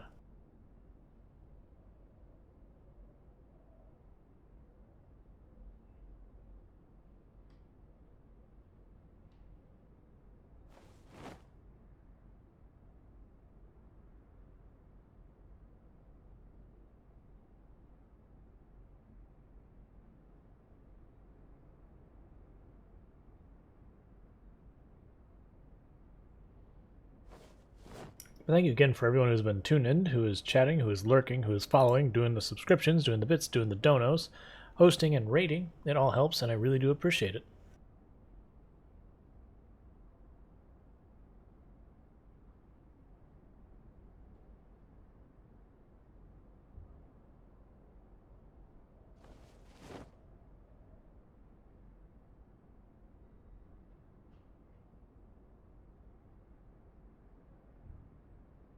Yeah, my big question with the being able to do the amputation in the game would be what you would do to overcome certain things.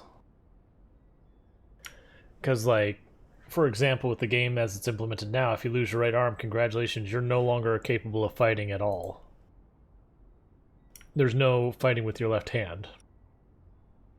At least not that I'm aware of. And if you lost a leg, it's like, okay, it's not like Kenji where you can get cybernetic legs or whatever stand on. This is 1993, prosthetics were kind of crap.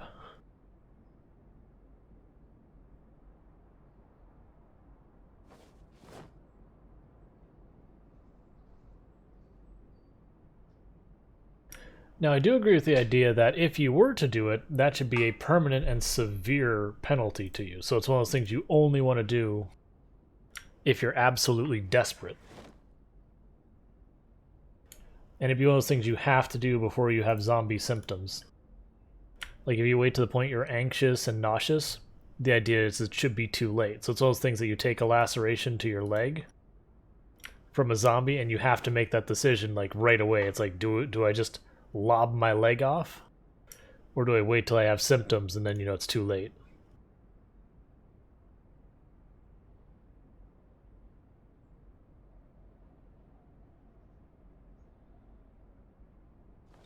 Oh, it'd have to be along those same lines as like laceration to the neck, where it's just, immediately you're losing, like you have like seconds to get it, sorted out before you just die. And you have to like keep on top of it or you die.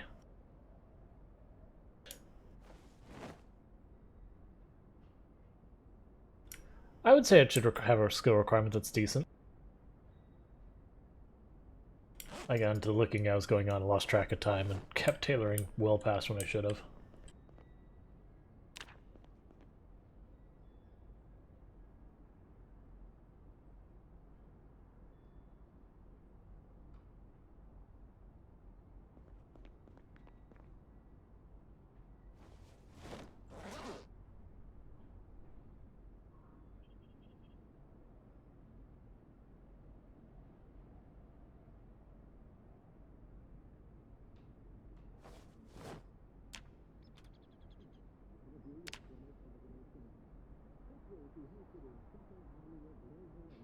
Alright, so just more storming and all that. Lovely.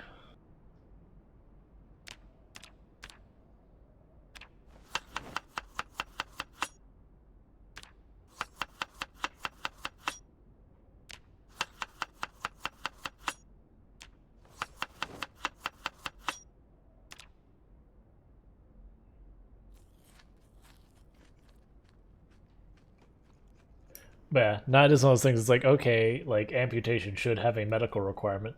They do need, though, a way to train your medical that doesn't involve self mutilation.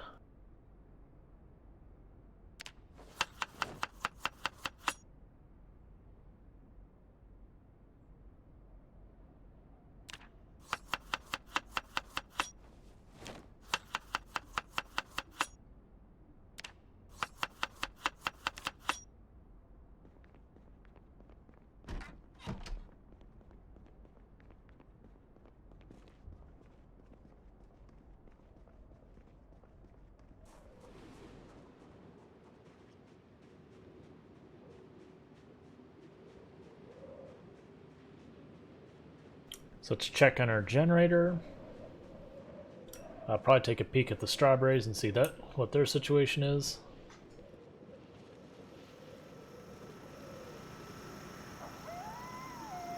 Generator's fine.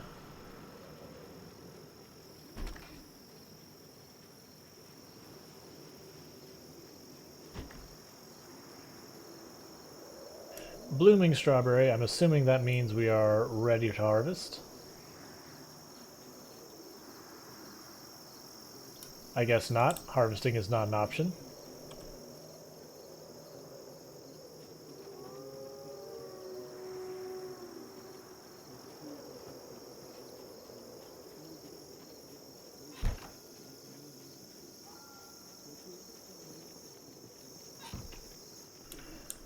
It has been non-stop storms.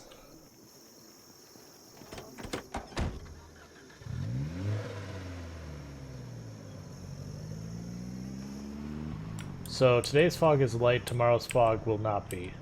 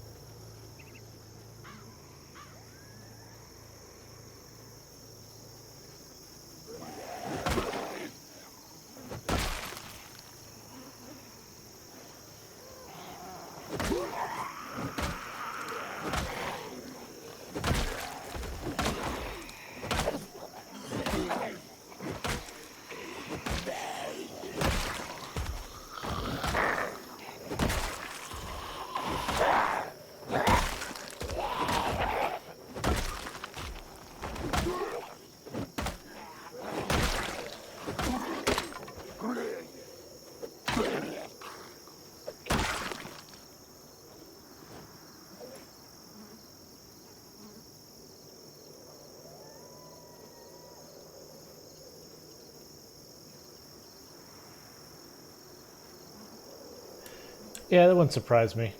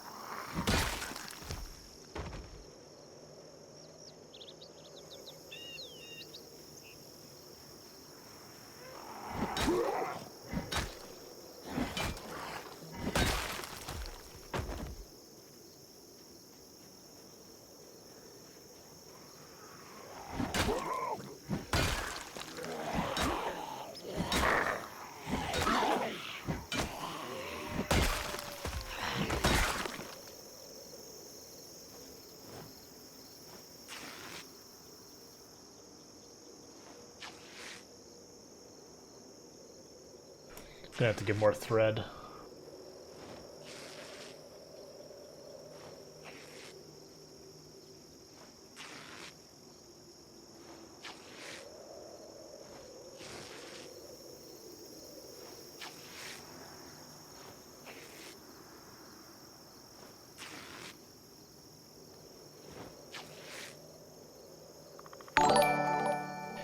Hey, Taro456, thank you for the raid. Bear with me one moment, I'll get you a shout out.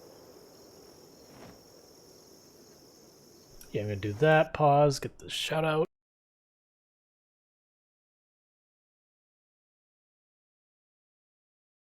There's raid, you're also playing Project Zomboid, so how are your Project Zomboid runs? Hopefully the only deaths were the zombies, and if not, hopefully at least those deaths were words. Hopefully they were deaths that you could learn something from. And we got all the things, so if you bear with me just for a moment, I'll do the hydrate, and then I'll get the stretch going. Here goes the hydrate.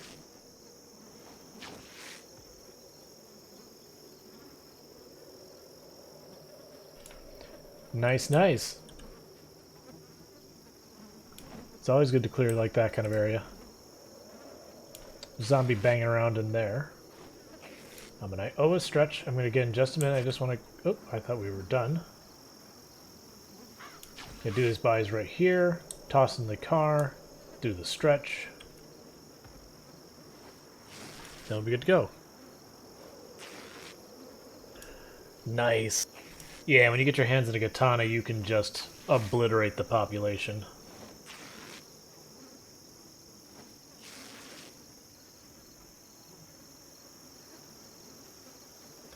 so at this point I'm only worrying about the leather and the thread. The rest can just stay on the bodies. Alright, so I'm going to pause and do that stretch before we get involved in that, so bear with me.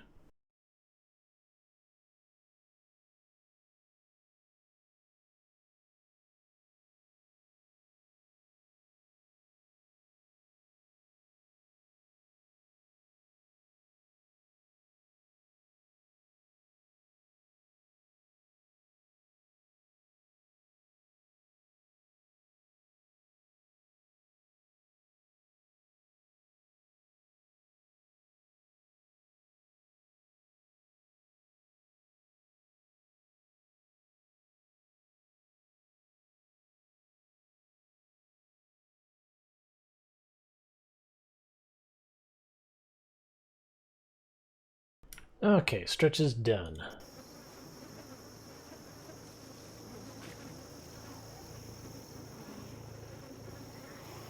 Alright, we're at heavy load, so let's be a little careful. I shouldn't be fighting a heavy. It slows down your movement speed.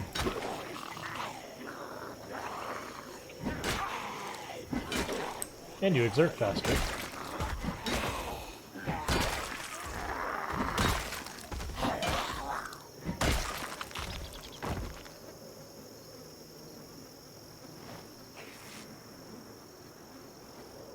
So part of the reason we're taking the time to put any effort into getting this tailoring up is, as I mentioned earlier, you can get to the point where under protection, all of this will be 100 with the exception of your shins and your hands, so far as scratch resistant.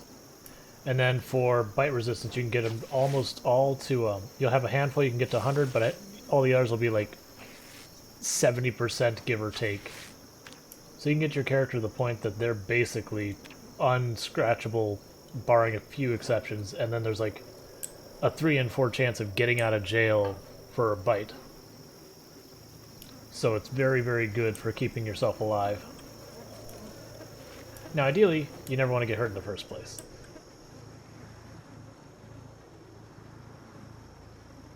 But if you do get hurt, it'll save your butt. Or rather, it'll save your butt from getting hurt.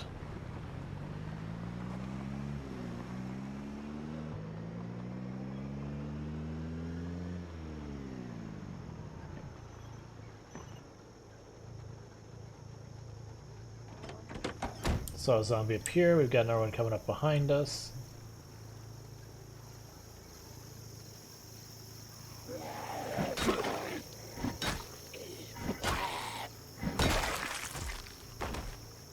Now that I think about it, I think this entire run we saw, what, 1, 2 machetes? And that's it for like long blades for 3,600 zombies.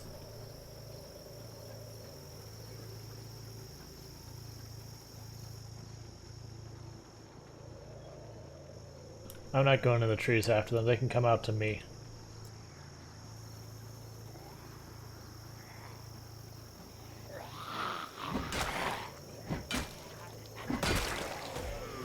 Oh, we apparently found a crowbar that's already half destroyed. That's good to know. That's fine, we got spare weapons.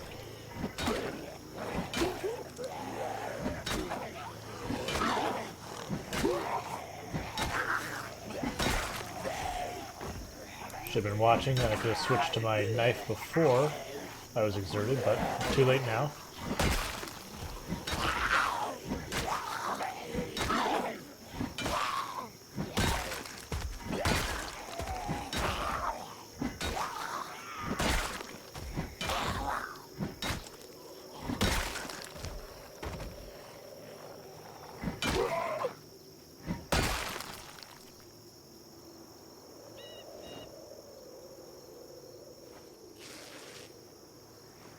Yeah, we're coming up on, we're about 4.5 now, so we're coming up along. Tailoring's just about to level. Nimble's still, like, right there at the edge.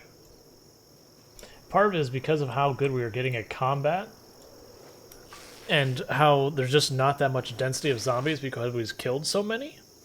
We're just not staying in combat stance very long anymore. It'll get there. What'll likely happen is it won't gain much, and then we'll go to the next town. So maintenance levels, when you use things that would take durability hits, for doing things that they would get durability hits. So like if I'm beating enemies with you know, a crowbar, or I'm chopping down trees, stuff like that. Anything that could potentially damage your weapon usually will give you maintenance, except maybe not crafting. I'm not sure about that one. Basically, beat the crap out of zombies. You'll get maintenance.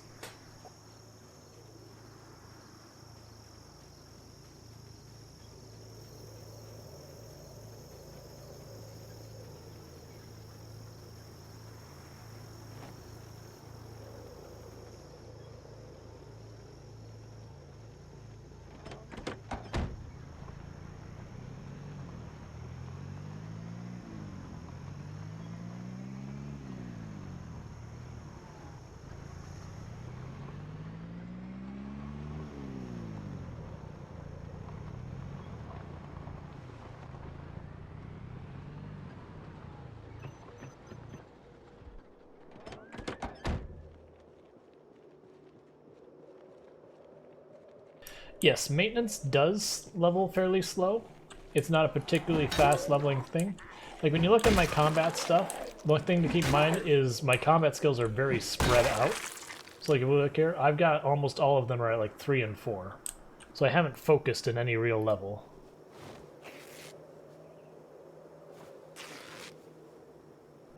So yeah, it just goes slow. The good news is stuff like these combat skills and a lot of them, they kind of just happen passively. You're going to do what levels them anyways, so you don't have to think about it. You just hear the melody play and you're like, oh, skills.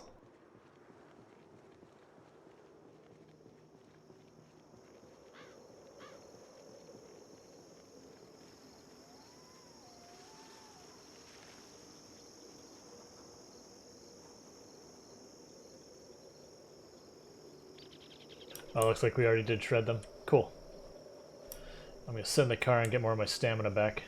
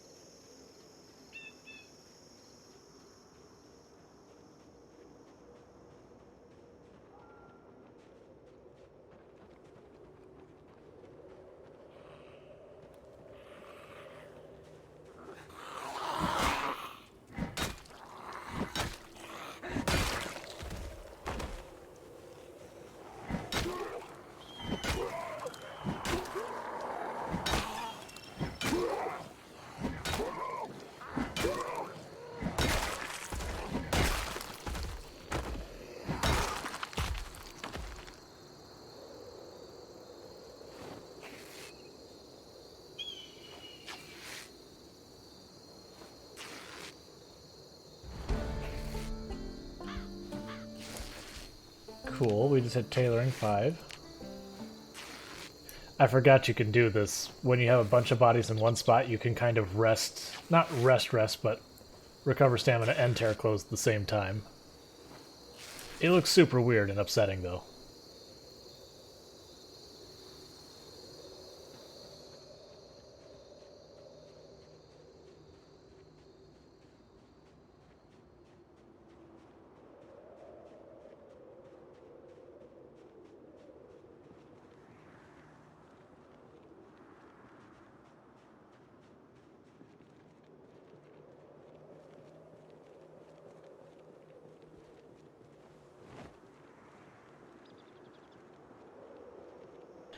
Alright, so the last time we banged on these doors and all that to see if we could get the zombies all riled up inside, because it's a good way to figure out if there are zombies inside, and a lot of times a good way to get them outside. Let's kill this group of zombies. Here, we'll bang on the door again.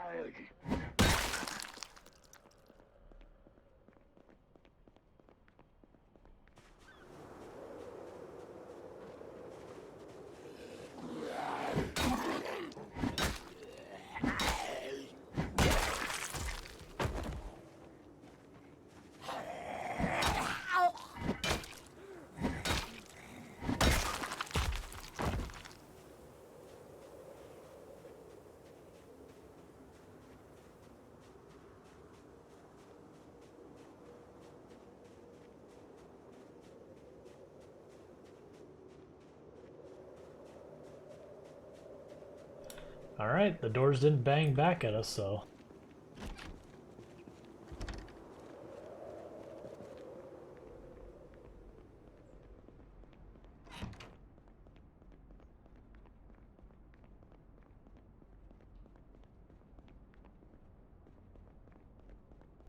Cool.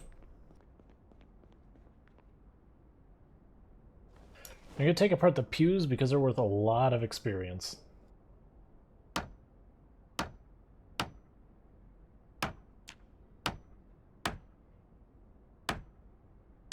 So yeah, so 1,105.8. Let's see what happens when we finish the taking apart the pew. So 1,158.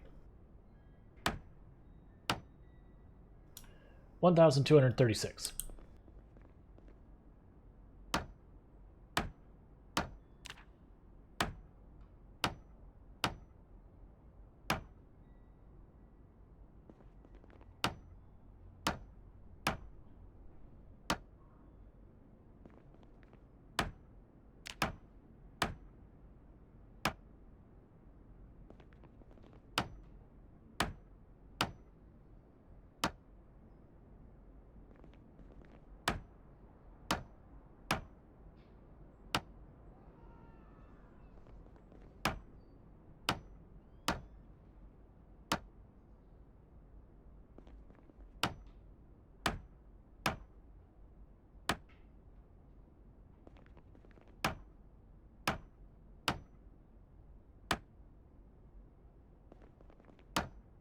We'll grab what planks we can and dump them in the back of the vehicle after we've cleared the other building.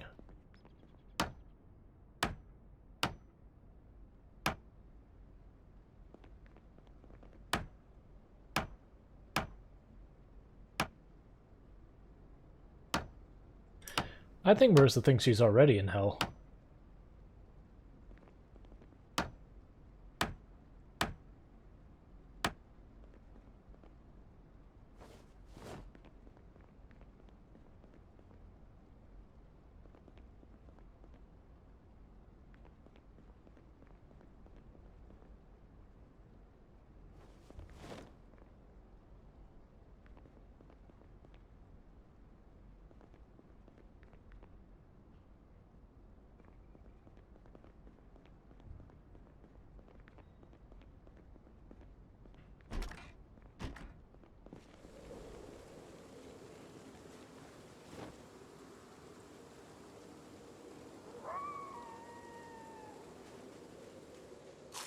Alright, so let's check, I don't know what you'd call this, the common hall?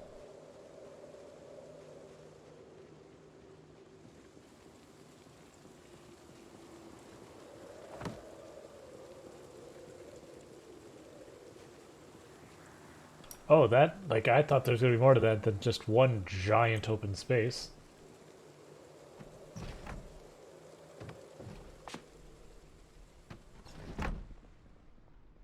That's not particularly exciting. Oh, we got zombies over there. They're gonna smash the window. That's fine. Yeah, I know the routine. Everyone in.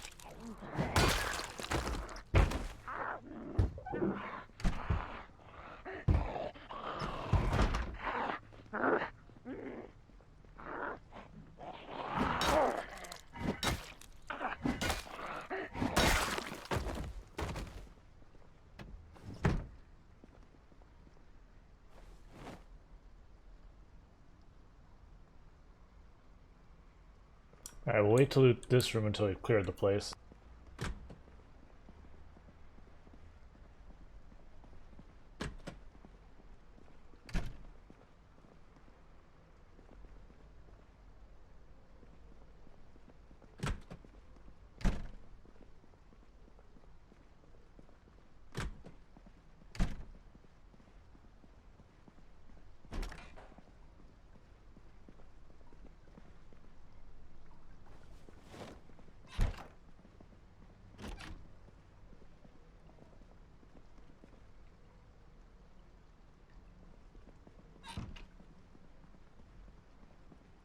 I hate stairs. They're a bad time.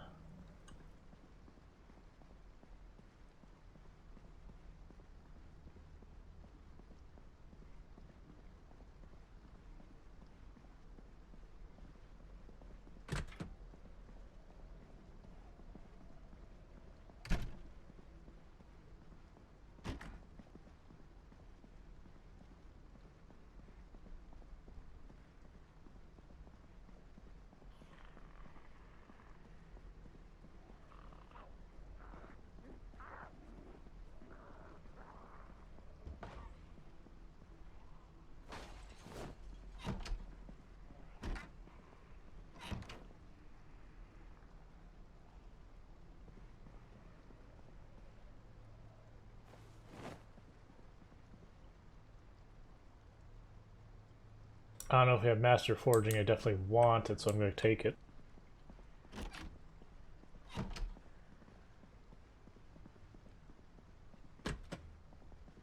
Right, we've already been in there.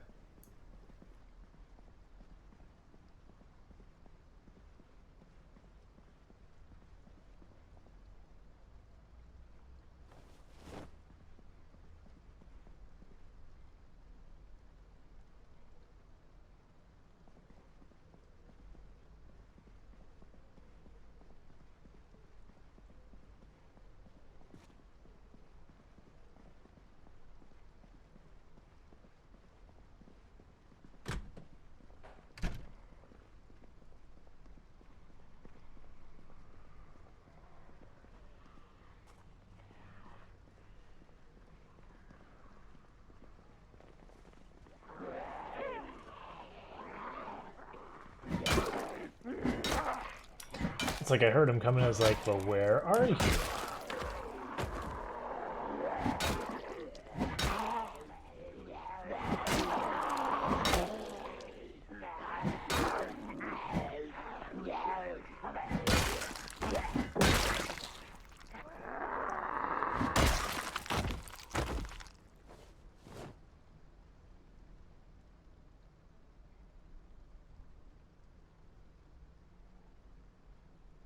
I see you zombies coming up behind me to smash another window and get your way in. That's fine.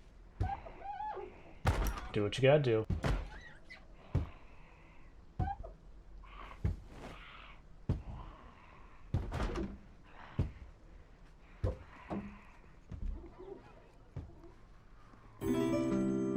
Thank you for the follow. I'm gonna need to read that in just a moment. I've got company. So bear with me.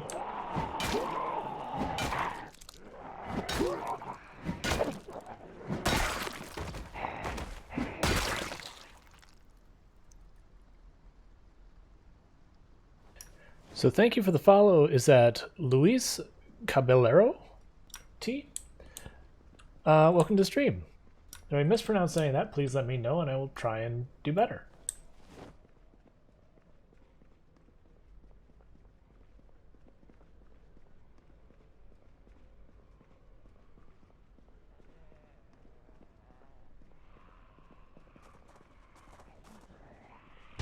Still another horde out there.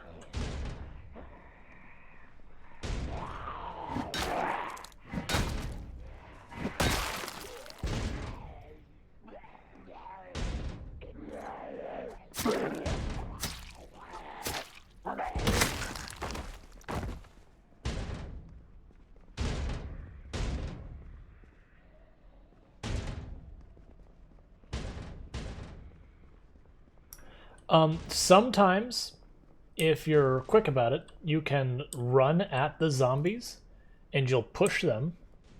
If it's more than like 2, though, more than likely you'll fall down. But then it's a question of if you fall down far enough away that, you know, you don't get caught.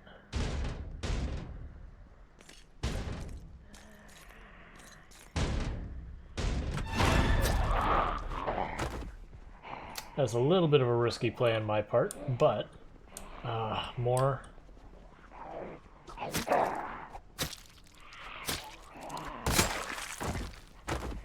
want to get away from that column because I can't see because of it.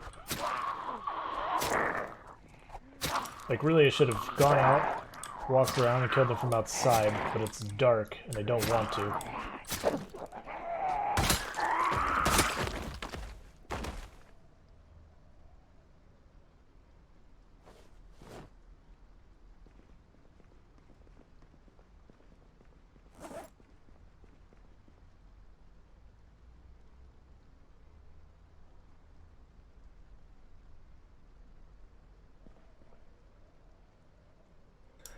Oh, Caballero.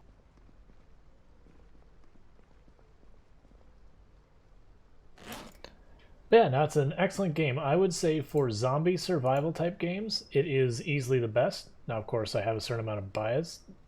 Why am I holding on to that? Of course, I'm clearly biased in the fact that I am actively playing it. Yep, that's the reason we are choking down some vitamins.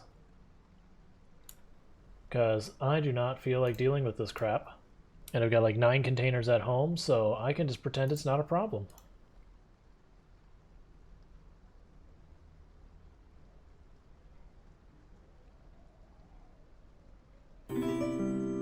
Thank you so much for the follow, DeadVision13. Welcome to the stream. So yeah, we're just choking down as many vitamins as we can really fast. Because it'll make us a little bit more awake for a little while.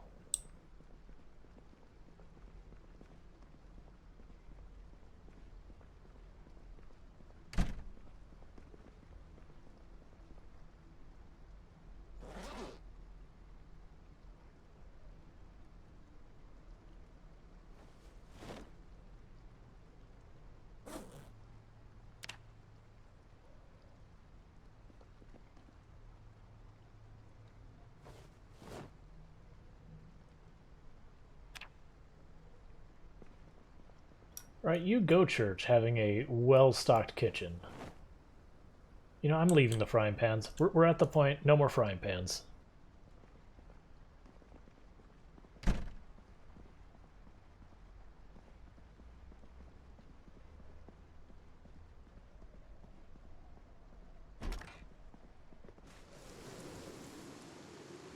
And you'll notice I ran for that first step or two. That was just in case there's a zombie right there at the door. I would bump into them, shove them out of the way, and keep going.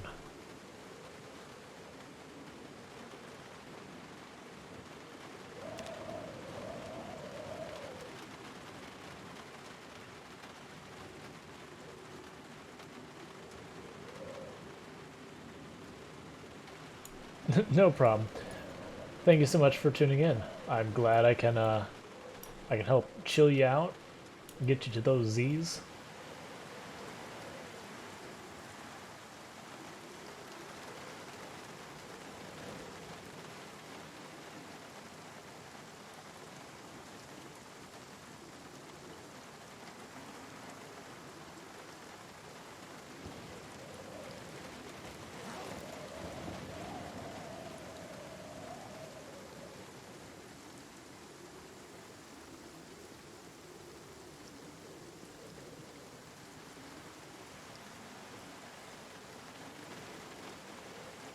This is a little annoying. I can't see particularly well, and I really do want to go into that church and collect a whole bunch of those planks so that we can finish building the walls of our other location.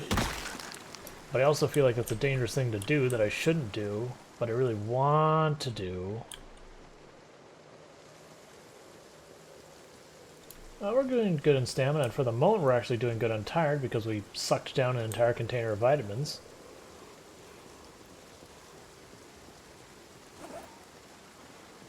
Forgot I don't even need the duffel bag anymore now I've carried all that stuff.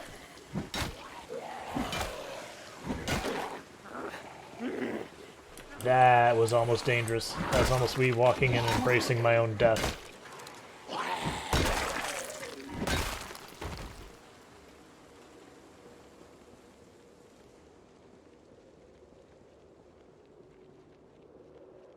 So let's bring this closer.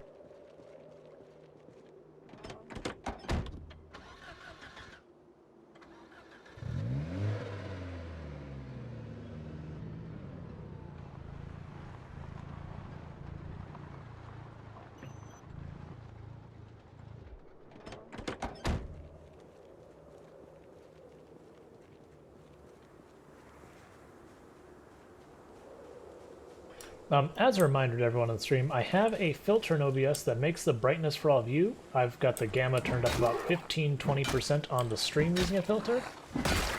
So where you're going, oh, it's kind of dark. For me, I'm like, I can't see anything.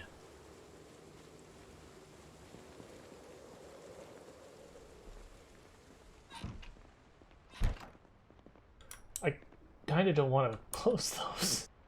Because I can't see crap with them closed.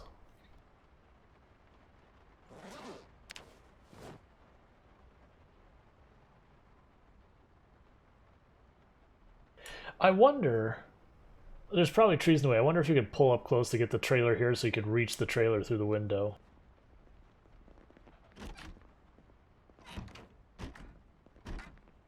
Yeah, I'm gonna have to leave those open. I can't see. There's trees in the way, aren't there? Yeah, I don't think I could back up the trailer realistically to that window to even test it. And I'd probably just damage the trailer and reduce its carry weight.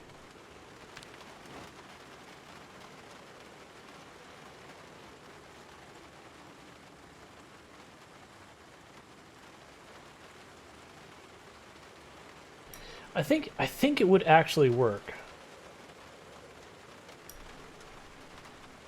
Oh yeah, no, our run is going really well, especially when you take in consideration our strength and fitness.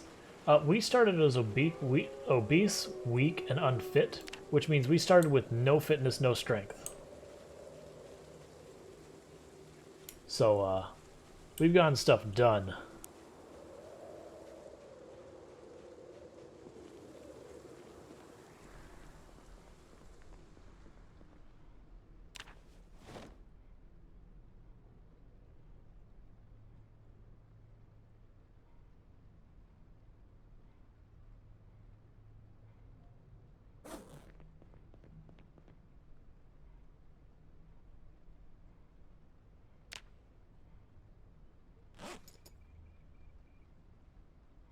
Have a little of our salad. That'll actually work for hydration.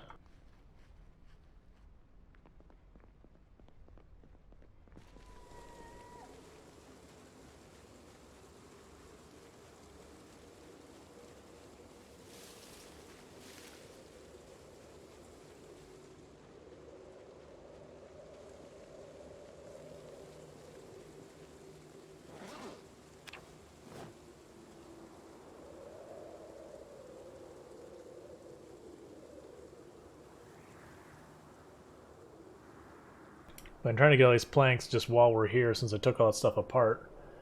Just because that would be enough to probably finish the wall around our base and get some floor down.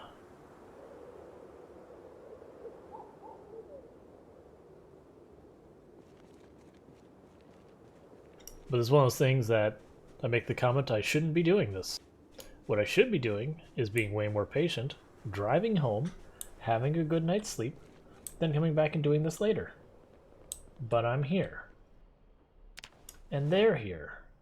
And I want them someplace else. So...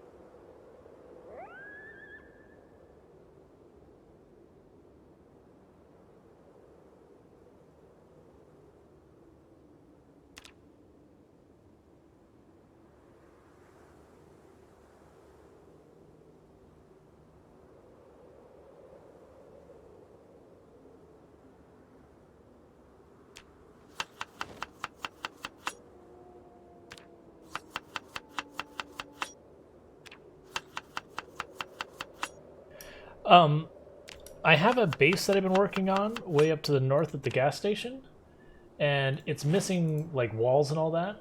And rather than having to go and then chop down a whole bunch of trees and all that, since we were here taking apart the pews for the easy carpentry, it's like, all right, well, I mean, we're here clearing zombies, but we went ahead and destroyed the pews while we were here. It's like, okay, well, let me just grab all this wood laying around, because then that just saves me cutting down trees later.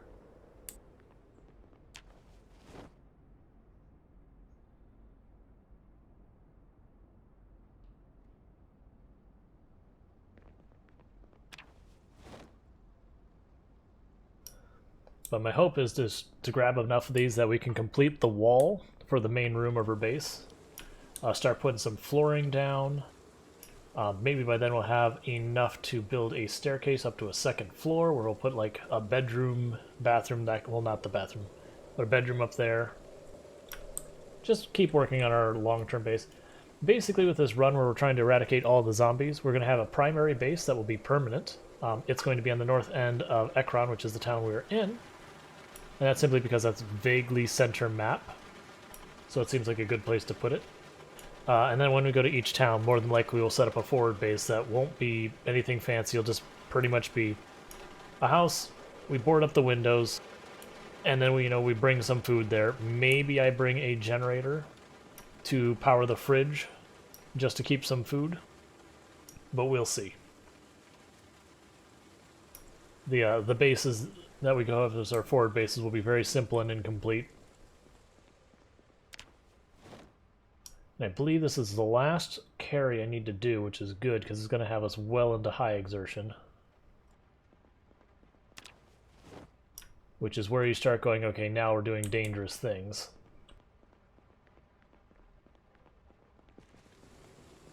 But that's good. It means we wake up tomorrow, we go to our base, we build a bunch of walls, we put down some floors, everything is nice.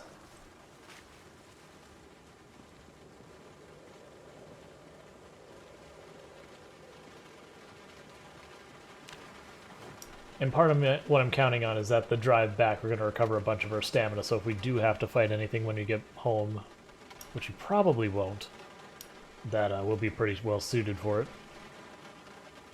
Yeah, we're going to get 30-something planks. Yeah, I'm not going to go in to top it off. We'll have slightly under... Yeah, technically we'll be able to fit one more plank, but I'm not going to worry about it.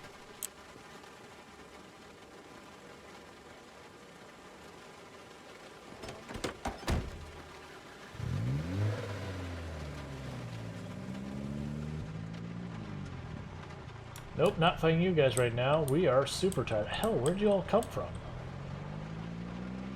We've been clearing this area for a while. We haven't seen hordes like that in a bit.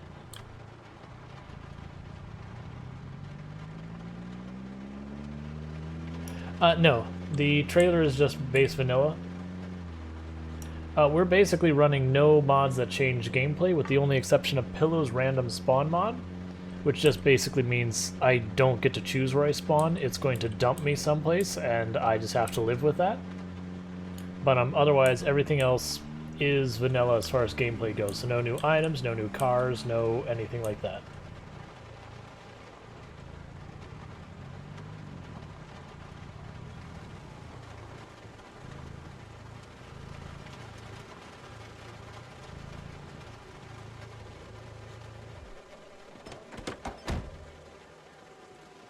So we're not going to worry about moving anything. We're tired. We're going to bed.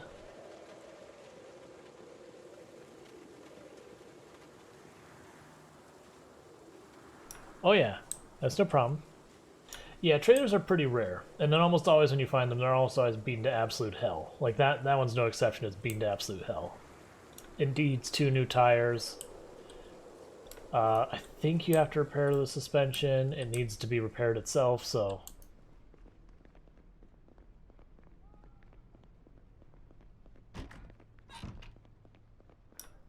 no skills to train or anything. Just go right to sleep.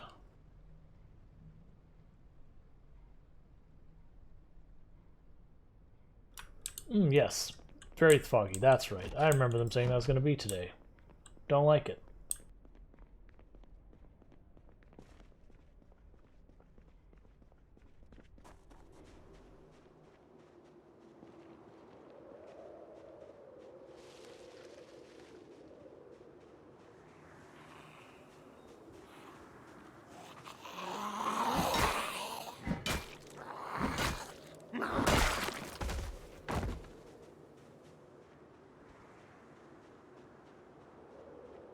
Why are we getting hot so fast? I mean, I am wearing a leather jacket, but it's still 64. Yep, and we've cleared out most of Ekron at this point. We just wrapped up the church, so the east end of Ekron is cleared, the south end of Ekron is cleared, you know, barring some patrolling groups and all that. Just gotta deal with the west neighborhoods, and then we have been to all of Ekron, and murdering all the things in all of Ekron. We've got our base is getting well under construction. Yep, dealing with the thirst right now. We've got inside our grill here, I've got some water I boiled. Just gonna pour that into my empty bottle.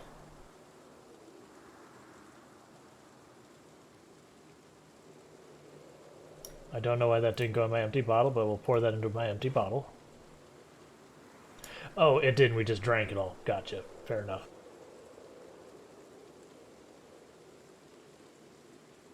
It seems, yep, it is time to get water.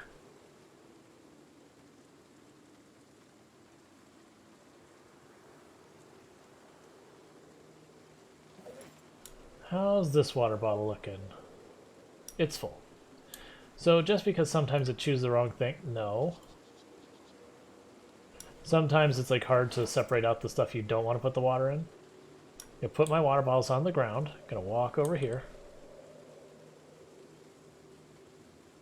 I'm gonna grab all the stuff out of this.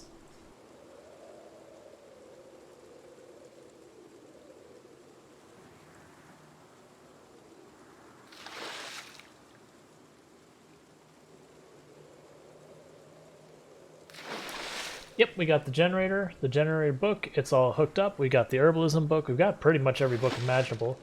Got an ice fridge, it's full of our all sorts of stuff we've been growing. We've got a farm up here. We got a whole bunch of planks in the back of that. It might be enough to finish off this wall. Then we're gonna start laying down floor. It's gonna be nice. Yep, so what I'm doing is I'm grabbing all of these different things that can contain water. Oh, don't you, zombie? You stay there. I'm busy. I can put these down, but I really don't want to put these down.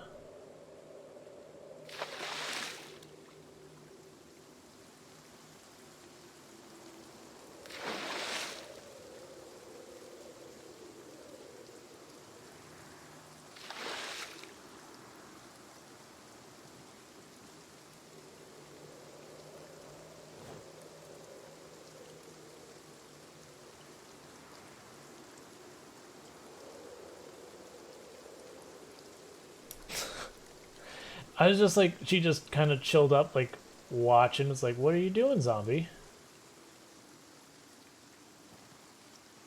Alright, you. I don't know where you came from, but you gotta go.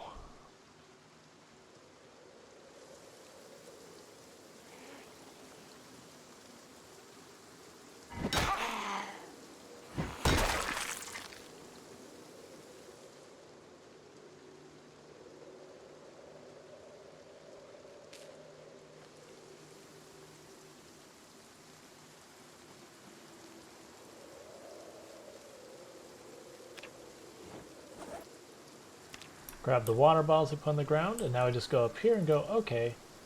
Do I not have a layer on me? I bet you that's what... No, I got... Oh. No, I've got matches. Why can I not light you on fire? There we go. It just wasn't going to pick it up off the ground. So now I'm burning, so we'll boil all our water and we'll have a ton of water ready to go.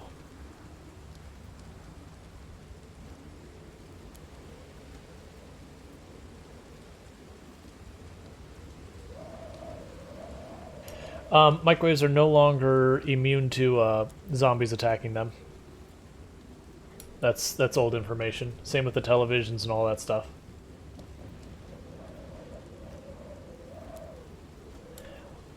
At this point, there should be basically nothing that is immune to zombies that you can move or build.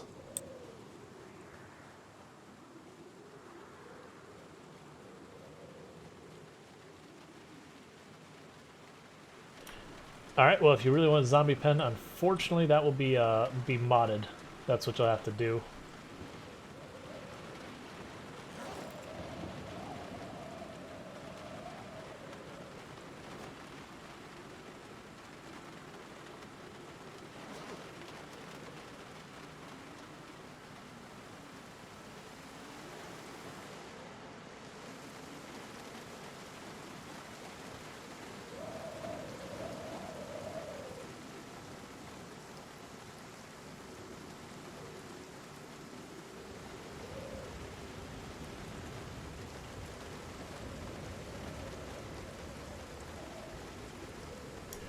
I have no idea or no idea when. I just know there's a video that basically says they're immune, and that's a long time ago.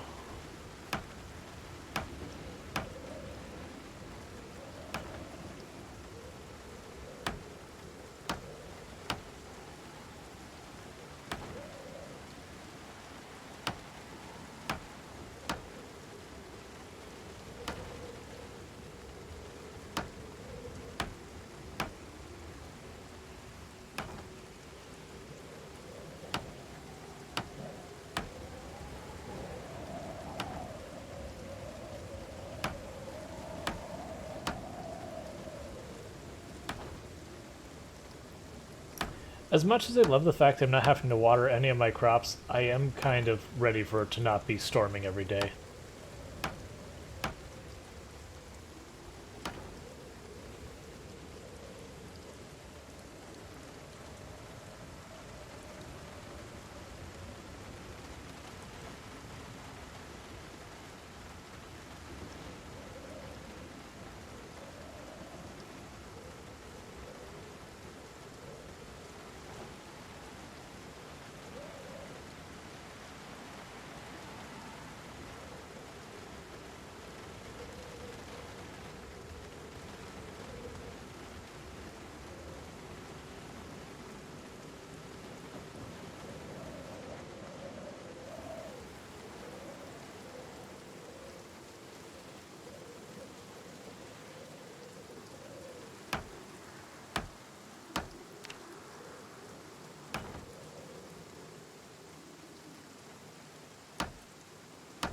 Interesting.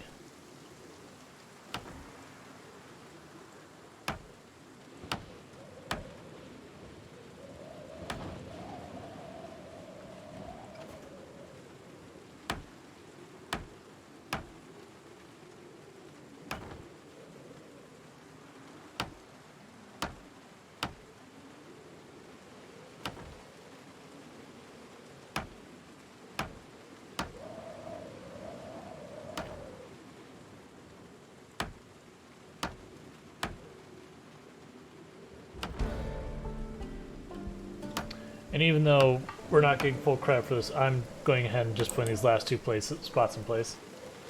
Or actually, am I going to be one plank short? I think I'm going to be one plank short.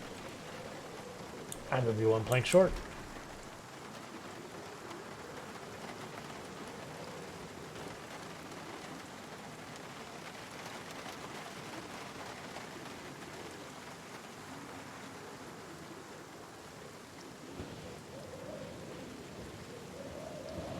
I'm going to be one plank short of being able to build that last segment of wall.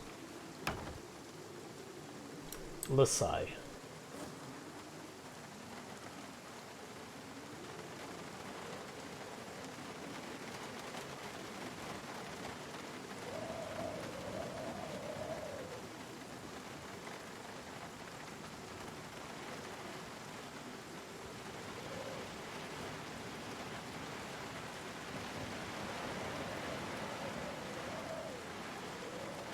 I can just fit the whole thing in here, so we're just grabbing it all.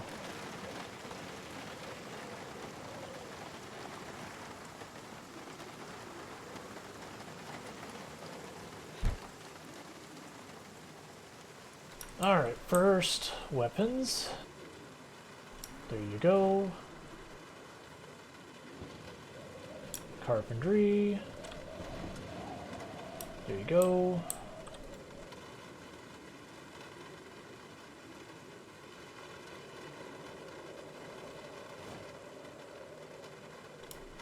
with that. Food is basically full. Correction, food is full.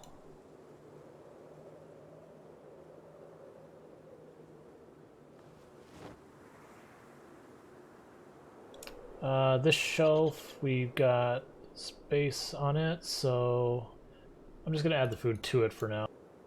Later I'll move all the metal stuff to another shelf of its own.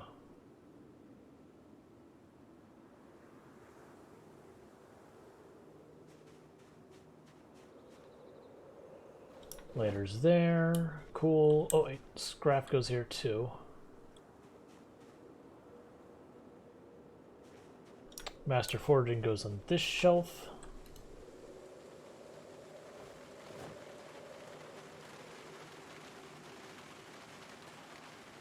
Paper grips there, cigarettes here. Put the empty water bottle with the rest of the food stuff. And then put the empty cooking pot with the grill.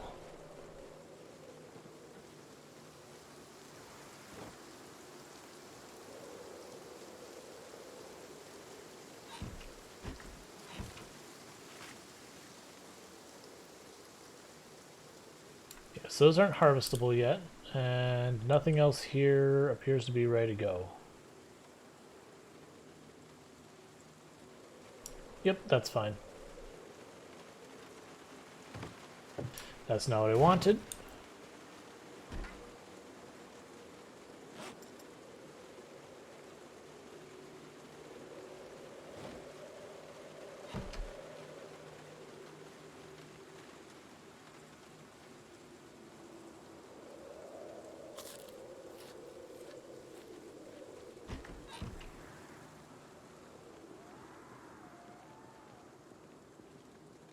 Alright, so we've already lost half of today just from how long we slept, dragging all the stuff around, so I think what we're going to do is just go right back to that church, kill the zombies that showed up there.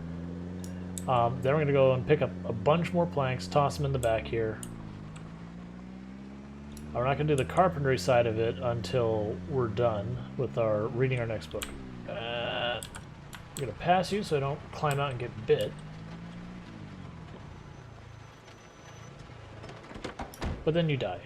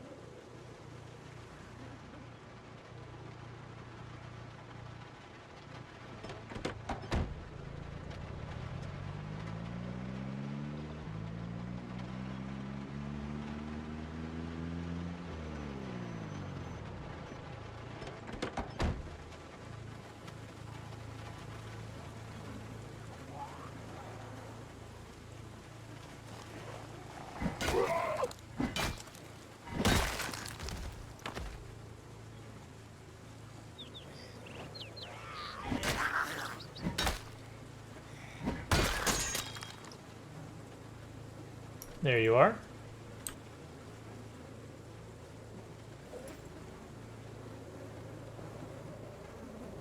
Okay, I don't have a spare primary weapon on us, but that's okay. I don't need one right now.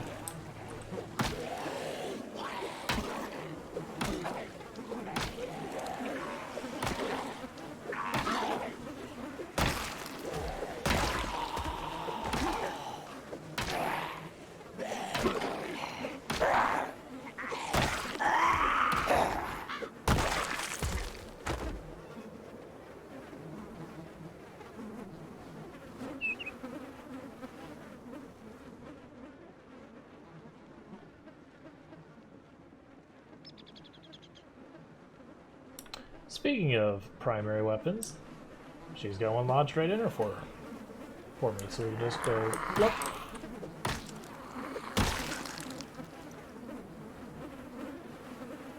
And now we do have one.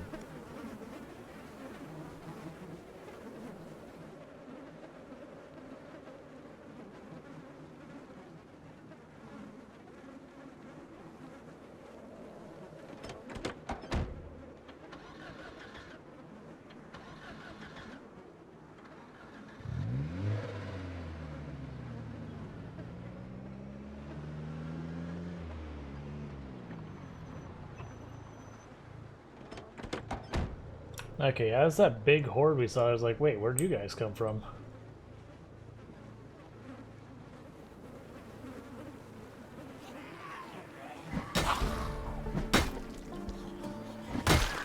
Slightly better at killing zombies, always a good time. Put short blunt at 4, nice. Oh, hi, zombie out of nowhere.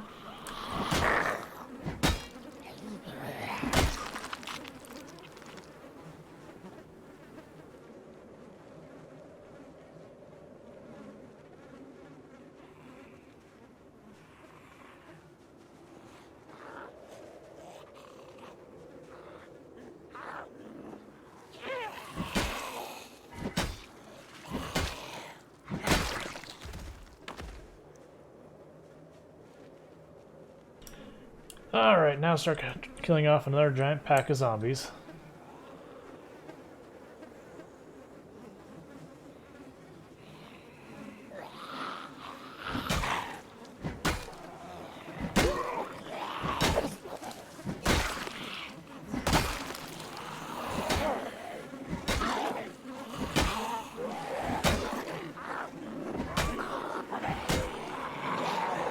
Alright, the target switch made us miss.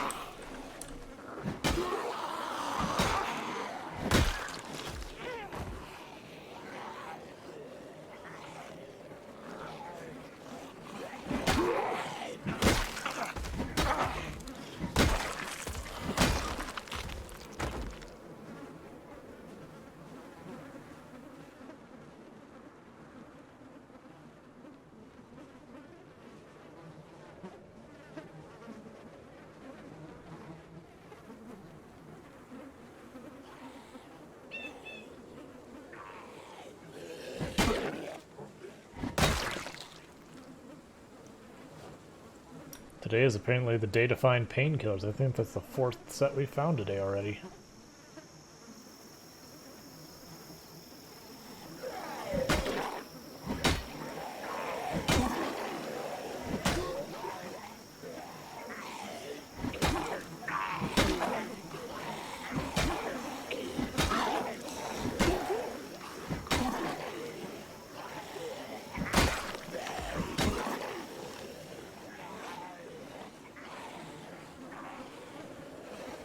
Oh, stop panicking. You've killed so many zombies now.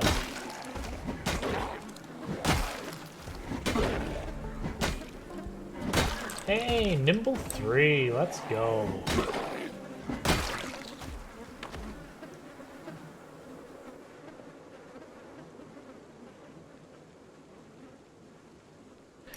It would be a lucrative business, except there's no customers.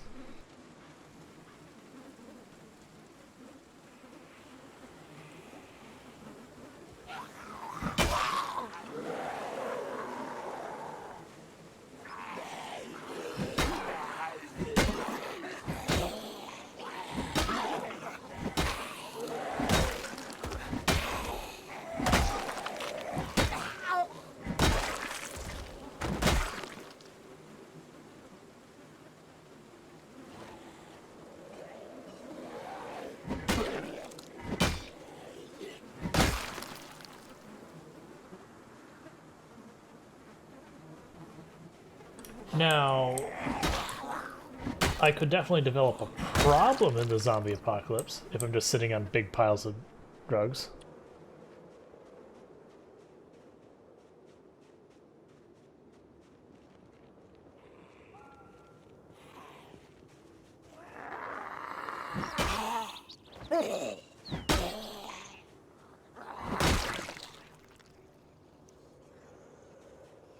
Get another zombie from inside there.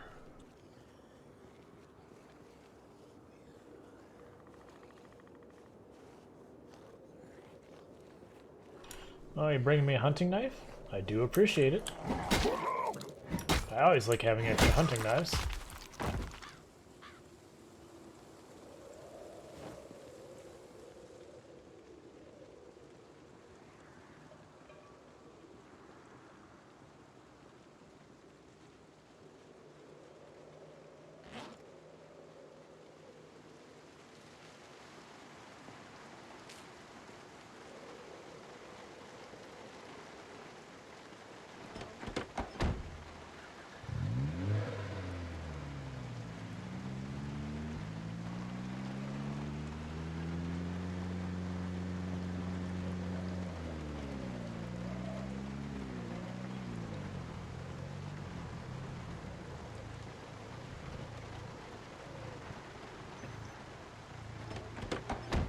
Alright, let's kill these zombies. We'll use this to turn around, line it back up like we did the last time, and then start grabbing more planks.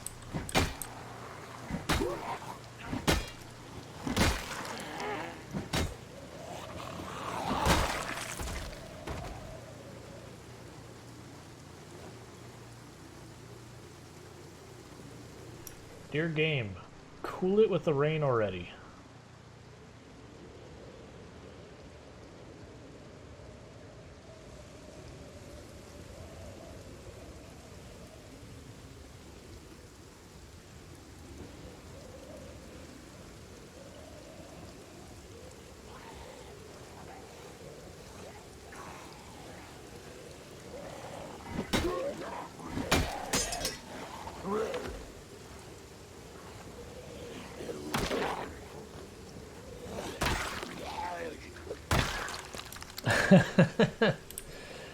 I mean, it's been doing pretty good so far. I think we've had, what, like 5 days with rain in a row so far? And then 2 of those days we had fog on top of it.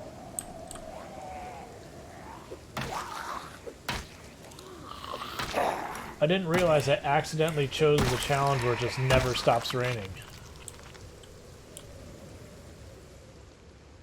Oh, right. Dropped the metal bar. Kill these 2 up here. We see them. Let's get rid of them.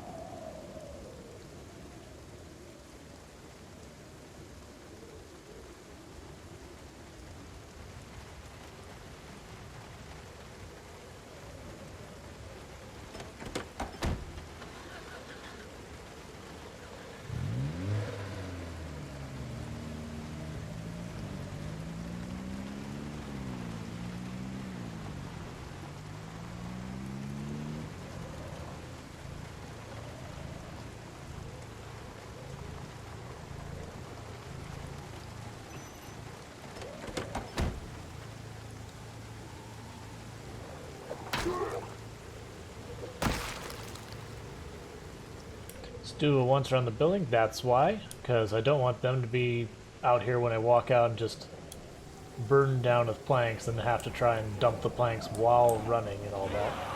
But I mean that, meandering away slowly and hoping for the best.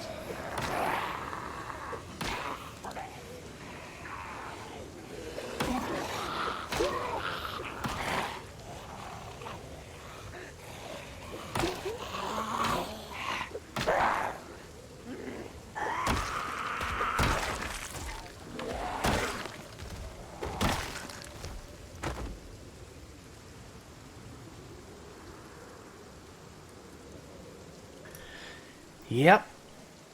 Tires will get you. They make you really tired.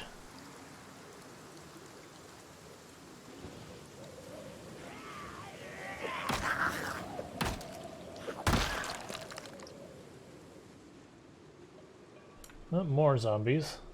Might as well keep killing, that's the point. No survivors. Oh, knife time. Stamina's low.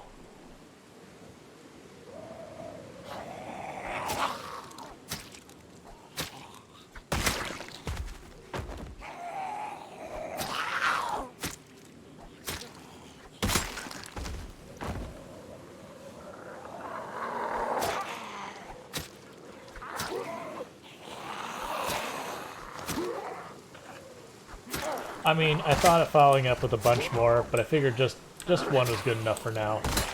Just need a little eye roll.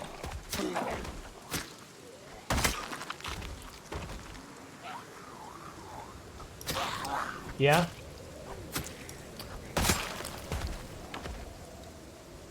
It's solid dad joke territory right there.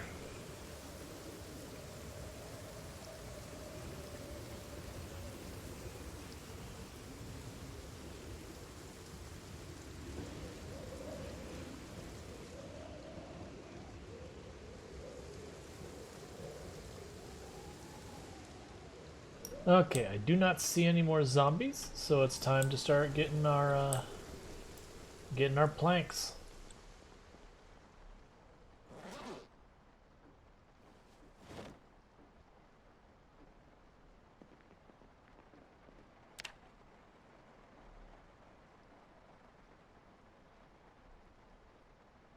And while I'm very, very, very, very, very tempted to just grab them all in one go, or as many as I can in one go to make this fast, I know that's not the right decision, and it'll get me killed. So we're ferrying them back and forth. It's a shame all of these trees are here, because otherwise I would have backed up like right to the door.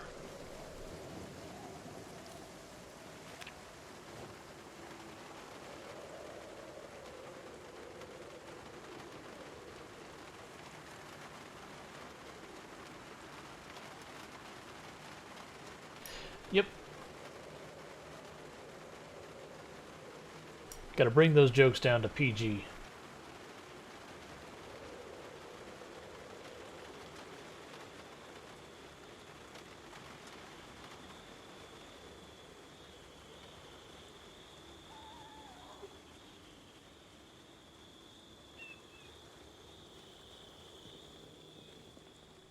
That is appreciated.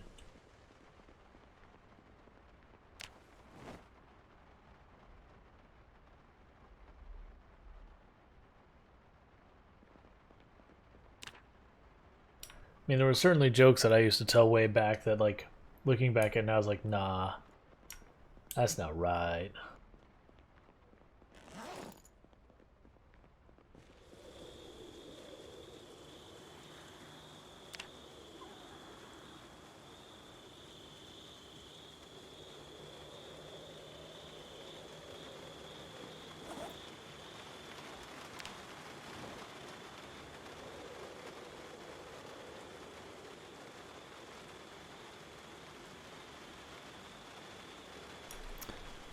Yeah, that one works. For those who aren't watching chat, hey, did you hear about the guy who farted in this church? They made him sit in his own pew.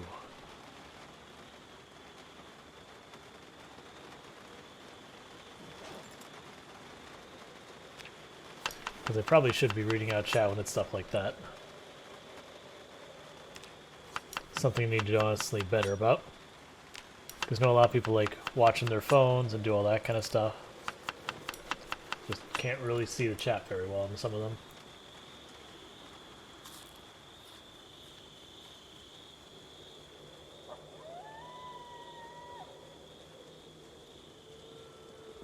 I see you all sneaking up on me. Now I'm gonna kill ya, but first I'm gonna sit in my car. You all just stay right there. Okay, I retract all those threats I was making. I'm getting tired. I'll come back for you tomorrow. Instead, I'm just gonna take a few more planks, because I'm greedy.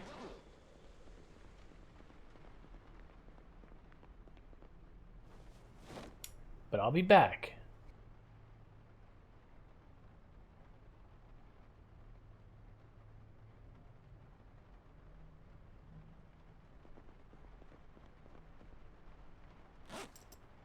Dare I? I dare. This is a bad idea and I shouldn't do it and I know it. I'm not going to go out this way, I'm going to go out this window, which is the reason I'm doing it this way. Because all those zombies are back there, so I should be able to sneak on out.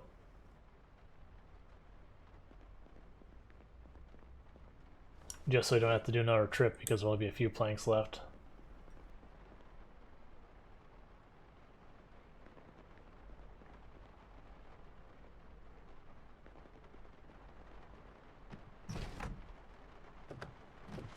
Yep, because I am not coming back for 2 planks. It's just not happening.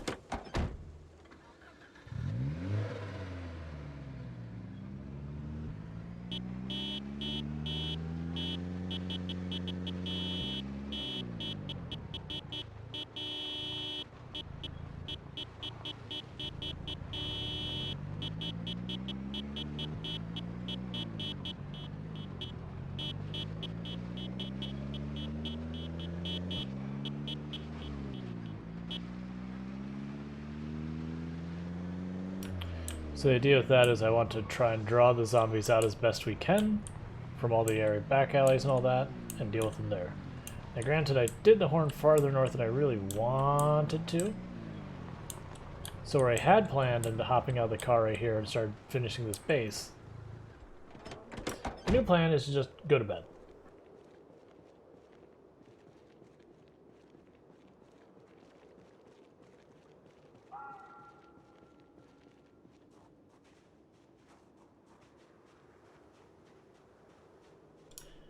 That way, tomorrow Marisa can deal with today Marisa's choices.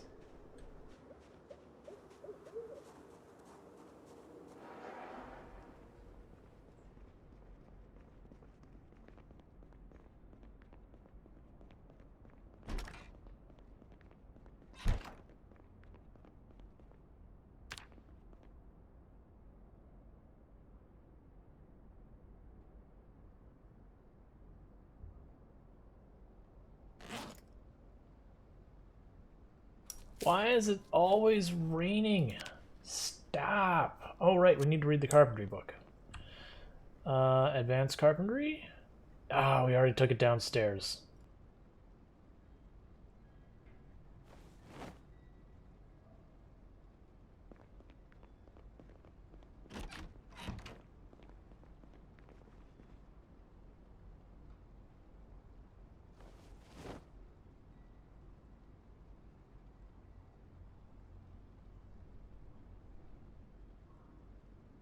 You know what, we're not going to push it. We know a bunch of zombies are going to be wandering around. Let's just go with what we got.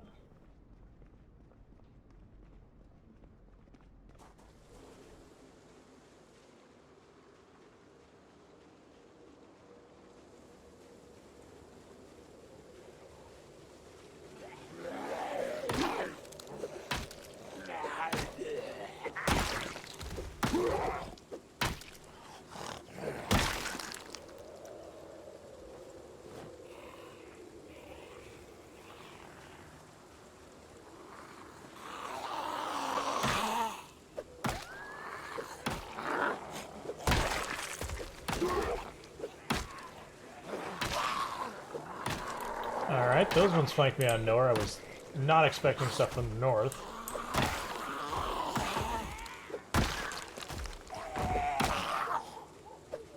And that is why we don't carry more than we should. Because that easily could have been really terrible.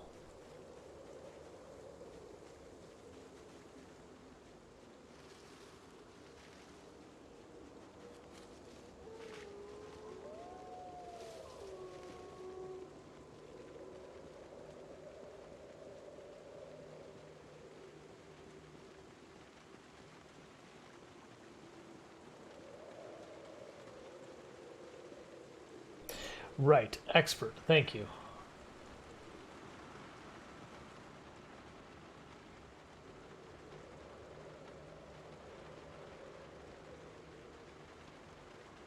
Just doing the once around, make sure we don't have any other zombies trying to surprise us. Okay, feel pretty comfortable at this point.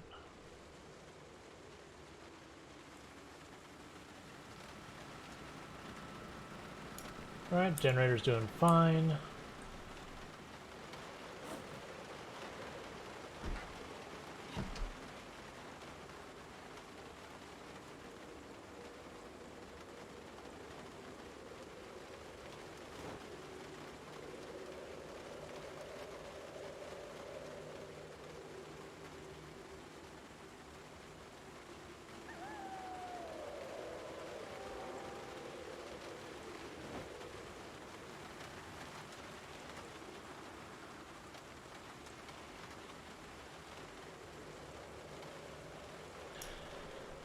Let's see. So grab a plank.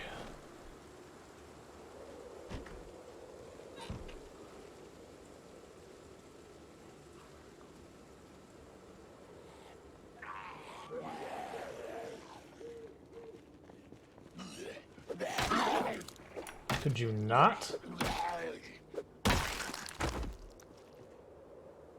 That legitimately caught me off guard.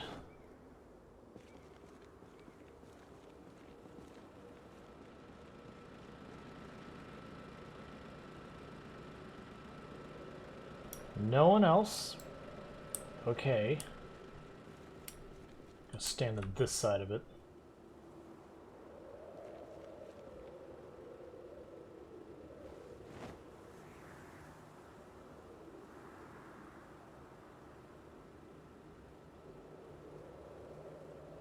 Just trying to get the planks inside here.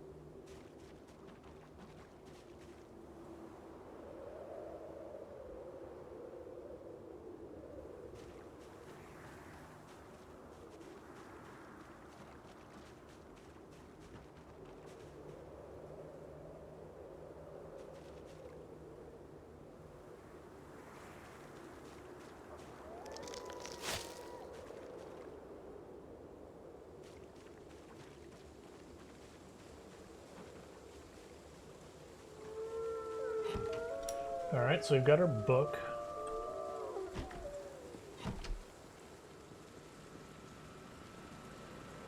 I got zombies down here. It's like I thought I heard crunching over here, so...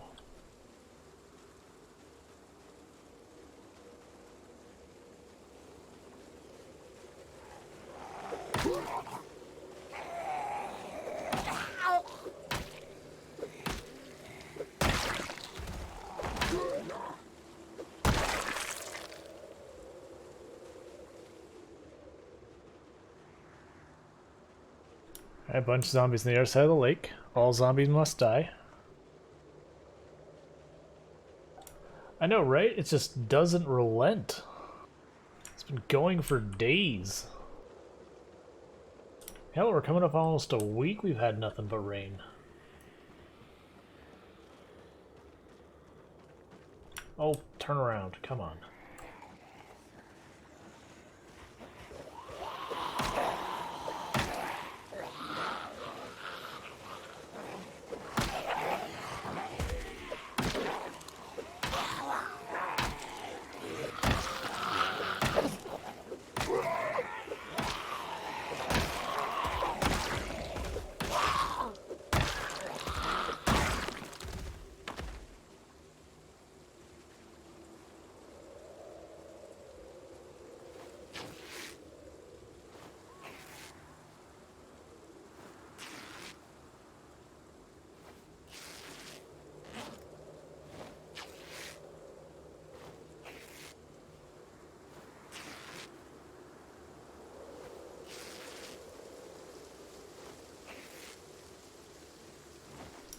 And watch, the moment I build one of the rain barrels, we will never see rain again.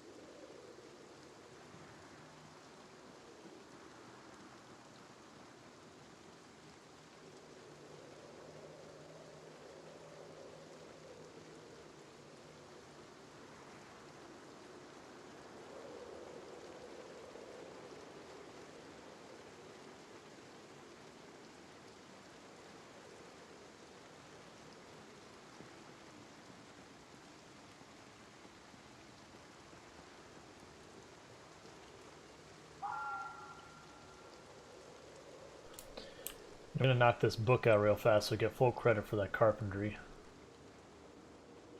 Plus, I just don't want to deal with the rain for 5 freaking minutes.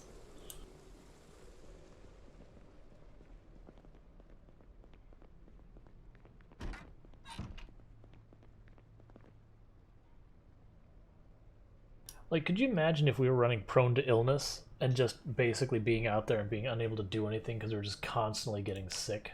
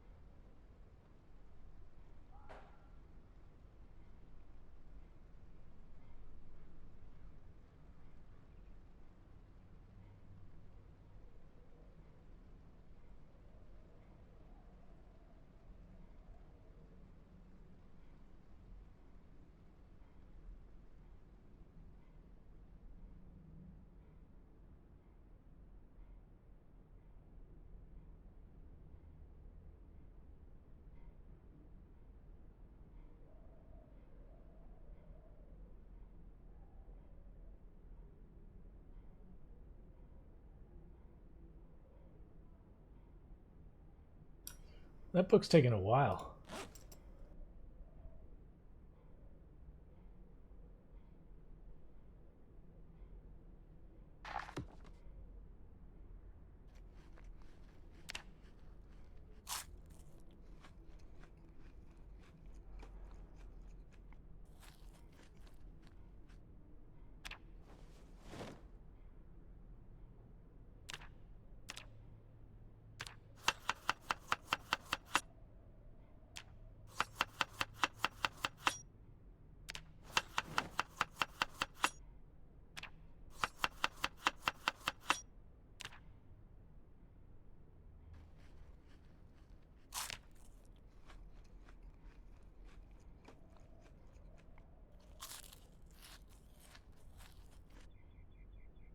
Cool. So we finished that, we finished the book, we go back out. Getting real close to being tired, but that's fine. We'll just carpentry through the night.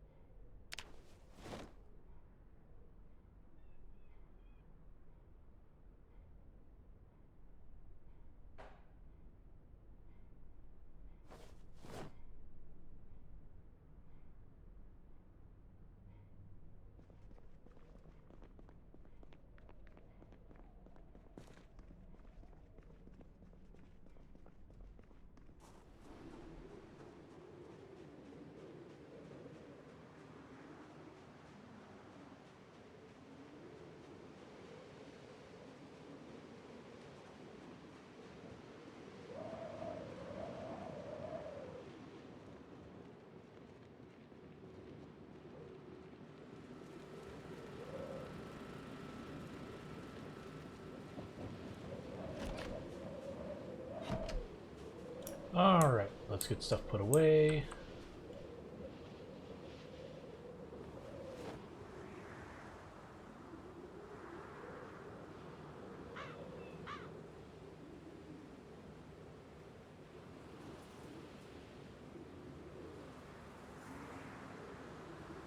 Oh, that's not where those go.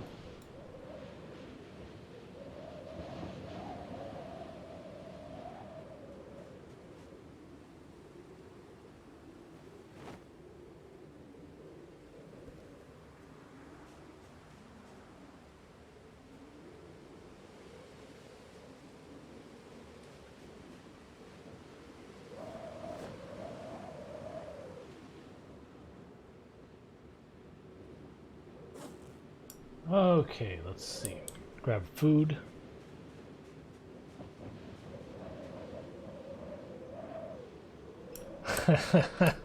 That's the way it works. It's just like, how do you feel about Endless rain.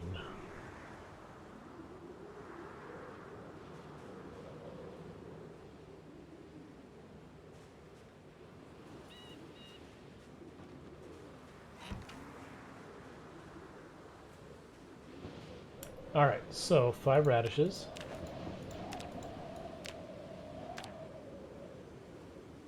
Five broccoli.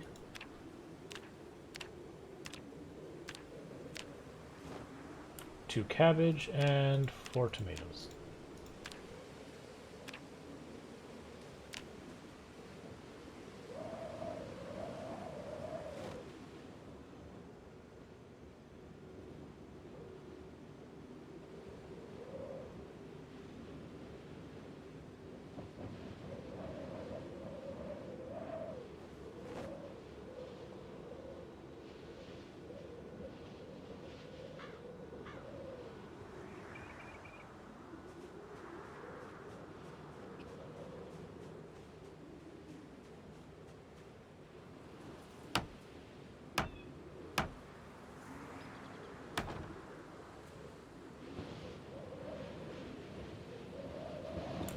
Okay, we can do stairs already. Where do I want to put the stairs though? Maybe down here?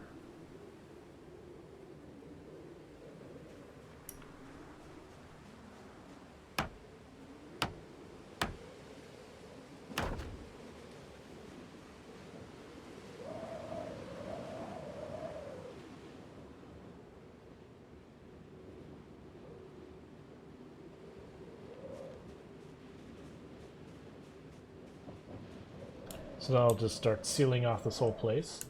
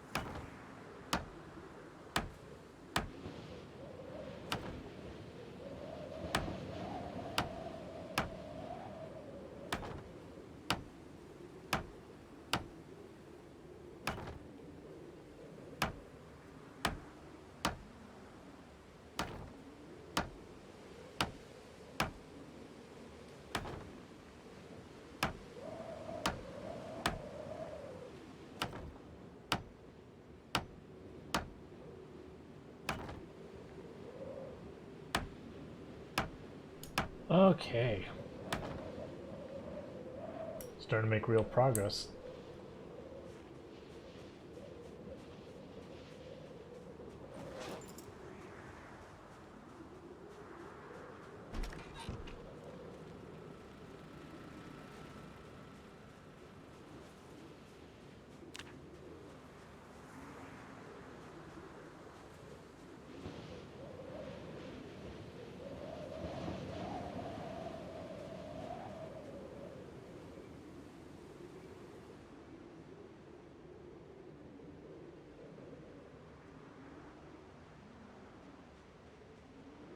Okay. So we're getting tired and sleepy again. Let's go ahead and get ourselves a replacement main weapon, though. The second floor will actually bother putting windows and such so we can see out.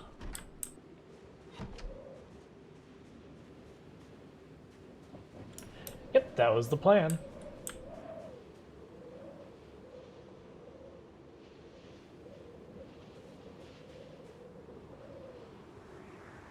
want someplace close to the center map, because that would be the one that'd be easiest to get around to the various locations. The only ones that'll be a pain to go to is the far east ones.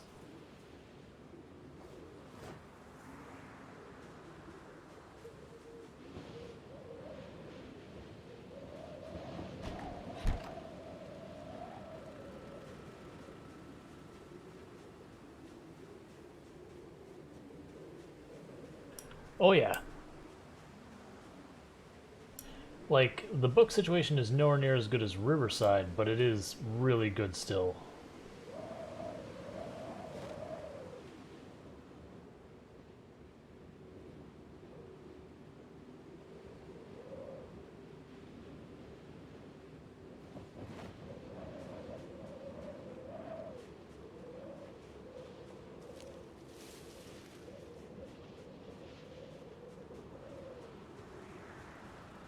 So I guess tomorrow when we wake up, we go down the main drag again, kill any zombies that have shown up from us honking our horn a whole bunch, and then we take off the other side of town, which is just one road that goes north-south, and that kind of makes an L at the very bottom. And then that will be all of Ekron.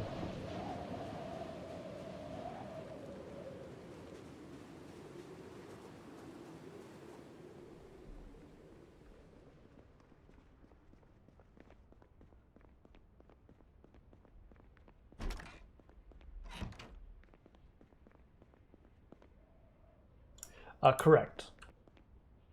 Insane pop is 4 times pop, and then 16 times is 16 times.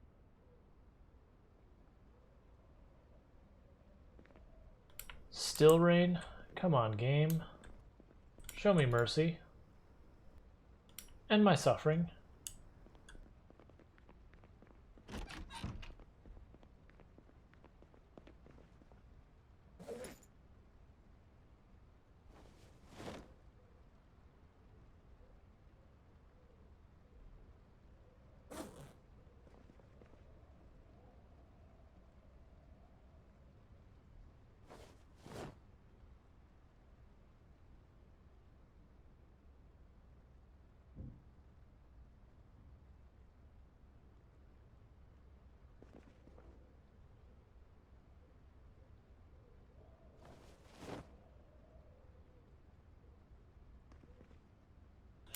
Yeah.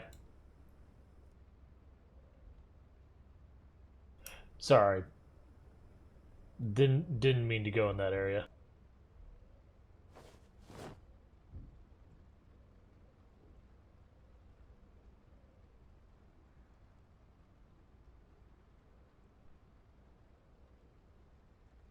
Just so tired of every day being rain.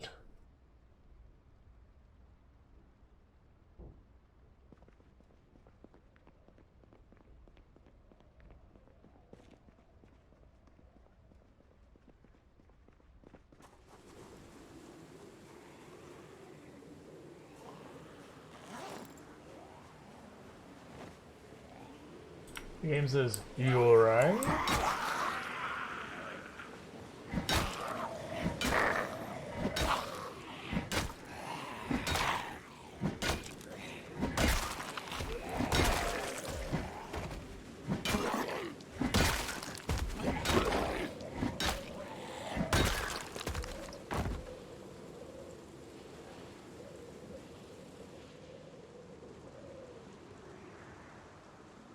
Can't tell if it's another zombie or what is that? Okay, it is another zombie. They're facing away from me and I'm just seeing their light pads. I was like, what is that?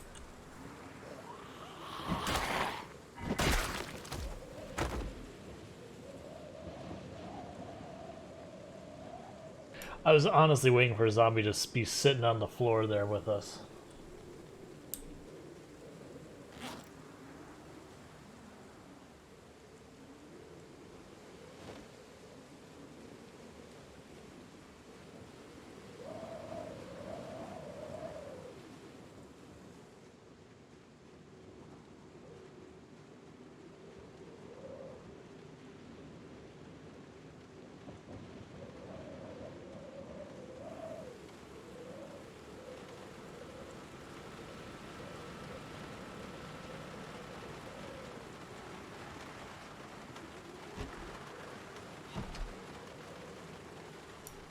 Okay, let's see what we have in the bag that we need to ditch. Medical supplies. That'll be this shelf.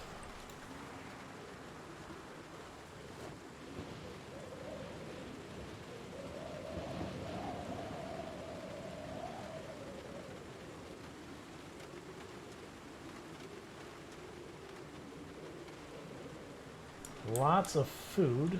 So we're moved on to this shelf now.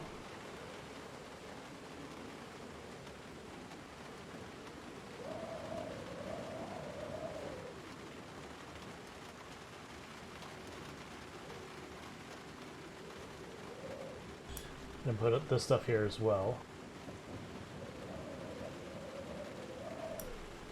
We are currently at 2 months, 2 days.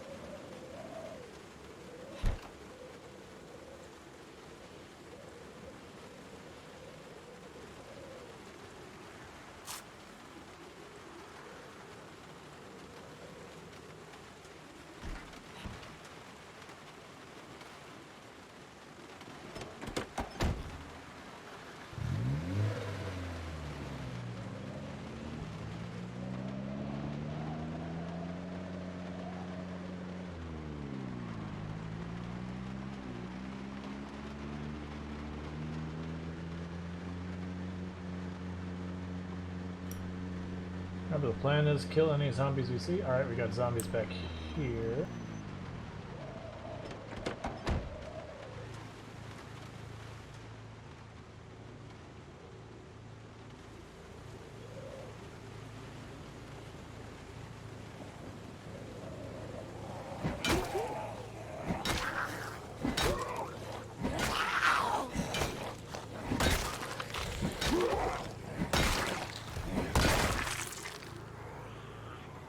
Oh, hi, really large group of zombies fanned out really far for some reason.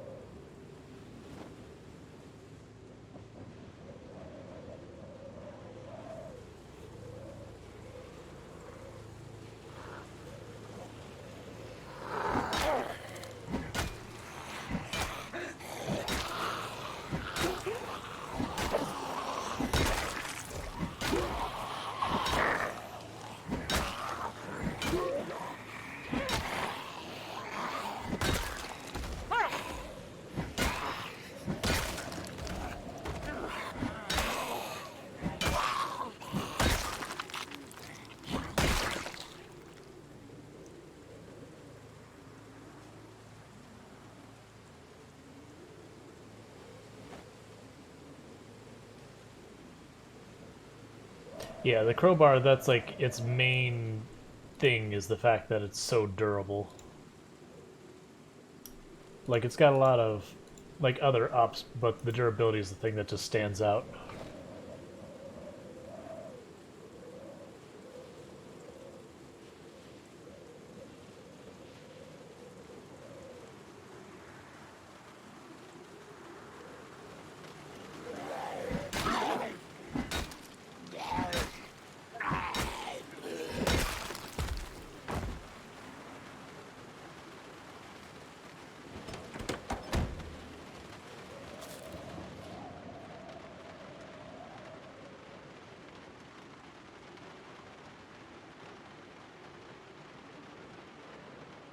We're just chilling here, recovering our stamina, then we'll kill this group of zombies, and that zombie, and that zombie.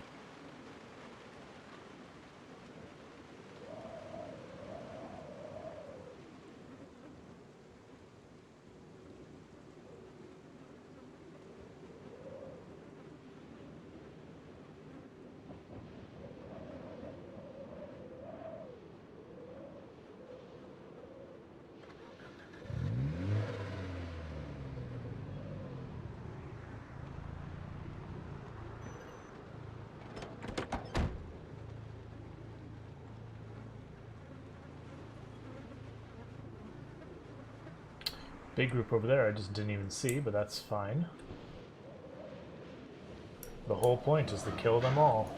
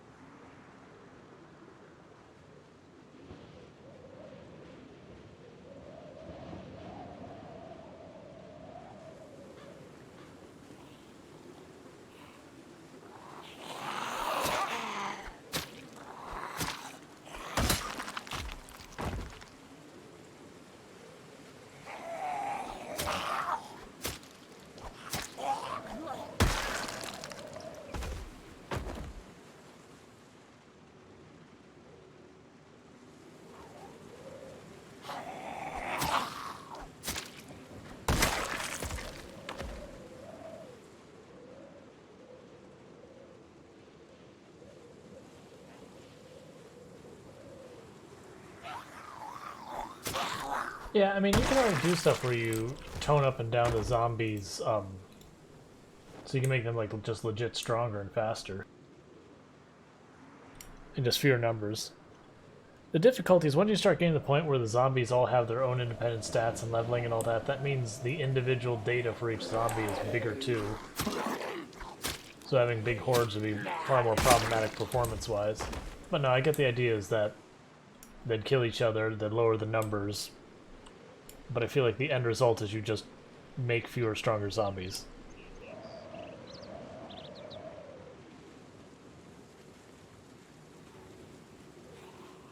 Like, skip the complex middleman in that.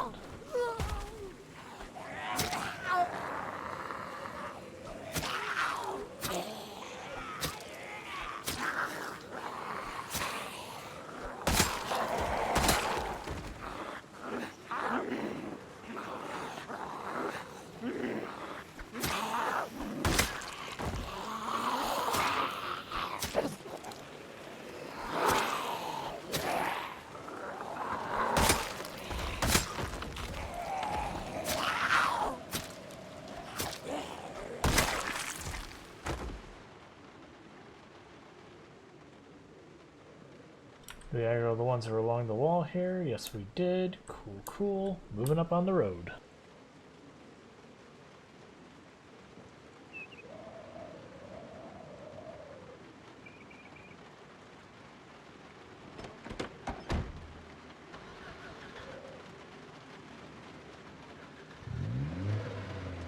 Of course, to get ready to move up on the road, then some stroll in.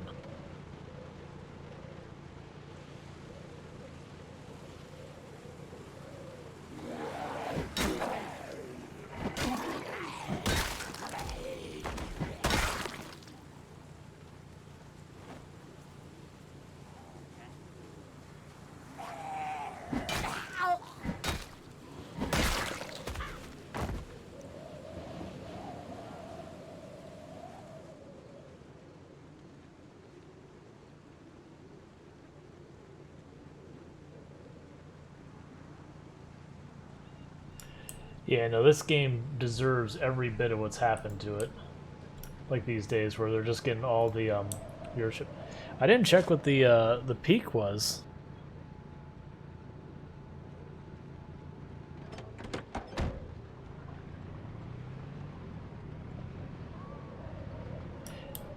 Yeah, I mean, that would be fun, but it's a totally different game. They have had games that tried to make it so like the AI gets better and better as time goes on. Usually, though, they always end up having to either use the AI to use like things a human player can't do, where they can like manage multiple units across the entire arena that just you using the UI cannot keep up with, or that it has to kind of cheat just a little bit. But ultimately, like when you get into like the whole machine learning side of things, you'll be able to make the AI able to just win. 50k peak pop today. Nice. Like I think a big part of that is just all of the big name streamers who have been hopping in who are like, alright, I'll give this game a go. Because they bring their fan base in who probably would otherwise have never seen the game. Like, it's just free marketing for the game, but again, they absolutely deserve. This is an amazing game.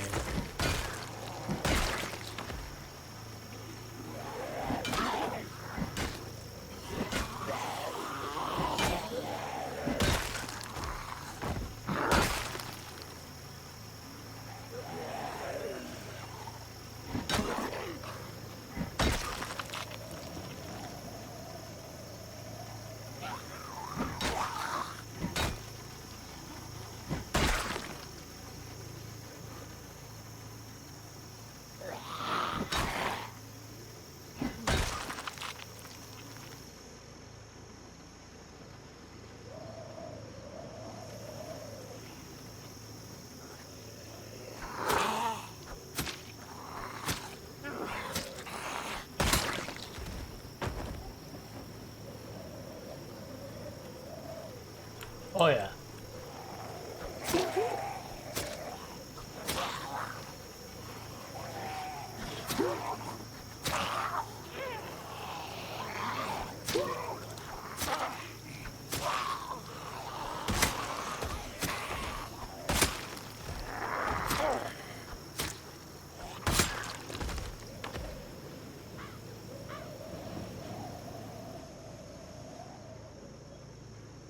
Getting to the point I'm not collecting half the stuff in the buys anymore. It's like we don't need it. We've got so much of all of it.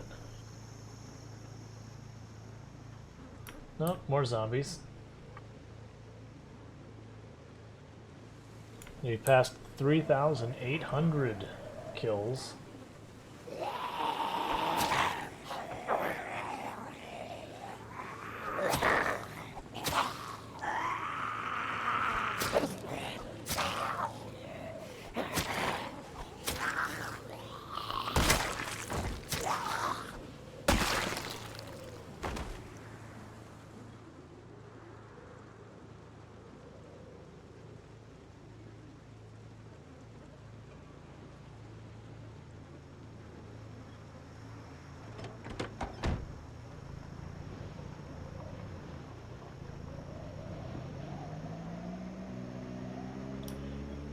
There's been a few people who they tried to jump into the game and they get caught on some of the less intuitive stuff.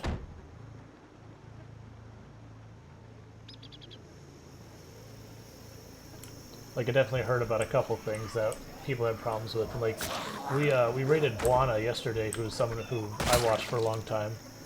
Not big like big time streamer, but someone who's been around full time streaming for it's probably going a number of years. Oh hey, don't do that.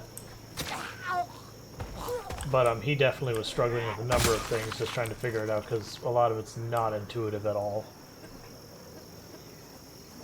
That said, he seems to be getting hooked on it as well.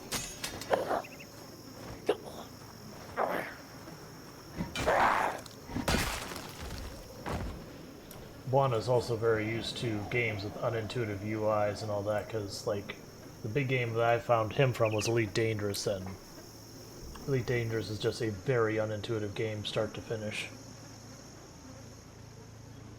Love the game, played the crap out of it, but...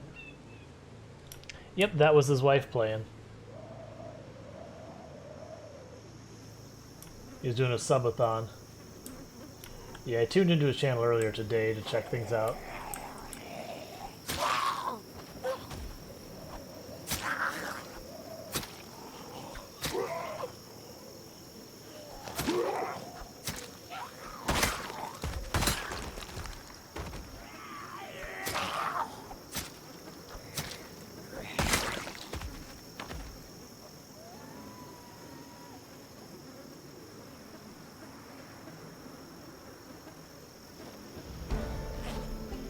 Electrical too, nice.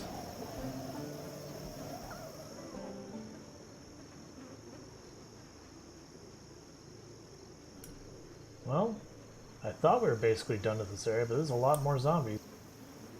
That's fine, we just keep killing.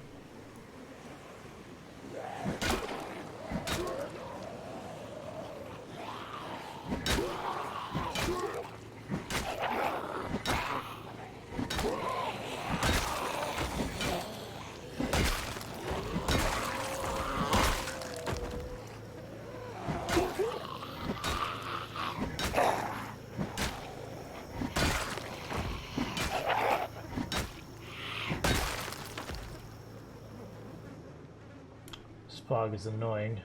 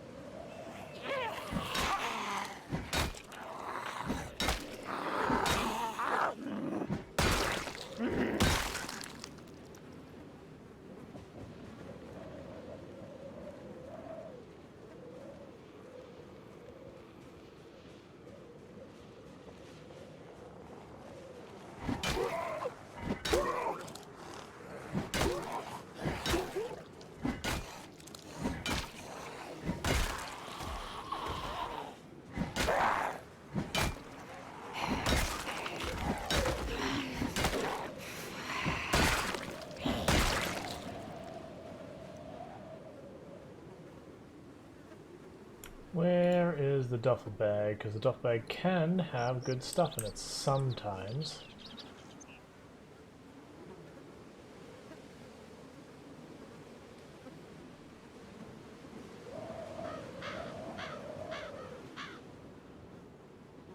Nope, nothing in it.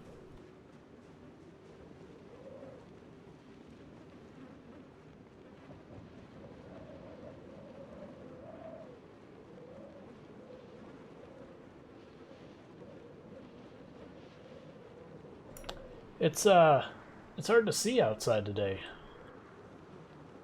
Part of me wants the rain back.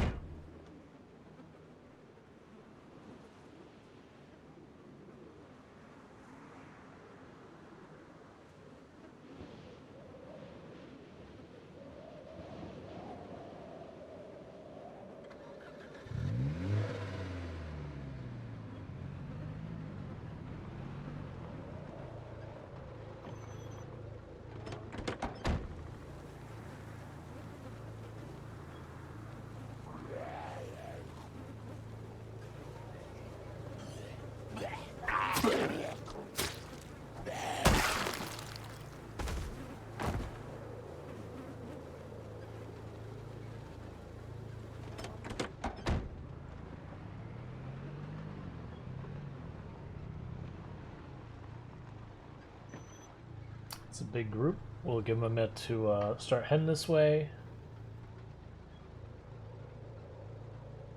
Stamina's just not going up very fast.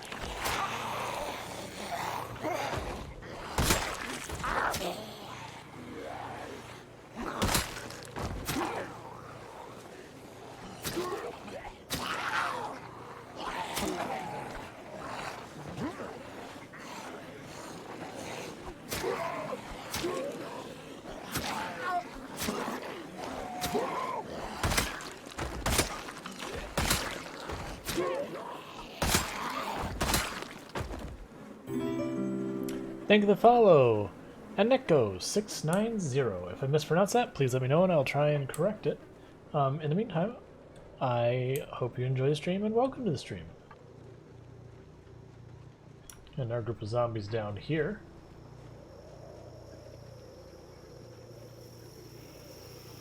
Every time I get to the point where it seems like there's just nothing left in Ekron, we start getting a bunch of these random hordes. I'm wondering if we're just having a bunch of zombies come from the farms and the wilderness nearby, and they're eventually getting out here, and we're just killing them. So that we'll drive out of here expecting to have to fight our way out, and then just find nothing. I don't need to do that.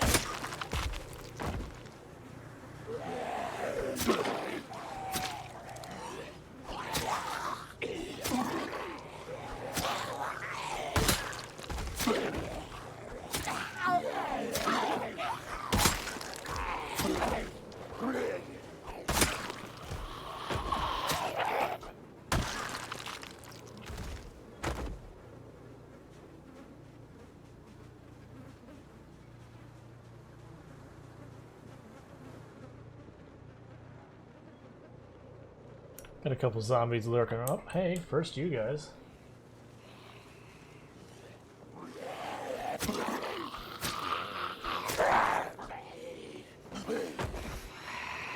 That was a dangerous push.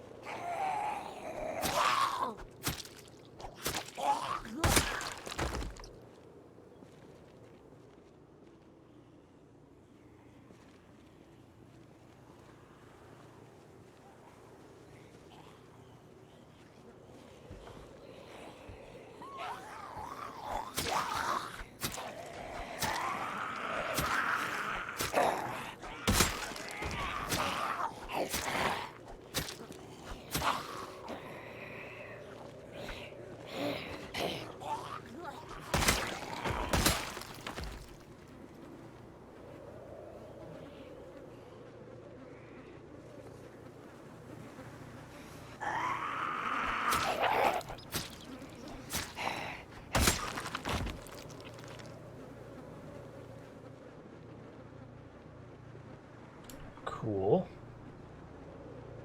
Now we're getting our big group over here.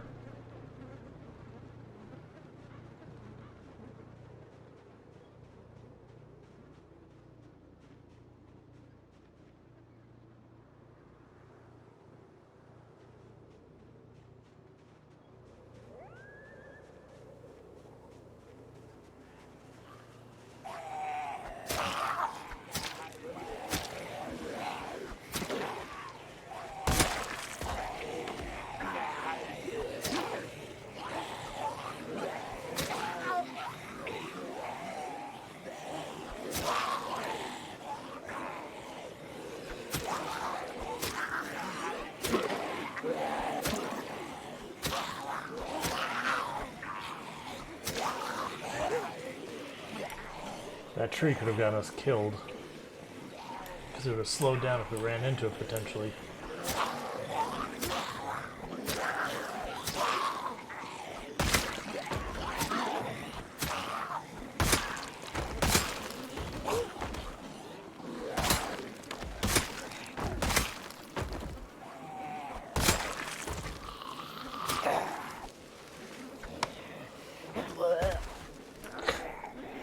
get the tree chopping noise because we stuck the knife and we missed, so we hit the tree.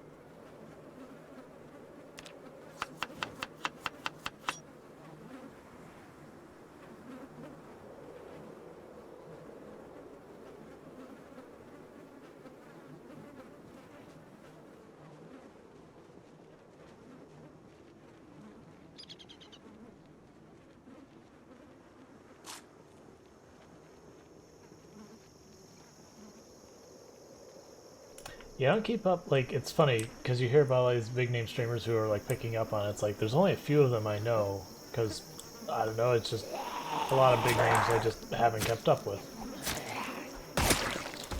You know, not really any particular reason for it. But it's funny, so people, like, get all excited, like, I don't know those ones. It's like, that's cool, and I'm glad it helps, but it's like, I don't know these people.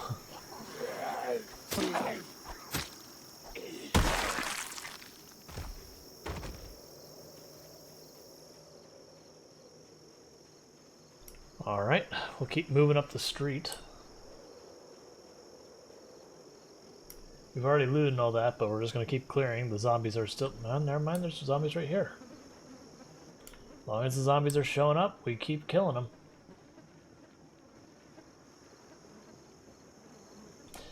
I am thinking when you go to whatever town we hit next, we just start opening up with the shotgun.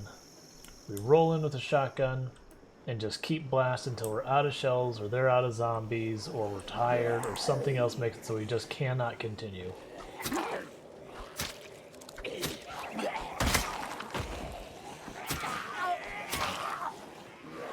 And I fully expect it to mean we push in and we end up having to retreat away, but my hope is to get several hundred kills in one quick setting and just, you know, start sucking all the zombies out of an area. So we have someplace to move in. Get that foothold real fast.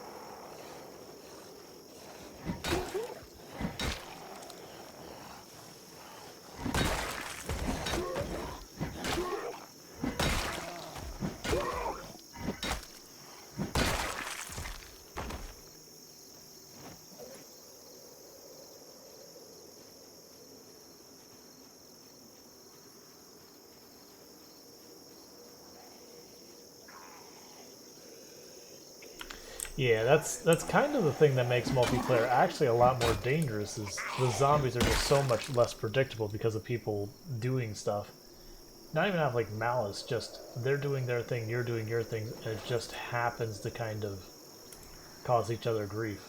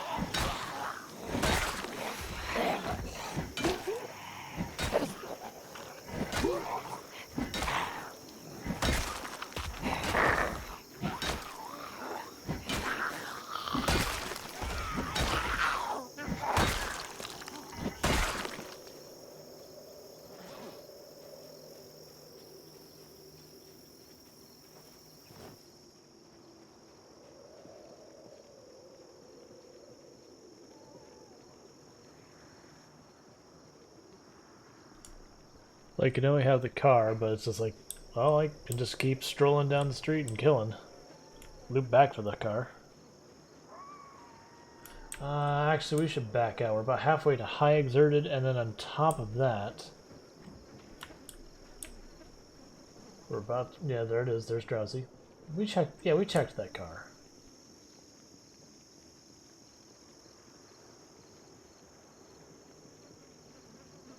And I do think this is probably going to be the last night or the last day we play today.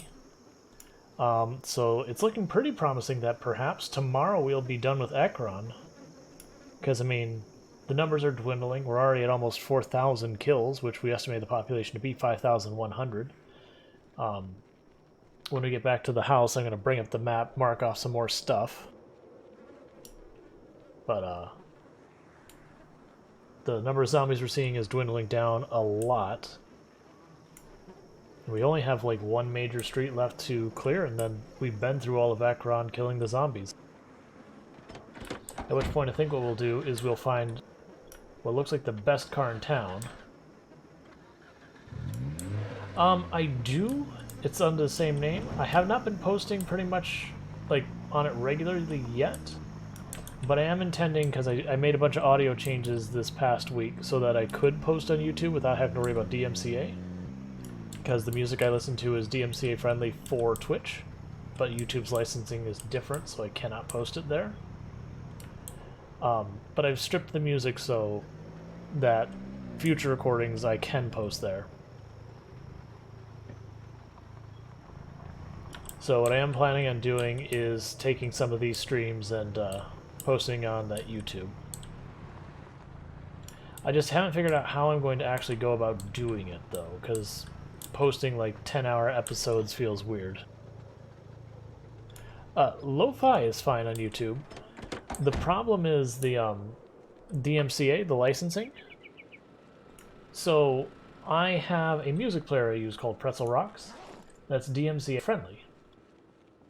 The problem is there's DMCA for Twitch, which is one set of licenses, and DMCA for YouTube, which is another. If I turn on the YouTube-friendly content, which I can, it cuts down the music library about 90%. So when I say there's not a whole lot of music and lots of repetition, I did that for, I think, a week or two I was using the YouTube-friendly music. I was like, I can't stand it. I'm listening to, like, in one stream, I'll listen to the same songs like 8 times over.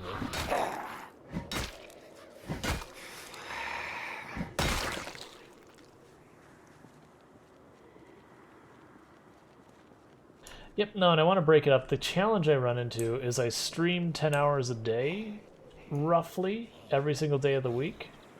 So when I break it up, it just means I have to decide what content I'm posting. So, like, I'll probably take the really good runs that go well. It also means there will be some episodes that's just us sitting around the base doing stuff. Like, just building walls. And then, like, the correct thing to do so far is what would be the best for people consuming the content would to actually get someone to edit it, so you know you get to stuff like where I'm just planking down floors or whatever, that monotonous stuff, or reading the book, that they just, you know, montage or fast forward through it. But the problem is, you know, if you have a 10-hour episode and you go to edit it, it's probably going to take you just shy of 10 hours to do the editing, so far as where to speed up, slow down. Like, it's going to take you a long time. And then my choice would be to not stream that time to do the work, or just not do the editing.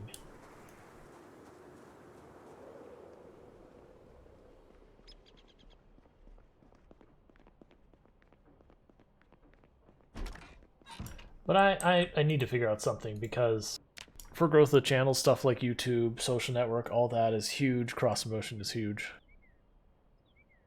Yeah, that's basically what I've done so far, is just plunk the whole thing up there in one go.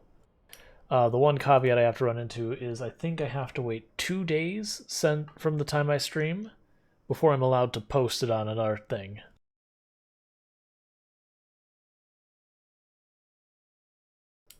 No problem. Anyways, I am going to be wrapping up the stream. I'm going to find someone for us to raid, playing Project Zomboid, hopefully. In the meantime, thank you so much for everyone who has been tuning in, who has been lurking, who has been chatting, who has been following, subscribing, doing the bits, doing the donos, hosting, raid, all of that good stuff. It all helps, and I really do appreciate it. And thank you for the follow, Yumi the First. Welcome to the stream. And also, before I forget, don't forget to eat, drink, stretch, and get enough sleep. And I should be back 5 p.m. EST tomorrow for more Project Zomboid to continue this run. My hope is by the end of the stream tomorrow, Ekron will no longer have a population, and we'll be in the lined up looking for the next target.